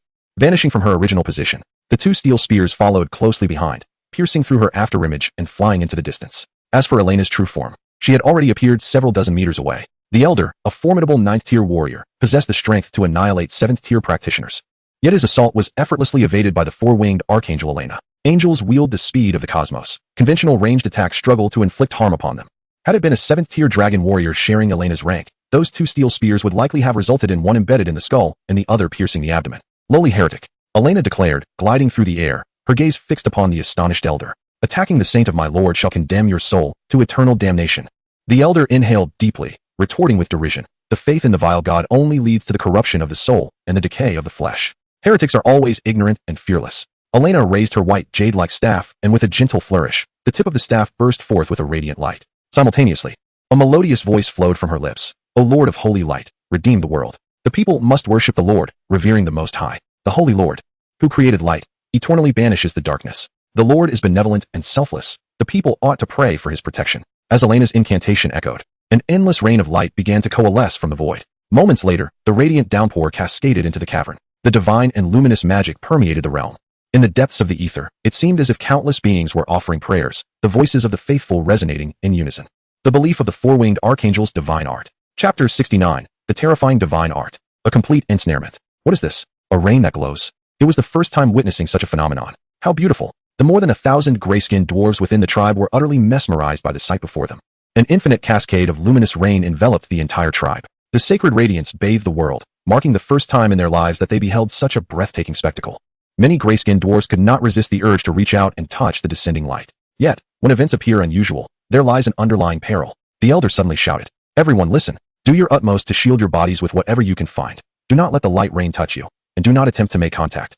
The elder and the tribe's strongest were the most alert. They were the first to act, channeling their inner magic to conjure protective shields around their bodies. However, it seemed that such measures were futile. The cascading rain of light, akin to ethereal phantoms, pierced through their magical shields and even traversed their armor, infiltrating their very beings. As this luminous rain permeated them, the formidable gray dwarfs felt as though their souls had been cleansed. Their bodies and minds experienced an overwhelming sense of relief.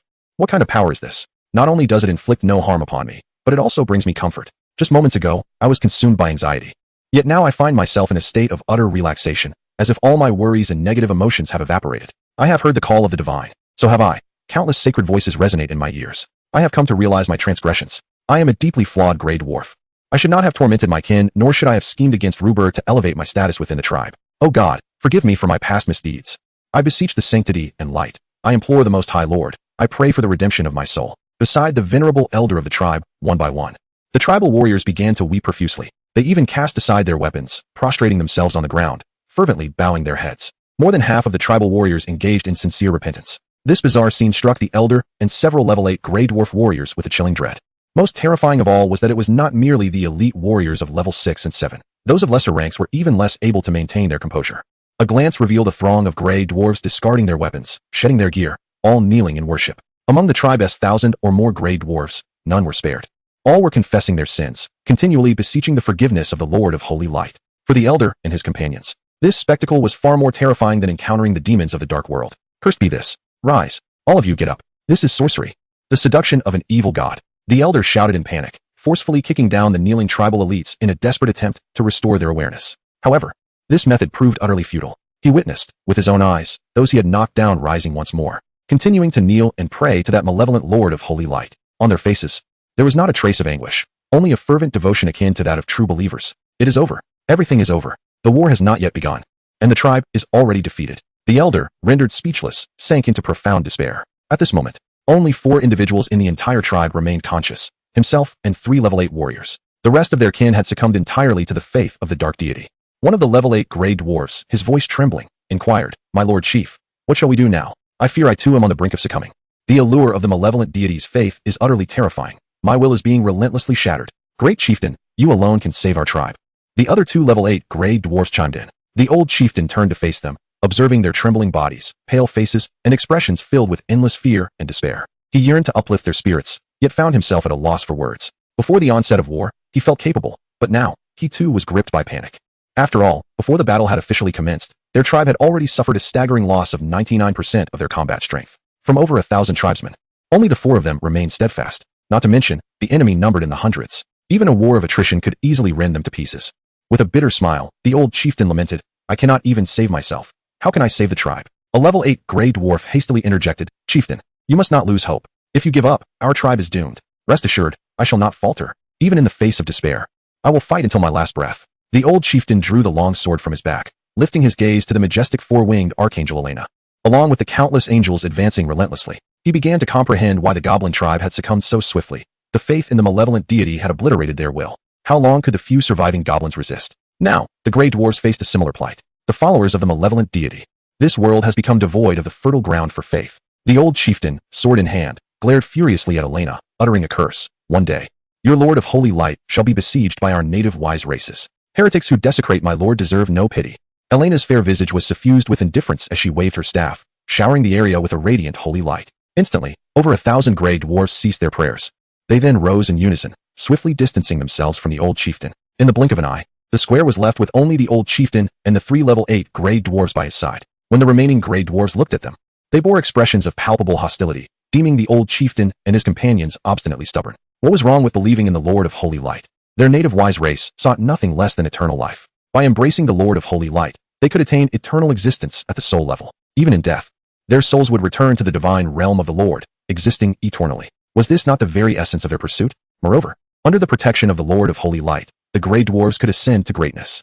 The old chieftain and his companions had no rightful cause to reject such a path. The malevolent deity must be vanquished. The hostility from the tribesmen was palpable.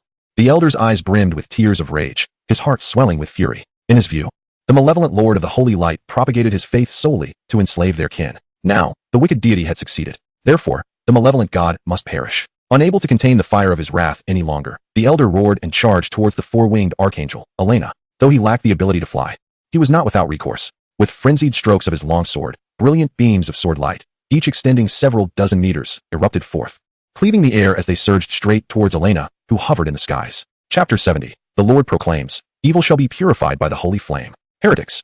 Accompanied by 2 sharp exclamations, 2 figures shot forward, instantaneously positioning themselves before the 4-winged archangel. These 2 figures were none other than the 8th level beings, Yida and Sally. With their angelic swords in hand, they unleashed a dazzling barrage of sword light into the air. The resounding clashes echoed as the elder's sword beams were shattered with astonishing precision by Yida and Sally. The violent collision of sword lights conjured a magnificent storm of magical energy in the air, warping the very fabric of space around them. The tempest roared, tousling the golden hair of Yida and Sally, accentuating their exquisitely sculpted features and their figures that embodied the golden ratio. One was tall and curvaceous, the other petite and delicate. Both were breathtakingly beautiful. Had they effortlessly thwarted my assault? The elder's expression transformed, revealing sheer astonishment. It was worth noting that he was at the late 9th level, while those 2 luminescent winged beings had merely reached the early 8th level. The disparity in their levels was nearly 2 entire tiers. Under normal circumstances, such a vast difference would render any reversal impossible, especially since he had exerted all his strength in that attack. Yet, the 2 winged beings had effortlessly countered him. Although their levels were only 8th, their true strength could rival that of 9th level professionals. The elder inhaled deeply, bewildered by the origins of these radiant winged beings and the race to which they belonged. The winged being who wielded the staff had already seduced over 1,000 of his tribe members with her nefarious faith. Only he and 3 8th level warriors from his tribe had managed to withstand the onslaught. And now, 2 more winged beings capable of fighting beyond their level had emerged. It was utterly terrifying. No wonder the goblin tribe was no match for them. Such formidable foes would likely send even those peculiar creatures with 2 heads scurrying away in fear, reluctant to provoke them. The tribe had lost all hope. Quickly, leave this place and seek aid from the 2-headed demon tribe. The elder commanded the 3 powerful warriors behind him. He gripped the long sword tightly, his expression grave as he stared at the majestic figures of Ayada and Sally soaring high above. I will hold them off. You must flee at once. Understood, chief. The 3 formidable warriors of the tribe dared not hesitate. They sprinted from the square, racing towards the outskirts of the tribe. However, their flight was swiftly halted. A vast legion of angels descended from the heavens, intercepting their path. How could those bound to the earth outrun those who soared through the skies? Especially when those in the air were the swiftest of angels. In terms of speed, even the dragon clan could not surpass the angels unless they possessed the rare powers of space or time. Were they truly intent on extermination? The elder chief witnessed the encirclement of the 3 warriors. Fury surged within him as he glared at the stunning angels above, his heart brimming with rage and resentment. He was met with brilliant flashes of swordlight. Ayada and Sally had made their move, joining forces to assail the elder chief who ruled over the gray earth dwarfs. In the rear of the battlefield, Murata and the others prepared to join the fray, intending to slay the elder chief alongside Ayada and Sally. At this moment, however, the 4-winged angel, Angelia, spoke. Leave this heretic to Ayada and Sally. Our lord has long desired the demise of the skeleton king, Ryan. This is a perfect opportunity for Ayada and Sally to ascend in power. Once they reach level 9, they can assist our lord in fulfilling his wish. Angelia's tone was icy, her demeanor indifferent. Both her visage and form were breathtakingly perfect, exuding an ineffable sense of nobility. Upon hearing Angelia's words, Murata, Morin, Mira, and the other 4-winged angels standing behind her voiced their unanimous agreement. Indeed, the Lord of Holy Light had coveted the Skeleton King for several days. It was imperative to eliminate him swiftly. At this juncture, Angelia turned to the 4-winged archangel, Alina, and instructed, assist in dealing with the 3 fleeing gray earth dwarfs. Your level has reached the late stage of level 7. Slaying them will grant you the breakthrough you seek. As you command, your grace. Alina bowed in respect. Just as she was about to depart, she felt Angelia's cold gaze upon her. The body wrapped in her platinum magical robe trembled slightly under that scrutiny. Angelia, maintaining her composed expression, remarked, "Address me as Angelia. This is the Lord's acknowledgement of my authority." "Very well, Angelia," Alina replied, seemingly hesitant to say more. She then unfurled her 4 angelic wings and flew towards another nearby battlefield. The battle did not last long. The confrontation led by Ayada and Sally concluded first. The 2 angels, wielding their twin swords in unison, rendered the Elder Chief, a late-stage level 9 practitioner, nearly defenseless. In less than 5 minutes, Ayada severed his weapon-bearing arm with a single strike. Sally followed swiftly, her radiant angelic sword sweeping through, cleaving the Elder Chief's body in 2 with a single motion. At that moment, a shadowy figure emerged from the shattered corpse of the Elder Patriarch, its form ethereal, yet bearing an uncanny resemblance to him. The spectral gray apparition bore a sinister visage, fixating its malevolent gaze upon Yetta and Sally, particularly the latter, with an intensity that was almost palpable. "Cursed follower of the Dark God, I shall not let you escape." It seethed, "I have memorized your essence, and once I become a specter, I shall return to haunt you. I shall become the nightmare of your existence. The Lord has decreed that evil shall be purged by the holy flame." Yetta and Sally, their expressions stoic, unsheathed the angelic sword, unleashing 2 torrents of searing golden flames that enveloped the phantom gray figure.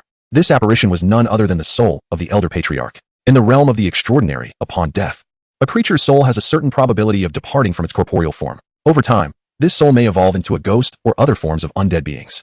Legends speak of the spectral dragon, a pinnacle of the undead, which is said to be born from the souls of mighty dragons that have perished. "No, this cannot be." The Elder Patriarch's soul cried out in terror. "How can you see my soul? This is a power possessed only by necromancers." Yet, before the words could fully escape his lips, the soul was consumed by the blazing holy fire, reduced to nothingness. Thus, he was truly dead, beyond the aid of even the most eternal of deities. I have ascended to late-stage level 8. Yetta sensed the enhancement of her own power. Beside her, Sally nodded in agreement, a delightful smile illuminating her charming visage as she chirped. "So have I. A breakthrough is within reach." Together, they had vanquished the Elder Patriarch, a formidable late-stage level 9 practitioner, and were rewarded with a substantial influx of primal energy. Had one of them achieved this feat alone, a direct leap to level 9 would not have been out of the question. Meanwhile, on another battlefield, Elena concluded her own combat. As a divine-level angel, she was not particularly suited for frontal assaults, yet her combat prowess was formidable, even exceptional. Her holy light spells blinded foes, while her faith-based magic weakened and confused their will and souls. The holy light confinement spell immobilized enemies, culminating in purification by the angelic flame.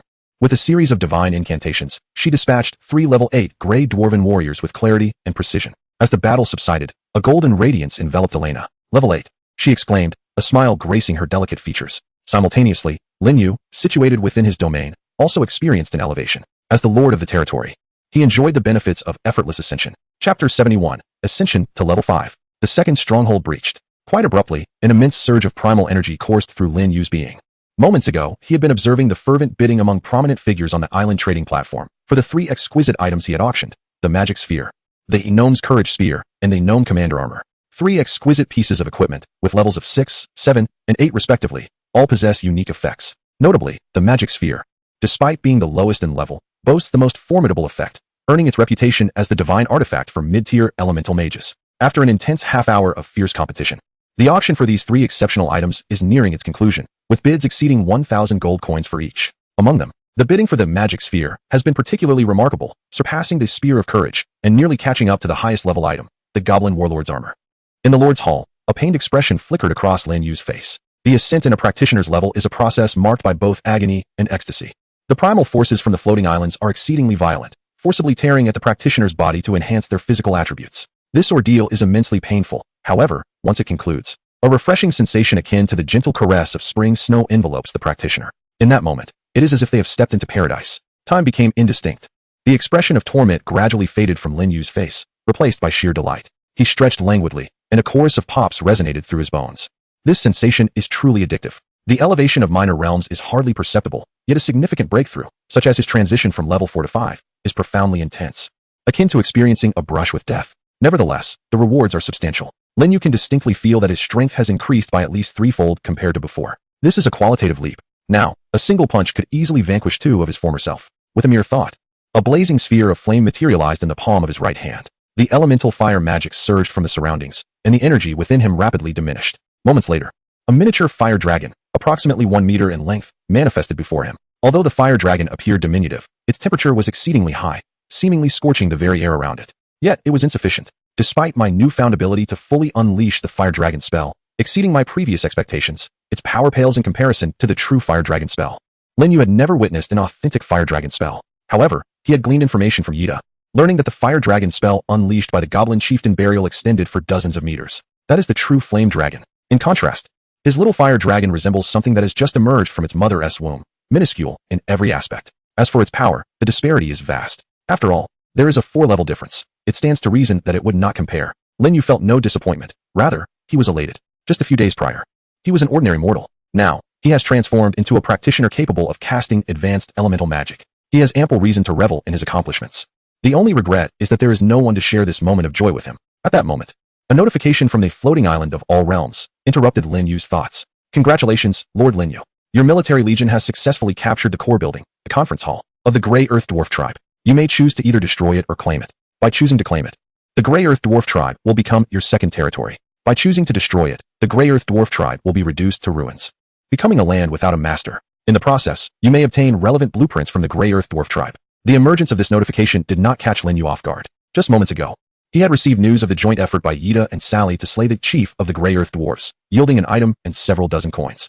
With the chief dead, the Grey Earth Dwarf tribe was indeed beyond salvation. Without hesitation, Lin Yu chose to destroy. Compared to the nearly useless second territory at this stage, he preferred the blueprints and treasure chests that would be obtained from the destruction of the Grey Earth Dwarf tribe. Congratulations, Lord Lin Yu.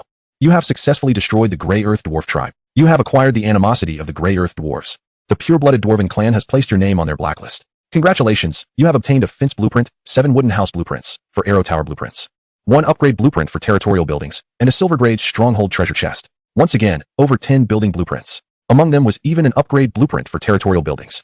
Lin Yu was instantly overjoyed, his smile radiating brilliance. This was his first time acquiring a territorial building upgrade blueprint. As the name suggests, this blueprint could be used to upgrade territorial buildings without the need for resources, effectively offering another way to enjoy the floating island for free. He wondered if it could be used to upgrade the spiritual fields. If it could, he would save a substantial amount of gold.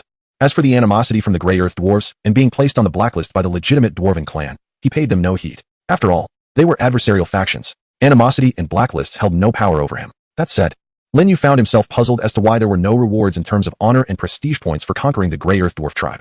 Compared to the blueprints he had received, the value of honor and prestige points was significantly higher. After all, the avenues for acquiring these two were exceedingly scarce. He promptly communicated with the floating island of all realms for clarification. Soon, a reply arrived. Aside from the first conquest of a local faction as stronghold, honor and prestige points will be obtained through opening stronghold treasure chests. If the Lord chooses to occupy a local faction as stronghold, they will directly receive rewards in honor and prestige points. So that was it. Lin Yu realized, alleviating his concerns. He simply needed to wait to open the treasure chest later. Subsequently, Lin Yu turned his attention to the island trading platform. The auction for the 3 exquisite pieces of equipment has reached a fever pitch, particularly the contest for the magic sphere, which has become exceedingly fierce. Its bidding price has even surpassed that of the Goblin Commander armor, which is 2 levels higher. In contrast, the Goblin Courageous gun has been met with disdain, as its unique effect is akin to a double-edged sword. For a powerful professional, possessing it is merely an embellishment. However, for those of lesser strength or against formidable foes, it becomes a suicidal endeavor. 2 minutes later, the auction for all 3 items concluded. The magic sphere fetched a remarkable 2,170 gold coins.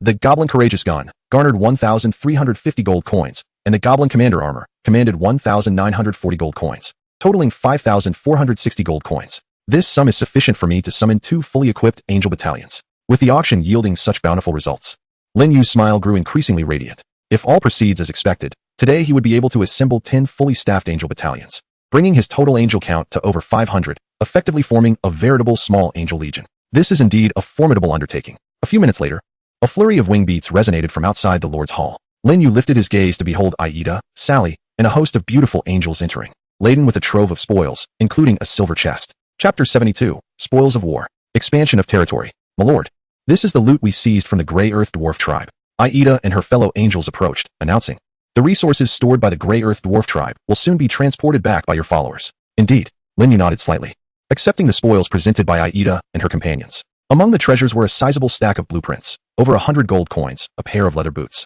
and a silver-level outpost chest. These spoils were acquired from slaying the former chieftain and dismantling the Grey Earth Dwarf tribe. The gold coins are scarce due to the limited number of enemies defeated in this battle. The gold of the floating island is not a conventional currency.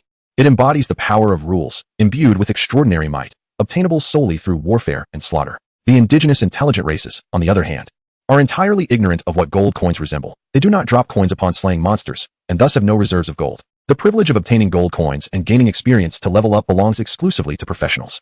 The purpose of the floating island is to expedite the leveling speed of these professionals. Were it to follow the meditation practices of the indigenous intelligent races to enhance magical power and elevate levels, it would take decades to ascend to the extraordinary. In that time, professionals would have already been obliterated by the indigenous races and wild monsters. The rallying cry of battling across myriad realms would thus remain mere rhetoric. Where are they? Lin Yu inquired about the angels led by Elena, Merida, and others of the four-winged seraphim. Yida respectfully replied, "Each angelic battalion dutifully follows your commands." After conquering the Grey Dwarf tribe, they have set out to hunt the wild beasts. Moreover, in this campaign, aside from the chieftain of the Grey Dwarves and 3 8th-level Grey Dwarves, all other Grey Dwarves have become your faithful followers under the divine belief of Lady Elena. The total number is 1,347. Some elite members have been dispatched to assist the angelic forces in clearing the battlefield, while the remainder is collaborating with the goblin followers to transport the resources of the Grey Dwarf tribe back to our territory. The sudden increase in followers astonished Lin Yu. The potency of the belief magic wielded by the four-winged archangel Elena left him in awe. Yida continued, "To report to my lord, Lady Elena excels in spreading faith. Even before the war commenced, she utilized her divine belief magic to purify the souls of the vast majority of the Grey Dwarfs." Realization dawned upon Lin Yu. It was no wonder the war concluded so swiftly. With one application of belief magic, the strength of the Grey Dwarf tribe had nearly been obliterated. Now, it was merely a matter of dealing with the few obstinate tribal leaders. At that moment, Lin Yu felt once again the terrifying power of the angelic race. This was merely one divine-level angel. If he were to summon a multitude of divine magic angels, unleashing torrents of belief magic, which local stronghold could withstand such an onslaught? Lin Yu turned to Yida and the petite, adorable angel Sally, smiling as he remarked, "Your strength appears to have increased significantly." Upon hearing this, the two angels promptly responded, "We are grateful for the Lord's protection. We have advanced to the late 8th level. One more step will lead us to the 9th level, where we are confident we can jointly vanquish royal-level foes." Have you truly advanced 2 levels? Lin Yu recalled that just last night, Yida and Sally had only reached the 8th level. Yida explained, "To report to my lord, during the defeat of the enemy tribe's chieftain, only Sally and I participated in the battle, thus acquiring a substantial source of power. This was at the behest of Lady Angelia. She knew of your desire to slay the skeleton king Ryan and assisted us in accelerating our level progression." At this, an exquisite figure surfaced in Lin Yu's mind. Angelia had performed splendidly. Nodding, he said to Yida and Sally, "You must indeed strive to reach the 9th level promptly. When that time comes, whether it is the skeleton king Ryan or the 2-headed demon tribe, we shall have the means to address them." In the realm of the extraordinary, royal-level professions could already be deemed powerful. Levels 1 through 9 merely categorized ordinary practitioners. Once one ascended to the royal level, the augmentation of strength was truly formidable. Although angels are a mythical race, it is only upon reaching the 9th level that they can contend with royal-level powers, including those in the late stages of royal rank. At the early 9th level, being able to counter a late royal-level adversary is already a terrifying feat. Moreover, this pertains to both the 2-winged and 4-winged angels.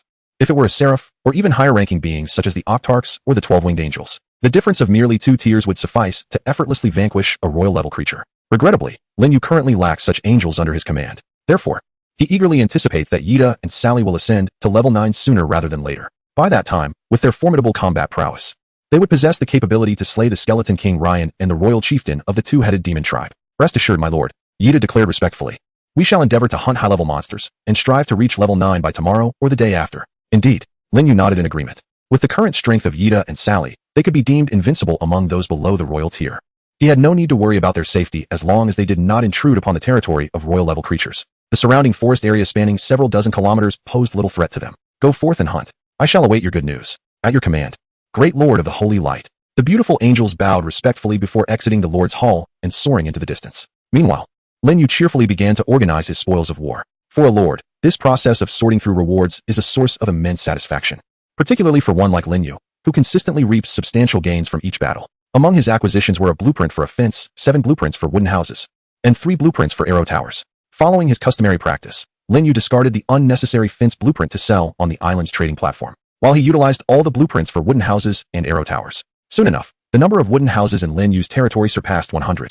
Each low-level wooden house could accommodate 10 to 15 residents, translating to nearly 2,000 citizens no longer sleeping outdoors. However, this was still insufficient, as the number of inhabitants under Lin Yu's command had nearly reached 3,000, including goblins and angels. To address this, Lin Yu devised a solution. He expended over 20,000 units of timber and more than 10,000 units of stone to upgrade all the wooden houses in his territory to intermediate level.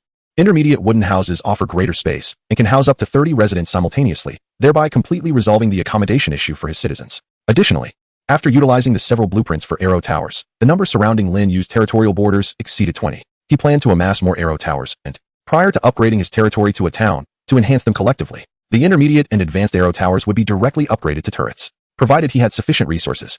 Lin Yu envisioned arming his territory to the teeth. When the time came, whether faced with a beast tide or an assault from local intelligent races, he would be fully prepared to eliminate any adversary that dared to approach. At last, only one blueprint remained. Lin Yu obtained the territory building upgrade blueprint through information prompt. This blueprint, categorized as type, special, and level, low, is to be utilized only once and can enhance the level of a territory building that has been upgraded fewer than 3 times. A special reminder accompanies it, cautioning that this is an exceedingly rare blueprint, and the Lord should exercise utmost prudence when employing it to avoid wastage. Fortune had smiled upon him. Lin Yu felt a surge of joy and promptly communicated with the floating island of all realms. He inquired directly whether the spirit field, located outside his territory, was classified as a territory building. The response from floating island of all realms was swift and unequivocal. The spirit field is classified as a territory building. Lin Yu's spirits soared as he realized he had struck gold. The requirements for using the upgrade blueprint stipulate that it can only be applied to territory buildings with fewer than 3 upgrades. His spirit field was currently at level 2, having been upgraded only once. Subsequently, he could utilize gold coins to upgrade the spirit field once more, and then apply this blueprint. At that point, the level of his spirit field would ascend directly to level 4. This would save him the gold coins typically required for upgrading from level 3 to 4, thus yielding a substantial profit. Lin Yu did not contemplate upgrading any other territory buildings, as those could be enhanced using basic resources such as wood, stone, and iron ore. In contrast, the spirit field required only gold coins for its upgrade, which are far more precious than basic resources. Therefore, employing this blueprint on the spirit field proved to be the most cost-effective decision. Among the remaining spoils, there was a silver-grade stronghold chest and a pair of leather boots. The special kill notification indicated that these leather boots had dropped from the leader of the Grey Earth Dwarves, whose strength surpassed that of the goblin leader. The quality of the equipment dropped would surely be commendable. Soon, the equipment information for the leather boots appeared before Lin Yu's eyes. Wind leather boots. Type: defensive equipment. Defense level: level 9. Durability: 100. Special effect 1. Speed increase of 40%. Limited to practitioners of level 9 or below. Special effect 2. Curse of Gene. Damage to enemies of the light faction increased by 30%. Limited to level 9 or below. Description: this is an item cursed by Gene, the leader of the Grey Earth Dwarves, exuding boundless animosity towards beings of the light attribute. Wearing it may provoke active attacks from light attribute beings. Upon gazing at the equipment details displayed before him, Lin Yu fell into a contemplative silence. After a lengthy pause, he finally uttered 2 words: exceptional. Moreover, it was not just any exceptional piece of equipment. It surpassed all previous drops in quality. Even I was tempted. Alas, in my eyes, only gold holds the utmost value. Furthermore, the equipment's level was somewhat inadequate. As the combat prowess of his angelic legion continues to ascend, so too does Lin Yu's discerning eye. He currently harbors no interest in the commonplace gear ranging from levels 1 to 9. However, should he encounter royal grade or extraordinary equipment, it is highly probable that he would remain. Yet, for gear of inferior levels, he finds it more advantageous to sell them on the island's trading platform in exchange for tangible gold coins, which would enable him to summon a greater number of angels. Perhaps the angels he conjures might yield even more exceptional gear. Without a moment's hesitation, Lin Yu promptly listed the Boots of the Wind on the island's trading platform, setting it to auction mode with a starting bid of 1,500 gold coins and a duration of 8 hours. This ample time frame would afford combat professionals the opportunity to devise means to amass gold, be it through crowdfunding or direct borrowing. Such an extraordinary piece of equipment, boasting 2 special attributes, would undoubtedly incite a frenzy among countless combatants. If funds were insufficient, they could borrow. If borrowing proved unfeasible, they would merely have to watch. Would you like to open the current stronghold treasure chest? Yes, no. Without hesitation, Lin Yu chose yes. In the next instant, a silvery white treasure chest began to tremble, its lid gradually lifting. Suddenly, brilliant golden light burst forth, dazzling and mesmerizing. At such moments, Lin Yu could not help but recall the phrase, golden legend. In truth, it was merely a silver treasure chest, with even higher tier golden, diamond, crystal, divine, and super divine chests existing beyond it. Lin Yu mused that to hear the voiceover of the golden legend, one would need to open at least a crystal tier chest. As the stronghold treasure chest opened, a notification from the floating island of all realms materialized in Lin Yu's mind. Congratulations, Lord Lin Yu. You have successfully opened a silver tier stronghold treasure chest. You have received 2,500 units of food, wood, stone, and iron ore. You have acquired a blueprint for forging dwarven firearms. You have obtained 1,000 gold coins. You have received a magical elemental gemstone, attributes random. You have earned 200 honor points and 1,000 reputation points. In the blink of an eye, a substantial pile of gold coins had accumulated before Lin Yu, alongside a blueprint and a radiant gemstone emanating a crimson glow. The basic resources, meanwhile, were automatically stored in the stronghold's warehouse. Equipment forging blueprint. Name, dwarven firearm. Usage requirement. Intermediate blacksmith shop. Restricted to all dwarven units. Description. Upon utilizing this blueprint, your stronghold's blacksmith shop will gain the ability to forge dwarven firearms. The equipment level of the forged dwarven firearm will depend on your blacksmithing skill level. Magical gemstone. Attribute. Fire element. Level. Advanced. Type. Special item. Special effect. Increases fire element magic power by 30%. Description: the primary purpose of the magical gemstone is to be embedded in equipment to enhance its power. Provided there are no conflicts with elemental attributes or magical runes, the more magical gemstones embedded, the greater the equipment strength. What splendid treasures! Lin Yu looked at the dwarven gun forging blueprint and magic gem in his hands with sheer delight. The former would enable him to craft firearms, thereby equipping his loyal Grey Dwarven followers and enhancing their combat prowess. By nature, Grey Dwarves could be classified as low-tier units. However, with the addition of firearms, they would transform into Dwarven gunmen, ascending to a mid-tier classification and significantly amplifying their overall battle capabilities. As for the latter, the magic gem was also a rare find, which he intended to keep for himself. Should he acquire a fire element staff of his liking, he would embed this gem into it.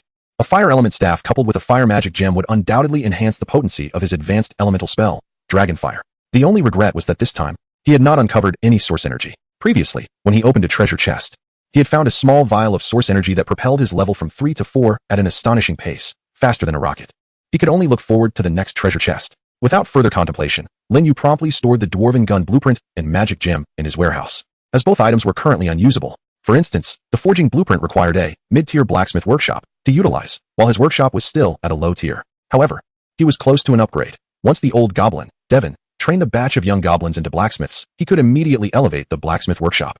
At that point, he would have Devon forge the dwarven gun. As the higher the blacksmith's level, the superior the equipment produced would be. If he managed to acquire a divine-level blacksmith, he could craft a legendary dwarven gun, which would be even more formidable. Lin Yu gathered the coins that had accumulated on the ground. Treasure chests vanished into thin air once opened. He had intended to study the contents, but alas, the floating island of all realms did not afford him that opportunity. With a substantial amount of gold and a territory-building upgrade blueprint, Lin Yu re-entered the spirit field located outside his territory. The earlier the spirit field was upgraded, the sooner the blackbone bloodvine and spirit rice planted within would mature. The downside was that upgrading was exceedingly costly. Fortunately, with the recent acquisition of the territory-building upgrade blueprint, Lin Yu was ready to make a significant investment. Chapter 74. Intense discussion. Upgrading the spirit field, astounding growth. As Lin Yu's Boots of the Wind were put up for sale, the island chat channel erupted with excitement. This exquisite piece of equipment had revealed some information about him. Another high-level exquisite piece of equipment. Not only is it level 9, but it also boasts 2 special attribute effects. This is the most impressive item I have ever seen. Lin Yu is truly formidable. My level hasn't even reached 3. Yet Lin Yu has already acquired a level 9 piece of equipment. It's simply terrifying. From the equipment's information, it's evident that Lin Yu has once again conquered a local faction stronghold, the Grey Dwarven tribe. It's inevitable otherwise. How could the curse of the tribe leader appear on the equipment? It is now confirmed that Lord Lin Yu's troops belong to the Radiant faction. The equipment information reveals that the deceased chieftain of the tribe harbored a deep-seated animosity towards the creatures of the Radiant faction, elucidating the matter entirely. That said, what elite units does the Radiant faction possess? Who can truly know? Countless practitioners fell into silence. However, significant information soon emerged. Brothers, I have just made inquiries with the floating island and learned that the Radiant faction boasts a plethora of units, including paladins, zealots, monks, papal bishops, judicators, and holy great swordsmen.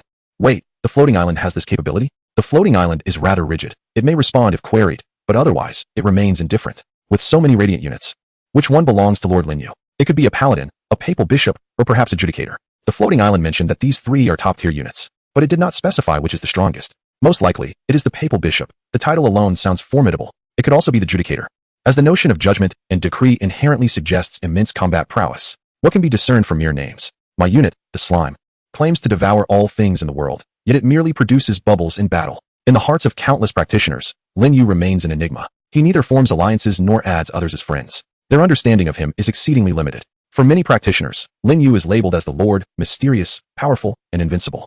Their curiosity about the units he commands is particularly piqued. With the recent leaks of relevant information, it naturally sparked extensive discussions among practitioners. However, after much contemplation, no one could draw a definitive conclusion. The units provided by the floating island appear to lack the requisite combat capabilities associated with Lin Yu, particularly since paladins, papal bishops, and judicators seem to be at most on par with golden behemoths, if not weaker. Yet, the feats Lin Yu accomplished are entirely beyond the realm of what a golden behemoth lord could achieve. If these 3 elite units are not his, then what could they possibly be? Is it conceivable that even more powerful units lie hidden within the Radiant faction, merely undisclosed by the floating island?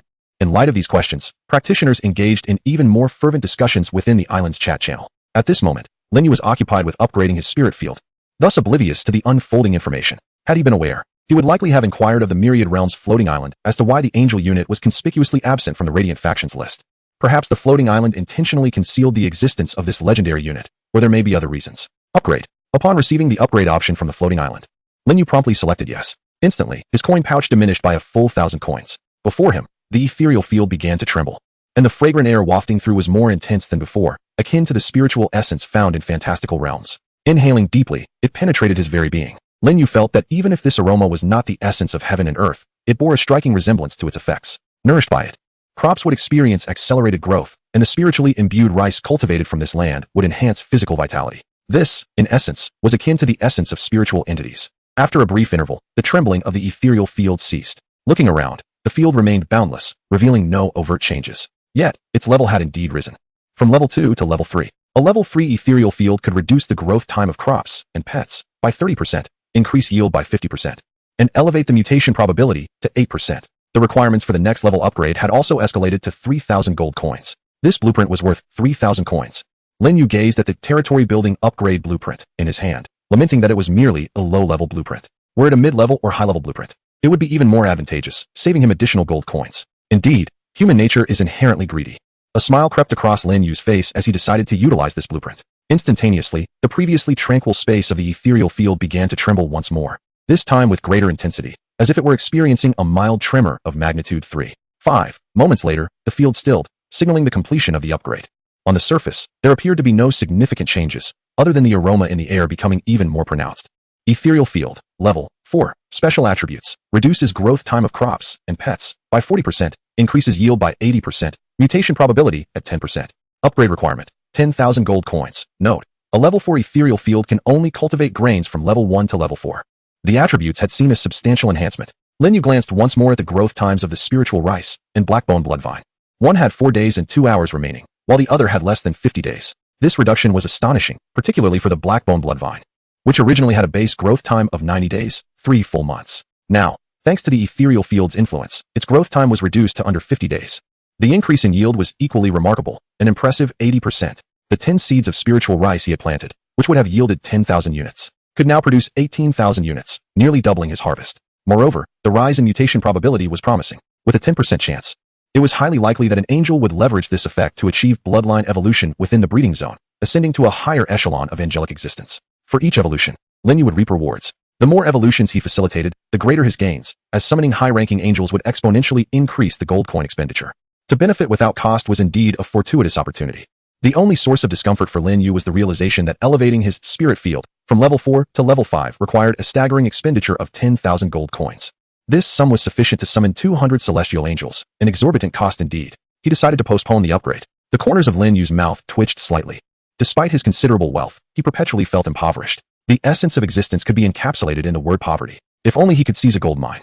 He wouldn't hesitate to elevate his spirit field straight to level 9, without a moment's doubt. Alas, while monsters were plentiful, gold mines remained elusive. Casting a glance at the flourishing, blackbone bloodvine, Lin Yu departed from the spirit field. Upon returning to the Lord's Hall, the first action he undertook was to communicate with the floating island of all realms, to initiate the summoning of black holes. Soon, he summoned 2 fully equipped angel squads, bringing his total to 9 organized angel battalions. Previously, he had accumulated over 1,700 gold coins, earned 5,460 coins from auctions, acquired over 100 coins from the defeat of foes in the Grey Earth Dwarf tribe, and discovered 1,000 coins in treasure chests, totaling over 8,200 coins. Subsequently, he spent 1,000 coins to upgrade the spirit field. The summoning of the 2 angel battalions consumed 5,400 coins, leaving him with a remaining balance of over 1,800 coins, which he chose not to utilize. He wished to see if anyone was selling Tower Blueprint. If available, he would procure it. If not, he would await the return of the hunting party in the evening, adding the gold coins collected from their endeavors to summon another angel battalion, striving to assemble a complete force of 10 angel battalions. At last, I am on the verge of possessing a true legion. Chapter 75. The name of the territory, an illogical harvest. Lin Yu opened his personal information panel, which he had not examined in quite some time. Lin Yu. Profession, Lord. Level, early level 5. Honor points, 200. Reputation points, 2,500. Territory, intermediate village, unnamed. Exclusive troop type, angels, unique. Gold coins owned, 1849, with a cumulative total of 2,500 reputation points. Lin Yu pondered, and then communicated with the floating island of all realms, inquiring about the reputation points needed to establish a kingdom. He soon received a response indicating that the establishment of a kingdom required 100,000 reputation points. This revelation prompted Lin Yu to take a deep breath. Wouldn't this necessitate conquering 100 local strongholds akin to the Grey Earth Dwarf tribe? However, upon reflection, this requirement did not seem insurmountable. The Dark Forest was vast, harboring far more than 100 local strongholds. Moreover, according to the floating island's assertions, the stronger the local stronghold conquered, the greater the honor and reputation points gained. Once I conquer those 4 superpowers and subjugate the Dark Forest, acquiring 100,000 reputation points will be a trivial pursuit. Lin Yu had made plans. He intended to establish his dominion over the Dusky Forest, forging a kingdom that would bear his name. Under the mantle of kingship, he would ignite a war for the title of Island Lord. At that time, his angelic army would surely sweep across the land, eliminating all indigenous intelligent races and combat professionals who refused to submit, thereby claiming the title of Island Lord and reigning over the entire floating island. Naturally, this represented the most ideal outcome, contingent upon the existence of an invincible angelic host. He must strive for development. With resources at hand, he could summon angels. If the scale of his angelic army could burgeon to 1 million or even 10 million, possessing a multitude of high-ranking angels, how could he fail to become unconquerable? As he contemplated this, Lin Yu felt a surge of fervor within. The mere thought of commanding 1 million angels was profoundly awe-inspiring. It seemed that his territory still bore no name. Up until now, Lin Yu's domain remained in a state of unnamed. In truth, he had long since contemplated potential names. He had envisioned titles such as Paradise, Radiance, and Divine Light, all of which resonated with the ethos of his domain. The reason for the absence of a name lay in the territory's low rank. Naming it Paradise would result in Paradise Village, which sounded rather unimpressive. Once his territory ascended in level, it could evolve into Paradise Town, Paradise City, or Paradise Kingdom, names that would carry a more dignified weight. The matter of naming could be addressed once his territory was upgraded to a town. For now, as a village, the name was of little consequence. Lin Yu resolved not to dwell on this issue further. Having largely settled the affairs of his territory, Lin Yu found himself in a state of idleness and turned once more to the trading platform and the island chat channel. Within the chat channel, numerous professionals continued to speculate about the nature of his troops, yet no one had managed to arrive at a satisfactory answer. Those light-based troops could hardly compare to his angels. Observing the incessant stream of discussions in the chat channel, Lin Yu could not help but shake his head. The premier troop types on the floating island were exceedingly rare and possessed formidable combat prowess. However, his angels were unique among all elite troop types, a kind that could not be summoned by others. As a mythic tier troop, angels surpassed any other elite type in strength. Lin Yu would not entertain any rebuttals on this matter. After all, angels were endowed with unwavering faith and loyalty. Their status and lineage perched at the pinnacle of intelligent species. Moreover, they were beings of eternal life. Unlike other intelligent beings, they possessed within them the angel's heart, a source of both soul and magical power. If an angel fell in battle, they could be resurrected through the angel's heart, a capability that other troop types lacked. While undead could also return, they would perish without the flame of the soul. In contrast, the angel's heart was utterly indomitable, its hardness rivaling that of a deity's divine essence. Absolute loyalty, exalted status, noble lineage, and immortal physique. Complemented by the angel's ability to propagate faith and cultivate vast legions of devoted followers, establishes the angels as the paramount class of warriors. To put it plainly, the designation of unique for the angels by the floating island affirms their unparalleled supremacy. Otherwise, they would merely stand alongside other elite warrior classes. No longer paying heed to the lively chat channel, Lin Yu continued to peruse his Watchtower blueprint on the trading platform. Though the hope seemed faint, he still wished to test his luck. Time swiftly passed. After noon, a considerable throng appeared outside Lin Yu's territory. Among them was a contingent of goblin followers led by the level 8 goblin commander Bard, alongside another group of grey dwarven followers ensnared by the four-winged archangel Elena through divine faith. Just as with the recruited goblin followers, the faith level of the grey dwarven followers had also reached a fervent degree. Over 1,000 grey dwarven followers could provide Lin Yu with a substantial amount of faith power, aiding him in his future endeavors to become a deity of faith. Both groups transported an abundance of basic resources, all sourced from the reserves of the grey dwarven tribe. Lin Yu tallied the resources: over 38,000 units of food, more than 16,000 units of timber, over 24,000 units of stone, and nearly 30,000 units of iron ore. This resource distribution astonished Lin Yu greatly. Logically, iron ore should be the most scarce resource, followed by stone, and then timber. Yet, paradoxically, iron ore was the most abundant resource, while timber, typically ubiquitous, was the least. This was quite illogical. Lin Yu promptly summoned a grey dwarven follower for inquiry. This individual, a late level 7 grey dwarf, was among the elite of the elite, possessing considerable strength, yet was no match for Elena's divine faith spell, which captured him in a single strike. I pay homage to the great lord of the holy light. May your radiance shine eternally, like the sun in the heavens. The grey dwarven elite knelt before Lin Yu with utmost reverence, his eyes brimming with fervor and excitement. The gathering grey dwarves nearby looked on with envy at this scene. To be summoned by the deity of faith was an unparalleled honor. Rise. Lin Yu inclined his head slightly, and then addressed his curiosity. Upon hearing his inquiry, the grey dwarven elite felt a mix of embarrassment and trepidation. He hastily explained, in response to the most exalted deity, our grey dwarven clan has been separated from the broader dwarven community for an extended period, resulting in the loss of our craftsmanship skills. However, our fondness for iron ore has not waned. For ages, we have dwelled in tunnels and traversed mountains, thus amassing a significant quantity of iron ore and high-quality stone. Ah, I see. Lin Yu comprehended the reason behind the grey dwarven tribe's stockpile of iron ore and stone.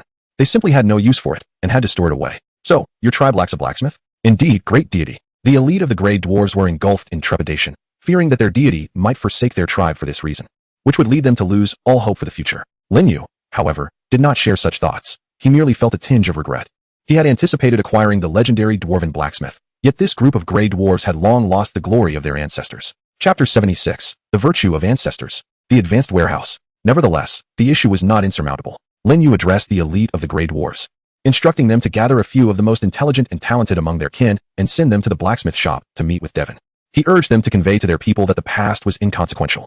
What mattered was their commitment to strive diligently and to uphold the tradition of their kind in crafting equipment. As dwarves, it was imperative that they master the art of creation. Upon hearing these words, the elite of the gray dwarves trembled with excitement, tears streaming down their faces. Their tribe had become accustomed to hiding in the shadows of caverns, forgetting even their cherished vocation of blacksmithing. Some enlightened races had even labeled them as burrowing gnomes, a term steeped in disdain. Yet, was this what they wished to see? Certainly not. This was purely a result of their ancestors' virtues, having endured for countless generations. They found themselves powerless to alter their plight. Now, the great deity had bestowed upon their tribe a chance to revive the glory of the dwarves, and naturally, they were overwhelmed with joy. Indeed, it was right to place their faith in the great Lord of Light. Only the Lord of Light could grant their tribe a resplendent future. Praise be to you, great Lord of Light. The elite of the gray dwarves knelt once more, fervently proclaiming, I believe that under your protection, our tribe shall surely give rise to blacksmiths, rekindling the brilliance of our ancestors. Having confidence is commendable. Lin Yu nodded with a smile, then posed a question that piqued his curiosity. Since your tribe lacks blacksmiths, whence do your armaments originate? He had observed that among the gray dwarves entering his territory, some were fully armored. The elite of the gray dwarves quickly explained, in response to your greatness, our tribe's equipment has been passed down from our ancestors, while others were acquired through trade with the goblin tribe. Before he could finish, he added, those goblins are insatiably greedy. It was evident that the gray dwarves had suffered significant losses in their dealings for equipment. Not far away, the goblin leader Bard and his fellow goblin devotees seethed with anger. This gray dwarf had the audacity to slander their tribe before the great Lord of Light.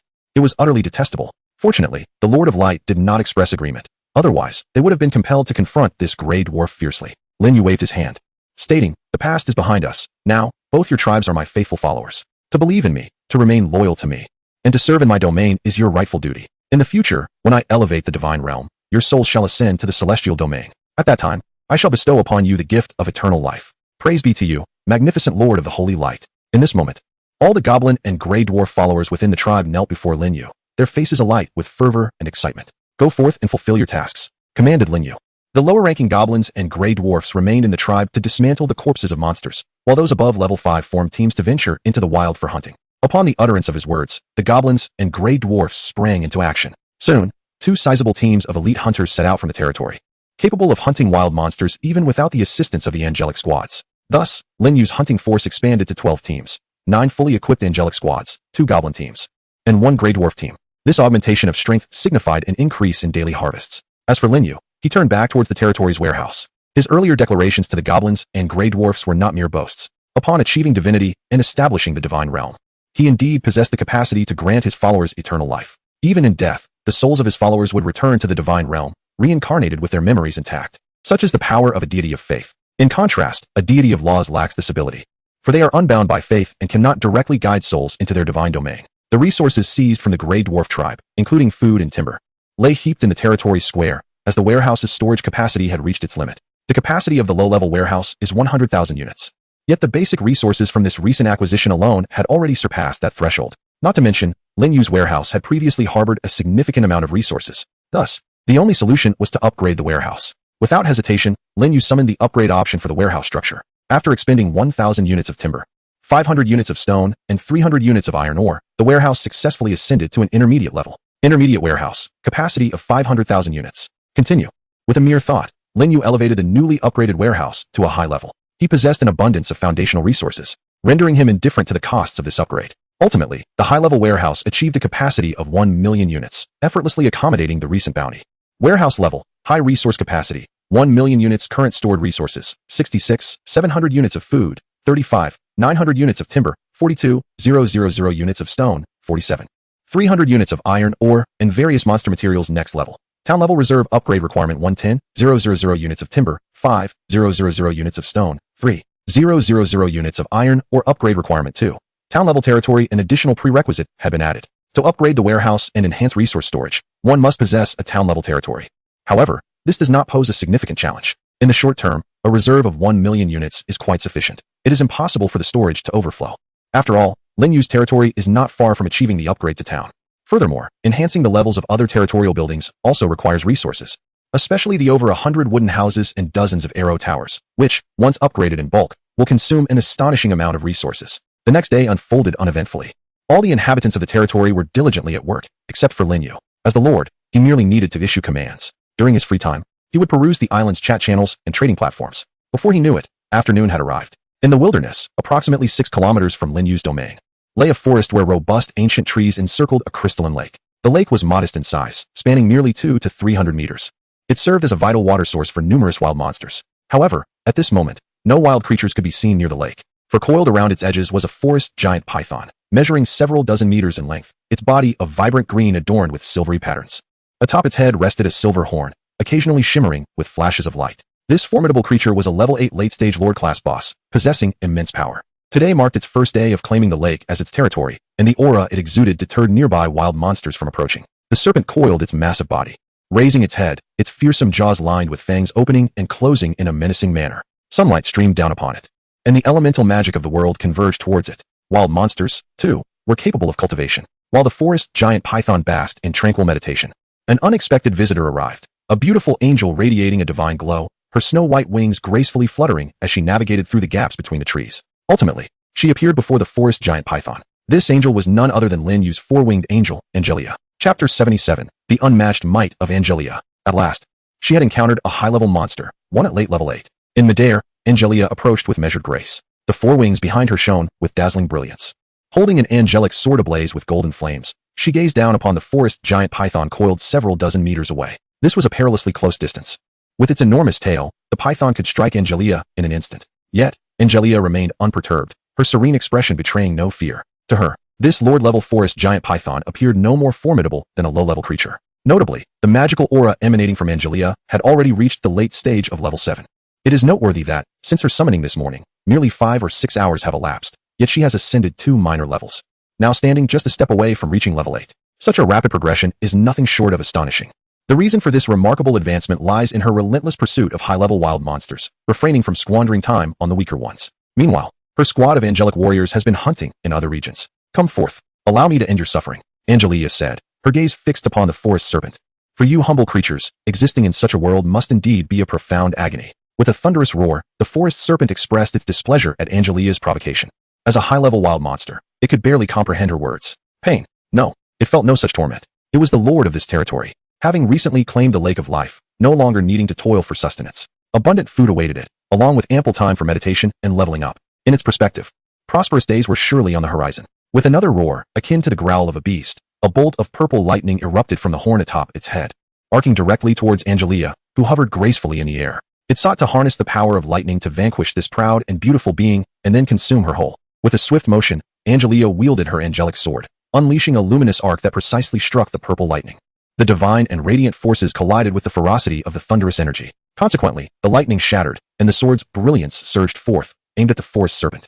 The serpent's eyes widened in disbelief, its dark green pupils filled with astonishment at the formidable combat prowess of this winged entity. Simultaneously, it coiled its massive body, desperately attempting to evade the incoming blade of light. The serpent sensed the terrifying power of the sword, which, having obliterated its lightning, showed no signs of waning magical energy. Should it be struck, it would undoubtedly suffer grievous injury. Its resilient scales would not offer sufficient protection. With a forceful twist, the serpent contorted its body at a precarious angle, narrowly avoiding a fatal blow. Yet, even so, the sword's light grazed its form and soared into the distant thicket. With a resounding clang, sparks erupted, followed by a spray of crimson. A grievous wound, deep enough to reveal bone, manifested on the serpent's lower back. This was not merely a tearing injury, but a penetrating one. 2 of its bones had been severed. Had it not reacted in time, the sword could have cleaved its body in 2. The intense pain ignited a blaze of fury within the forest serpent. Its dark green eyes transformed to a blood-red hue, reminiscent of a 2-headed demon unleashing its berserk abilities. Amidst the furious wrath of the forest python, arcs of thick purple lightning erupted from its singular horn, striking towards the four-winged angel, Angelia. In the face of such an assault, even an equally ranked professional would retreat in trepidation. Yet, Angelia appeared as if suspended in midair, showing no inclination to evade. With a graceful flourish of her angelic sword, she unleashed a series of resplendent sword lights, each one precisely shattering a bolt of lightning. In the blink of an eye, the entire storm of electricity dissipated, leaving only the concentrated brilliance of her sword lights to continue their relentless assault upon the forest python. The creature, seized by fear, turned tail and fled, realizing it had encountered a being capable of transcending levels and effortlessly subduing it. To remain would be fatal. At that moment, a chilling voice resonated through the air. Instantly, a cascade of radiant holy light descended from the void, enveloping the forest python. The space surrounding the massive serpent appeared as though sealed, impervious to its desperate thrashing, as it could not breach the prison forged from the gathered holy light. This was a divine skill known as holy confinement, typically wielded by angelic beings of divine rank, yet it was bestowed upon the war-grade angel, Angelia. Undoubtedly, this was a remarkable occurrence. Simultaneously, as the forest python was ensnared, additional sword lights sliced through the air from various angles, each striking the serpent with surgical precision. In that fleeting moment, scales flew, and blood erupted, revealing a haunting beauty akin to the darkness itself. Once the sword lights faded, the once mighty form of the forest python lay fragmented into a multitude of pieces, shattered remains, ruptured innards, and thick, viscous blood strewn across the ground. The pungent aroma of blood swiftly permeated the area, staining the nearby lake crimson, attracting myriad fish and beasts eager to consume the remnants of the forest python. Meanwhile, a golden light emanated from Angelia, illuminating her with an ethereal beauty and nobility. In that instant, the aura surrounding her surged, amplifying several-fold. She had ascended. Her rank elevated from late-stage level 7 to early-stage level 8. However, a delicate furrow appeared on Angelia's brow as she murmured to herself, "I may have been too ruthless. Such a mangled corpse leaves the humble followers at a loss as to how to transport it back to the Lord's domain. Next time, I must temper my strength. A single stroke to sever its head will suffice." Shaking off her thoughts, Angelia gathered the scattered coins and a shimmering blueprint that radiated a faint golden light before unfurling her angelic wings and vanishing into the vast wilderness. She was determined to seek out more formidable wild monsters. On the territory front, Linyu received the notification of Angelia's triumph over the forest python. Earlier, he had communicated with the floating island of all realms to filter out ordinary kill notifications. However, should blueprints or equipment emerge, the notifications would still be triggered. Thus, upon the demise of the forest python, he was immediately aware of it. Truly, the four-winged angel demonstrated remarkable prowess by single-handedly vanquishing a high-level wilderness creature. Angelia commenced her journey at level 7. Yet with such humble beginnings, she was able to slay a late-stage level 8 forest python, which inevitably astonished Linyu, as it represented a significant transcendence across at least one major realm. However, his emotions were predominantly filled with joy.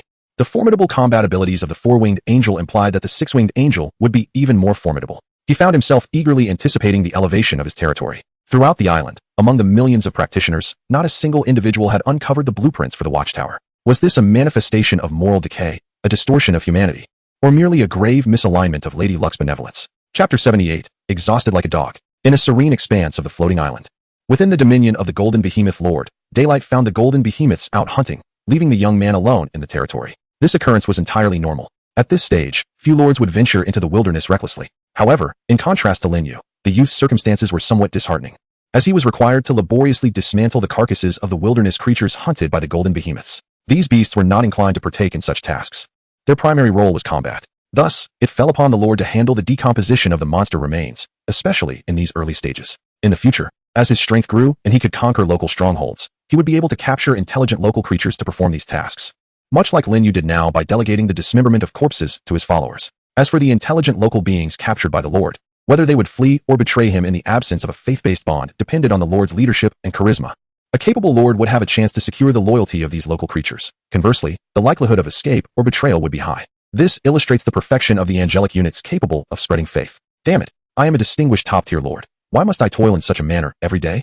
The young man grumbled ceaselessly while laboring to dismantle the monster remains. In these moments, he found himself resenting his unit of golden behemoths, whose formidable combat strength allowed them to hunt numerous wilderness creatures with ease. In no time, the small plaza of the territory would be littered with an abundance of monster carcasses, all of which he was responsible for dismantling. Each day left him utterly exhausted, as if he were a mere beast. This was far from the life of a lord he had envisioned. The floating island was so rigid. While beast meat and monster materials could be sold, the remains of the monsters themselves were of no value. They could only be discarded or dismantled by him. It seemed there was no room for adaptability. The youth expressed his profound dissatisfaction with this predicament. He is a man accustomed to indulgence, utterly reluctant to toil tirelessly each day. Yet, he finds himself in a predicament. The sustenance issue for the Golden Behemoth is easily resolved. They can simply gnaw on the corpses of monsters. After all, shouldn't the beastly warriors thrive on raw flesh and blood? His need to dismantle the corpses of wild creatures stems from his desire to seize every opportunity to amass gold coins.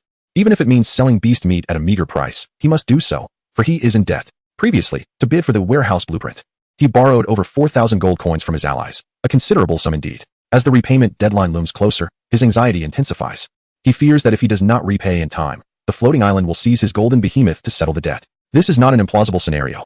The loan contract was signed under the witness of the floating island. Should he default, the laws of the floating island would undoubtedly bring him trouble. The mere thought of this causes him to curse uncontrollably. Dreadful Lin Yu, if it were not for you, how could I be reduced to a state of exhaustion akin to a dead dog in my quest to repay?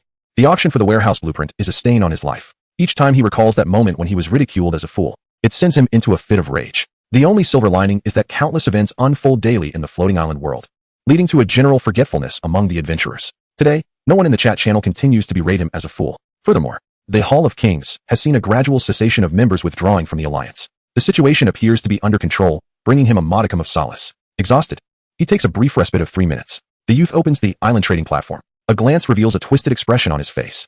The mechanics of the trading platform dictate that items of higher level and value appear prominently at the top. Thus, upon entering the platform, the first thing he notices is Lin Yu's listing of the wind boots. This is an exceptionally rare piece of equipment boasting 2 special attributes. With a level as high as 9, undoubtedly, it stands out as the most splendid item on the entire trading platform. Curse it!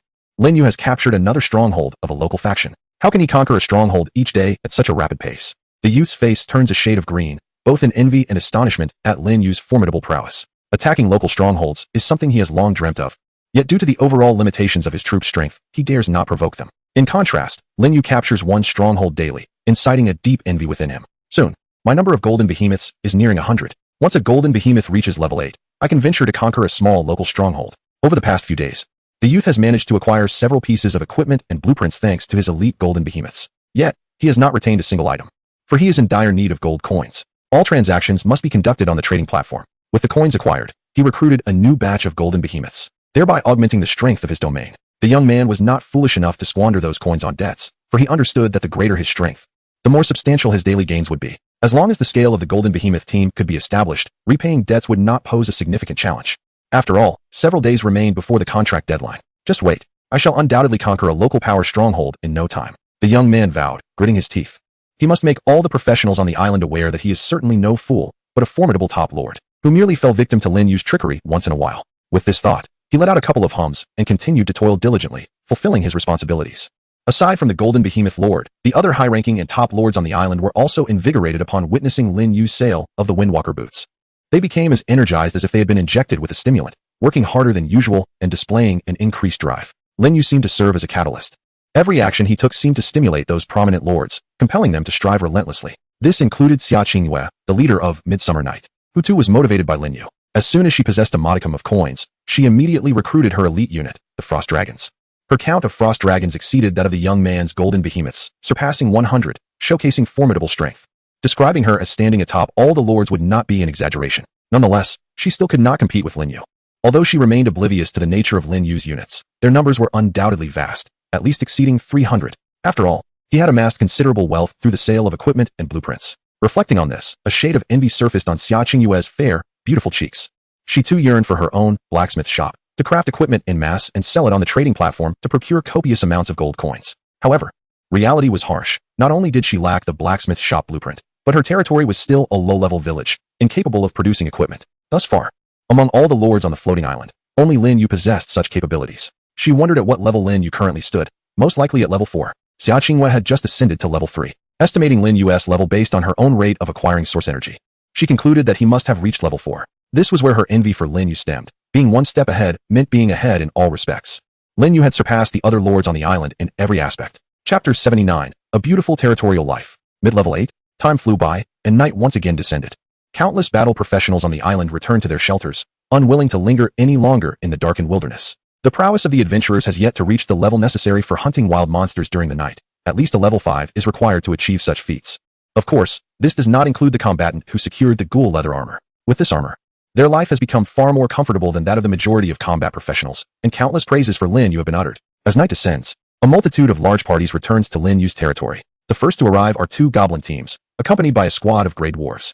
Along with them come numerous lesser goblins and grey dwarves, tasked with clearing the battlefield and transporting the corpses of slain monsters. In the blink of an eye, Lin Yu's territory has become bustling with activity, its vibrancy nearly tenfold compared to daytime. The returning goblins and grey dwarf followers hasten to pay their respects to Lin Yu.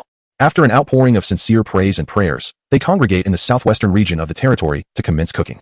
Food within the territory is no longer limited to beast meat. The storeroom is stocked with a plethora of fresh fruits, edible wild vegetables, and dried fish, primarily acquired from the Grey Dwarf tribe. Naturally, these provisions are distributed in small rations, as the population is vast.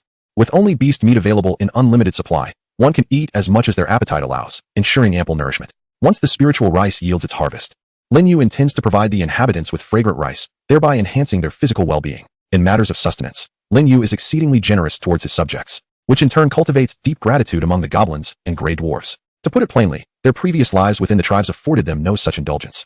In both the goblins' tribe and the gray dwarves' tribe, food reserves were primarily reserved for the chieftains and upper echelons, leaving the rest to fend for themselves with meager rations. The contrast between their former tribal existence and their current life is nothing short of extraordinary. This disparity has led many goblins and gray dwarves, while dining, to begin praying earnestly to Lin Yu, the Lord of the Holy Light.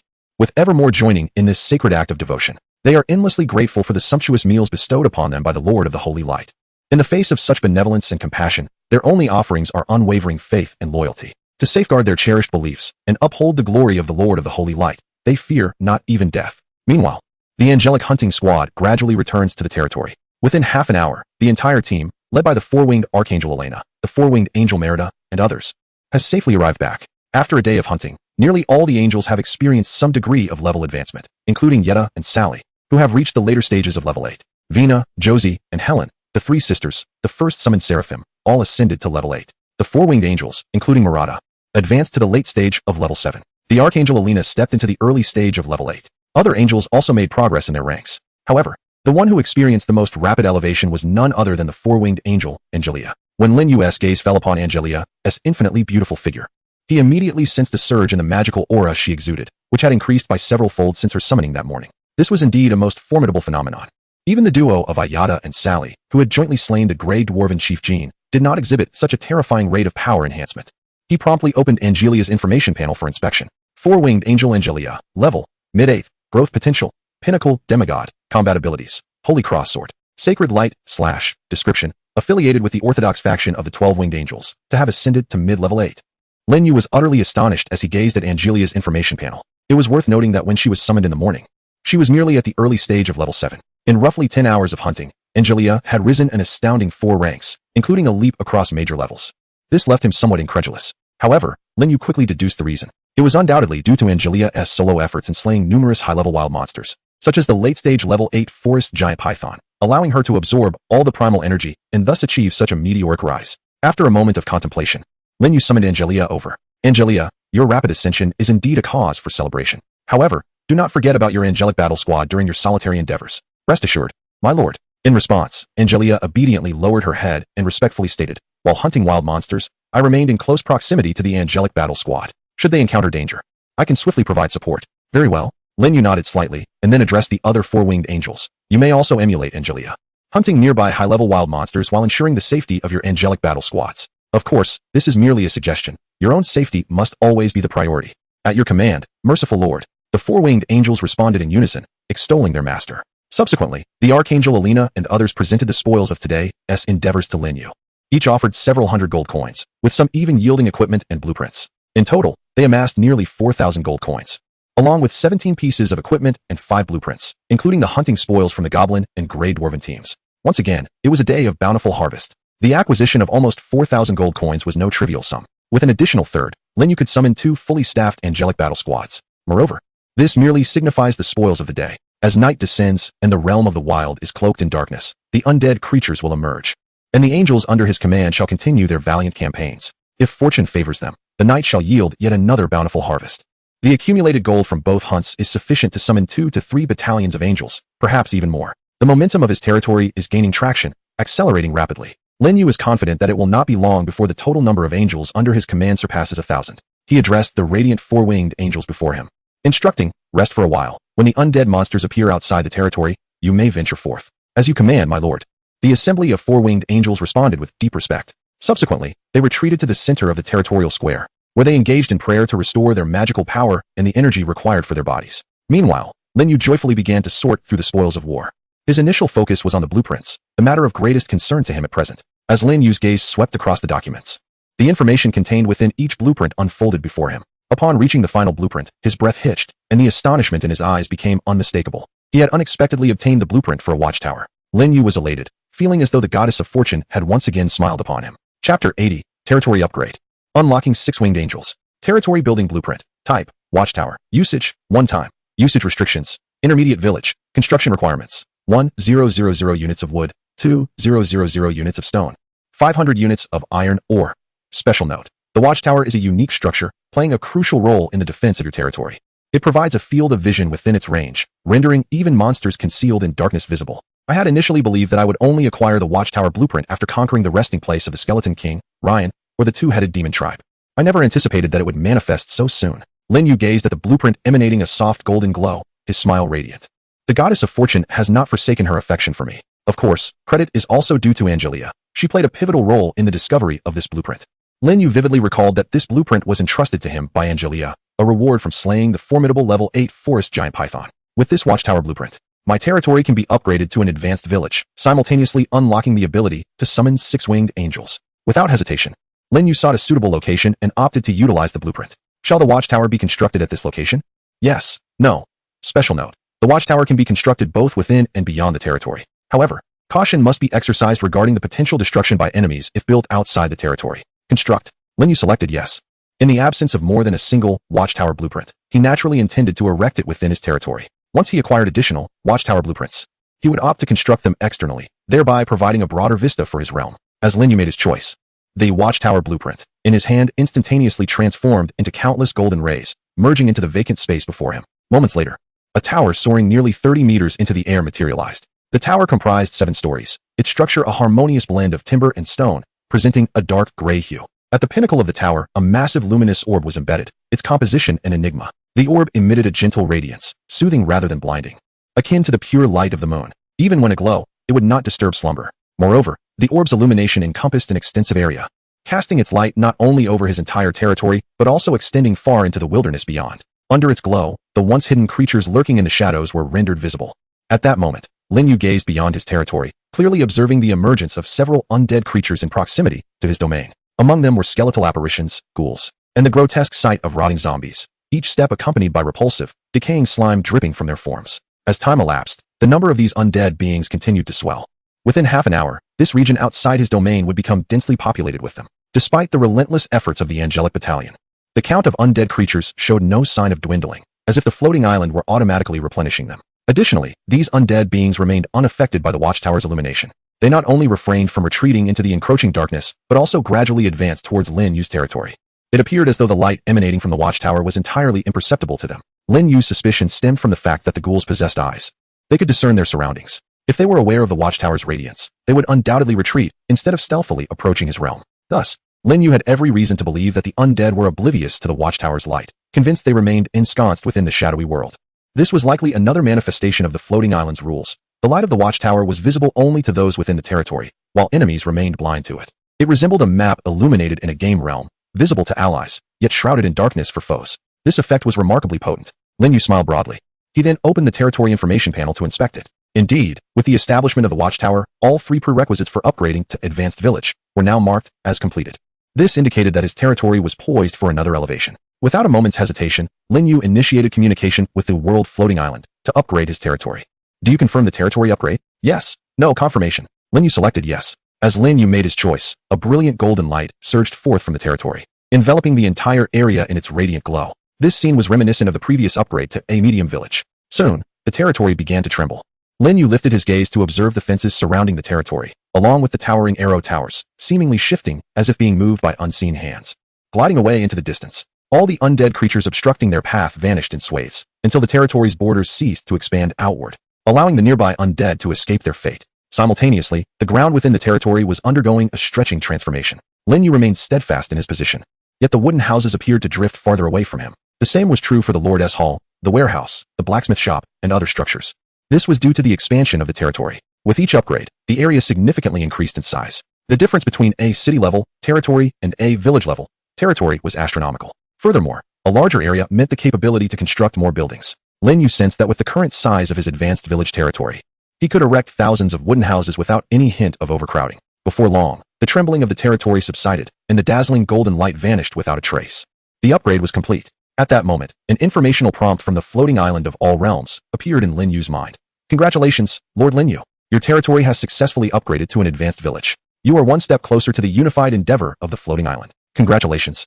You have earned 300 points of glory and 2,000 points of prestige. May you continue your efforts and swiftly establish your own kingdom-level territory force. As anticipated, the upgrade to an advanced village did not yield a world announcement. It was highly probable that a world announcement would only occur upon upgrading to a town or city, along with additional rewards from the floating island. Nevertheless, the rewards of glory and prestige were commendable. 300 points and 2,000 points were quite substantial, leaving Lin Yu exceedingly satisfied. He then returned to the Lord's Hall to review the summoning information template for the territory's exclusive units. Recruitment requirements: 2-winged angel, 50 gold coins, recruitable. 4-winged angel, 200 gold coins, recruitable. 6-winged angel, 1,000 gold coins, recruitable. 8-winged angel, 5,000 gold coins, unlocked at town level territory. 12-winged angel, 100,000 gold coins. Gazing at the summoning template before him, Lin Yu could not help but break into a broad smile, his spirits soaring to unprecedented heights. In comparison to the demigod level 2-winged and 4-winged angels, the 6-winged angel truly represented a divine grade unit, as its growth potential could ultimately reach the realm of true deities. Now that the 6-winged angel had been successfully unlocked, he could finally summon it. Chapter 81. 6-winged angel. Within the territory, a divine radiance permeates. Every corner is saturated with a profound essence of sanctity and luminous magic. The brilliance emanating from the watchtower is entirely obscured. At this moment, in the central square of the domain, hundreds of exquisite angels gather in unison. Their hands are clasped together, elegantly placed upon their chests, and the solemn expressions on their beautiful faces are imbued with deep reverence. A harmonious murmur rises from the angels' lips as they engage in prayer, beseeching the great Lord of Holy Light. Not only the angels, but also the goblins and gray dwarves, who are feasting, kneel in reverence, joining the angels in their supplications. The transformation occurring within the territory is perceived as a miracle by the goblins and gray dwarves. They can only express their inner astonishment through fervent prayers, along with an intensified devotion to their Lord.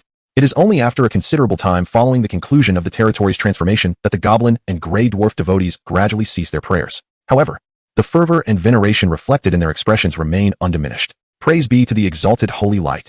The great Lord of Holy Light has manifested a miracle upon us with his supreme divine power. The expanse of our territory has expanded, and our influence has grown stronger. I am confident that under the protection of the Lord of Holy Light, we shall pursue the warlike footsteps of the holy messengers and conquer this world. Where the light shines, there lies the domain of the Lord of Holy Light. Our steadfast faith in our master shall usher in glory for the goblin race. The resurgence of the tribe's splendor. The goblins and gray dwarves within the territory are filled with indescribable excitement. This miracle has stirred their faith in Lin Yu to an even greater fervor. In the Lord's Hall, Lin Yu inhaled deeply and communicated with the floating island of all realms, reopening a summoning black hole. Minutes prior, he had summoned a fully equipped squad of angels. According to the summoning ratio provided by the floating island of all realms, 10 squads of angels are required to form a small angelic legion capable of summoning a 6-winged angel. Now that the 10 squads have been assembled, he naturally prioritized the summoning of the 6-winged angel. Curiously, neither during this summoning nor when he had previously summoned the angel squad did Lin Yu experience the sensation of being watched. Nevertheless, this was of little consequence. Lin Yu focused intently on the summoning black hole, eagerly anticipating the arrival of his first 6-winged angel. It must be noted that the cost of summoning a 6-winged angel is exorbitant, requiring 1,000 gold coins, 5 times the price of a 4-winged angel and 20 times that of a 2-winged angel. Such expense undoubtedly comes with its justifications. As Lin Yu mused to himself, an exceptionally bright light source suddenly emerged from the black hole ahead. In no time, the light expanded rapidly, illuminating the infinite darkness within the black hole and revealing an extraordinarily surreal tableau. This visual experience is profoundly shocking. At the very least, Lin Yu found himself captivated. His gaze remained unwaveringly fixed upon that singular source of light. At last she emerged, a tall silhouette, exquisitely refined features, presenting a perfect form in golden proportions. Cascading golden hair, wielding a sword of blazing flames, the sword of an angel. She descended through the air, exuding a potent and sacred aura. Behind her were 3 pairs of symmetrically aligned, snow-white angelic wings. Between the feathers radiated an endless holy brilliance, dazzling and resplendent. This was a 6-winged angel. Judging by her attire, she was also a war-grade angel under the command of the 12-winged angels, adept at charging into the fray on the battlefield. However, unlike her 2-winged and 4-winged counterparts, her angelic armor shone in platinum hues, occasionally glimmering with golden light. The angelic sword in her grasp was embellished with countless mysterious runes, enveloped in an even more intense golden flame. This ensemble surpassed that of any 2-winged or 4-winged angel. All praise to you, magnificent Lord of Holy Light. Thank you for summoning me. Approaching him, the 6-winged angel immediately bowed to Lin Yu, filled with gratitude and reverence. With utmost solemnity, she proclaimed, I vow to wield the angelic sword in my hand to slay any heretics who dare to profane the sacred radiance. Your brilliance shall endure eternally. Excellent. Lin Yu could hardly suppress the smile on his face. The arrival of the 6-winged angel was sufficient to ensure he would sleep soundly and dream sweetly that night. May the holy light be with you. This was Lin Yu's response to the 6-winged angel before him. As he uttered these words, he felt somewhat like a charlatan. Nevertheless, as the deity of faith for the angelic race, his primary role was to propagate his beliefs across all realms and gather followers. Was he not, after all, the greatest charlatan of all? Subsequently, Lin Yu accessed the information panel of the 6-winged angel for review. Six-winged angel, initial level, 9, growth potential, lesser true god, combat skills, sacred cross sword, holy light slash, divine shield. Faith judgment, description. A six-winged angel under the command of the 12 winged angels, possessing an indomitable will, steadfast faith, and unparalleled combat prowess. They are the true angelic divine race. The true angelic divine race. This was the evaluation of the six-winged angel by Floating Island. It could also be said that all six-winged angels were indeed the true angelic divine race, for their growth potential reached the level of true divinity. Prior to ascending to godhood, the six-winged angels would face no hindrance in their realm breakthroughs. As long as they continuously vanquished foes and amassed vast amounts of primal energy, they could effortlessly attain divinity. In contrast, the growth potential of two-winged and four-winged angels was merely that of demigods. Without the evolution of their bloodlines, these angels would struggle to ascend to true divinity, remaining indefinitely at the demigod level. Thus, Floating Island deemed the six-winged angels as the true angelic divine race. Their ascension to godhood was remarkably facile. With an initial level of 9, they far surpassed the top-tier units with an initial level of 4. Lin Yu lifted his gaze and addressed the six-winged power angel before him, stating, "With your stature, it stands to reason that you could effortlessly vanquish the monarch-level powerhouses of other races." The six-winged power angel maintained a respectful bow, her expression solemn. Her bright eyes, a deep and ancient gold, exuded an air of nobility. Her visage was extraordinarily beautiful, with skin as flawless as freshly fallen snow, full lips, and long, gracefully curved eyelashes.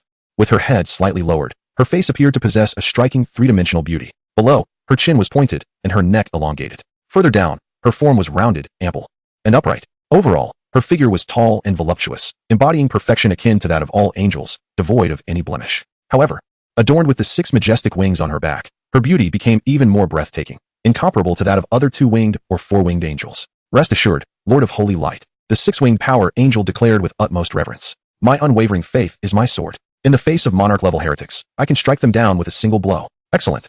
Lin Yu responded with growing delight. After a moment of contemplation, he addressed the six-winged power angel, saying, "From this moment forth, your name shall be Renee. I bestow upon you the authority to command the angelic legion of this territory. Henceforth, you shall serve as a commander." Chapter 82, The Legion-Level Battle. Infinite Fantasies. In truth, the six-winged power angel was not ideally suited to be a commander. Among the 3 major factions of the angelic race's orthodox sect, the most fitting candidates for legion leadership were the seraphs, archangels, and power angels. Unfortunately, Lin Yu did not currently possess a six-winged power angel. Thus, he could only temporarily appoint Renee, the six-winged power angel, to lead the territorial angelic legion. Once he summoned a six-winged power angel, Renee could then serve as the right hand to the power angel, aiding in the management of the angelic legion. At present, he commanded 10 fully staffed angelic squads, along with an additional squad led by Yida and Sally. The total number of angels exceeded 500, capable of forming a small-scale angelic legion. The transition from angelic squads to an angelic legion represented a significant qualitative leap.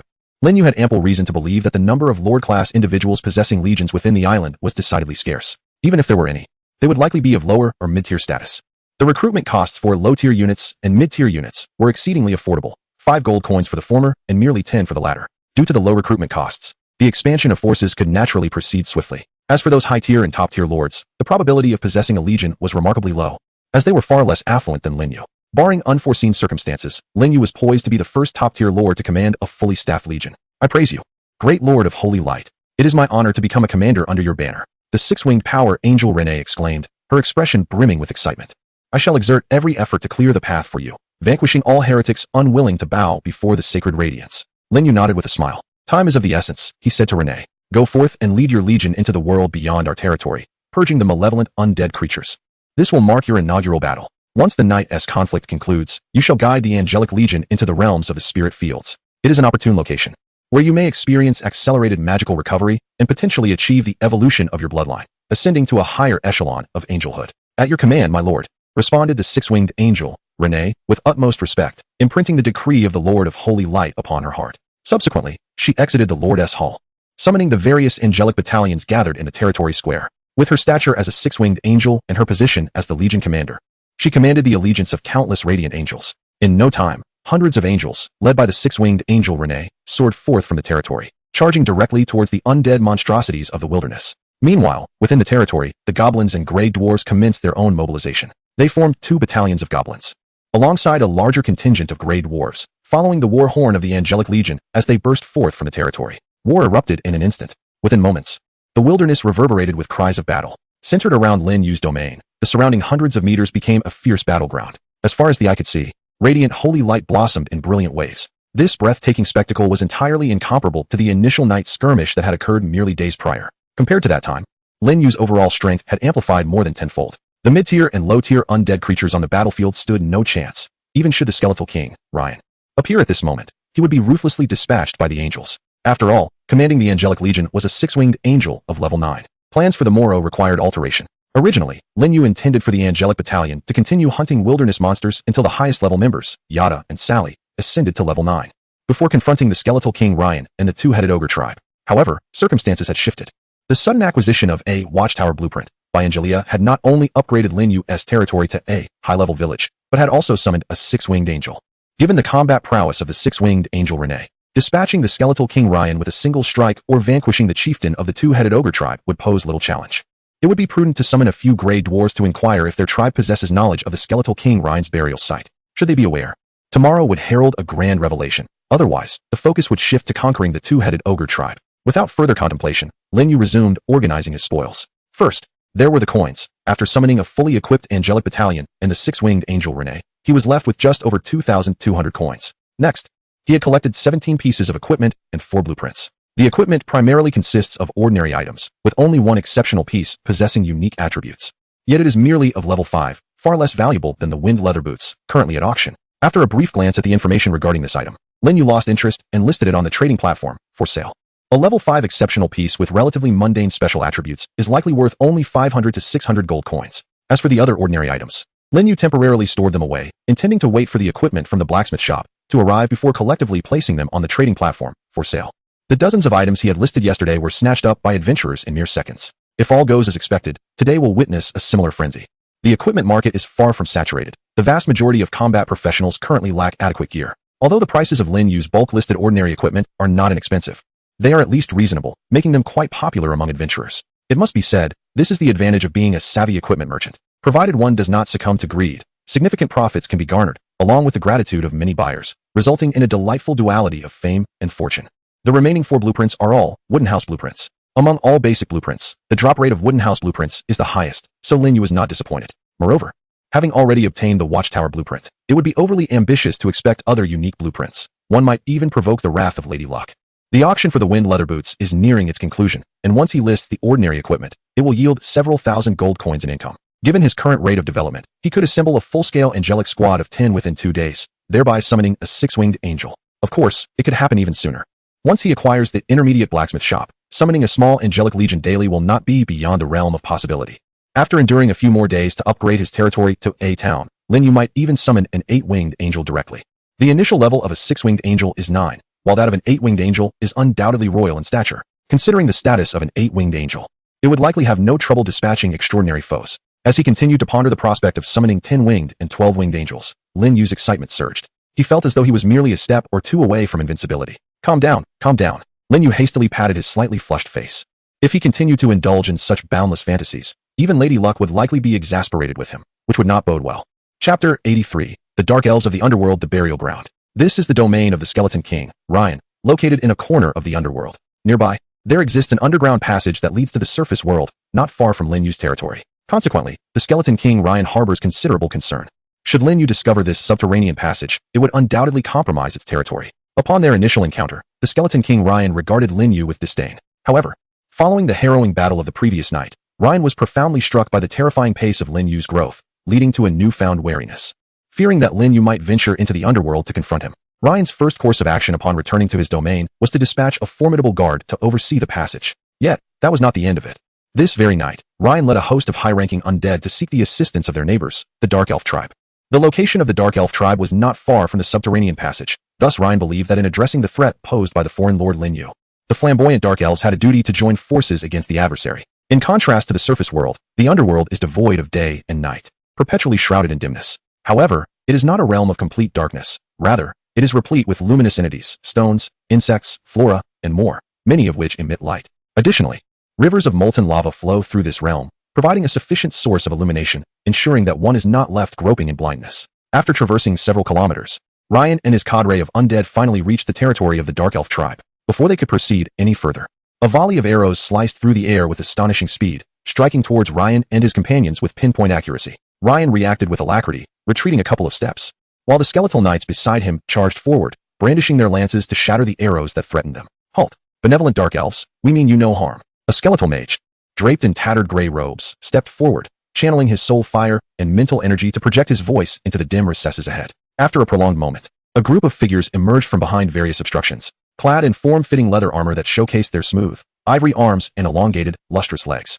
Each one was strikingly tall and shapely. Their visages were exquisitely beautiful, yet notably, they bore the hallmark of their kin, long, pointed ears reminiscent of nature spirits. However, unlike their ethereal counterparts, their eyes glowed a dark crimson, and when they spoke, their lips parted to reveal two sharp fangs, one on either side, symmetrically positioned. Though their fangs were not as exaggerated as those of vampires, they were decidedly sharper and more menacing than typical canines. This appearance unmistakably marked them as creatures of malevolence. Indeed, these figures were the dark elves Ryan sought, numbering over a dozen. They appeared over 200 meters away, each wielding bows, arrows, and swords. Their vigilant gazes fixated on the skeletal king, Ryan, and the host of undead creatures. At that moment, a dark elf, swaying her slender waist, stepped forward and mockingly remarked, "The malevolent undead dare to claim innocence. Such an exaggerated lie is more unbelievable than the notion that the goddess of light and the goddess of darkness are sisters. According to ancient legends, the two deities of light and darkness are indeed said to be sisters, yet no one has ever truly believed it. However, it is a fact. Dark elf, summon your tribe's chieftain." The skeletal king Ryan projected his mental power, conveying the purpose of his visit. "I have urgent matters to discuss with your chieftain." King Ryan? The dark elf's expressions shifted upon beholding his towering frame, nearly 5 meters tall, a flicker of fear evident on their faces. Ryan, a royal-level powerhouse, possessed combat prowess rivaling that of their chieftain. At that moment, the dark elf smiled sweetly and said, "Ah, it is indeed His Majesty Ryan, the ruler of the Boneyard. I am curious what brings your esteemed presence here." "Power from another world," Ryan replied succinctly. The dark elf covered her lips, giggling. "Your Majesty Ryan certainly knows how to intimidate. Those professionals from another world are all on the surface. What concern is it to us, the creatures of the underground? However, if you insist on meeting our chieftain, then please accompany us." Ryan fell silent. He was an undead, not a fool. If he ventured alone, those dark elves would undoubtedly disassemble his bones one by one, ultimately hanging his head as a trophy. For malevolent beings, betrayal was all too common. Ryan stated, "There is a lord from another world whose growth is alarmingly swift. Before long, his strength may threaten us. If he discovers the underground passage and sends his forces, both our territories will suffer." Upon hearing this, the dark elf not only remained unafraid but also cast a flirtatious glance. "Your Majesty Ryan speaks as if it were the truth, yet I remain unconvinced." Ryan was left speechless. After a prolonged silence, he conveyed with mental force, "Inform Doris that if she refuses to meet me, my boneyard will soon vanish from this region." The dark elf paused, asking, "Is that lord from another world truly that powerful, capable of destroying your territory?" "Certainly not," explained the skeletal knight seated upon the back of a skeletal bear. "What our king means is that we are fully prepared to relocate at any moment." Upon hearing this, the group of dark elves froze, their expressions akin to having seen a ghost as they gazed up at the giant skeletal king Ryan.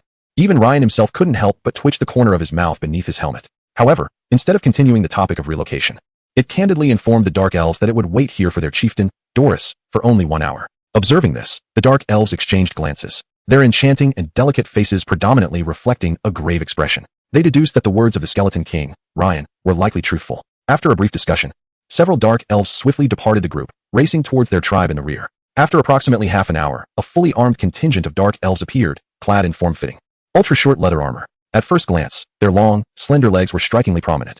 Leading the procession was a dark elf adorned in a seductive outfit layered with a sheer black skirt. Her features were exquisitely beautiful, accentuated with bold makeup. Her skin was youthful and fair, with a figure that boasted exaggerated curves. She strode confidently in high-heeled boots, each step revealing a lustrous leg emerging from beneath the ethereal fabric of her dress, exuding an alluring and captivating charm. "My dear King Ryan, I hear you wish to see me?" The dark elf Doris purred, casting a flirtatious glance at the imposing figure of the skeleton king. Her voice was sultry and gentle, lingering in the air like a delicate caress, softening the resolve of those who heard it. Unfortunately, the opposite was a group of undead beings who had long since transcended such base desires. The skeleton king, Ryan, wasted no time, succinctly outlining the circumstances before broaching the topic of their alliance. Upon hearing his proposal, Doris replied with a sultry gaze, "Of course. It is my honor to collaborate with your Majesty Ryan. I am willing to forge an alliance to confront that otherworldly lord." The skeleton king was momentarily taken aback, not anticipating such simplicity in the matter. Evidently, his stature still commanded respect. After further deliberation with the dark elf Doris,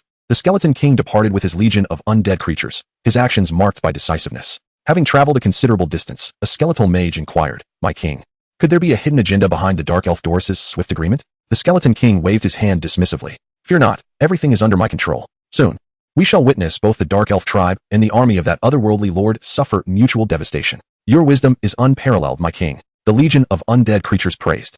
Meanwhile, another dark elf questioned, "Chieftain, could there be a conspiracy behind the skeleton king's collaboration with us?" Doris responded with a sly smile, "What is there to fear? When that otherworldly lord appears, we shall lure him to his grave, allowing him to clash with the Skeleton King in a battle to the death.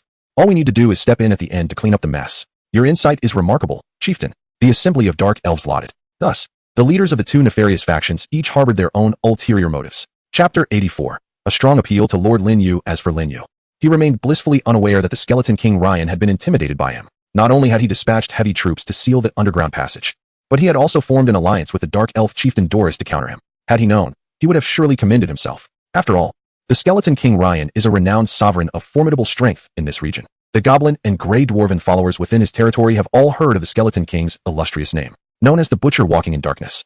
This moniker was bestowed upon him by the sentient beings inhabiting the surface, including the members of the two-headed ogre tribe. The two-headed ogres, too, harbor a deep-seated fear of the Skeleton King's reputation, daring not to approach the vicinity of the underground passage. However, it is this very local power that has found itself intimidated by Lin Yu, an achievement worthy of pride. Following the departure of the six-winged archangel, Elena, and her legion on a hunt, Lin Yu did not remain idle. He utilized several blueprints for wooden houses, constructing dozens of small cabins in one go, all of which he upgraded to an intermediate level. Consequently, the number of wooden houses in his territory soared to nearly 200, providing 6,000 living spaces. With only around 3,000 residents, including the angels, there is ample accommodation available. For the time being, Lin Yu need not worry about housing issues for his people.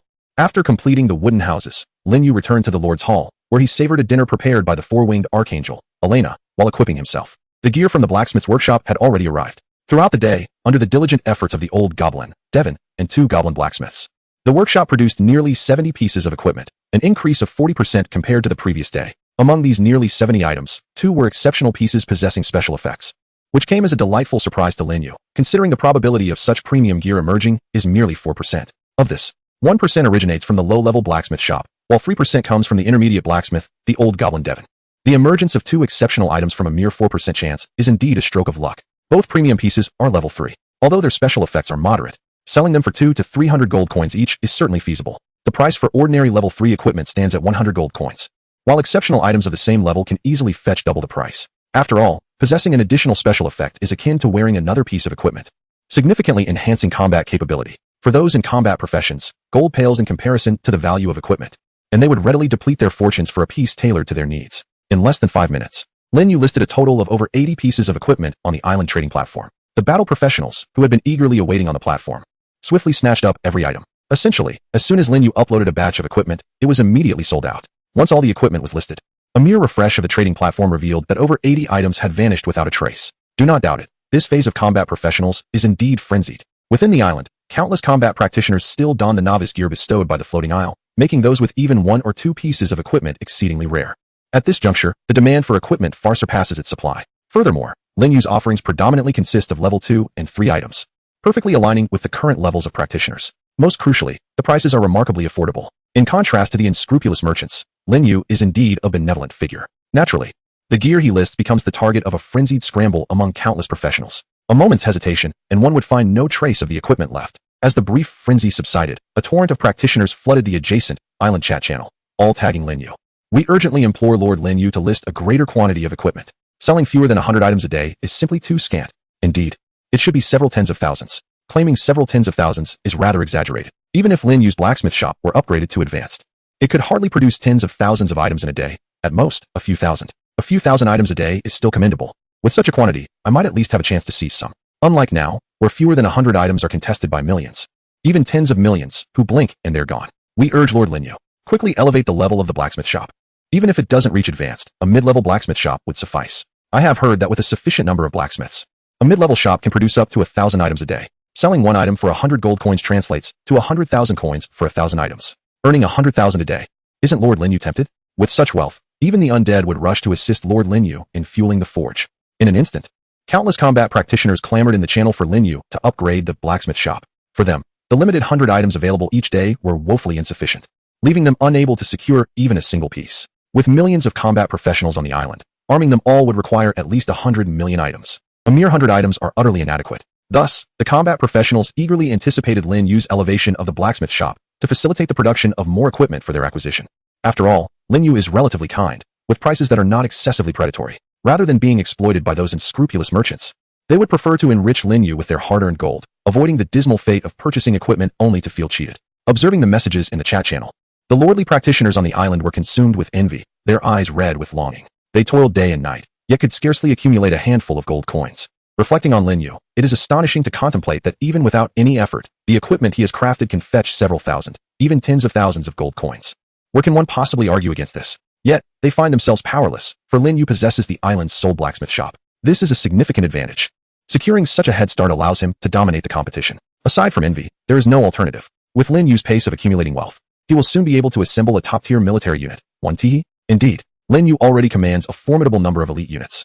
At least 300 to 400. This growth rate is simply extraordinary. Let go of your envy. Elevate your territory to an intermediate level and construct a blacksmith shop. That is the undeniable truth. Without a blacksmith shop, we can only watch as Lin Yu reaps vast fortunes. However, even having a blacksmith shop may not suffice. To forge equipment, one must possess a blacksmith and the blueprints for crafting. All three conditions are essential. Damn it, I'm off to sleep. Chapter 85, 17 Angel Battalions. Aisha and Anna. Just a single pair of wind leather boots sold for 3,460 gold coins. One wonders which adventurer possesses such wealth. It is unlikely to be a lord. For a lord, spending such a sum on equipment would be better allocated to recruiting troops and expanding territorial influence. Thus, it is safe to presume that the buyer of the wind leather boots is undoubtedly a combat-oriented adventurer. Nevertheless, Lin Yu did not dwell on this thought and continued to tally his other gains. 2 pieces of Tier 3 exquisite equipment sold for 580 gold coins.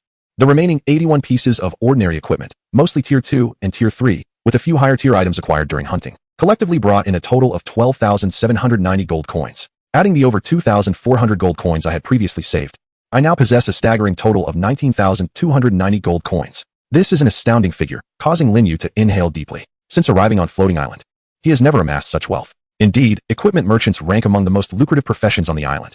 The only other profession capable of rivaling the equipment merchant's earning speed is that of the potion merchant. However, potion merchants typically emerge in the mid to late stages of the game. After all, at this stage, adventurers struggle to equip themselves, let alone invest in one-time enhancement potions. Furthermore, the Apothecary Guild, where potions are brewed, is a high-level establishment and is unlikely to appear in the low-level territories of Lord Adventurers, rendering potion crafting unattainable. As he contemplated, Lin Yu calculated once more. Nearly 20,000 gold coins means I can summon a full-scale battalion of 7 angel units, comprising 350 seraphim and 7 archangels. At that moment, an exceptionally radiant smile illuminated Lin Yu's handsome face. Perhaps it is due to the influence of the angel's divine and luminous magic that his features are gradually evolving toward greater beauty. On Blue Star, he undoubtedly embodies the archetype of a strikingly handsome man, exuding a rugged masculinity that ensures a considerable number of admirers. However, this is of little consequence. During a recruitment drive for 7 angelic battalions, I urged Elena and Ida to exert themselves diligently both day and night. Perhaps, I could indeed assemble an angelic legion within a single day and summon a 6-winged angel. Initially, this was merely an aspiration nestled within Lin Yu's heart. Yet it now appears that this ambition is on the verge of fruition. After momentarily calming the tumultuous emotions within, Lin Yu established a mental connection with the floating island of all realms, initiating the summoning of a black hole. Soon, a multitude of luminous points emerged within the void, each point symbolizing an angel. As the cluster of lights magnified, a series of radiant and ethereal figures gradually materialized before Lin Yu's eyes. Moments later, the angels flew forth from the black hole, fully armed, adorned in standard silver-white battle armor, wielding swords ignited by flames, and sporting pairs of snow-white wings radiating a divine luminescence. Each angel was a paragon of perfection, devoid of any flaw in appearance, physique, or aura. In a mere few seconds, all 7 fully staffed angelic battalions assembled, forming an orderly congregation in the Lord's Hall.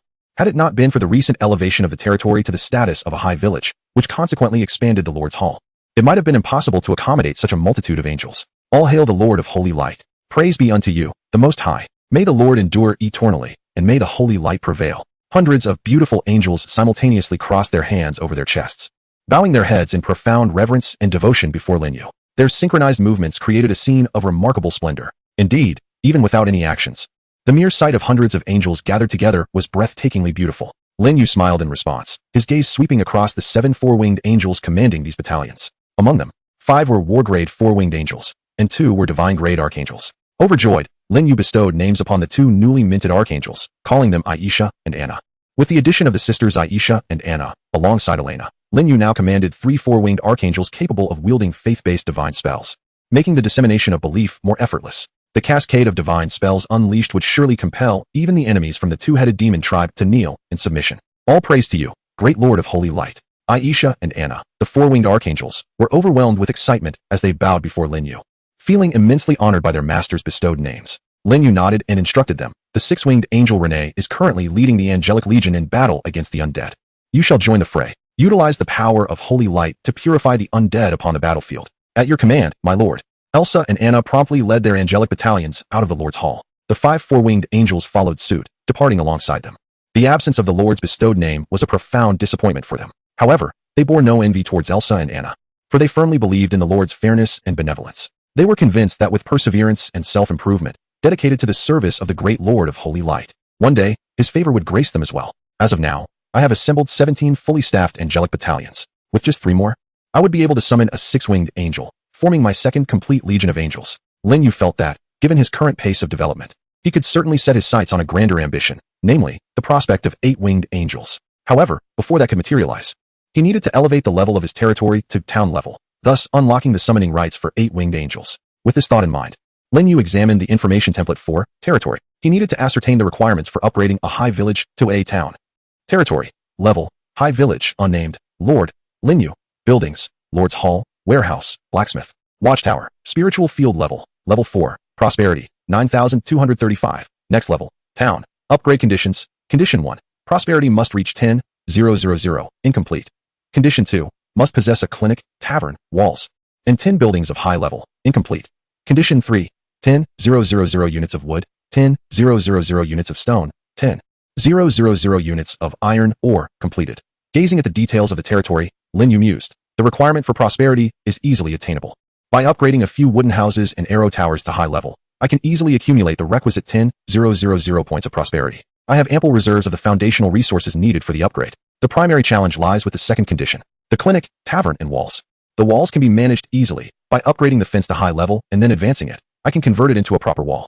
This means I am merely 2 steps away from upgrading to a town. Once I secure the blueprints for the clinic and tavern, I can proceed with the upgrade.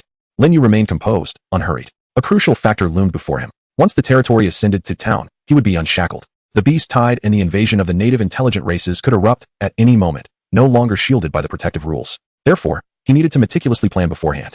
Chapter 86. She evolved. Having concluded his tasks, Lin Yu stepped out of the Lord's Hall and approached the boundary of his territory. Through the wooden fence, he gazed upon the battlefield beyond. The conflict was intensely fierce at that moment, with radiant beams of holy light bursting forth across the battlefield, interwoven with countless dazzling sword lights. At almost every moment, countless undead creatures are vanquished by the formidable angels. Yet, despite this relentless onslaught, the offensive of the undead shows no signs of abating. Rather, it escalates with alarming intensity. Within the shadows, untouched by the radiant light of the watchtower, a ceaseless tide of undead emerges, akin to a tsunami, surging one wave after another. It feels as though they are an inexhaustible force, an utterly terrifying prospect. Lin Yu's legion of troops has grown significantly stronger over the past few days. A total of 17 fully equipped angelic squads, nearly 900 angels in all, along with 2 goblin battalions and an elite corps of grey dwarves, present an astonishing might that would leave any lord or practitioner in awe and envy. Nevertheless, this formidable force struggles against the throngs of undead on the battlefield. It is not that the undead are exceptionally powerful, rather, their sheer numbers overwhelm. Lin Yu feels as if these undead are merely fodder, attempting to wear down his legion through sheer numerical superiority. However, one must remember that fodder remains fodder. No matter how vast their numbers, they are ultimately inconsequential. Lin Yu's troops are not akin to the desperate armies of Xiangqiu. Should their energies wane, they can retreat to their stronghold without needing to engage in a futile struggle against the vast sea of undead. As the battle has only just commenced, the morale of the various squads remains high. They zealously slay the undead on the battlefield, harvesting an unending stream of primal energy. Occasionally, golden light radiates from certain angels, a sign of their ascension. Beyond the angels, some of the goblins and grey dwarves also experience a rise in rank. Compared to the angels, however, the growth potential of the goblins and grey dwarves is considerably limited, peaking at a mere level 9, with some even as low as level 7. Yet, until they reach their growth potential limits, they remain capable of leveling up. Indeed, as revealed in the forums of the Blue Star practitioners, indigenous sentient beings transform into territorial troops upon aligning themselves with a lord practitioner. These troops can absorb primal energy. In her musings, Lin Yu shifts her gaze to other areas of the battlefield, ultimately focusing on the 6-winged angel, Renee. This stunning 6-winged angel stands out as the brightest star amidst the chaos of the battlefield. With her angelic sword, adorned with countless mysterious runes, she raises it high and cleaves down upon a cluster of undead 100 meters away. In an instant, a dazzling beam of sword light erupts in that vicinity, annihilating the undead in a heartbeat, so much so that not even their corpses remain. Their soul flames are extinguished in the blink of an eye, and their undead forms are purified into mere dust by the divine and luminous magic that fills the sword light. Not a single intact bone remains. All that is left is a sky filled with white ash. Truly, the 6-winged angel is immensely powerful, Lin Yu reflects with admiration. He observed with clarity that within the area purified by the 6-winged angel, Renee, several high-level undead beings resided. Not only were there level 7 skeletal warriors, but also an 8-level ghoul boss. in a swift display of power. These undead did not even have the opportunity to scream before being vanquished in a single strike by Renee, leaving no corpses behind. It was as if a blanket of pristine white had enveloped the land. Lin Yu mused to himself that with Renee, the six-winged angel, on the battlefield, there was no longer any need to worry about the sudden appearance of the skeletal king, Ryan. Just days prior, the formidable strength of Ryan had instilled fear in him. Yet now, he found himself almost wishing for the skeletal king to come forth and meet his demise. In just 2 short days, Lin Yu had achieved the remarkable goal of proving that one should not underestimate the youthful and impoverished. One can only imagine the terrifying speed of his development. It was precisely this understanding that drove the skeletal king, Ryan, to seek out alliances with the alluring dark elves, joining forces to oppose Lin Yu. Of course, had Ryan been aware of Lin Yu's current progress, he might have reconsidered his plans for relocation. As the night deepened, Lin Yu yawned. He no longer focused on the battles outside his territory. Instead, he turned back to the Lord's Hall and ascended directly to his bedroom on the 2nd floor. Upon reaching the high village level, his personal sanctuary had become somewhat more refined, with increased spaciousness and adorned walls featuring immovable, indescribable murals and decorations. Most importantly, the bed was grand, white, and soft. Once he reclined upon it, he felt no desire to rise. Nestled within his blankets, Lin Yu perused the island chat channel, reflecting aloud that a full day had passed, and his level had risen to the late 5th stage. With one more step, he would reach level 6. Initially, he believed that upon reaching this level, the pace of advancement would slow, considering that each ascension to a higher tier required exponentially greater primal energy. The higher one ascended, the more sluggish the progression. Yet, to his astonishment, his level continued to rise at an astonishing rate, directly correlating with his rapid development. Just the night before, he commanded only 4 angelic battalions, totaling over 200 angels. By that evening, the number of angelic units had surged to 17, with the total nearing 900. Additionally, he had also acquired a sizable elite team of grey dwarves. Naturally, his pace of advancement could not be hindered. If all went according to plan, he would elevate to level 6 by the following day, averaging 1 level gain per day. Lin Yu clicked his tongue. Once his rate of advancement reached the island chat channel, it would undoubtedly astonish countless professionals, including those lords with top-tier troops. As even the most elite lords were currently only at level 3, lagging far behind Lin Yu. Around 3 in the morning, Lin Yu had long since surrendered to slumber. In contrast, the battle outside his territory had only just culminated. The goblin and grey dwarf contingents had already succumbed to exhaustion, retreating to their stronghold for rest. Only the angelic battalions persisted, gradually withdrawing from the battlefield after 2 o'clock. Under the leadership of the six-winged angel, Renee, a fully assembled squad of angelic warriors entered the breeding area within the sacred fields. Upon stepping inside, the angels inhaled deeply, their exquisite faces reflecting expressions of sheer delight. The richness of the primordial energy was intoxicating. This is an ideal sanctuary for prayer and cultivation. I sensed that merely an hour of prayer here could completely replenish my expended magical energy. Amidst the angels' spirited discussions, the leading six-winged angel, Renee, proclaimed, "Our master has revealed that this place aids in our bloodline evolution, enabling us to ascend to a higher echelon of angelhood. Thus, let none of you squander this invaluable opportunity. At your command, esteemed Legion Commander, we praise the benevolent Lord." All the angels were filled with exhilaration. There was not a single angel who did not yearn for evolution, including Renee herself. The aspiration of the six-winged angel Renee was to ascend to the rank of a 12-winged angel. Subsequently, Renee approached a beautiful 4-winged angel, folding her hands across her chest. "Angelia." "Indeed, Renee, our master speaks the truth," Angelia replied, lifting her golden gaze to survey the boundless expanse around them, her voice cold and clear. "There exists a substance here that can aid beings in achieving bloodline evolution. Alas, the laws of the floating islands impose restrictions, rendering forced collection impossible." As she spoke, she scrutinized Renee for a moment before continuing. "Becoming a 12-winged angel is no easy feat, yet you still possess the opportunity. Go forth and pray, strive for growth, and do not disappoint our master." "Very well, Angelia," Renee exclaimed joyfully as she departed. Meanwhile, Angelia gently closed her eyes, attuning herself to the evolutionary substance wafting through the air. She did not deceive Renee. This substance indeed could not be forcibly collected, but it could be assimilated into her own being through a special method. Gradually, a divine radiance began to emanate from her. As time passed, the light intensified, becoming dazzling and brilliant. After an indeterminate duration, a miraculous scene unfolded. A pair of snow-white wings erupted from within Angelia, unfurling behind her like arms. She had evolved. Chapter 87. Angelia, you have surprised me. The following morning, Lin Yu awoke. As anticipated, he had experienced a delightful dream. The details of the dream, however, were too personal to disclose. Under the attentive service of the 4-winged archangel, Elena, Lin Yu dressed, refreshed himself, and savored the breakfast meticulously prepared by Elena before stepping out of his chamber. It must be noted that in the art of serving him, the angels outperformed the young female goblins by leaps and bounds. They attended to every detail with unparalleled care, allowing him to relinquish all worries while providing a pleasing sight. As a new day dawned, the first floor of the Lord's Hall was once again heaped with a plethora of spoils, the bounty from the preceding night's battle. The quantity of gold alone exceeded 3,000 pieces. Additionally, they had acquired over 20 pieces of equipment from the undead faction, along with several blueprints. It is evident that in yesterday's battle, the Angel Legion must have vanquished a multitude of undead creatures, certainly numbering in the tens of thousands. Lin Yu was the first to scrutinize the information contained within the blueprints. After a brief moment, a flicker of disappointment crossed his face. For within them were neither the medical pavilion nor the tavern blueprints that he currently lacked. However, upon reflection, this was to be expected. Both the medical pavilion and tavern are advanced structures, and their blueprint drop rates are undoubtedly much lower than those of basic blueprints like Wooden Hut and Arrow Tower. To hope for their emergence from a single night raid is indeed a tall order. He had acquired 3 blueprints for wooden huts, 1 for a fence, and finally, 1 for a warehouse blueprint. Gazing at the softly glowing warehouse blueprint in his hand, Lin Yu murmured, "This is a prized possession." At this stage, the vast majority of Lord practitioners were unable to upgrade their territories to intermediate villages due to the absence of warehouse blueprints. If all goes as anticipated, this warehouse blueprint could fetch a handsome price. Previously, Lin Yu sold a warehouse blueprint for an astonishing 4,800 gold coins.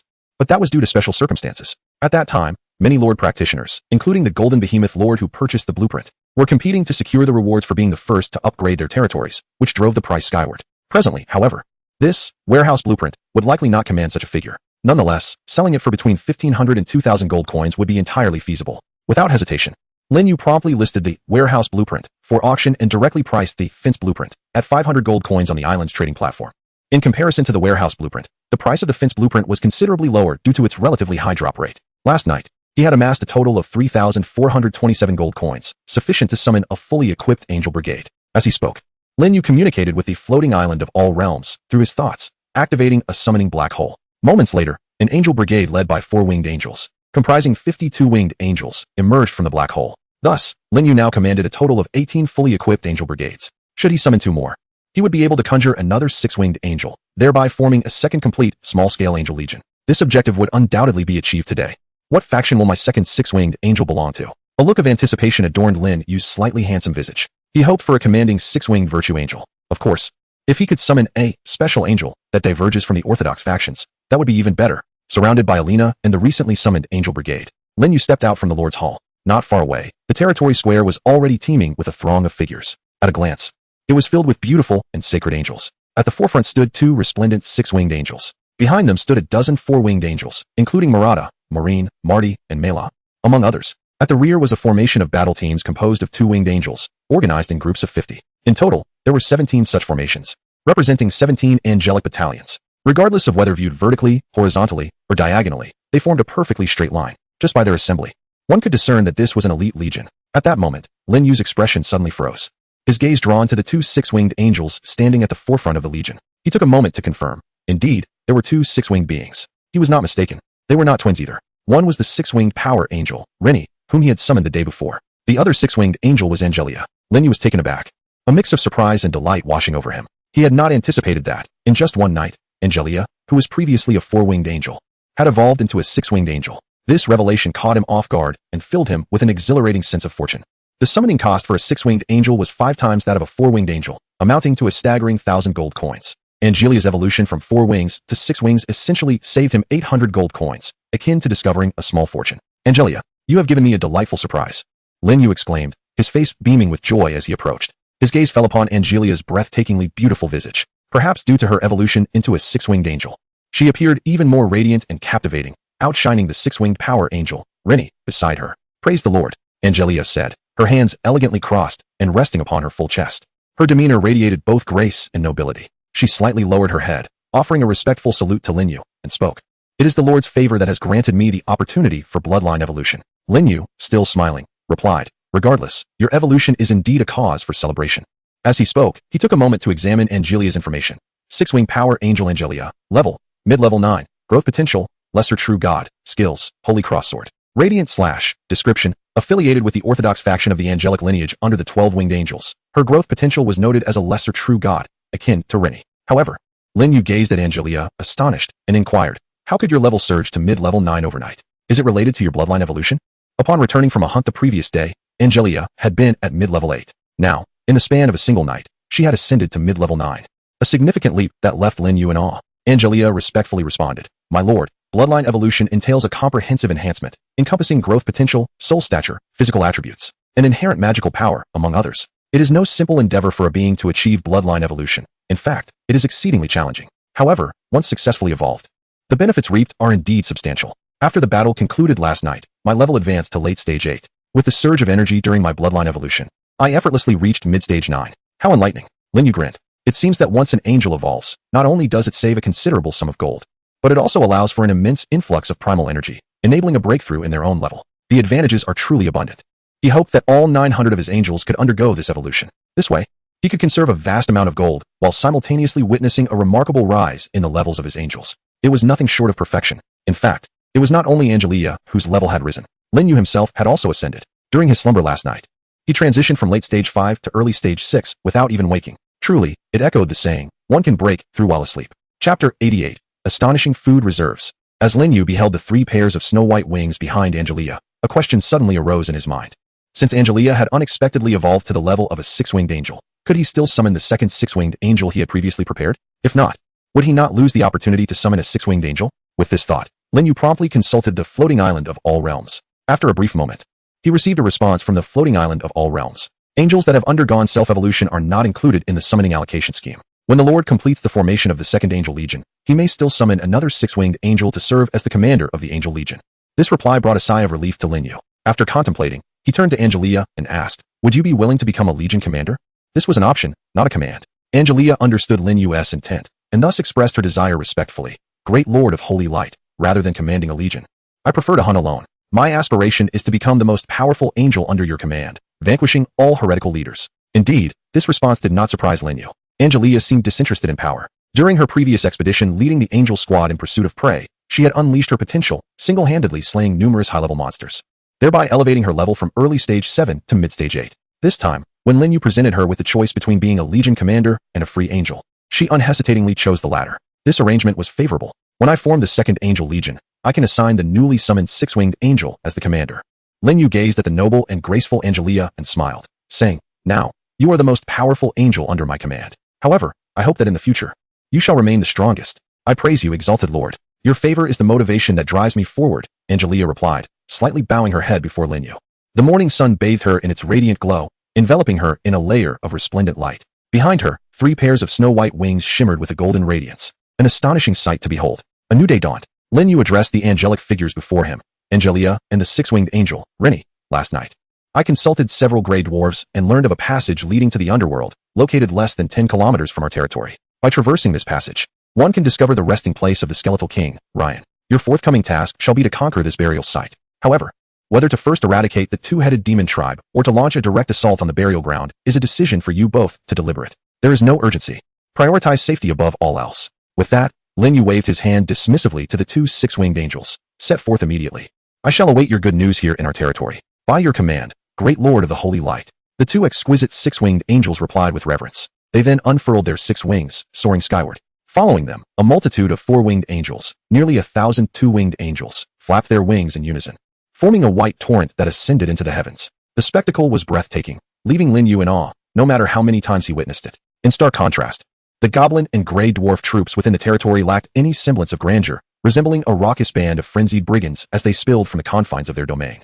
This starkly illustrated the distinction between mythic troops and ordinary soldiers, marked by a profound disparity in appearance and presence. As the hunting party departed, the territory felt eerily vacant. Only in a distant corner of the square did hundreds of ordinary goblin and gray dwarf followers gather, diligently dismantling the carcasses of wild monsters. Lin Yu first visited the spirit field, assessing the growth of the spirit rice and blackbone bloodvines. In just a day's absence, the spirit rice had flourished into lush patches of green. In another couple of days, it would be ripe for harvest. Meanwhile, the blackbone bloodvines in the corner of the planting area had reached over 3 meters in height, their main stems thickening and branching out profusely. Sensing Lin Yu's presence, the blackbone bloodvines began to sway, their slender tendrils reaching out like gentle appendages to caress Lin Yu's face. As if to curry favor with him, Lin Yu, pleased with the growth of the blackbone bloodvines, smiled and said, do not rush. Soon you shall leave this place. Of course, it would be even better if you could evolve your bloodline here, just as Angelia has. Upon hearing this, the blackbone bloodvines swayed even more vigorously, seemingly expressing their determination to grow towards evolution. Lin Yu grinned and nodded. Good, you have ambition. Though he was no druid and could not comprehend the language of plants, as their master, he could still glean the intentions of the blackbone bloodvines. This is a truly remarkable form of telepathy. After conversing with the blackbone bloodvine for a while to cultivate their bond, Lin Yu finally departed from the spirit field and returned to his territory. He need not worry about the food supply for the blackbone bloodvine, as the devotees diligently transport the fresh blood, bones, and inedible entrails derived from an abundance of monster corpses daily. It can feast from dawn till dusk. This relentless feeding is precisely what has propelled the astonishing growth rate of the blackbone bloodvine. Were it to grow in the wild, it would not enjoy such favorable treatment. Upon returning to his territory, Lin Yu first utilized all 3 wooden cabin blueprints, and then dealt with the more than 20 pieces of equipment from the undead faction. The ordinary gear was sold off, while the exquisite items were auctioned. With their limited quantity, the process was swiftly completed. Next, Lin Yu opened the warehouse to inspect the food reserves. To his astonishment, he discovered that the warehouse held a staggering total of 330,000 units of food. This is an extraordinarily alarming figure. Any Lord-class practitioner would be left dumbfounded, as their food reserves typically max out at merely 5 digits, whereas Lin Yu's stock reached an astonishing 6 digits. Among the various types of food, the most abundant was beast meat, surpassing 250,000 units. In the past 2 days, the hunting party had slain countless wild monsters, numbering in the tens of thousands, yielding mountains of beast meat for dissection. Lin Yu had previously listed a substantial amount, and today it had accumulated further. Without hesitation, he extracted 200,000 units of beast meat from the warehouse, categorizing it into levels 1 through 9 and listing it on the island trading platform. Level 1 beast meat is derived from level 1 monsters, while level 2 comes from level 2 monsters, and so forth up to level 9. Each level commands a different price, though converting it into gold may prove challenging.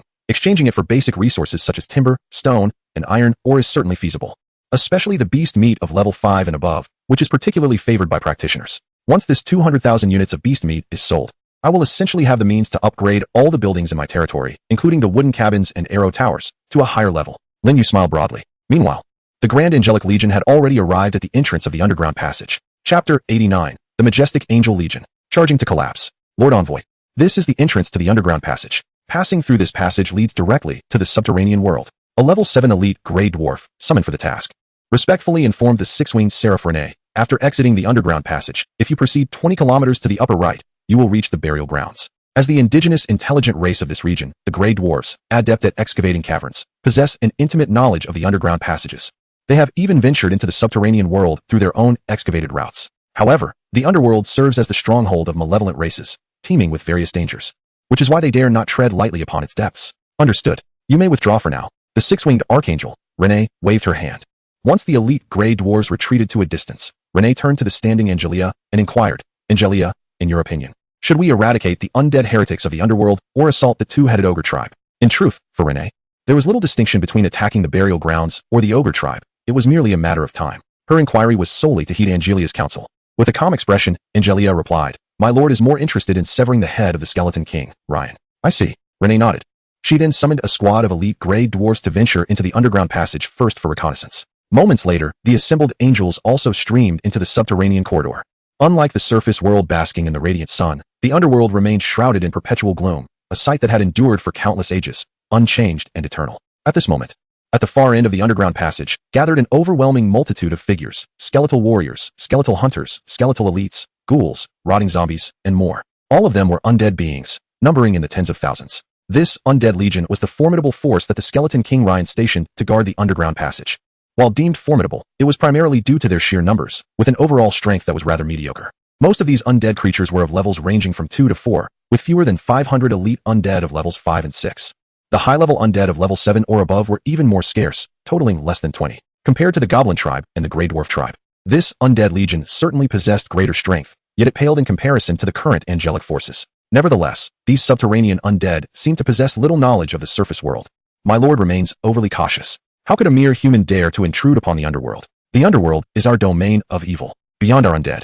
It is also home to dark elves, man-spiders, cyclopes, and evil-eyed demons. Even a champion of the sanctum would meet their demise here. After all, the enemy is a lord from another world. It is prudent to exercise caution. I fear not that otherworldly lord. Should he truly appear before me, I would ensure his demise with a single strike. Within the ranks of the undead legion, a group of high-level undead communicated through their mental faculties. One particularly tall skeletal elite declared, Since my awakening in the underworld these past decades, I have not laid eyes upon a human, especially one from another world. My great sword is parched with anticipation. It craves the warmth of human blood to quench its thirst. He shook the rusted, hefty blade resting on his shoulder. Beside him, a high-ranking skeletal hunter nodded its pallid skull, vibrating with mental energy as it responded, I too eagerly await the appearance of that human lord before me. The other undead creatures cackled with derisive laughter, clearly dismissing the interdimensional lord as insignificant. Such disdain was understandable. These denizens of the burial grounds had roamed this territory for decades, unchallenged even by the formidable 2-headed ogre tribe. What then? Could a mere interdimensional lord pose as a threat? After all, it had been but a few fleeting days since their arrival in this world. No matter how powerful the interdimensional lord's influence, it was not formidable enough to intimidate them. If the skeletal king, Ryan, were present, he would assuredly bestow upon them a thorough thrashing. This insular group of subterranean undead remained blissfully unaware of the terrifying pace of human advancement. At that moment, a ghoul boss suddenly tilted its head, sniffing the air, and proclaimed, "I detect the scent of the living, though they are not human. They emanate from that band of troglodyte gnomes." The term troglodyte gnomes was a derogatory label applied by a few enlightened races to the gray-skinned dwarves. Laden with scorn and contempt, they had arrived. Emerging through the passage, their levels were not to be underestimated. The high-ranking undead immediately fixed their gaze upon the distant exit of the subterranean tunnel. Concurrently, they conveyed mental commands to the undead legion, instructing them to attack at the sight of any enemies emerging from the tunnel.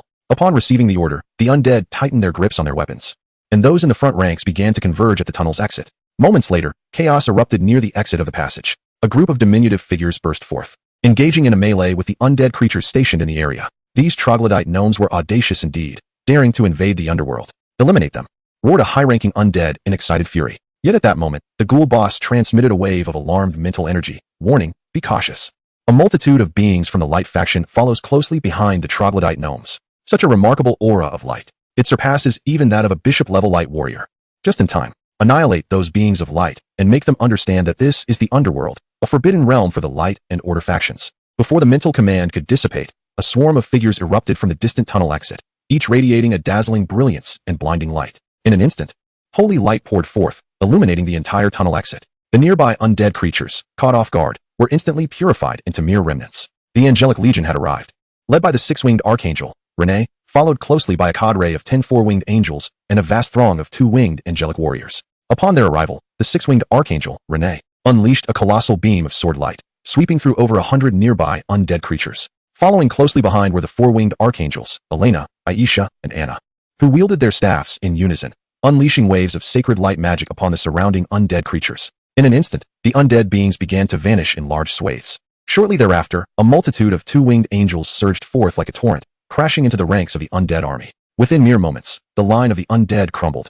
Not due to a retreat, but because the angels' slaughtering speed was astonishingly swift. A legion composed of tens of thousands of undead was shattered by 1/3 in a single blow. They forcefully cut through the collapsing undead ranks. What in the name of the heavens are these radiant beings? Their combat prowess is extraordinary, regardless of what they are.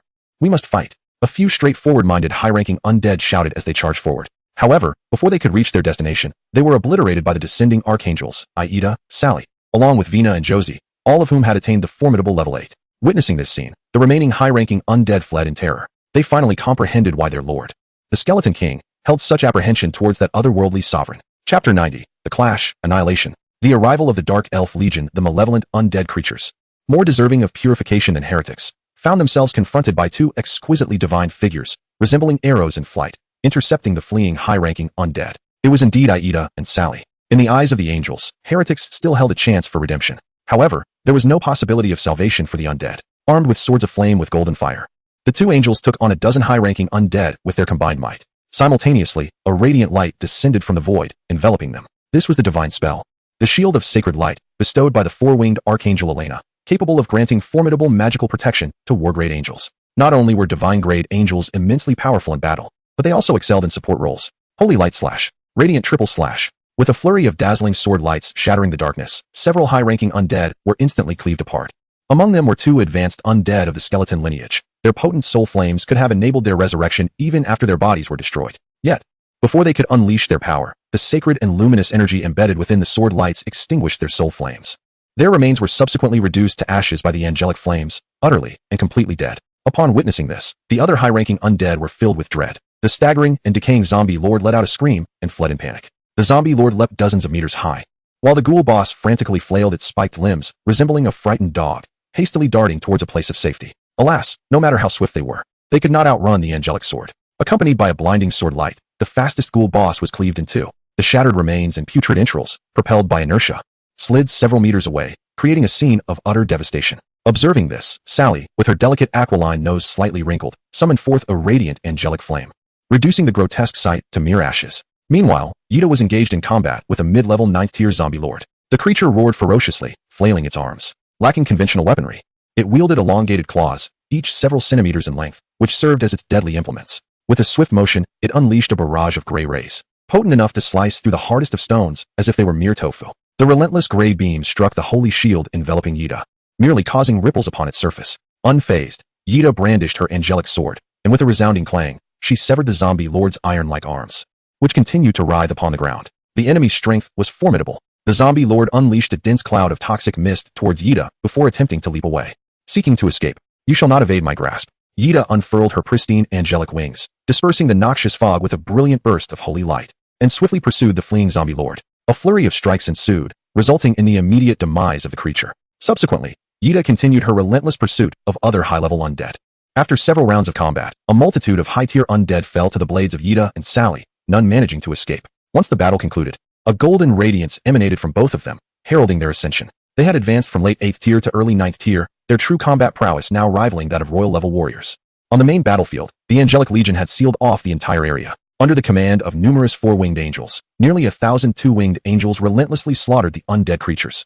The ranks of the undead army diminished at a visible pace. Within half an hour, the battlefield was nearly devoid of undead presence, replaced instead by a carpet of bleached bones and decaying corpses. The scene was horrifying, reminiscent of hell itself. Lady Renee, a group of four-winged angels approached to report. The battle has essentially concluded. All undead creatures have been slain, none escaped. Indeed, nodded the six-winged angel, Renee. Throughout this confrontation, she had refrained from extensive engagement, only casually dispatching a few elite undead. The majority of the battlefield had been entrusted to other angels, allowing them to harvest more primordial energy and elevate their ranks. Enhancing the overall strength of the Legion was one of her chief responsibilities as commander. Relay the orders, advance to the burial ground. As for the battlefield, let the gray-skinned dwarfs handle the cleanup. Understood, Commander. Soon, the Angelic Legion reassembled once more, under the leadership of the six-winged angel, Renee. A formidable force surged towards the burial ground, situated 20 kilometers away. The previous chapter mistakenly stated 2 kilometers. This has been corrected. For the Angelic Legion, this skirmish was merely an appetizer. The true feast lay in assaulting the burial ground. Concurrently, in another direction, a vast throng emerged approximately 5 kilometers away. Thousands of figures came into view, all displaying long, graceful legs. This was a fully armed legion of dark elves, numbering 3,000. Each dark elf donned a standard ensemble of black midriff-bearing leather armor and thigh-high leather pants, wielding either elegant elven swords or carrying quivers and elven bows. The allure was palpable. Esteemed Elder, a large-scale battle has erupted at the exit of the underground passage. It is a clash between the forces of the undead and the powers of light. It is highly probable that the Lord of the Surface World has dispatched a legion to invade. A dark elf scout suddenly appeared at the forefront of the legion, promptly reporting to the elder commanding the dark elves. Upon hearing this, the dark elf elder was momentarily taken aback. She was strikingly beautiful, with an alluring figure that exuded the sensuality of a mature woman. Has the Lord of Another World's legion advanced so swiftly? The dark elf elder found this hard to believe. In truth, her own tribe had moved with commendable speed, just last night. Chief Doris had forged a friendly alliance with the Skeleton King, Lion. By dawn, the tribe had assembled their forces, hastening towards the underground passage. Their mobilization was indeed swift. However, what the dark elf elder did not anticipate was that the Lord from the other world would be even faster. Their legion had not yet reached the destination when they clashed with the undead forces stationed at the passage. What is the strength of the enemy legion? It was likely formidable. The dark elf scout replied, the fluctuations of light magic in that area are exceedingly strong. I dared not approach closely and returned immediately to report to the elder. A subtle smile graced the dark elf elder's crimson lips. This was indeed good news. The task entrusted to us by the chief was to somehow lure the Lord's legion towards the burial ground, letting them engage in mutual destruction with the Skeleton King. It seemed we need not intervene after all. Dispatch orders for a slow march. Let them engage in a fierce battle until only one remains. As you command, esteemed elder.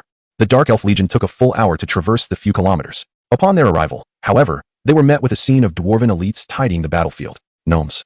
Shouldn't they belong to the forces of light? Moreover, why, aside from the corpses of the undead, were there no remains of other races on the battlefield? The Dark Elf Elder, with her alluring form, stood atop a rise, surveying the chaotic battlefield. Confusion and disbelief marred her mature, enchanting visage. Chapter 91, Mage. I shall never trust you again. Have you discerned the appearance of the enemy? Inquired the Dark Elf Elder, turning to the scout. The Dark Elf Scout replied, I could not see clearly from such a distance, but it is evident that each one possesses a pair of white wings, with some even having 2 pairs. Wings? Could they be of the winged ones? The Elder's delicate brows furrowed slightly as she mused. Yet, I have never heard of the winged ones possessing 2 pairs of wings. For wings, could this not be reminiscent of the fabled flower fairies? Elder, they are certainly not flower fairies. The Dark Elf Scout interjected hastily. Each one wields an extraordinarily pure light power, and can unleash a terrifying flame capable of turning undead beings to ashes. Flower fairies belong to the realm of nature, akin to the natural elves on the surface, wielding powers aligned with nature. It is rare for flower fairies to command light powers, let alone such a multitude of these exceptional beings. Most importantly, their appearance differs vastly. To the Dark Elf Scout, the winged entities on the battlefield resembled beings from the divine realm, exuding an unparalleled aura of sanctity and nobility. Upon sighting those winged beings, she even felt a sense of inadequacy. Regardless of whether they are flower fairies, the Dark Elf Elder remarked. The ability to conclude the war in such a brief span indicates the formidable strength of that surface army. If all goes as expected, they have undoubtedly advanced to the Boneyard. The Dark Elf scout inquired, Elder, should we not hasten our journey there? Indeed. Now is the perfect moment to tidy up the aftermath. A smirk of triumph graced the Elder's lips as she declared, arriving early is not as favorable as arriving opportunely. Our chieftain is truly wise. Elder, what shall we do about the burrowing gnomes cleaning the battlefield? Should we eliminate them? The Dark Elf Elder waved her hand dismissively. Those gnomes are undoubtedly soldiers under that otherworldly lord. To slay them would only raise alarms. Pay them no heed. Relay the command to the army to proceed directly to the Boneyard. That is of utmost importance. As you command, Elder. Soon, the Dark Elf Legion set forth once more, redirecting their course towards the Boneyard, located 20 kilometers away. This time, they did not deliberately slow their march, for the enemy could fly and was far swifter than they. They needed to arrive promptly, lest they miss the opportunity. The Boneyard lay before them, a gruesome tableau of corpses. As far as the eye could see, the ground within 1,000 meters was strewn with stark, white bones, a chilling sight. 3 towering mountains, each rising over 200 meters, stood sentinel. 2 of them were entirely formed from the accumulated remains of various creatures, the number of souls lost here unfathomable. The domain of the Skeleton King, Ryan, resided in the central basin surrounded by these 3 mountains. Arranged in a triangular formation, the mountains enclosed the Skeleton King's hall. No matter from which direction the enemy approached, they would have to traverse the narrow passage between at least 2 of the mountains, rendering them vulnerable to a pincer attack from the undead legions.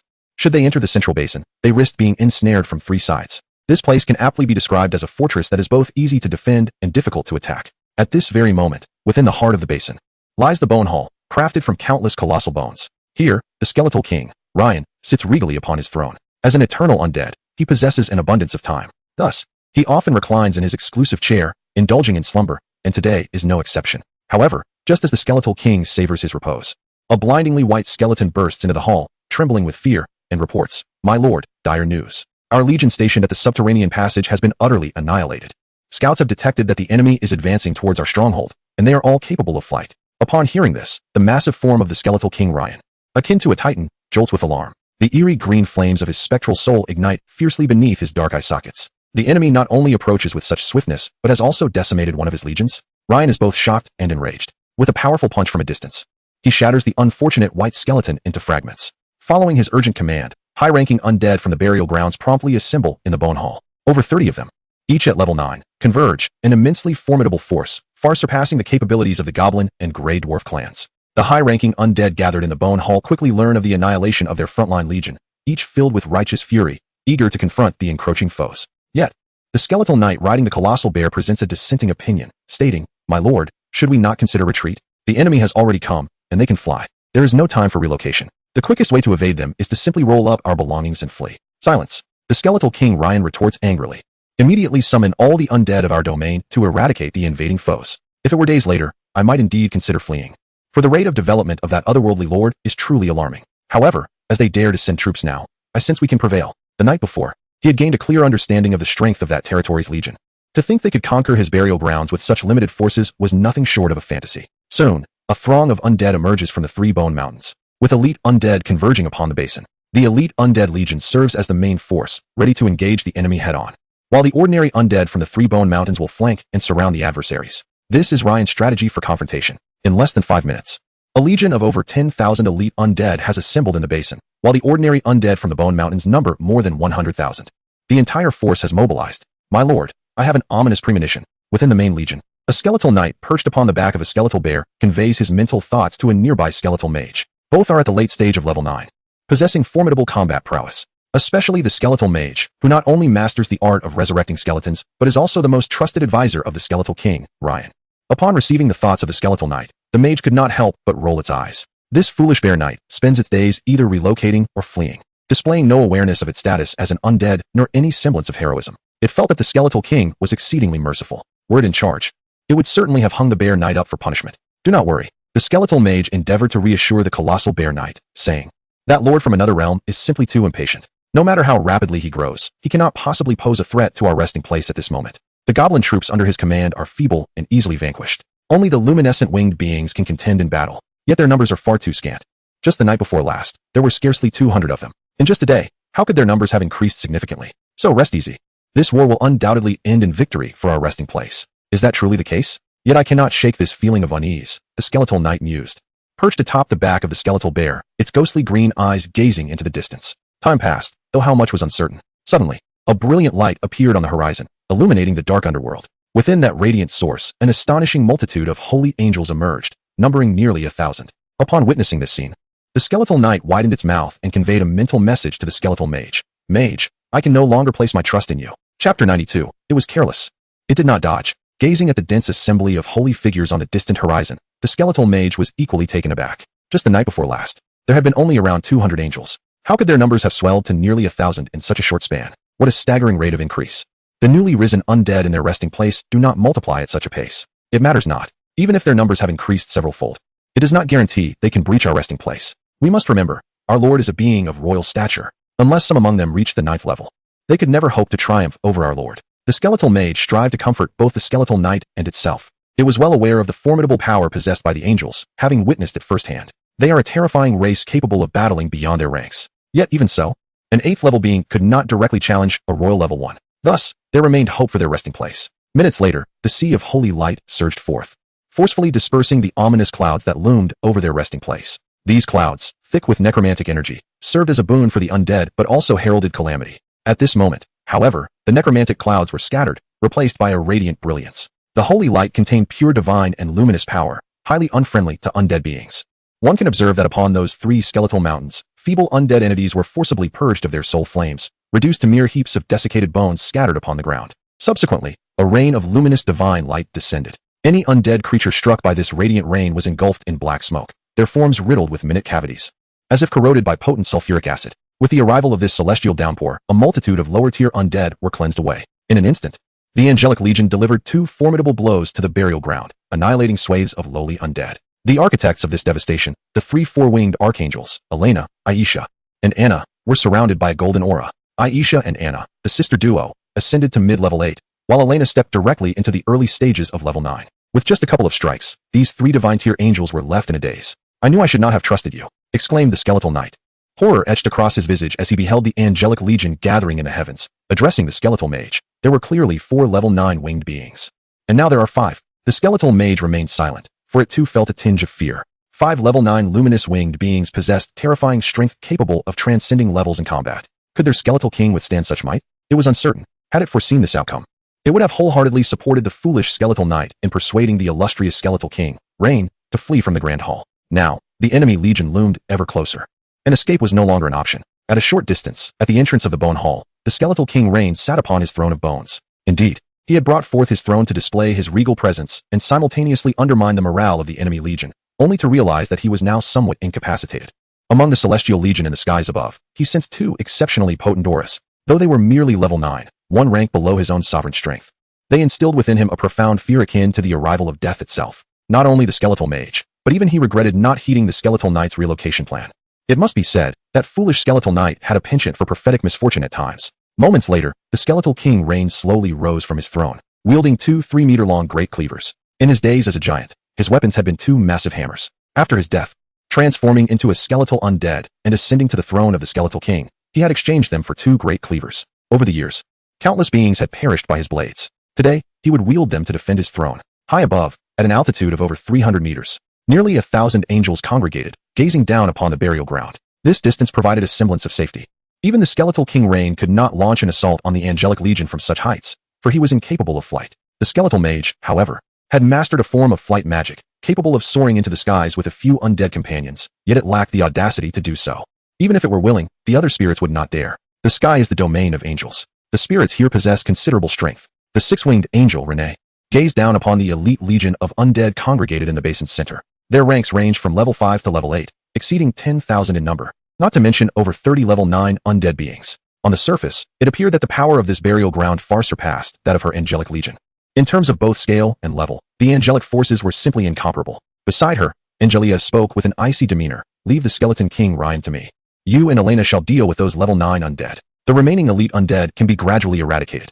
How could these lowly beings possibly impede the march of my angelic kin? By your command, your majesty. The 6-winged angel Renee immediately bowed in respect. However, Angelia fixed her cold gaze upon her and warned, the great lord of holy light has yet to consolidate his divinity. You must be mindful of your words and actions, especially in the presence of the holy master. Should anything befall him, you shall face your own downfall. I understand, Angelia. Renee nodded swiftly.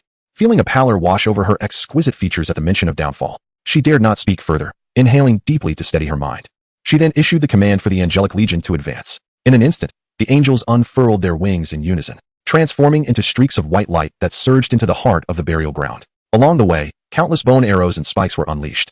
Yet they were effortlessly vanquished by the powerful four-winged angels. Simultaneously, the angels unleashed their battle techniques, raining down resplendent sword lights and searing angelic flames upon the elite undead legion. Instantly, swathes of elite undead vanished without a trace. Meanwhile, the six-winged angel Renee, accompanied by the newly ascended four-winged archangel Elena and the two-winged angels Ida and Sally, charged at the group of high-level undead. All of the 30-plus high-level undead were of level 9. Faced with such formidable adversaries, the four angels remained undaunted. Especially Renee, as a six-winged angel, showcased extraordinary combat prowess, executing a divine judgment that instantaneously obliterated 6 high-level undead.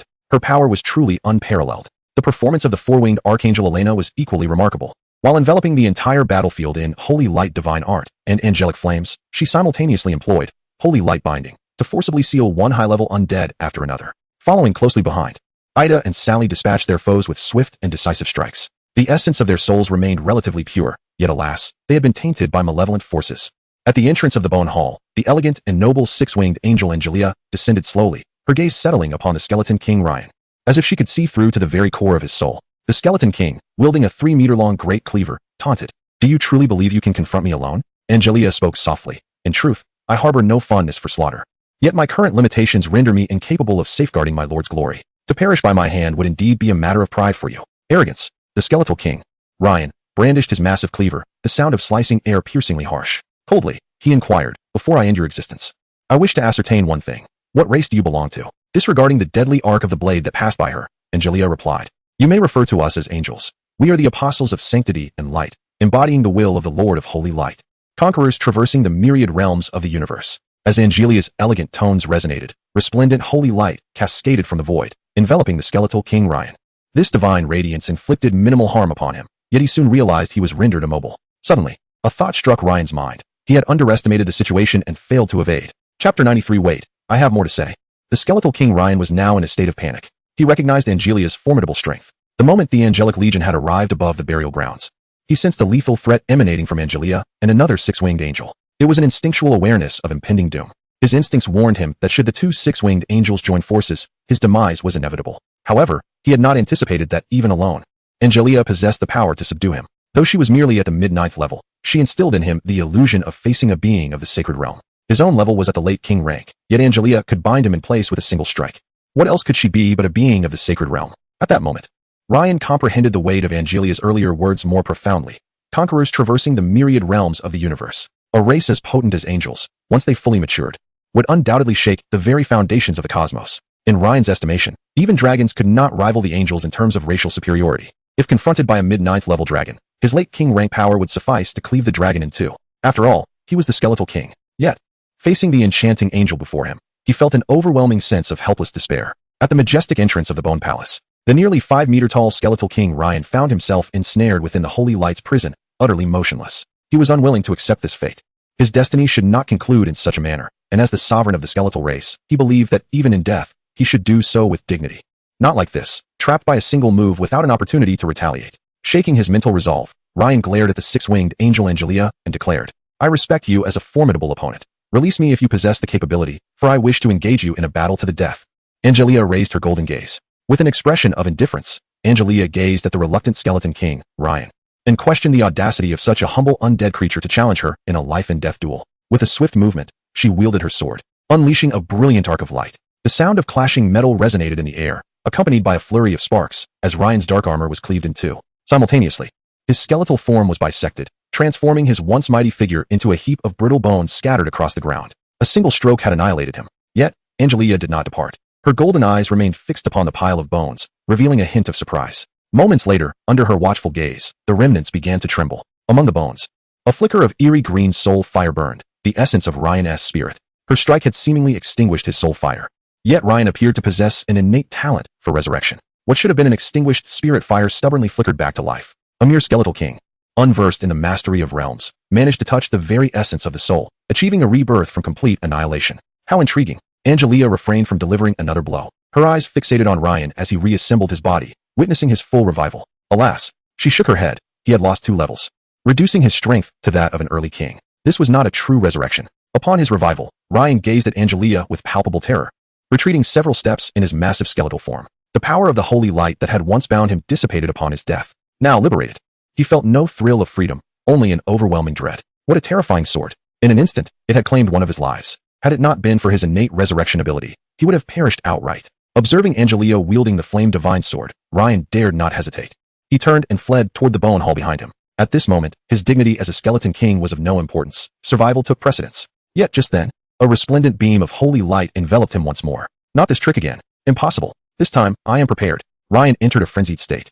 A surge of immense necromantic power emanating from his soul fire, flooding his skeletal form. In that instant, he felt invigorated. His speed surged dramatically. In the next heartbeat, he crossed several meters in what seemed like an instant teleportation. But then, Ryan was bewildered once more. The brilliant holy light, without regard for fairness, mirrored his movement, synchronously shifting several meters. Just as his form stabilized, the holy light engulfed him completely. Once again, he found himself ensnared. This time, he did not underestimate the situation and attempted to evade. Yet, he could not escape. The skeleton king, Ryan, found himself enveloped in despair. His two formidable, 3-meter-long great swords had yet to draw a single drop of blood, a truly tragic circumstance. Angel, I demand a duel, he proclaimed.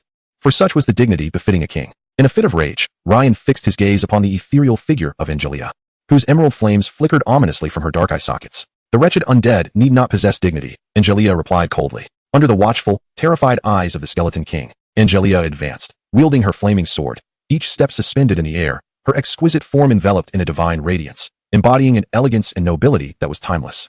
As she approached, she slowly raised her angelic sword, thrusting it directly towards Ryan's skull. Wait, I have more to say, Ryan cried out in terror. Yet, Angelia paid him no heed, piercing through his head with a single stroke. The soul fire within his skull erupted, dissipating into nothingness. The newly reformed skeletal body of Ryan crumbled once again, disintegrating into a pile of desiccated bones. Angelia regarded the heap of bones for a moment, then, with a hint of disappointment, murmured, "This time, there shall be no resurrection. It is only natural, after all, for he was but a mortal creature, inferior to a true deity." As she spoke, a surge of primal energy flooded into her being, propelling her from mid-level 9 to the late levels of 9. Yet the transformation did not cease there, for Ryan's level had reached the pinnacle of the kingly tier, and by vanquishing him single-handedly, Angelia was rewarded with an astonishing bounty of primal energy. Soon, a radiant golden aura enveloped her, and as it faded, her level ascended to the initial stage of kingship. Upon entering this echelon, she could be deemed a formidable force. However, the expression on Angelia's exquisitely beautiful visage remained largely unchanged. With an eerie calmness, she collected the gold coins and a black and gold belt that Ryan had dropped upon his demise, before turning to leave. Throughout the encounter, Ryan had merely appeared to her as a lowly undead creature. Were it not for her ambition to grow stronger swiftly, she would have preferred not to engage directly. As Angelia herself remarked, she harbored no interest in slaughter, for that was the duty of the angelic legions. Chapter 94, The Collapsing Undead Legion. The Judgment of Faith. A colossal golden sword plummeted from the void, radiating light akin to a sacred cross. In an instant, the golden sword struck the ground, piercing the body of a zombie lord. This creature, a high-level zombie of mid-tier 9, a boss of lordly rank, let out not a single cry of anguish before being dispatched by the golden blade. Immediately, the sword transformed into searing angelic flames, incinerating the decaying corpse of the zombie lord to ashes. Concurrently, an even more potent aura surged forth from the six-winged celestial angel, Renee, as she leveled up. This marked the 15th level 9 undead she had personally slain. As she vanquished the 5th 9th level undead, her rank ascended from early 9th to mid-9th level. Subsequently, she continued to slay 10 additional 9th level undead, leading to yet another breakthrough in her level, stepping into the late 9th tier. The distance to ascend to the royal level was now but a single step away. It was not only Renee who thrived in this battlefield. The 4-winged archangel Elena, along with the 2-winged angels Aida and Sally, also reaped significant rewards. The number of 9th level undead they collectively dispatched exceeded 10 as well, elevating their ranks into the mid-9th level. All three experienced a substantial surge in strength. On another side, within a vastly larger battlefield, nearly 1,000 angels, under the leadership of several 4-winged angels, relentlessly assaulted the undead legion's stronghold. This was the main force of the burial grounds. Each undead creature within the legion was elite, with the weakest among them reaching at least level 5. The overall strength of this legion was formidable to the extreme. However, for the angelic legion, such adversaries were not insurmountable. It merely required more time to systematically purge them. As the battle persisted, an increasing number of undead elites fell by the angels' hands, leading to a gradual ascension of more angels to higher levels, thereby harnessing greater power. The collective strength of the angelic legion was steadily enhancing, while the undead elite legion was rapidly weakening, with their numbers continuously dwindling. From the heights above, one could clearly observe that wherever the angelic legion advanced, the undead elites would retreat in a frenzy, those lagging behind being purified by holy light. 18 angelic squads transformed into 18 holy blades. Wherever they struck, clusters of undead perished. What was initially intended to be a prolonged battle morphed into a relentless chase following the fall of King Lion, the skeletal monarch. Especially upon witnessing the slaughter of the 9th-level undead lords, the morale of the undead elite legion plummeted, leaving them devoid of the courage to counterattack. On the battlefield, numerous elite undead were fleeing, dispersing towards various exits of the burial grounds. This signified the complete disintegration of the undead legion's formation. Even if King Lion were to rise once more, it would be arduous to rally their ranks. Angelia, the six-winged archangel, Renee, approached Angelia and stated, "The 9th-tier undead in the burial ground have been largely eradicated, with only 2 unfortunate souls managing to escape. I have dispatched Elena and Yida to pursue them." In response, Angelia offered no comment, merely instructing, "Have the Angelic Legion conclude the battle swiftly and return to the surface world." Understood, Renee nodded affirmatively. Without delay, she plunged into the battlefield, wielding her angelic sword with lethal grace. Now in the late stages of her 9th tier, Renee was a force of unparalleled might on the field, with no undead creature capable of withstanding her assault. Each of her strikes decimated swathes of the undead.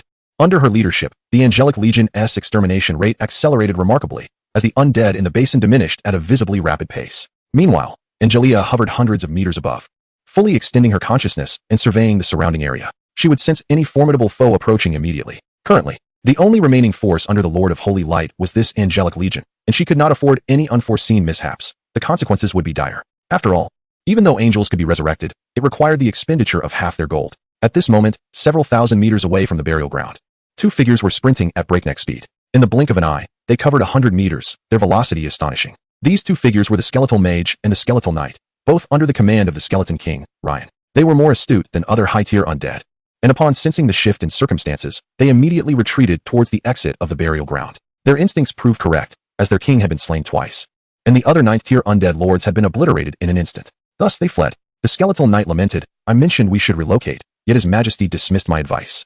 Now look, our king is dead, and our home is lost." The Skeletal Mage rolled its eyes but lacked the inclination to argue with the knight. Once more, it brandished its bone staff, channeling the power of the wind spell upon itself and the Skeletal Knight to hasten their escape. Meanwhile, the skeletal bear beneath the knight had already been reduced to mere fragments by the angels in their bid to secure an escape for the 2. "Enough chatter. We must flee," urged the Skeletal Mage. "The wind elemental power stored in the mana gem is nearly depleted. If we are discovered by those winged luminaries, we are doomed." Once a wind elemental master in life, the Skeletal Mage, despite its transformation into an undead, had astonishingly retained the knowledge of its elemental magic. Coupled with an unexpectedly acquired wind mana gem, it was barely able to cast the wind spell in its current state. In the realm of the undead, it was truly a rarity. "Understood," responded the Skeletal Knight, pulling the Skeletal Mage along as they sprinted with all their might. After an indeterminate time of running, the knight finally dared to glance back. At a single glance, the very essence of its soul nearly shattered in fear. For behind them, in the lofty skies, 2 ethereal figures were pursuing them, drawing ever closer. "Mage, they are upon us. I can see them." The Skeletal Mage, surprisingly composed, unleashed the full power of the wind element contained within its magical gem, conjuring forth a flurry of gusts that enveloped itself. This sudden surge propelled its speed to unimaginable heights, allowing it to forsake the Skeletal Knight and surge ahead. Witnessing this, the Skeletal Knight exclaimed, "Mage, you lack loyalty." In no time, the 2 undead had fled several thousand meters. Just as they were about to be overtaken by the 2 celestial beings above, they suddenly beheld a formidable throng of figures in the left foreground, all fully armed and brimming with confidence. "Fools, we are saved. It is the Dark Elf Legion."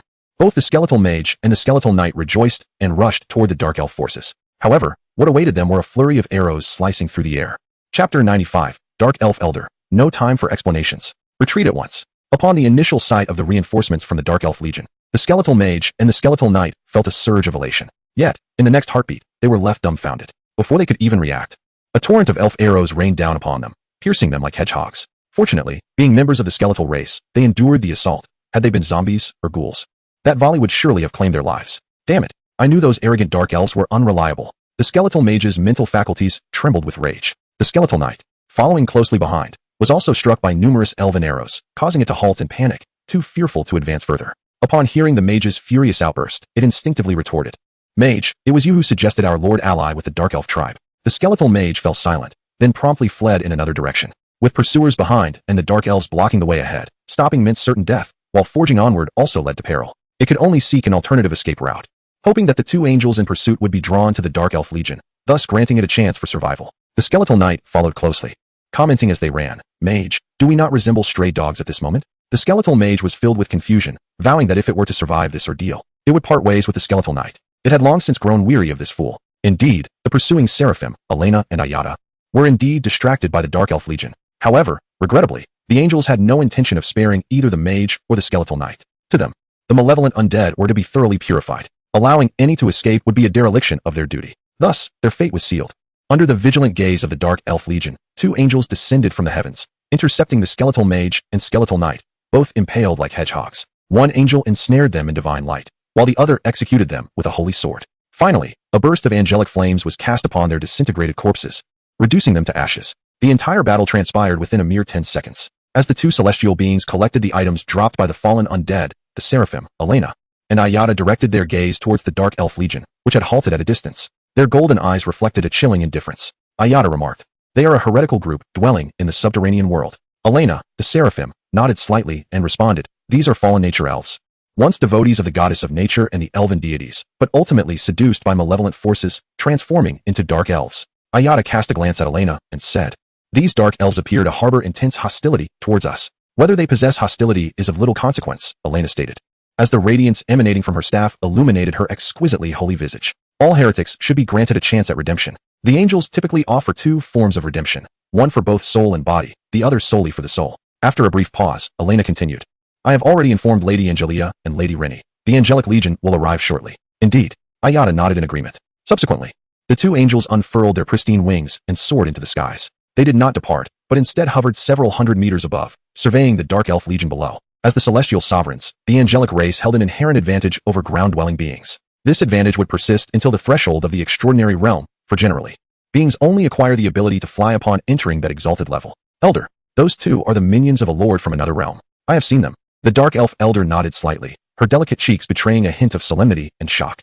The 2 mid-level 9th-tier luminous winged beings had effortlessly vanquished 2 late-stage 9th-tier lord-level undead, a feat that left her astounded.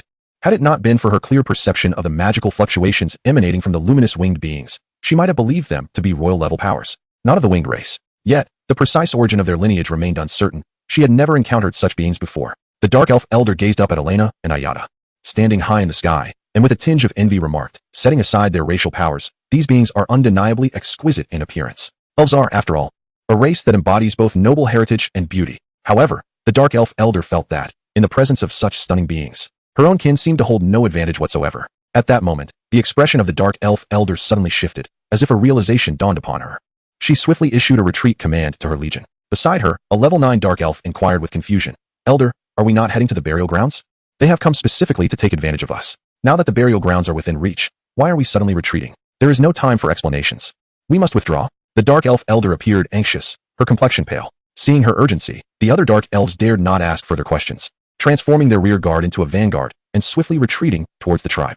"Are we truly retreating?" In the sky, the 4-winged Archangel Elena gazed in astonishment at the suddenly withdrawing Dark Elf Legion. Beside her, Yida asked, "Lady Elena, should we pursue them?" "Certainly." Elena nodded resolutely. "Since these Dark Elves dare to appear before us, they shall not depart unscathed." In truth, the 2 of them possessed enough power to wreak havoc upon the Dark Elf Legion, but it would serve little purpose.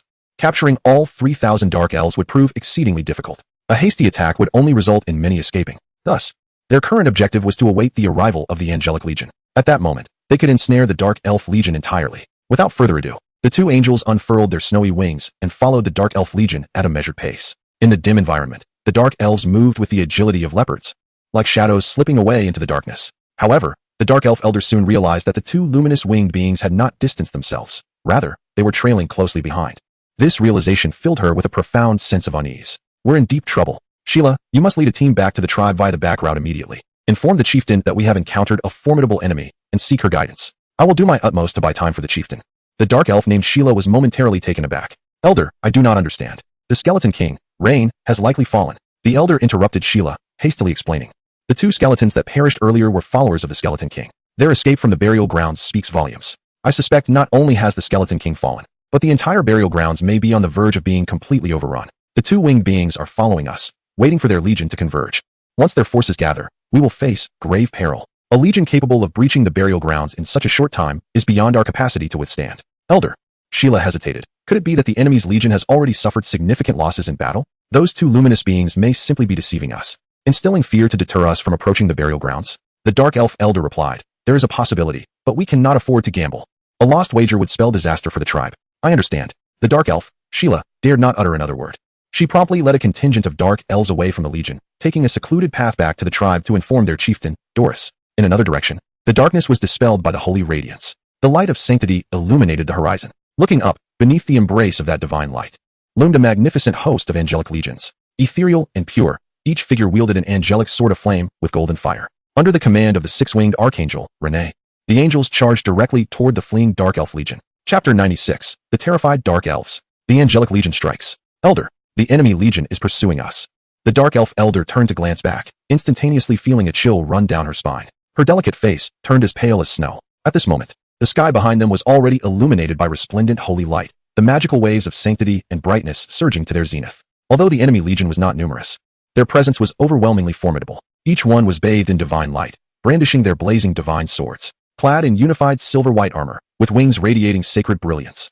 Their proud postures and exquisite visages resembled the legendary beings of the divine realm, noble and untouchable. Merely in terms of momentum, they utterly crushed her Dark Elf Legion. There was no need for battle. Her instincts already informed her that her Dark Elves stood no chance. My premonition was indeed correct.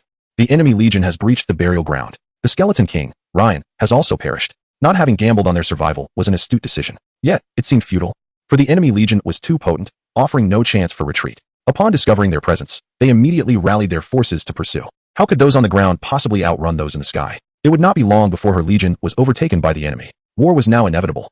At that moment, the Dark Elf Elder seemed to perceive something, her countenance shifting drastically as she exclaimed, "Damn it, among them is a royal-level powerhouse.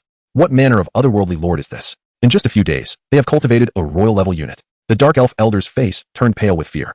She spotted the angelic being, Angelia, soaring even higher above the angelic army, her expression filled with horror. She finally comprehended why the Skeleton King, Ryan, had fallen. Previously, she had witnessed two mid-level 9th-tier luminous winged beings effortlessly slay two late-level undead lords. This indicated that these luminous winged beings possessed unimaginable combat prowess. Now, with the emergence of a royal-level luminous winged being in the enemy legion, the slaying of the Skeleton King, Ryan, no longer seemed impossible. Most critically, as the commander of the Dark Elf Legion, she herself was merely at the late 9th tier. There were no royal-level powerhouses within her ranks. Once battle commenced, how could they withstand the might of the enemy's royal-level warrior? It appeared there was no way out. After all, she lacked the capability for advanced combat. The worst-case scenario was that the entire legion could be annihilated by the enemy. We could not continue fleeing like this. Our speed paled in comparison to those luminous winged beings. They would catch up to us in no more than 5 minutes. "Elder, what shall we do?" inquired a high-ranking dark elf, tightening her grip on her elven longsword and gritting her teeth as she proclaimed, "If it comes to that, let us cease our flight altogether. We shall form a defensive line and confront them head-on." "Indeed, Elder," echoed the others. "Instead of exhausting ourselves in retreat, we might as well fight them with all our might." The other high-ranking dark elves chimed in, attired in fitted black leather armor and short pants, wielding an array of weapons, longswords, bows, daggers, and staves, all unified in style, embodying the essence of elven craftsmanship. One thing was certain, within this dark elf tribe, there existed a skilled blacksmith, a master of elven weaponry. If Lin Yu were aware, he would be overjoyed, for his domain lacked blacksmiths. Particularly renowned elven smiths, he so cherished. Fighting is futile. It will only lead our legion to utter destruction. The dark elf elder clenched her silver teeth, the crimson corners of her mouth revealing sharp fangs, a mark of the dark elf's fall from grace. "Scatter. The legion must divide and retreat in squads." This was a grim command, for it meant that some elven squads would inevitably be overtaken by the enemy. Remember, the foes were beings of the light, opposed to these dark elves of evil and darkness. Should they fall into enemy hands, their fate was all too predictable. Yet, the dark elf elder had no choice. For if the entire legion were surrounded, the casualties would be far greater. By scattering, there remained a chance to preserve most of their strength. It was a sacrifice of the few for the many, and it was fair for all dark elves. No one could predict which squad the enemy would pursue. Their escape relied solely on fortune. "As you command, Elder." The high-ranking dark elves responded in unison. This was a wise decision, and they had no grounds for dissent.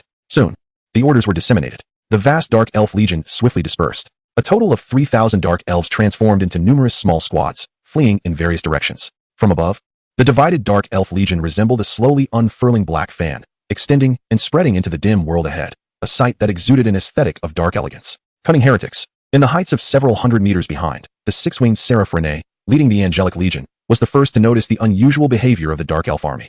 Brandishing her blazing angelic sword, she pointed forward. "Angel Legion, split and pursue. Capture these fallen nature spirits with utmost haste. They require the salvation of the holy light. At your command, Legion Commander." With a swift and resounding motion, the grand angelic legion dispersed, transforming in an instant into numerous well-organized angelic squads, each led by a four-winged angel. They set off in pursuit of various dark elf squads. Due to the disparity in numbers, it proved challenging for the angels to eradicate all the dark elf units. However, this was of little consequence. Capturing the majority would suffice. Besides, even if many dark elves managed to flee, where could they escape to? Ultimately, they would return to their tribes, seeking the protection of their chieftains, and at that point, they could still be apprehended en masse. Minutes later, the first unfortunate Dark Elf squad was caught up to, led by the four-winged angel, Marty. Her level had progressed to the late stage of level 8, merely a step away from promotion to level 9. Fallen nature spirits, my lord, the compassionate, grants you a chance for self-redemption. Lay down your weapons, and you shall receive merciful forgiveness. Under Marty's command, dozens of angels wielding flaming divine swords surrounded the group of dark elves on the ground. They refrained from immediate action, having received orders that, in this time of extreme scarcity of believers for the Lord of Holy Light, every heretic should be afforded an opportunity for forgiveness, including those aligned with the forces of evil. The sacred radiance could purify all malevolent souls. Even the dark elves could embrace the light. However, the encircled dark elves were unwilling to surrender easily. Particularly among them, the dark elf hunters reacted swiftly, launching attacks against the angels hovering above. Arrows flew through the air like auroras in the darkness, moving at a speed almost imperceptible to the naked eye. Foolish and unyielding dark elves. Marty swung her angelic sword, effortlessly shattering several incoming arrows, her expression cold as she issued her command. Reject the salvation of the holy light. Kill. In a flash, dozens of angels transformed into beams of white light, hurtling towards the dark elves below. The dark elves responded quickly, counterattacking with relentless arrows from their fingertips, while elven swordsmen slashed through the air with chilling sword light. Additionally, elven assassins vanished from sight, seeking opportunities to strike the angels. The dark elves moved like shadows in the night, particularly the assassins, whose ability to conceal themselves was remarkably formidable. Even those of higher ranks find it challenging to perceive the dark elves cloaked in invisibility. Utilizing this extraordinary ability, the dark elf assassins have earned their reputation as some of the most elite assassins in the realm of the extraordinary, rivaling even the spectral assassins of the undead. Alas, this time, their adversaries are angels. The angels unfurl their pristine white wings, unleashing waves of searing flames that force the hidden dark elf assassins into retreat. The holy flames of the angels possess the power not only to melt iron and gold, but also to purify evil, instilling fear in the hearts of the dark elf assassins, who dare not approach. Seizing the opportunity, the four-winged angel Marty leads a battalion of angels to launch a coordinated assault on the other dark elves. With radiant sword light illuminating the darkness, several dark elves fall into pools of their own blood. A few dark elf swordsmen attempt to confront the angels head-on, only to be swiftly dispatched in a clash of blades, their elven longswords severed by angelic swords. In mere moments, the ground is strewn with the lifeless bodies of over a dozen dark elves, proud forms, alabaster skin, exquisite faces, and the stark contrast of their crimson blood, weaving a tapestry that is both grotesque and beautiful. Simultaneously, in other regions, numerous dark elf squads are relentlessly pursued by the angelic forces. Within a radius of 1,000 meters, battles erupt everywhere. No dark elf surrenders. All those cornered harbor thoughts of martyrdom, knowing that their prolonged resistance grants their kin more time to flee and a greater chance of returning to their tribe. Surrender? Such sacrifices are devoid of meaning. A singular, ethereal figure stands before a group of dark elves, instilling a sense of dread among them, including a 9th-level dark elf who wears a grave expression.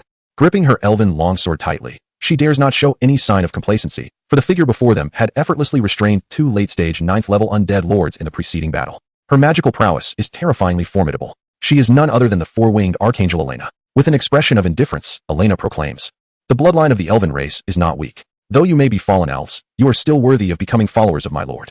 By embracing the great Lord of Holy Light, you shall attain true redemption." Upon hearing this, the high-ranking dark elf leading the squad steps forward, her dark red eyes fixed on the radiant Elena. With a tone laced with derision, she retorts, "We are dark elves. Would your luminous lord deign to accept a band of reviled evil beings?" Elena nods slightly, responding, "The Lord is benevolent. Any sentient race willing to believe in him may receive redemption and protection, except for the undead. The undead are entirely shrouded in darkness. Even the holy light cannot reform them." At this, the expression of the high-ranking dark elf momentarily falters. She harbored suspicions that Elena was deceiving her. This was due to the enmity that existed between the beings of the light faction and those of the evil and dark realms. Even the natural elves held her kind in contempt, viewing them as a disgrace to their race, and had banished all dark elves to the underground world. The animosity between them was such that any encounter would invariably end in death for one party or the other. Yet, the radiant and ethereal being before her now claimed that the Lord of Holy Light was willing to embrace these dark elves. This notion was difficult for her to fathom.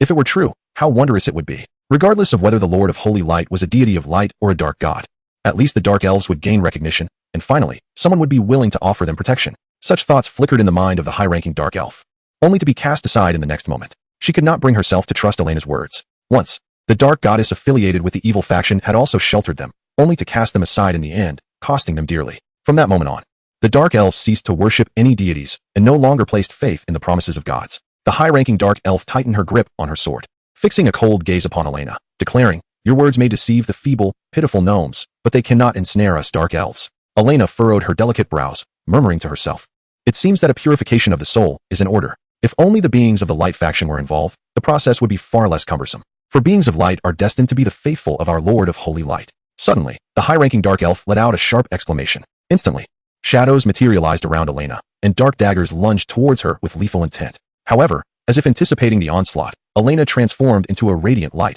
vanishing from sight, leaving behind only a fleeting shadow that was pierced by the daggers. The Lord proclaimed, "The holy radiance illuminates the world.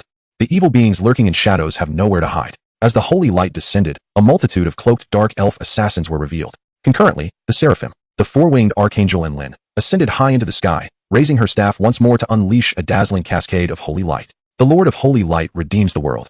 The world must revere and worship the Most High, the Creator of light, who eternally banishes darkness. The Lord embodies love and selflessness. All should pray for his protection. Accompanied by Elena's whispered incantations, the brilliant holy light coalesced into a dense rain of luminescence that fell upon all present dark elves.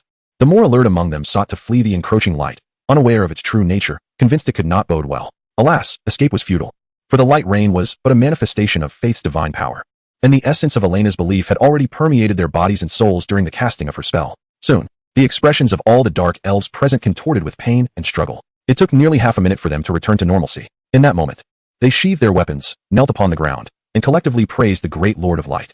"Go, pursue those fleeing dark elves. Inform them not to resist.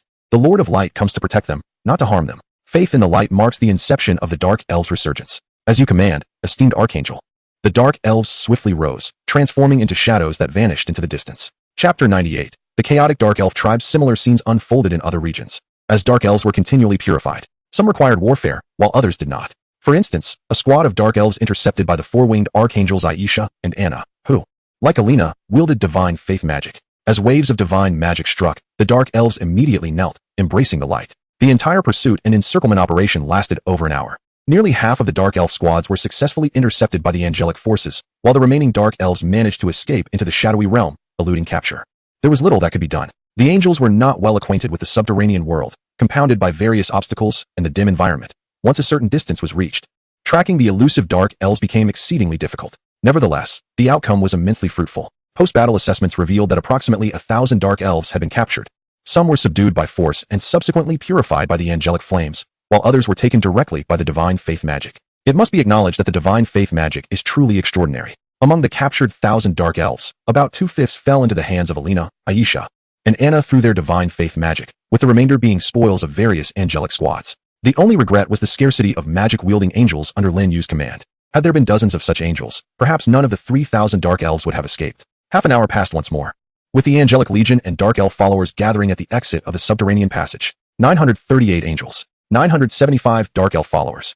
The mere capture of these dark elf followers constituted a significant gain. Alas, over 1,000 dark elves had still managed to flee. The six-winged archangel Renee descended gracefully, accompanied by a group of obedient dark elves. Leading them was a late-stage 9th-level dark elf elder, her face pale and blood trickling from her lips, clearly having been subdued by Renee through sheer force. Angelia spoke with serene composure. "It matters not. They will ultimately return to their tribe. Grant them half an hour to escape, and after that, we will march upon the dark elf tribe." "Very well, Angelia." The six-winged angel, Renee, nodded in acknowledgement. At that moment, another group of angels arrived, delivering an impressive array of spoils to Angelia. Most of these treasures were sourced from the burial ground, amounting to nearly 20,000 gold coins, along with a considerable assortment of equipment and blueprints. The bounty was nothing short of magnificent. Renee inquired, "Shall we send someone to return these spoils to our territory and present them to our lord? After all, carrying them is rather cumbersome." "Not for now." Angelia waved her hand dismissively. "Let us conquer the dark elf tribe first, and then we shall return everything together." As she spoke, a black and gold belt materialized in her hand. Approximately 7 centimeters wide and less than a meter in length, it was adorned with an array of mysterious runes, shimmering with a captivating glow, exuding an air of elegance. This exquisite piece of equipment was a reward from her defeat of the Skeleton King, Ryan. Angelia fastened the belt around her slender waist, and with a gentle wave of her right hand, the multitude of treasures presented by the angels vanished into thin air. "Is this a spatial artifact?" Renee, the six-winged angel, expressed her astonishment, given the exceedingly low drop rates from Floating Island. Acquiring such a rare spatial item was indeed a stroke of fortune. Angelia nodded slightly, stating, "A royal-grade artifact, though not quite fitting for our lord, can still serve its purpose for now. In the future, when we venture into the multiverse battlefield and vanquish some true deities, we shall procure a divine-grade spatial artifact for our lord." Renee smiled. "At that time, our lord will undoubtedly be elated." Angelia replied earnestly, "Serving the Lord of Light is our duty. Praise the holy light. May the Lord's reign be everlasting." Renee immediately adopted a solemn expression and offered a prayer. Meanwhile, Several dozen kilometers away, within the Dark Elf tribe, hurried Dark Elves returned to their settlement. The guards, witnessing this scene, grew increasingly troubled. Thus far, only about 1,000 Dark Elves had returned, while their total legion had numbered 3,000. The burial ground had been breached, and the Dark Elf army had suffered an attack. These tidings had reached the tribe an hour ago. The longer the delay, the greater the likelihood that those still absent would face peril. The mighty skeleton King Ryan had fallen to the enemy's hand. The fate of the elders remained uncertain. I hope they are safe, the Dark Elf guards murmured anxiously. Yet, aside from silently praying for their comrades, there was naught they could do. Gazing around, the tribe's architecture rose in layered formations, all crafted from dark wood. Each structure was intricately engraved with the elegant patterns of the elven race, adorned with blossoms, greenery, and decorations that epitomized elven artistry. Even the fallen elves, scorned and exiled by the noble race of nature elves above ground, have not forgotten their ancestral legacy. However, the most prominent feature of the entire Dark Elf tribe is a colossal tree, soaring several hundred meters high, situated at the heart of the tribe.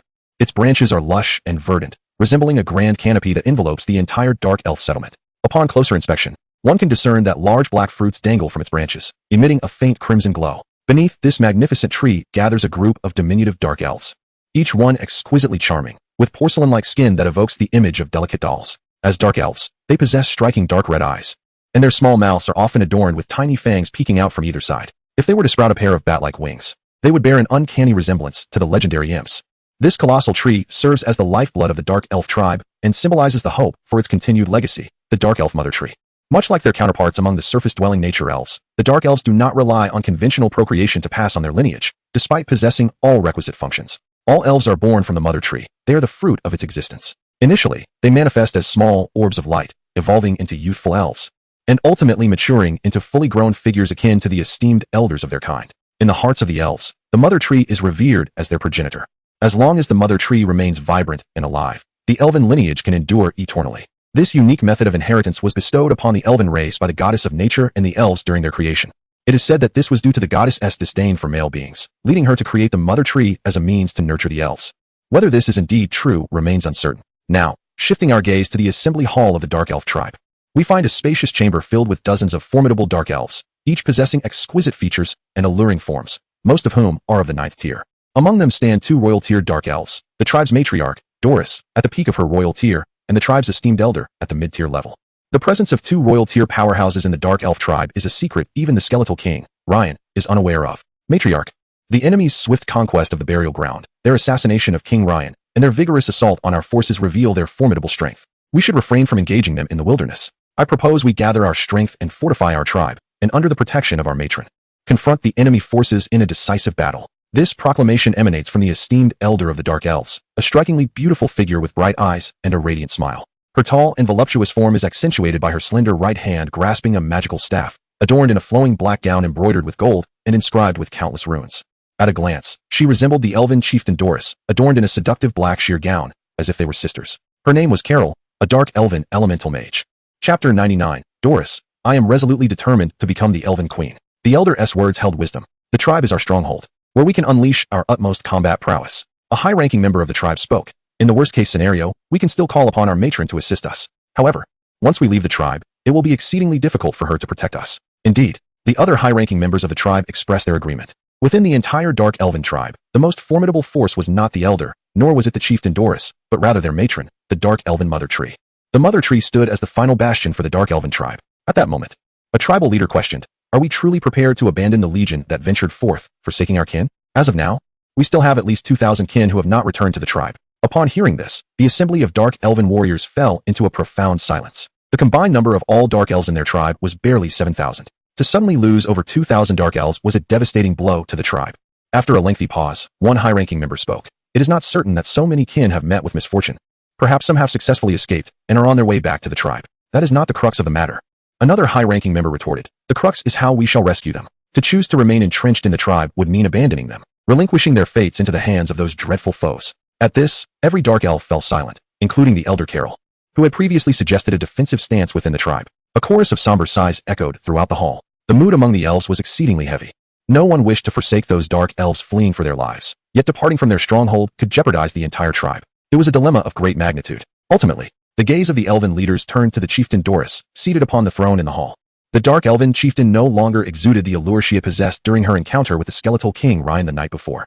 Her exquisitely beautiful cheeks were now tinged with a profound anger. Her heart was ablaze with fury towards their enemies, particularly the otherworldly lord who had descended upon the surface world. It was this lord who had delivered a grievous blow to her tribe. If given the chance, she yearned to eliminate him herself. Chieftain, the elder Carol inquired, what do you believe we should choose? Under the watchful eyes of the dark elves, Chieftain Doris clenched her silver teeth and declared, we shall hold our ground, avenging our fallen kin. Upon hearing this, the elder Carol let out a quiet sigh of relief.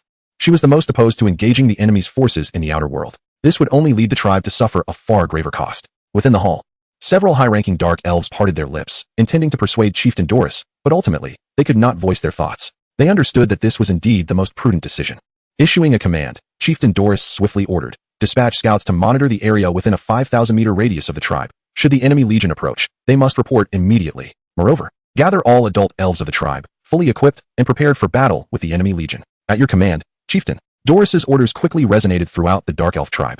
Except for the younglings, all adult elves sprang into action, gathering and arming themselves. Additionally, heavy crossbows atop the dark elf tribe's walls were activated. The dark elf tribe lacked magical energy cannons. Their most formidable defensive weapon was these heavy crossbows. Nonetheless, their power far surpassed that of the arrow towers within the Lin Yu territory. A single bolt from these heavy crossbows, measuring over 3 meters in length, could obliterate Lin Yu's arrow towers, reducing their durability to 0 and causing them to explode. However, due to the absence of favor from the rules of the floating island, these heavy crossbows could not attack autonomously. Each loading of the crossbow required a significant amount of time, unlike Lin Yu's arrow towers, which could attack automatically and produced an endless supply of arrows as long as there was ample timber and iron or within the territory. The dark elves were at a disadvantage. As long as the arrow tower remained intact, it could continue its relentless assault. Such was the rule of the floating island. Once the high-ranking dark elves departed from the hall, Elder Carol approached Doris and spoke softly. I shall communicate with our matron. Unless absolutely necessary, she must not intervene. Otherwise, whether we triumph or falter in battle, our tribe shall face calamity. Carol. Doris rose slowly from her chieftain's throne. The delicate silhouette of her alabaster figure was partially veiled beneath a sheer black gown. Though her vital areas were concealed by leather armor, it only accentuated her allure. She opened her slender, tender arms wide towards Elder Carol. Witnessing this scene, Carol naturally stepped forward to embrace Doris. The two enchanting elves held each other in a peculiar embrace. Just as the embrace was nearing its end, Carol heard Doris's gentle voice whispering in her ear. If the tribe loses all hope, take the younglings through the secret passage and flee to our elven royal city. Seek refuge under the protection of the queen. The dark elf clan of the subterranean world is a vast and formidable force, ruling alongside man-faced spiders, cyclopes, evil-eyed demons, and undead beings. The entire dark elf clan comprises numerous dark elf tribes, with the central hub being the royal city of the dark elves, where the exalted dark elf queen resides. As the war erupted unexpectedly and unfolded far beyond Doris's anticipation, the dark elf tribe found themselves devoid of time to seek assistance from the imperial city, the distance proving to be a formidable barrier. The squad dispatched to call for aid would likely not reach the royal city before this conflict reached its conclusion. Beneath her flowing black gold magical gown, Carol's delicate figure trembled slightly. Taking a measured breath, she declared, Fear not, for we shall emerge victorious in this battle. Even in death, I will stand by your side. I refuse to allow you to face danger alone. What nonsense are you speaking? How could I possibly perish at the hands of a mere lord from another world? Doris replied, her smile radiant as she proclaimed, I, Doris, am destined to become a demigod of my race, ascending to the throne of the new generation of empress. With those words, she gently pushed aside the elder Carol. Go forth, my dear elder, and please extend my regards to my esteemed mother. Very well, Carol nodded, her expression a tapestry of complex emotions. Before departing the tribal assembly hall, with her exit, the illumination of the hall seemed to dim. Doris returned to her chieftain's throne, allowing her supple form to recline gracefully. Her myriad violet strands cascading softly, partially veiling her exquisite visage. The smile had vanished from her face, replaced by an expression that mirrored the solitude and unease brewing within her heart amidst the impending war. Chapter 100. The Divine Beast of Troops, the Phoenix? On the surface, within the territory, Lin Yu sat basking in the sunlight at the entrance of the Lord's Hall. The chair, crafted by the old gnome Devon based on Lin Yu's design, lacked any equipped information yet proved remarkably functional. A small latch on the left armrest, when pressed, transformed the chair into a recliner, its overall shape aligning perfectly with ergonomic principles. In summary, it was a resounding success. It was evident that Lin Yu's aura as a professional had intensified significantly. Indeed, he had leveled up. Last night, while in slumber, his level had ascended to 6. Now, within less than 10 hours, he had progressed once more, leaping across multiple minor realms to step into the ranks of a level 7 professional. The distinction between level 6 and 7 represented a pivotal threshold. Level 6 signified a mid-tier professional, while entering level 7 marked the transition to an advanced professional. Advancement in professional levels became increasingly arduous. However, for Lin Yu, it seemed to present little challenge. Averaging nearly a level gain per day, he acknowledged the exponential growth of the Angelic Legion's ranks, resulting in a geometric increase in the number of wild monsters and enemies slain each day. The more foes he vanquished, the more experience he amassed, thus ensuring that his rate of leveling remained unabated. Now that the burial grounds had been conquered and the skeletal king Ryan had been slain by Angelia, this elusive prize that had tormented him for days had finally been revealed. This was a source of immense joy for Lin Yu. Over 2 hours prior, he had received a notification from the floating island of the Infinite Realms. The prompt includes the conquest of the burial grounds by his legion of angels, inquiring whether he would choose to annihilate it. Lin Yu's decision was, of course, to destroy it. Occupying a territory of the undead held no significance for him.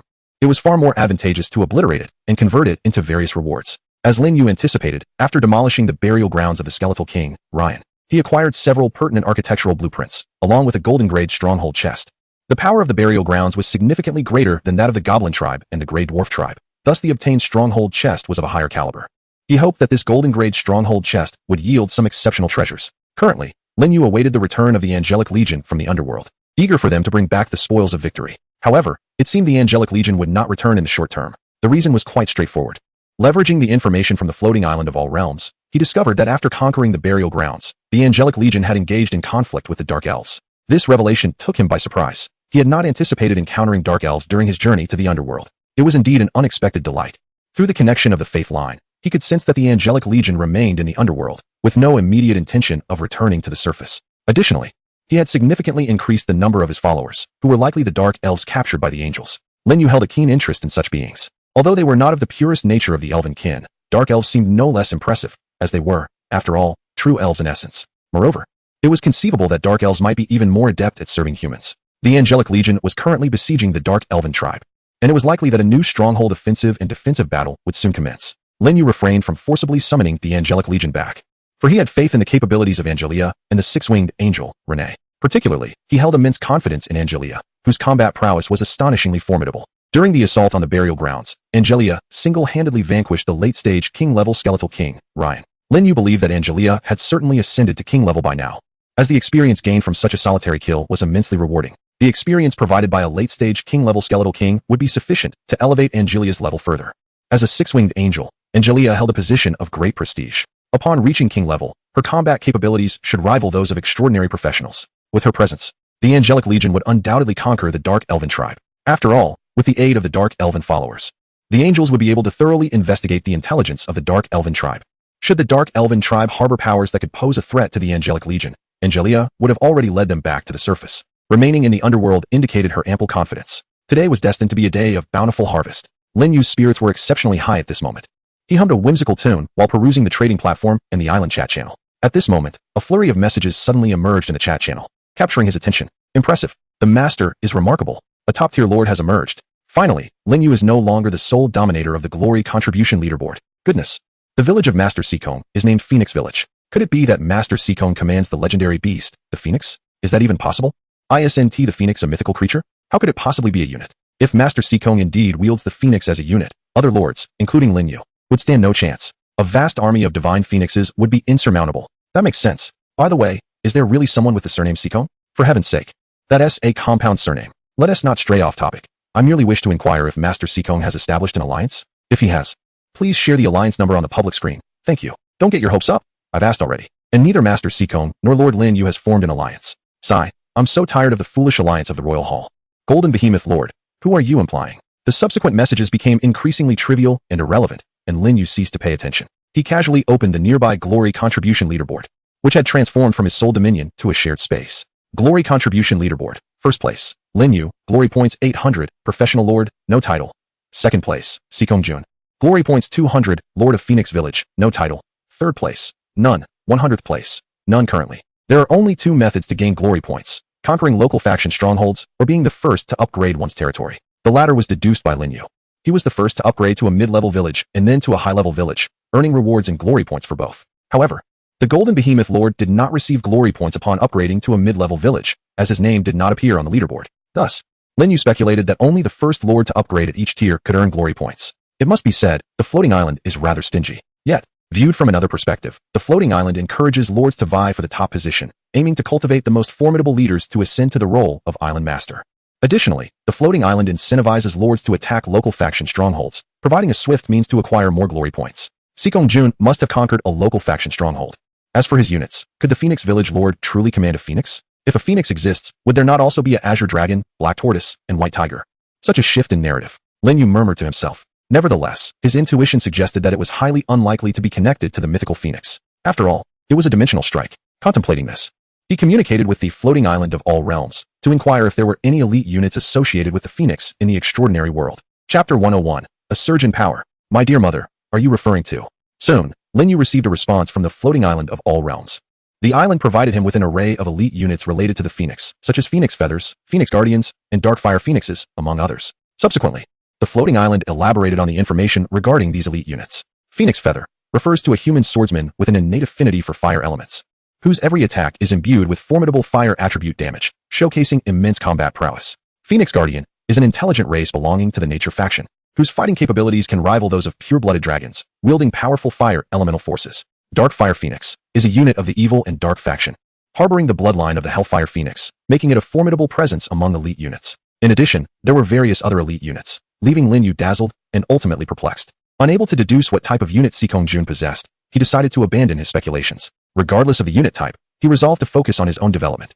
When the day of reclaiming the island arrived, he would strategize accordingly. Now, he awaited the return of Angelia and her companions with the spoils to assemble his second angelic legion, potentially even a third. Lin Yu casually closed the honor contribution list and continued to bask in the sunlight. In the underground world, after allowing the Dark Elves ample time to retreat to their tribe, the Angelic Legion, led by the six-winged Archangel Rene, finally set forth towards the Dark Elf tribe located several dozen kilometers away. Following the battle at Burial Ground, the angels within the Legion experienced a surge in levels and strength. Over 10 angels had already reached level 9, including the two-winged angels Josie, Vina, Helen, and Ada. Additionally, the four-winged angels Morin and Mirida also stepped into level 9. The number of angels at level 8 was even greater, nearly 100, while the remaining angels had mostly ascended to level 7, with only a few lingering at level 6. It can be said that this battle significantly enhanced the overall strength of the Angelic Legion. Should they launch another assault on the Burial Ground, it would be an effortless endeavor. There would be no need to first eliminate the skeletal King Ryan to demoralize the undead elite core. They could simply advance with overwhelming force. High above in the sky, the radiant brilliance of the holy light illuminated the multitude of sanctified angels, exuding elegance and valor. Meanwhile, several kilometers ahead lay a battalion composed of nearly 1,000 dark elves. They revered the holy light and were devoted followers of Lin Yu. Now tasked with infiltrating the Dark Elf tribe, they seized the opportunity to rebel. The six-winged Archangel Rene soared at the forefront of the Angelic Legion, addressing Angelia beside her. The Dark Elf tribe harbors a mother tree of elves, whose combat prowess may rival that of extraordinary realm professionals. The mother tree of the elves stands as an immensely powerful weapon of war for the elven race. Under ordinary circumstances, its primary role is to nurture and cultivate elves. However, in times of crisis, the mother tree can uproot itself and transform into an ancient treant, unleashing a ferocious assault upon its enemies. Yet, this transformation bears a grave and irreversible flaw. Once transformed into an ancient treant, the mother tree permanently loses the ability to nurture new elves and will exist solely in the form of a treant. This is precisely why the Grand Elder Carol has stated that the mother tree must not be disturbed unless absolutely necessary. After all, the elven race relies on the mother tree for its continuation and propagation. Should the mother tree lose its capacity for reproduction, the elven tribe would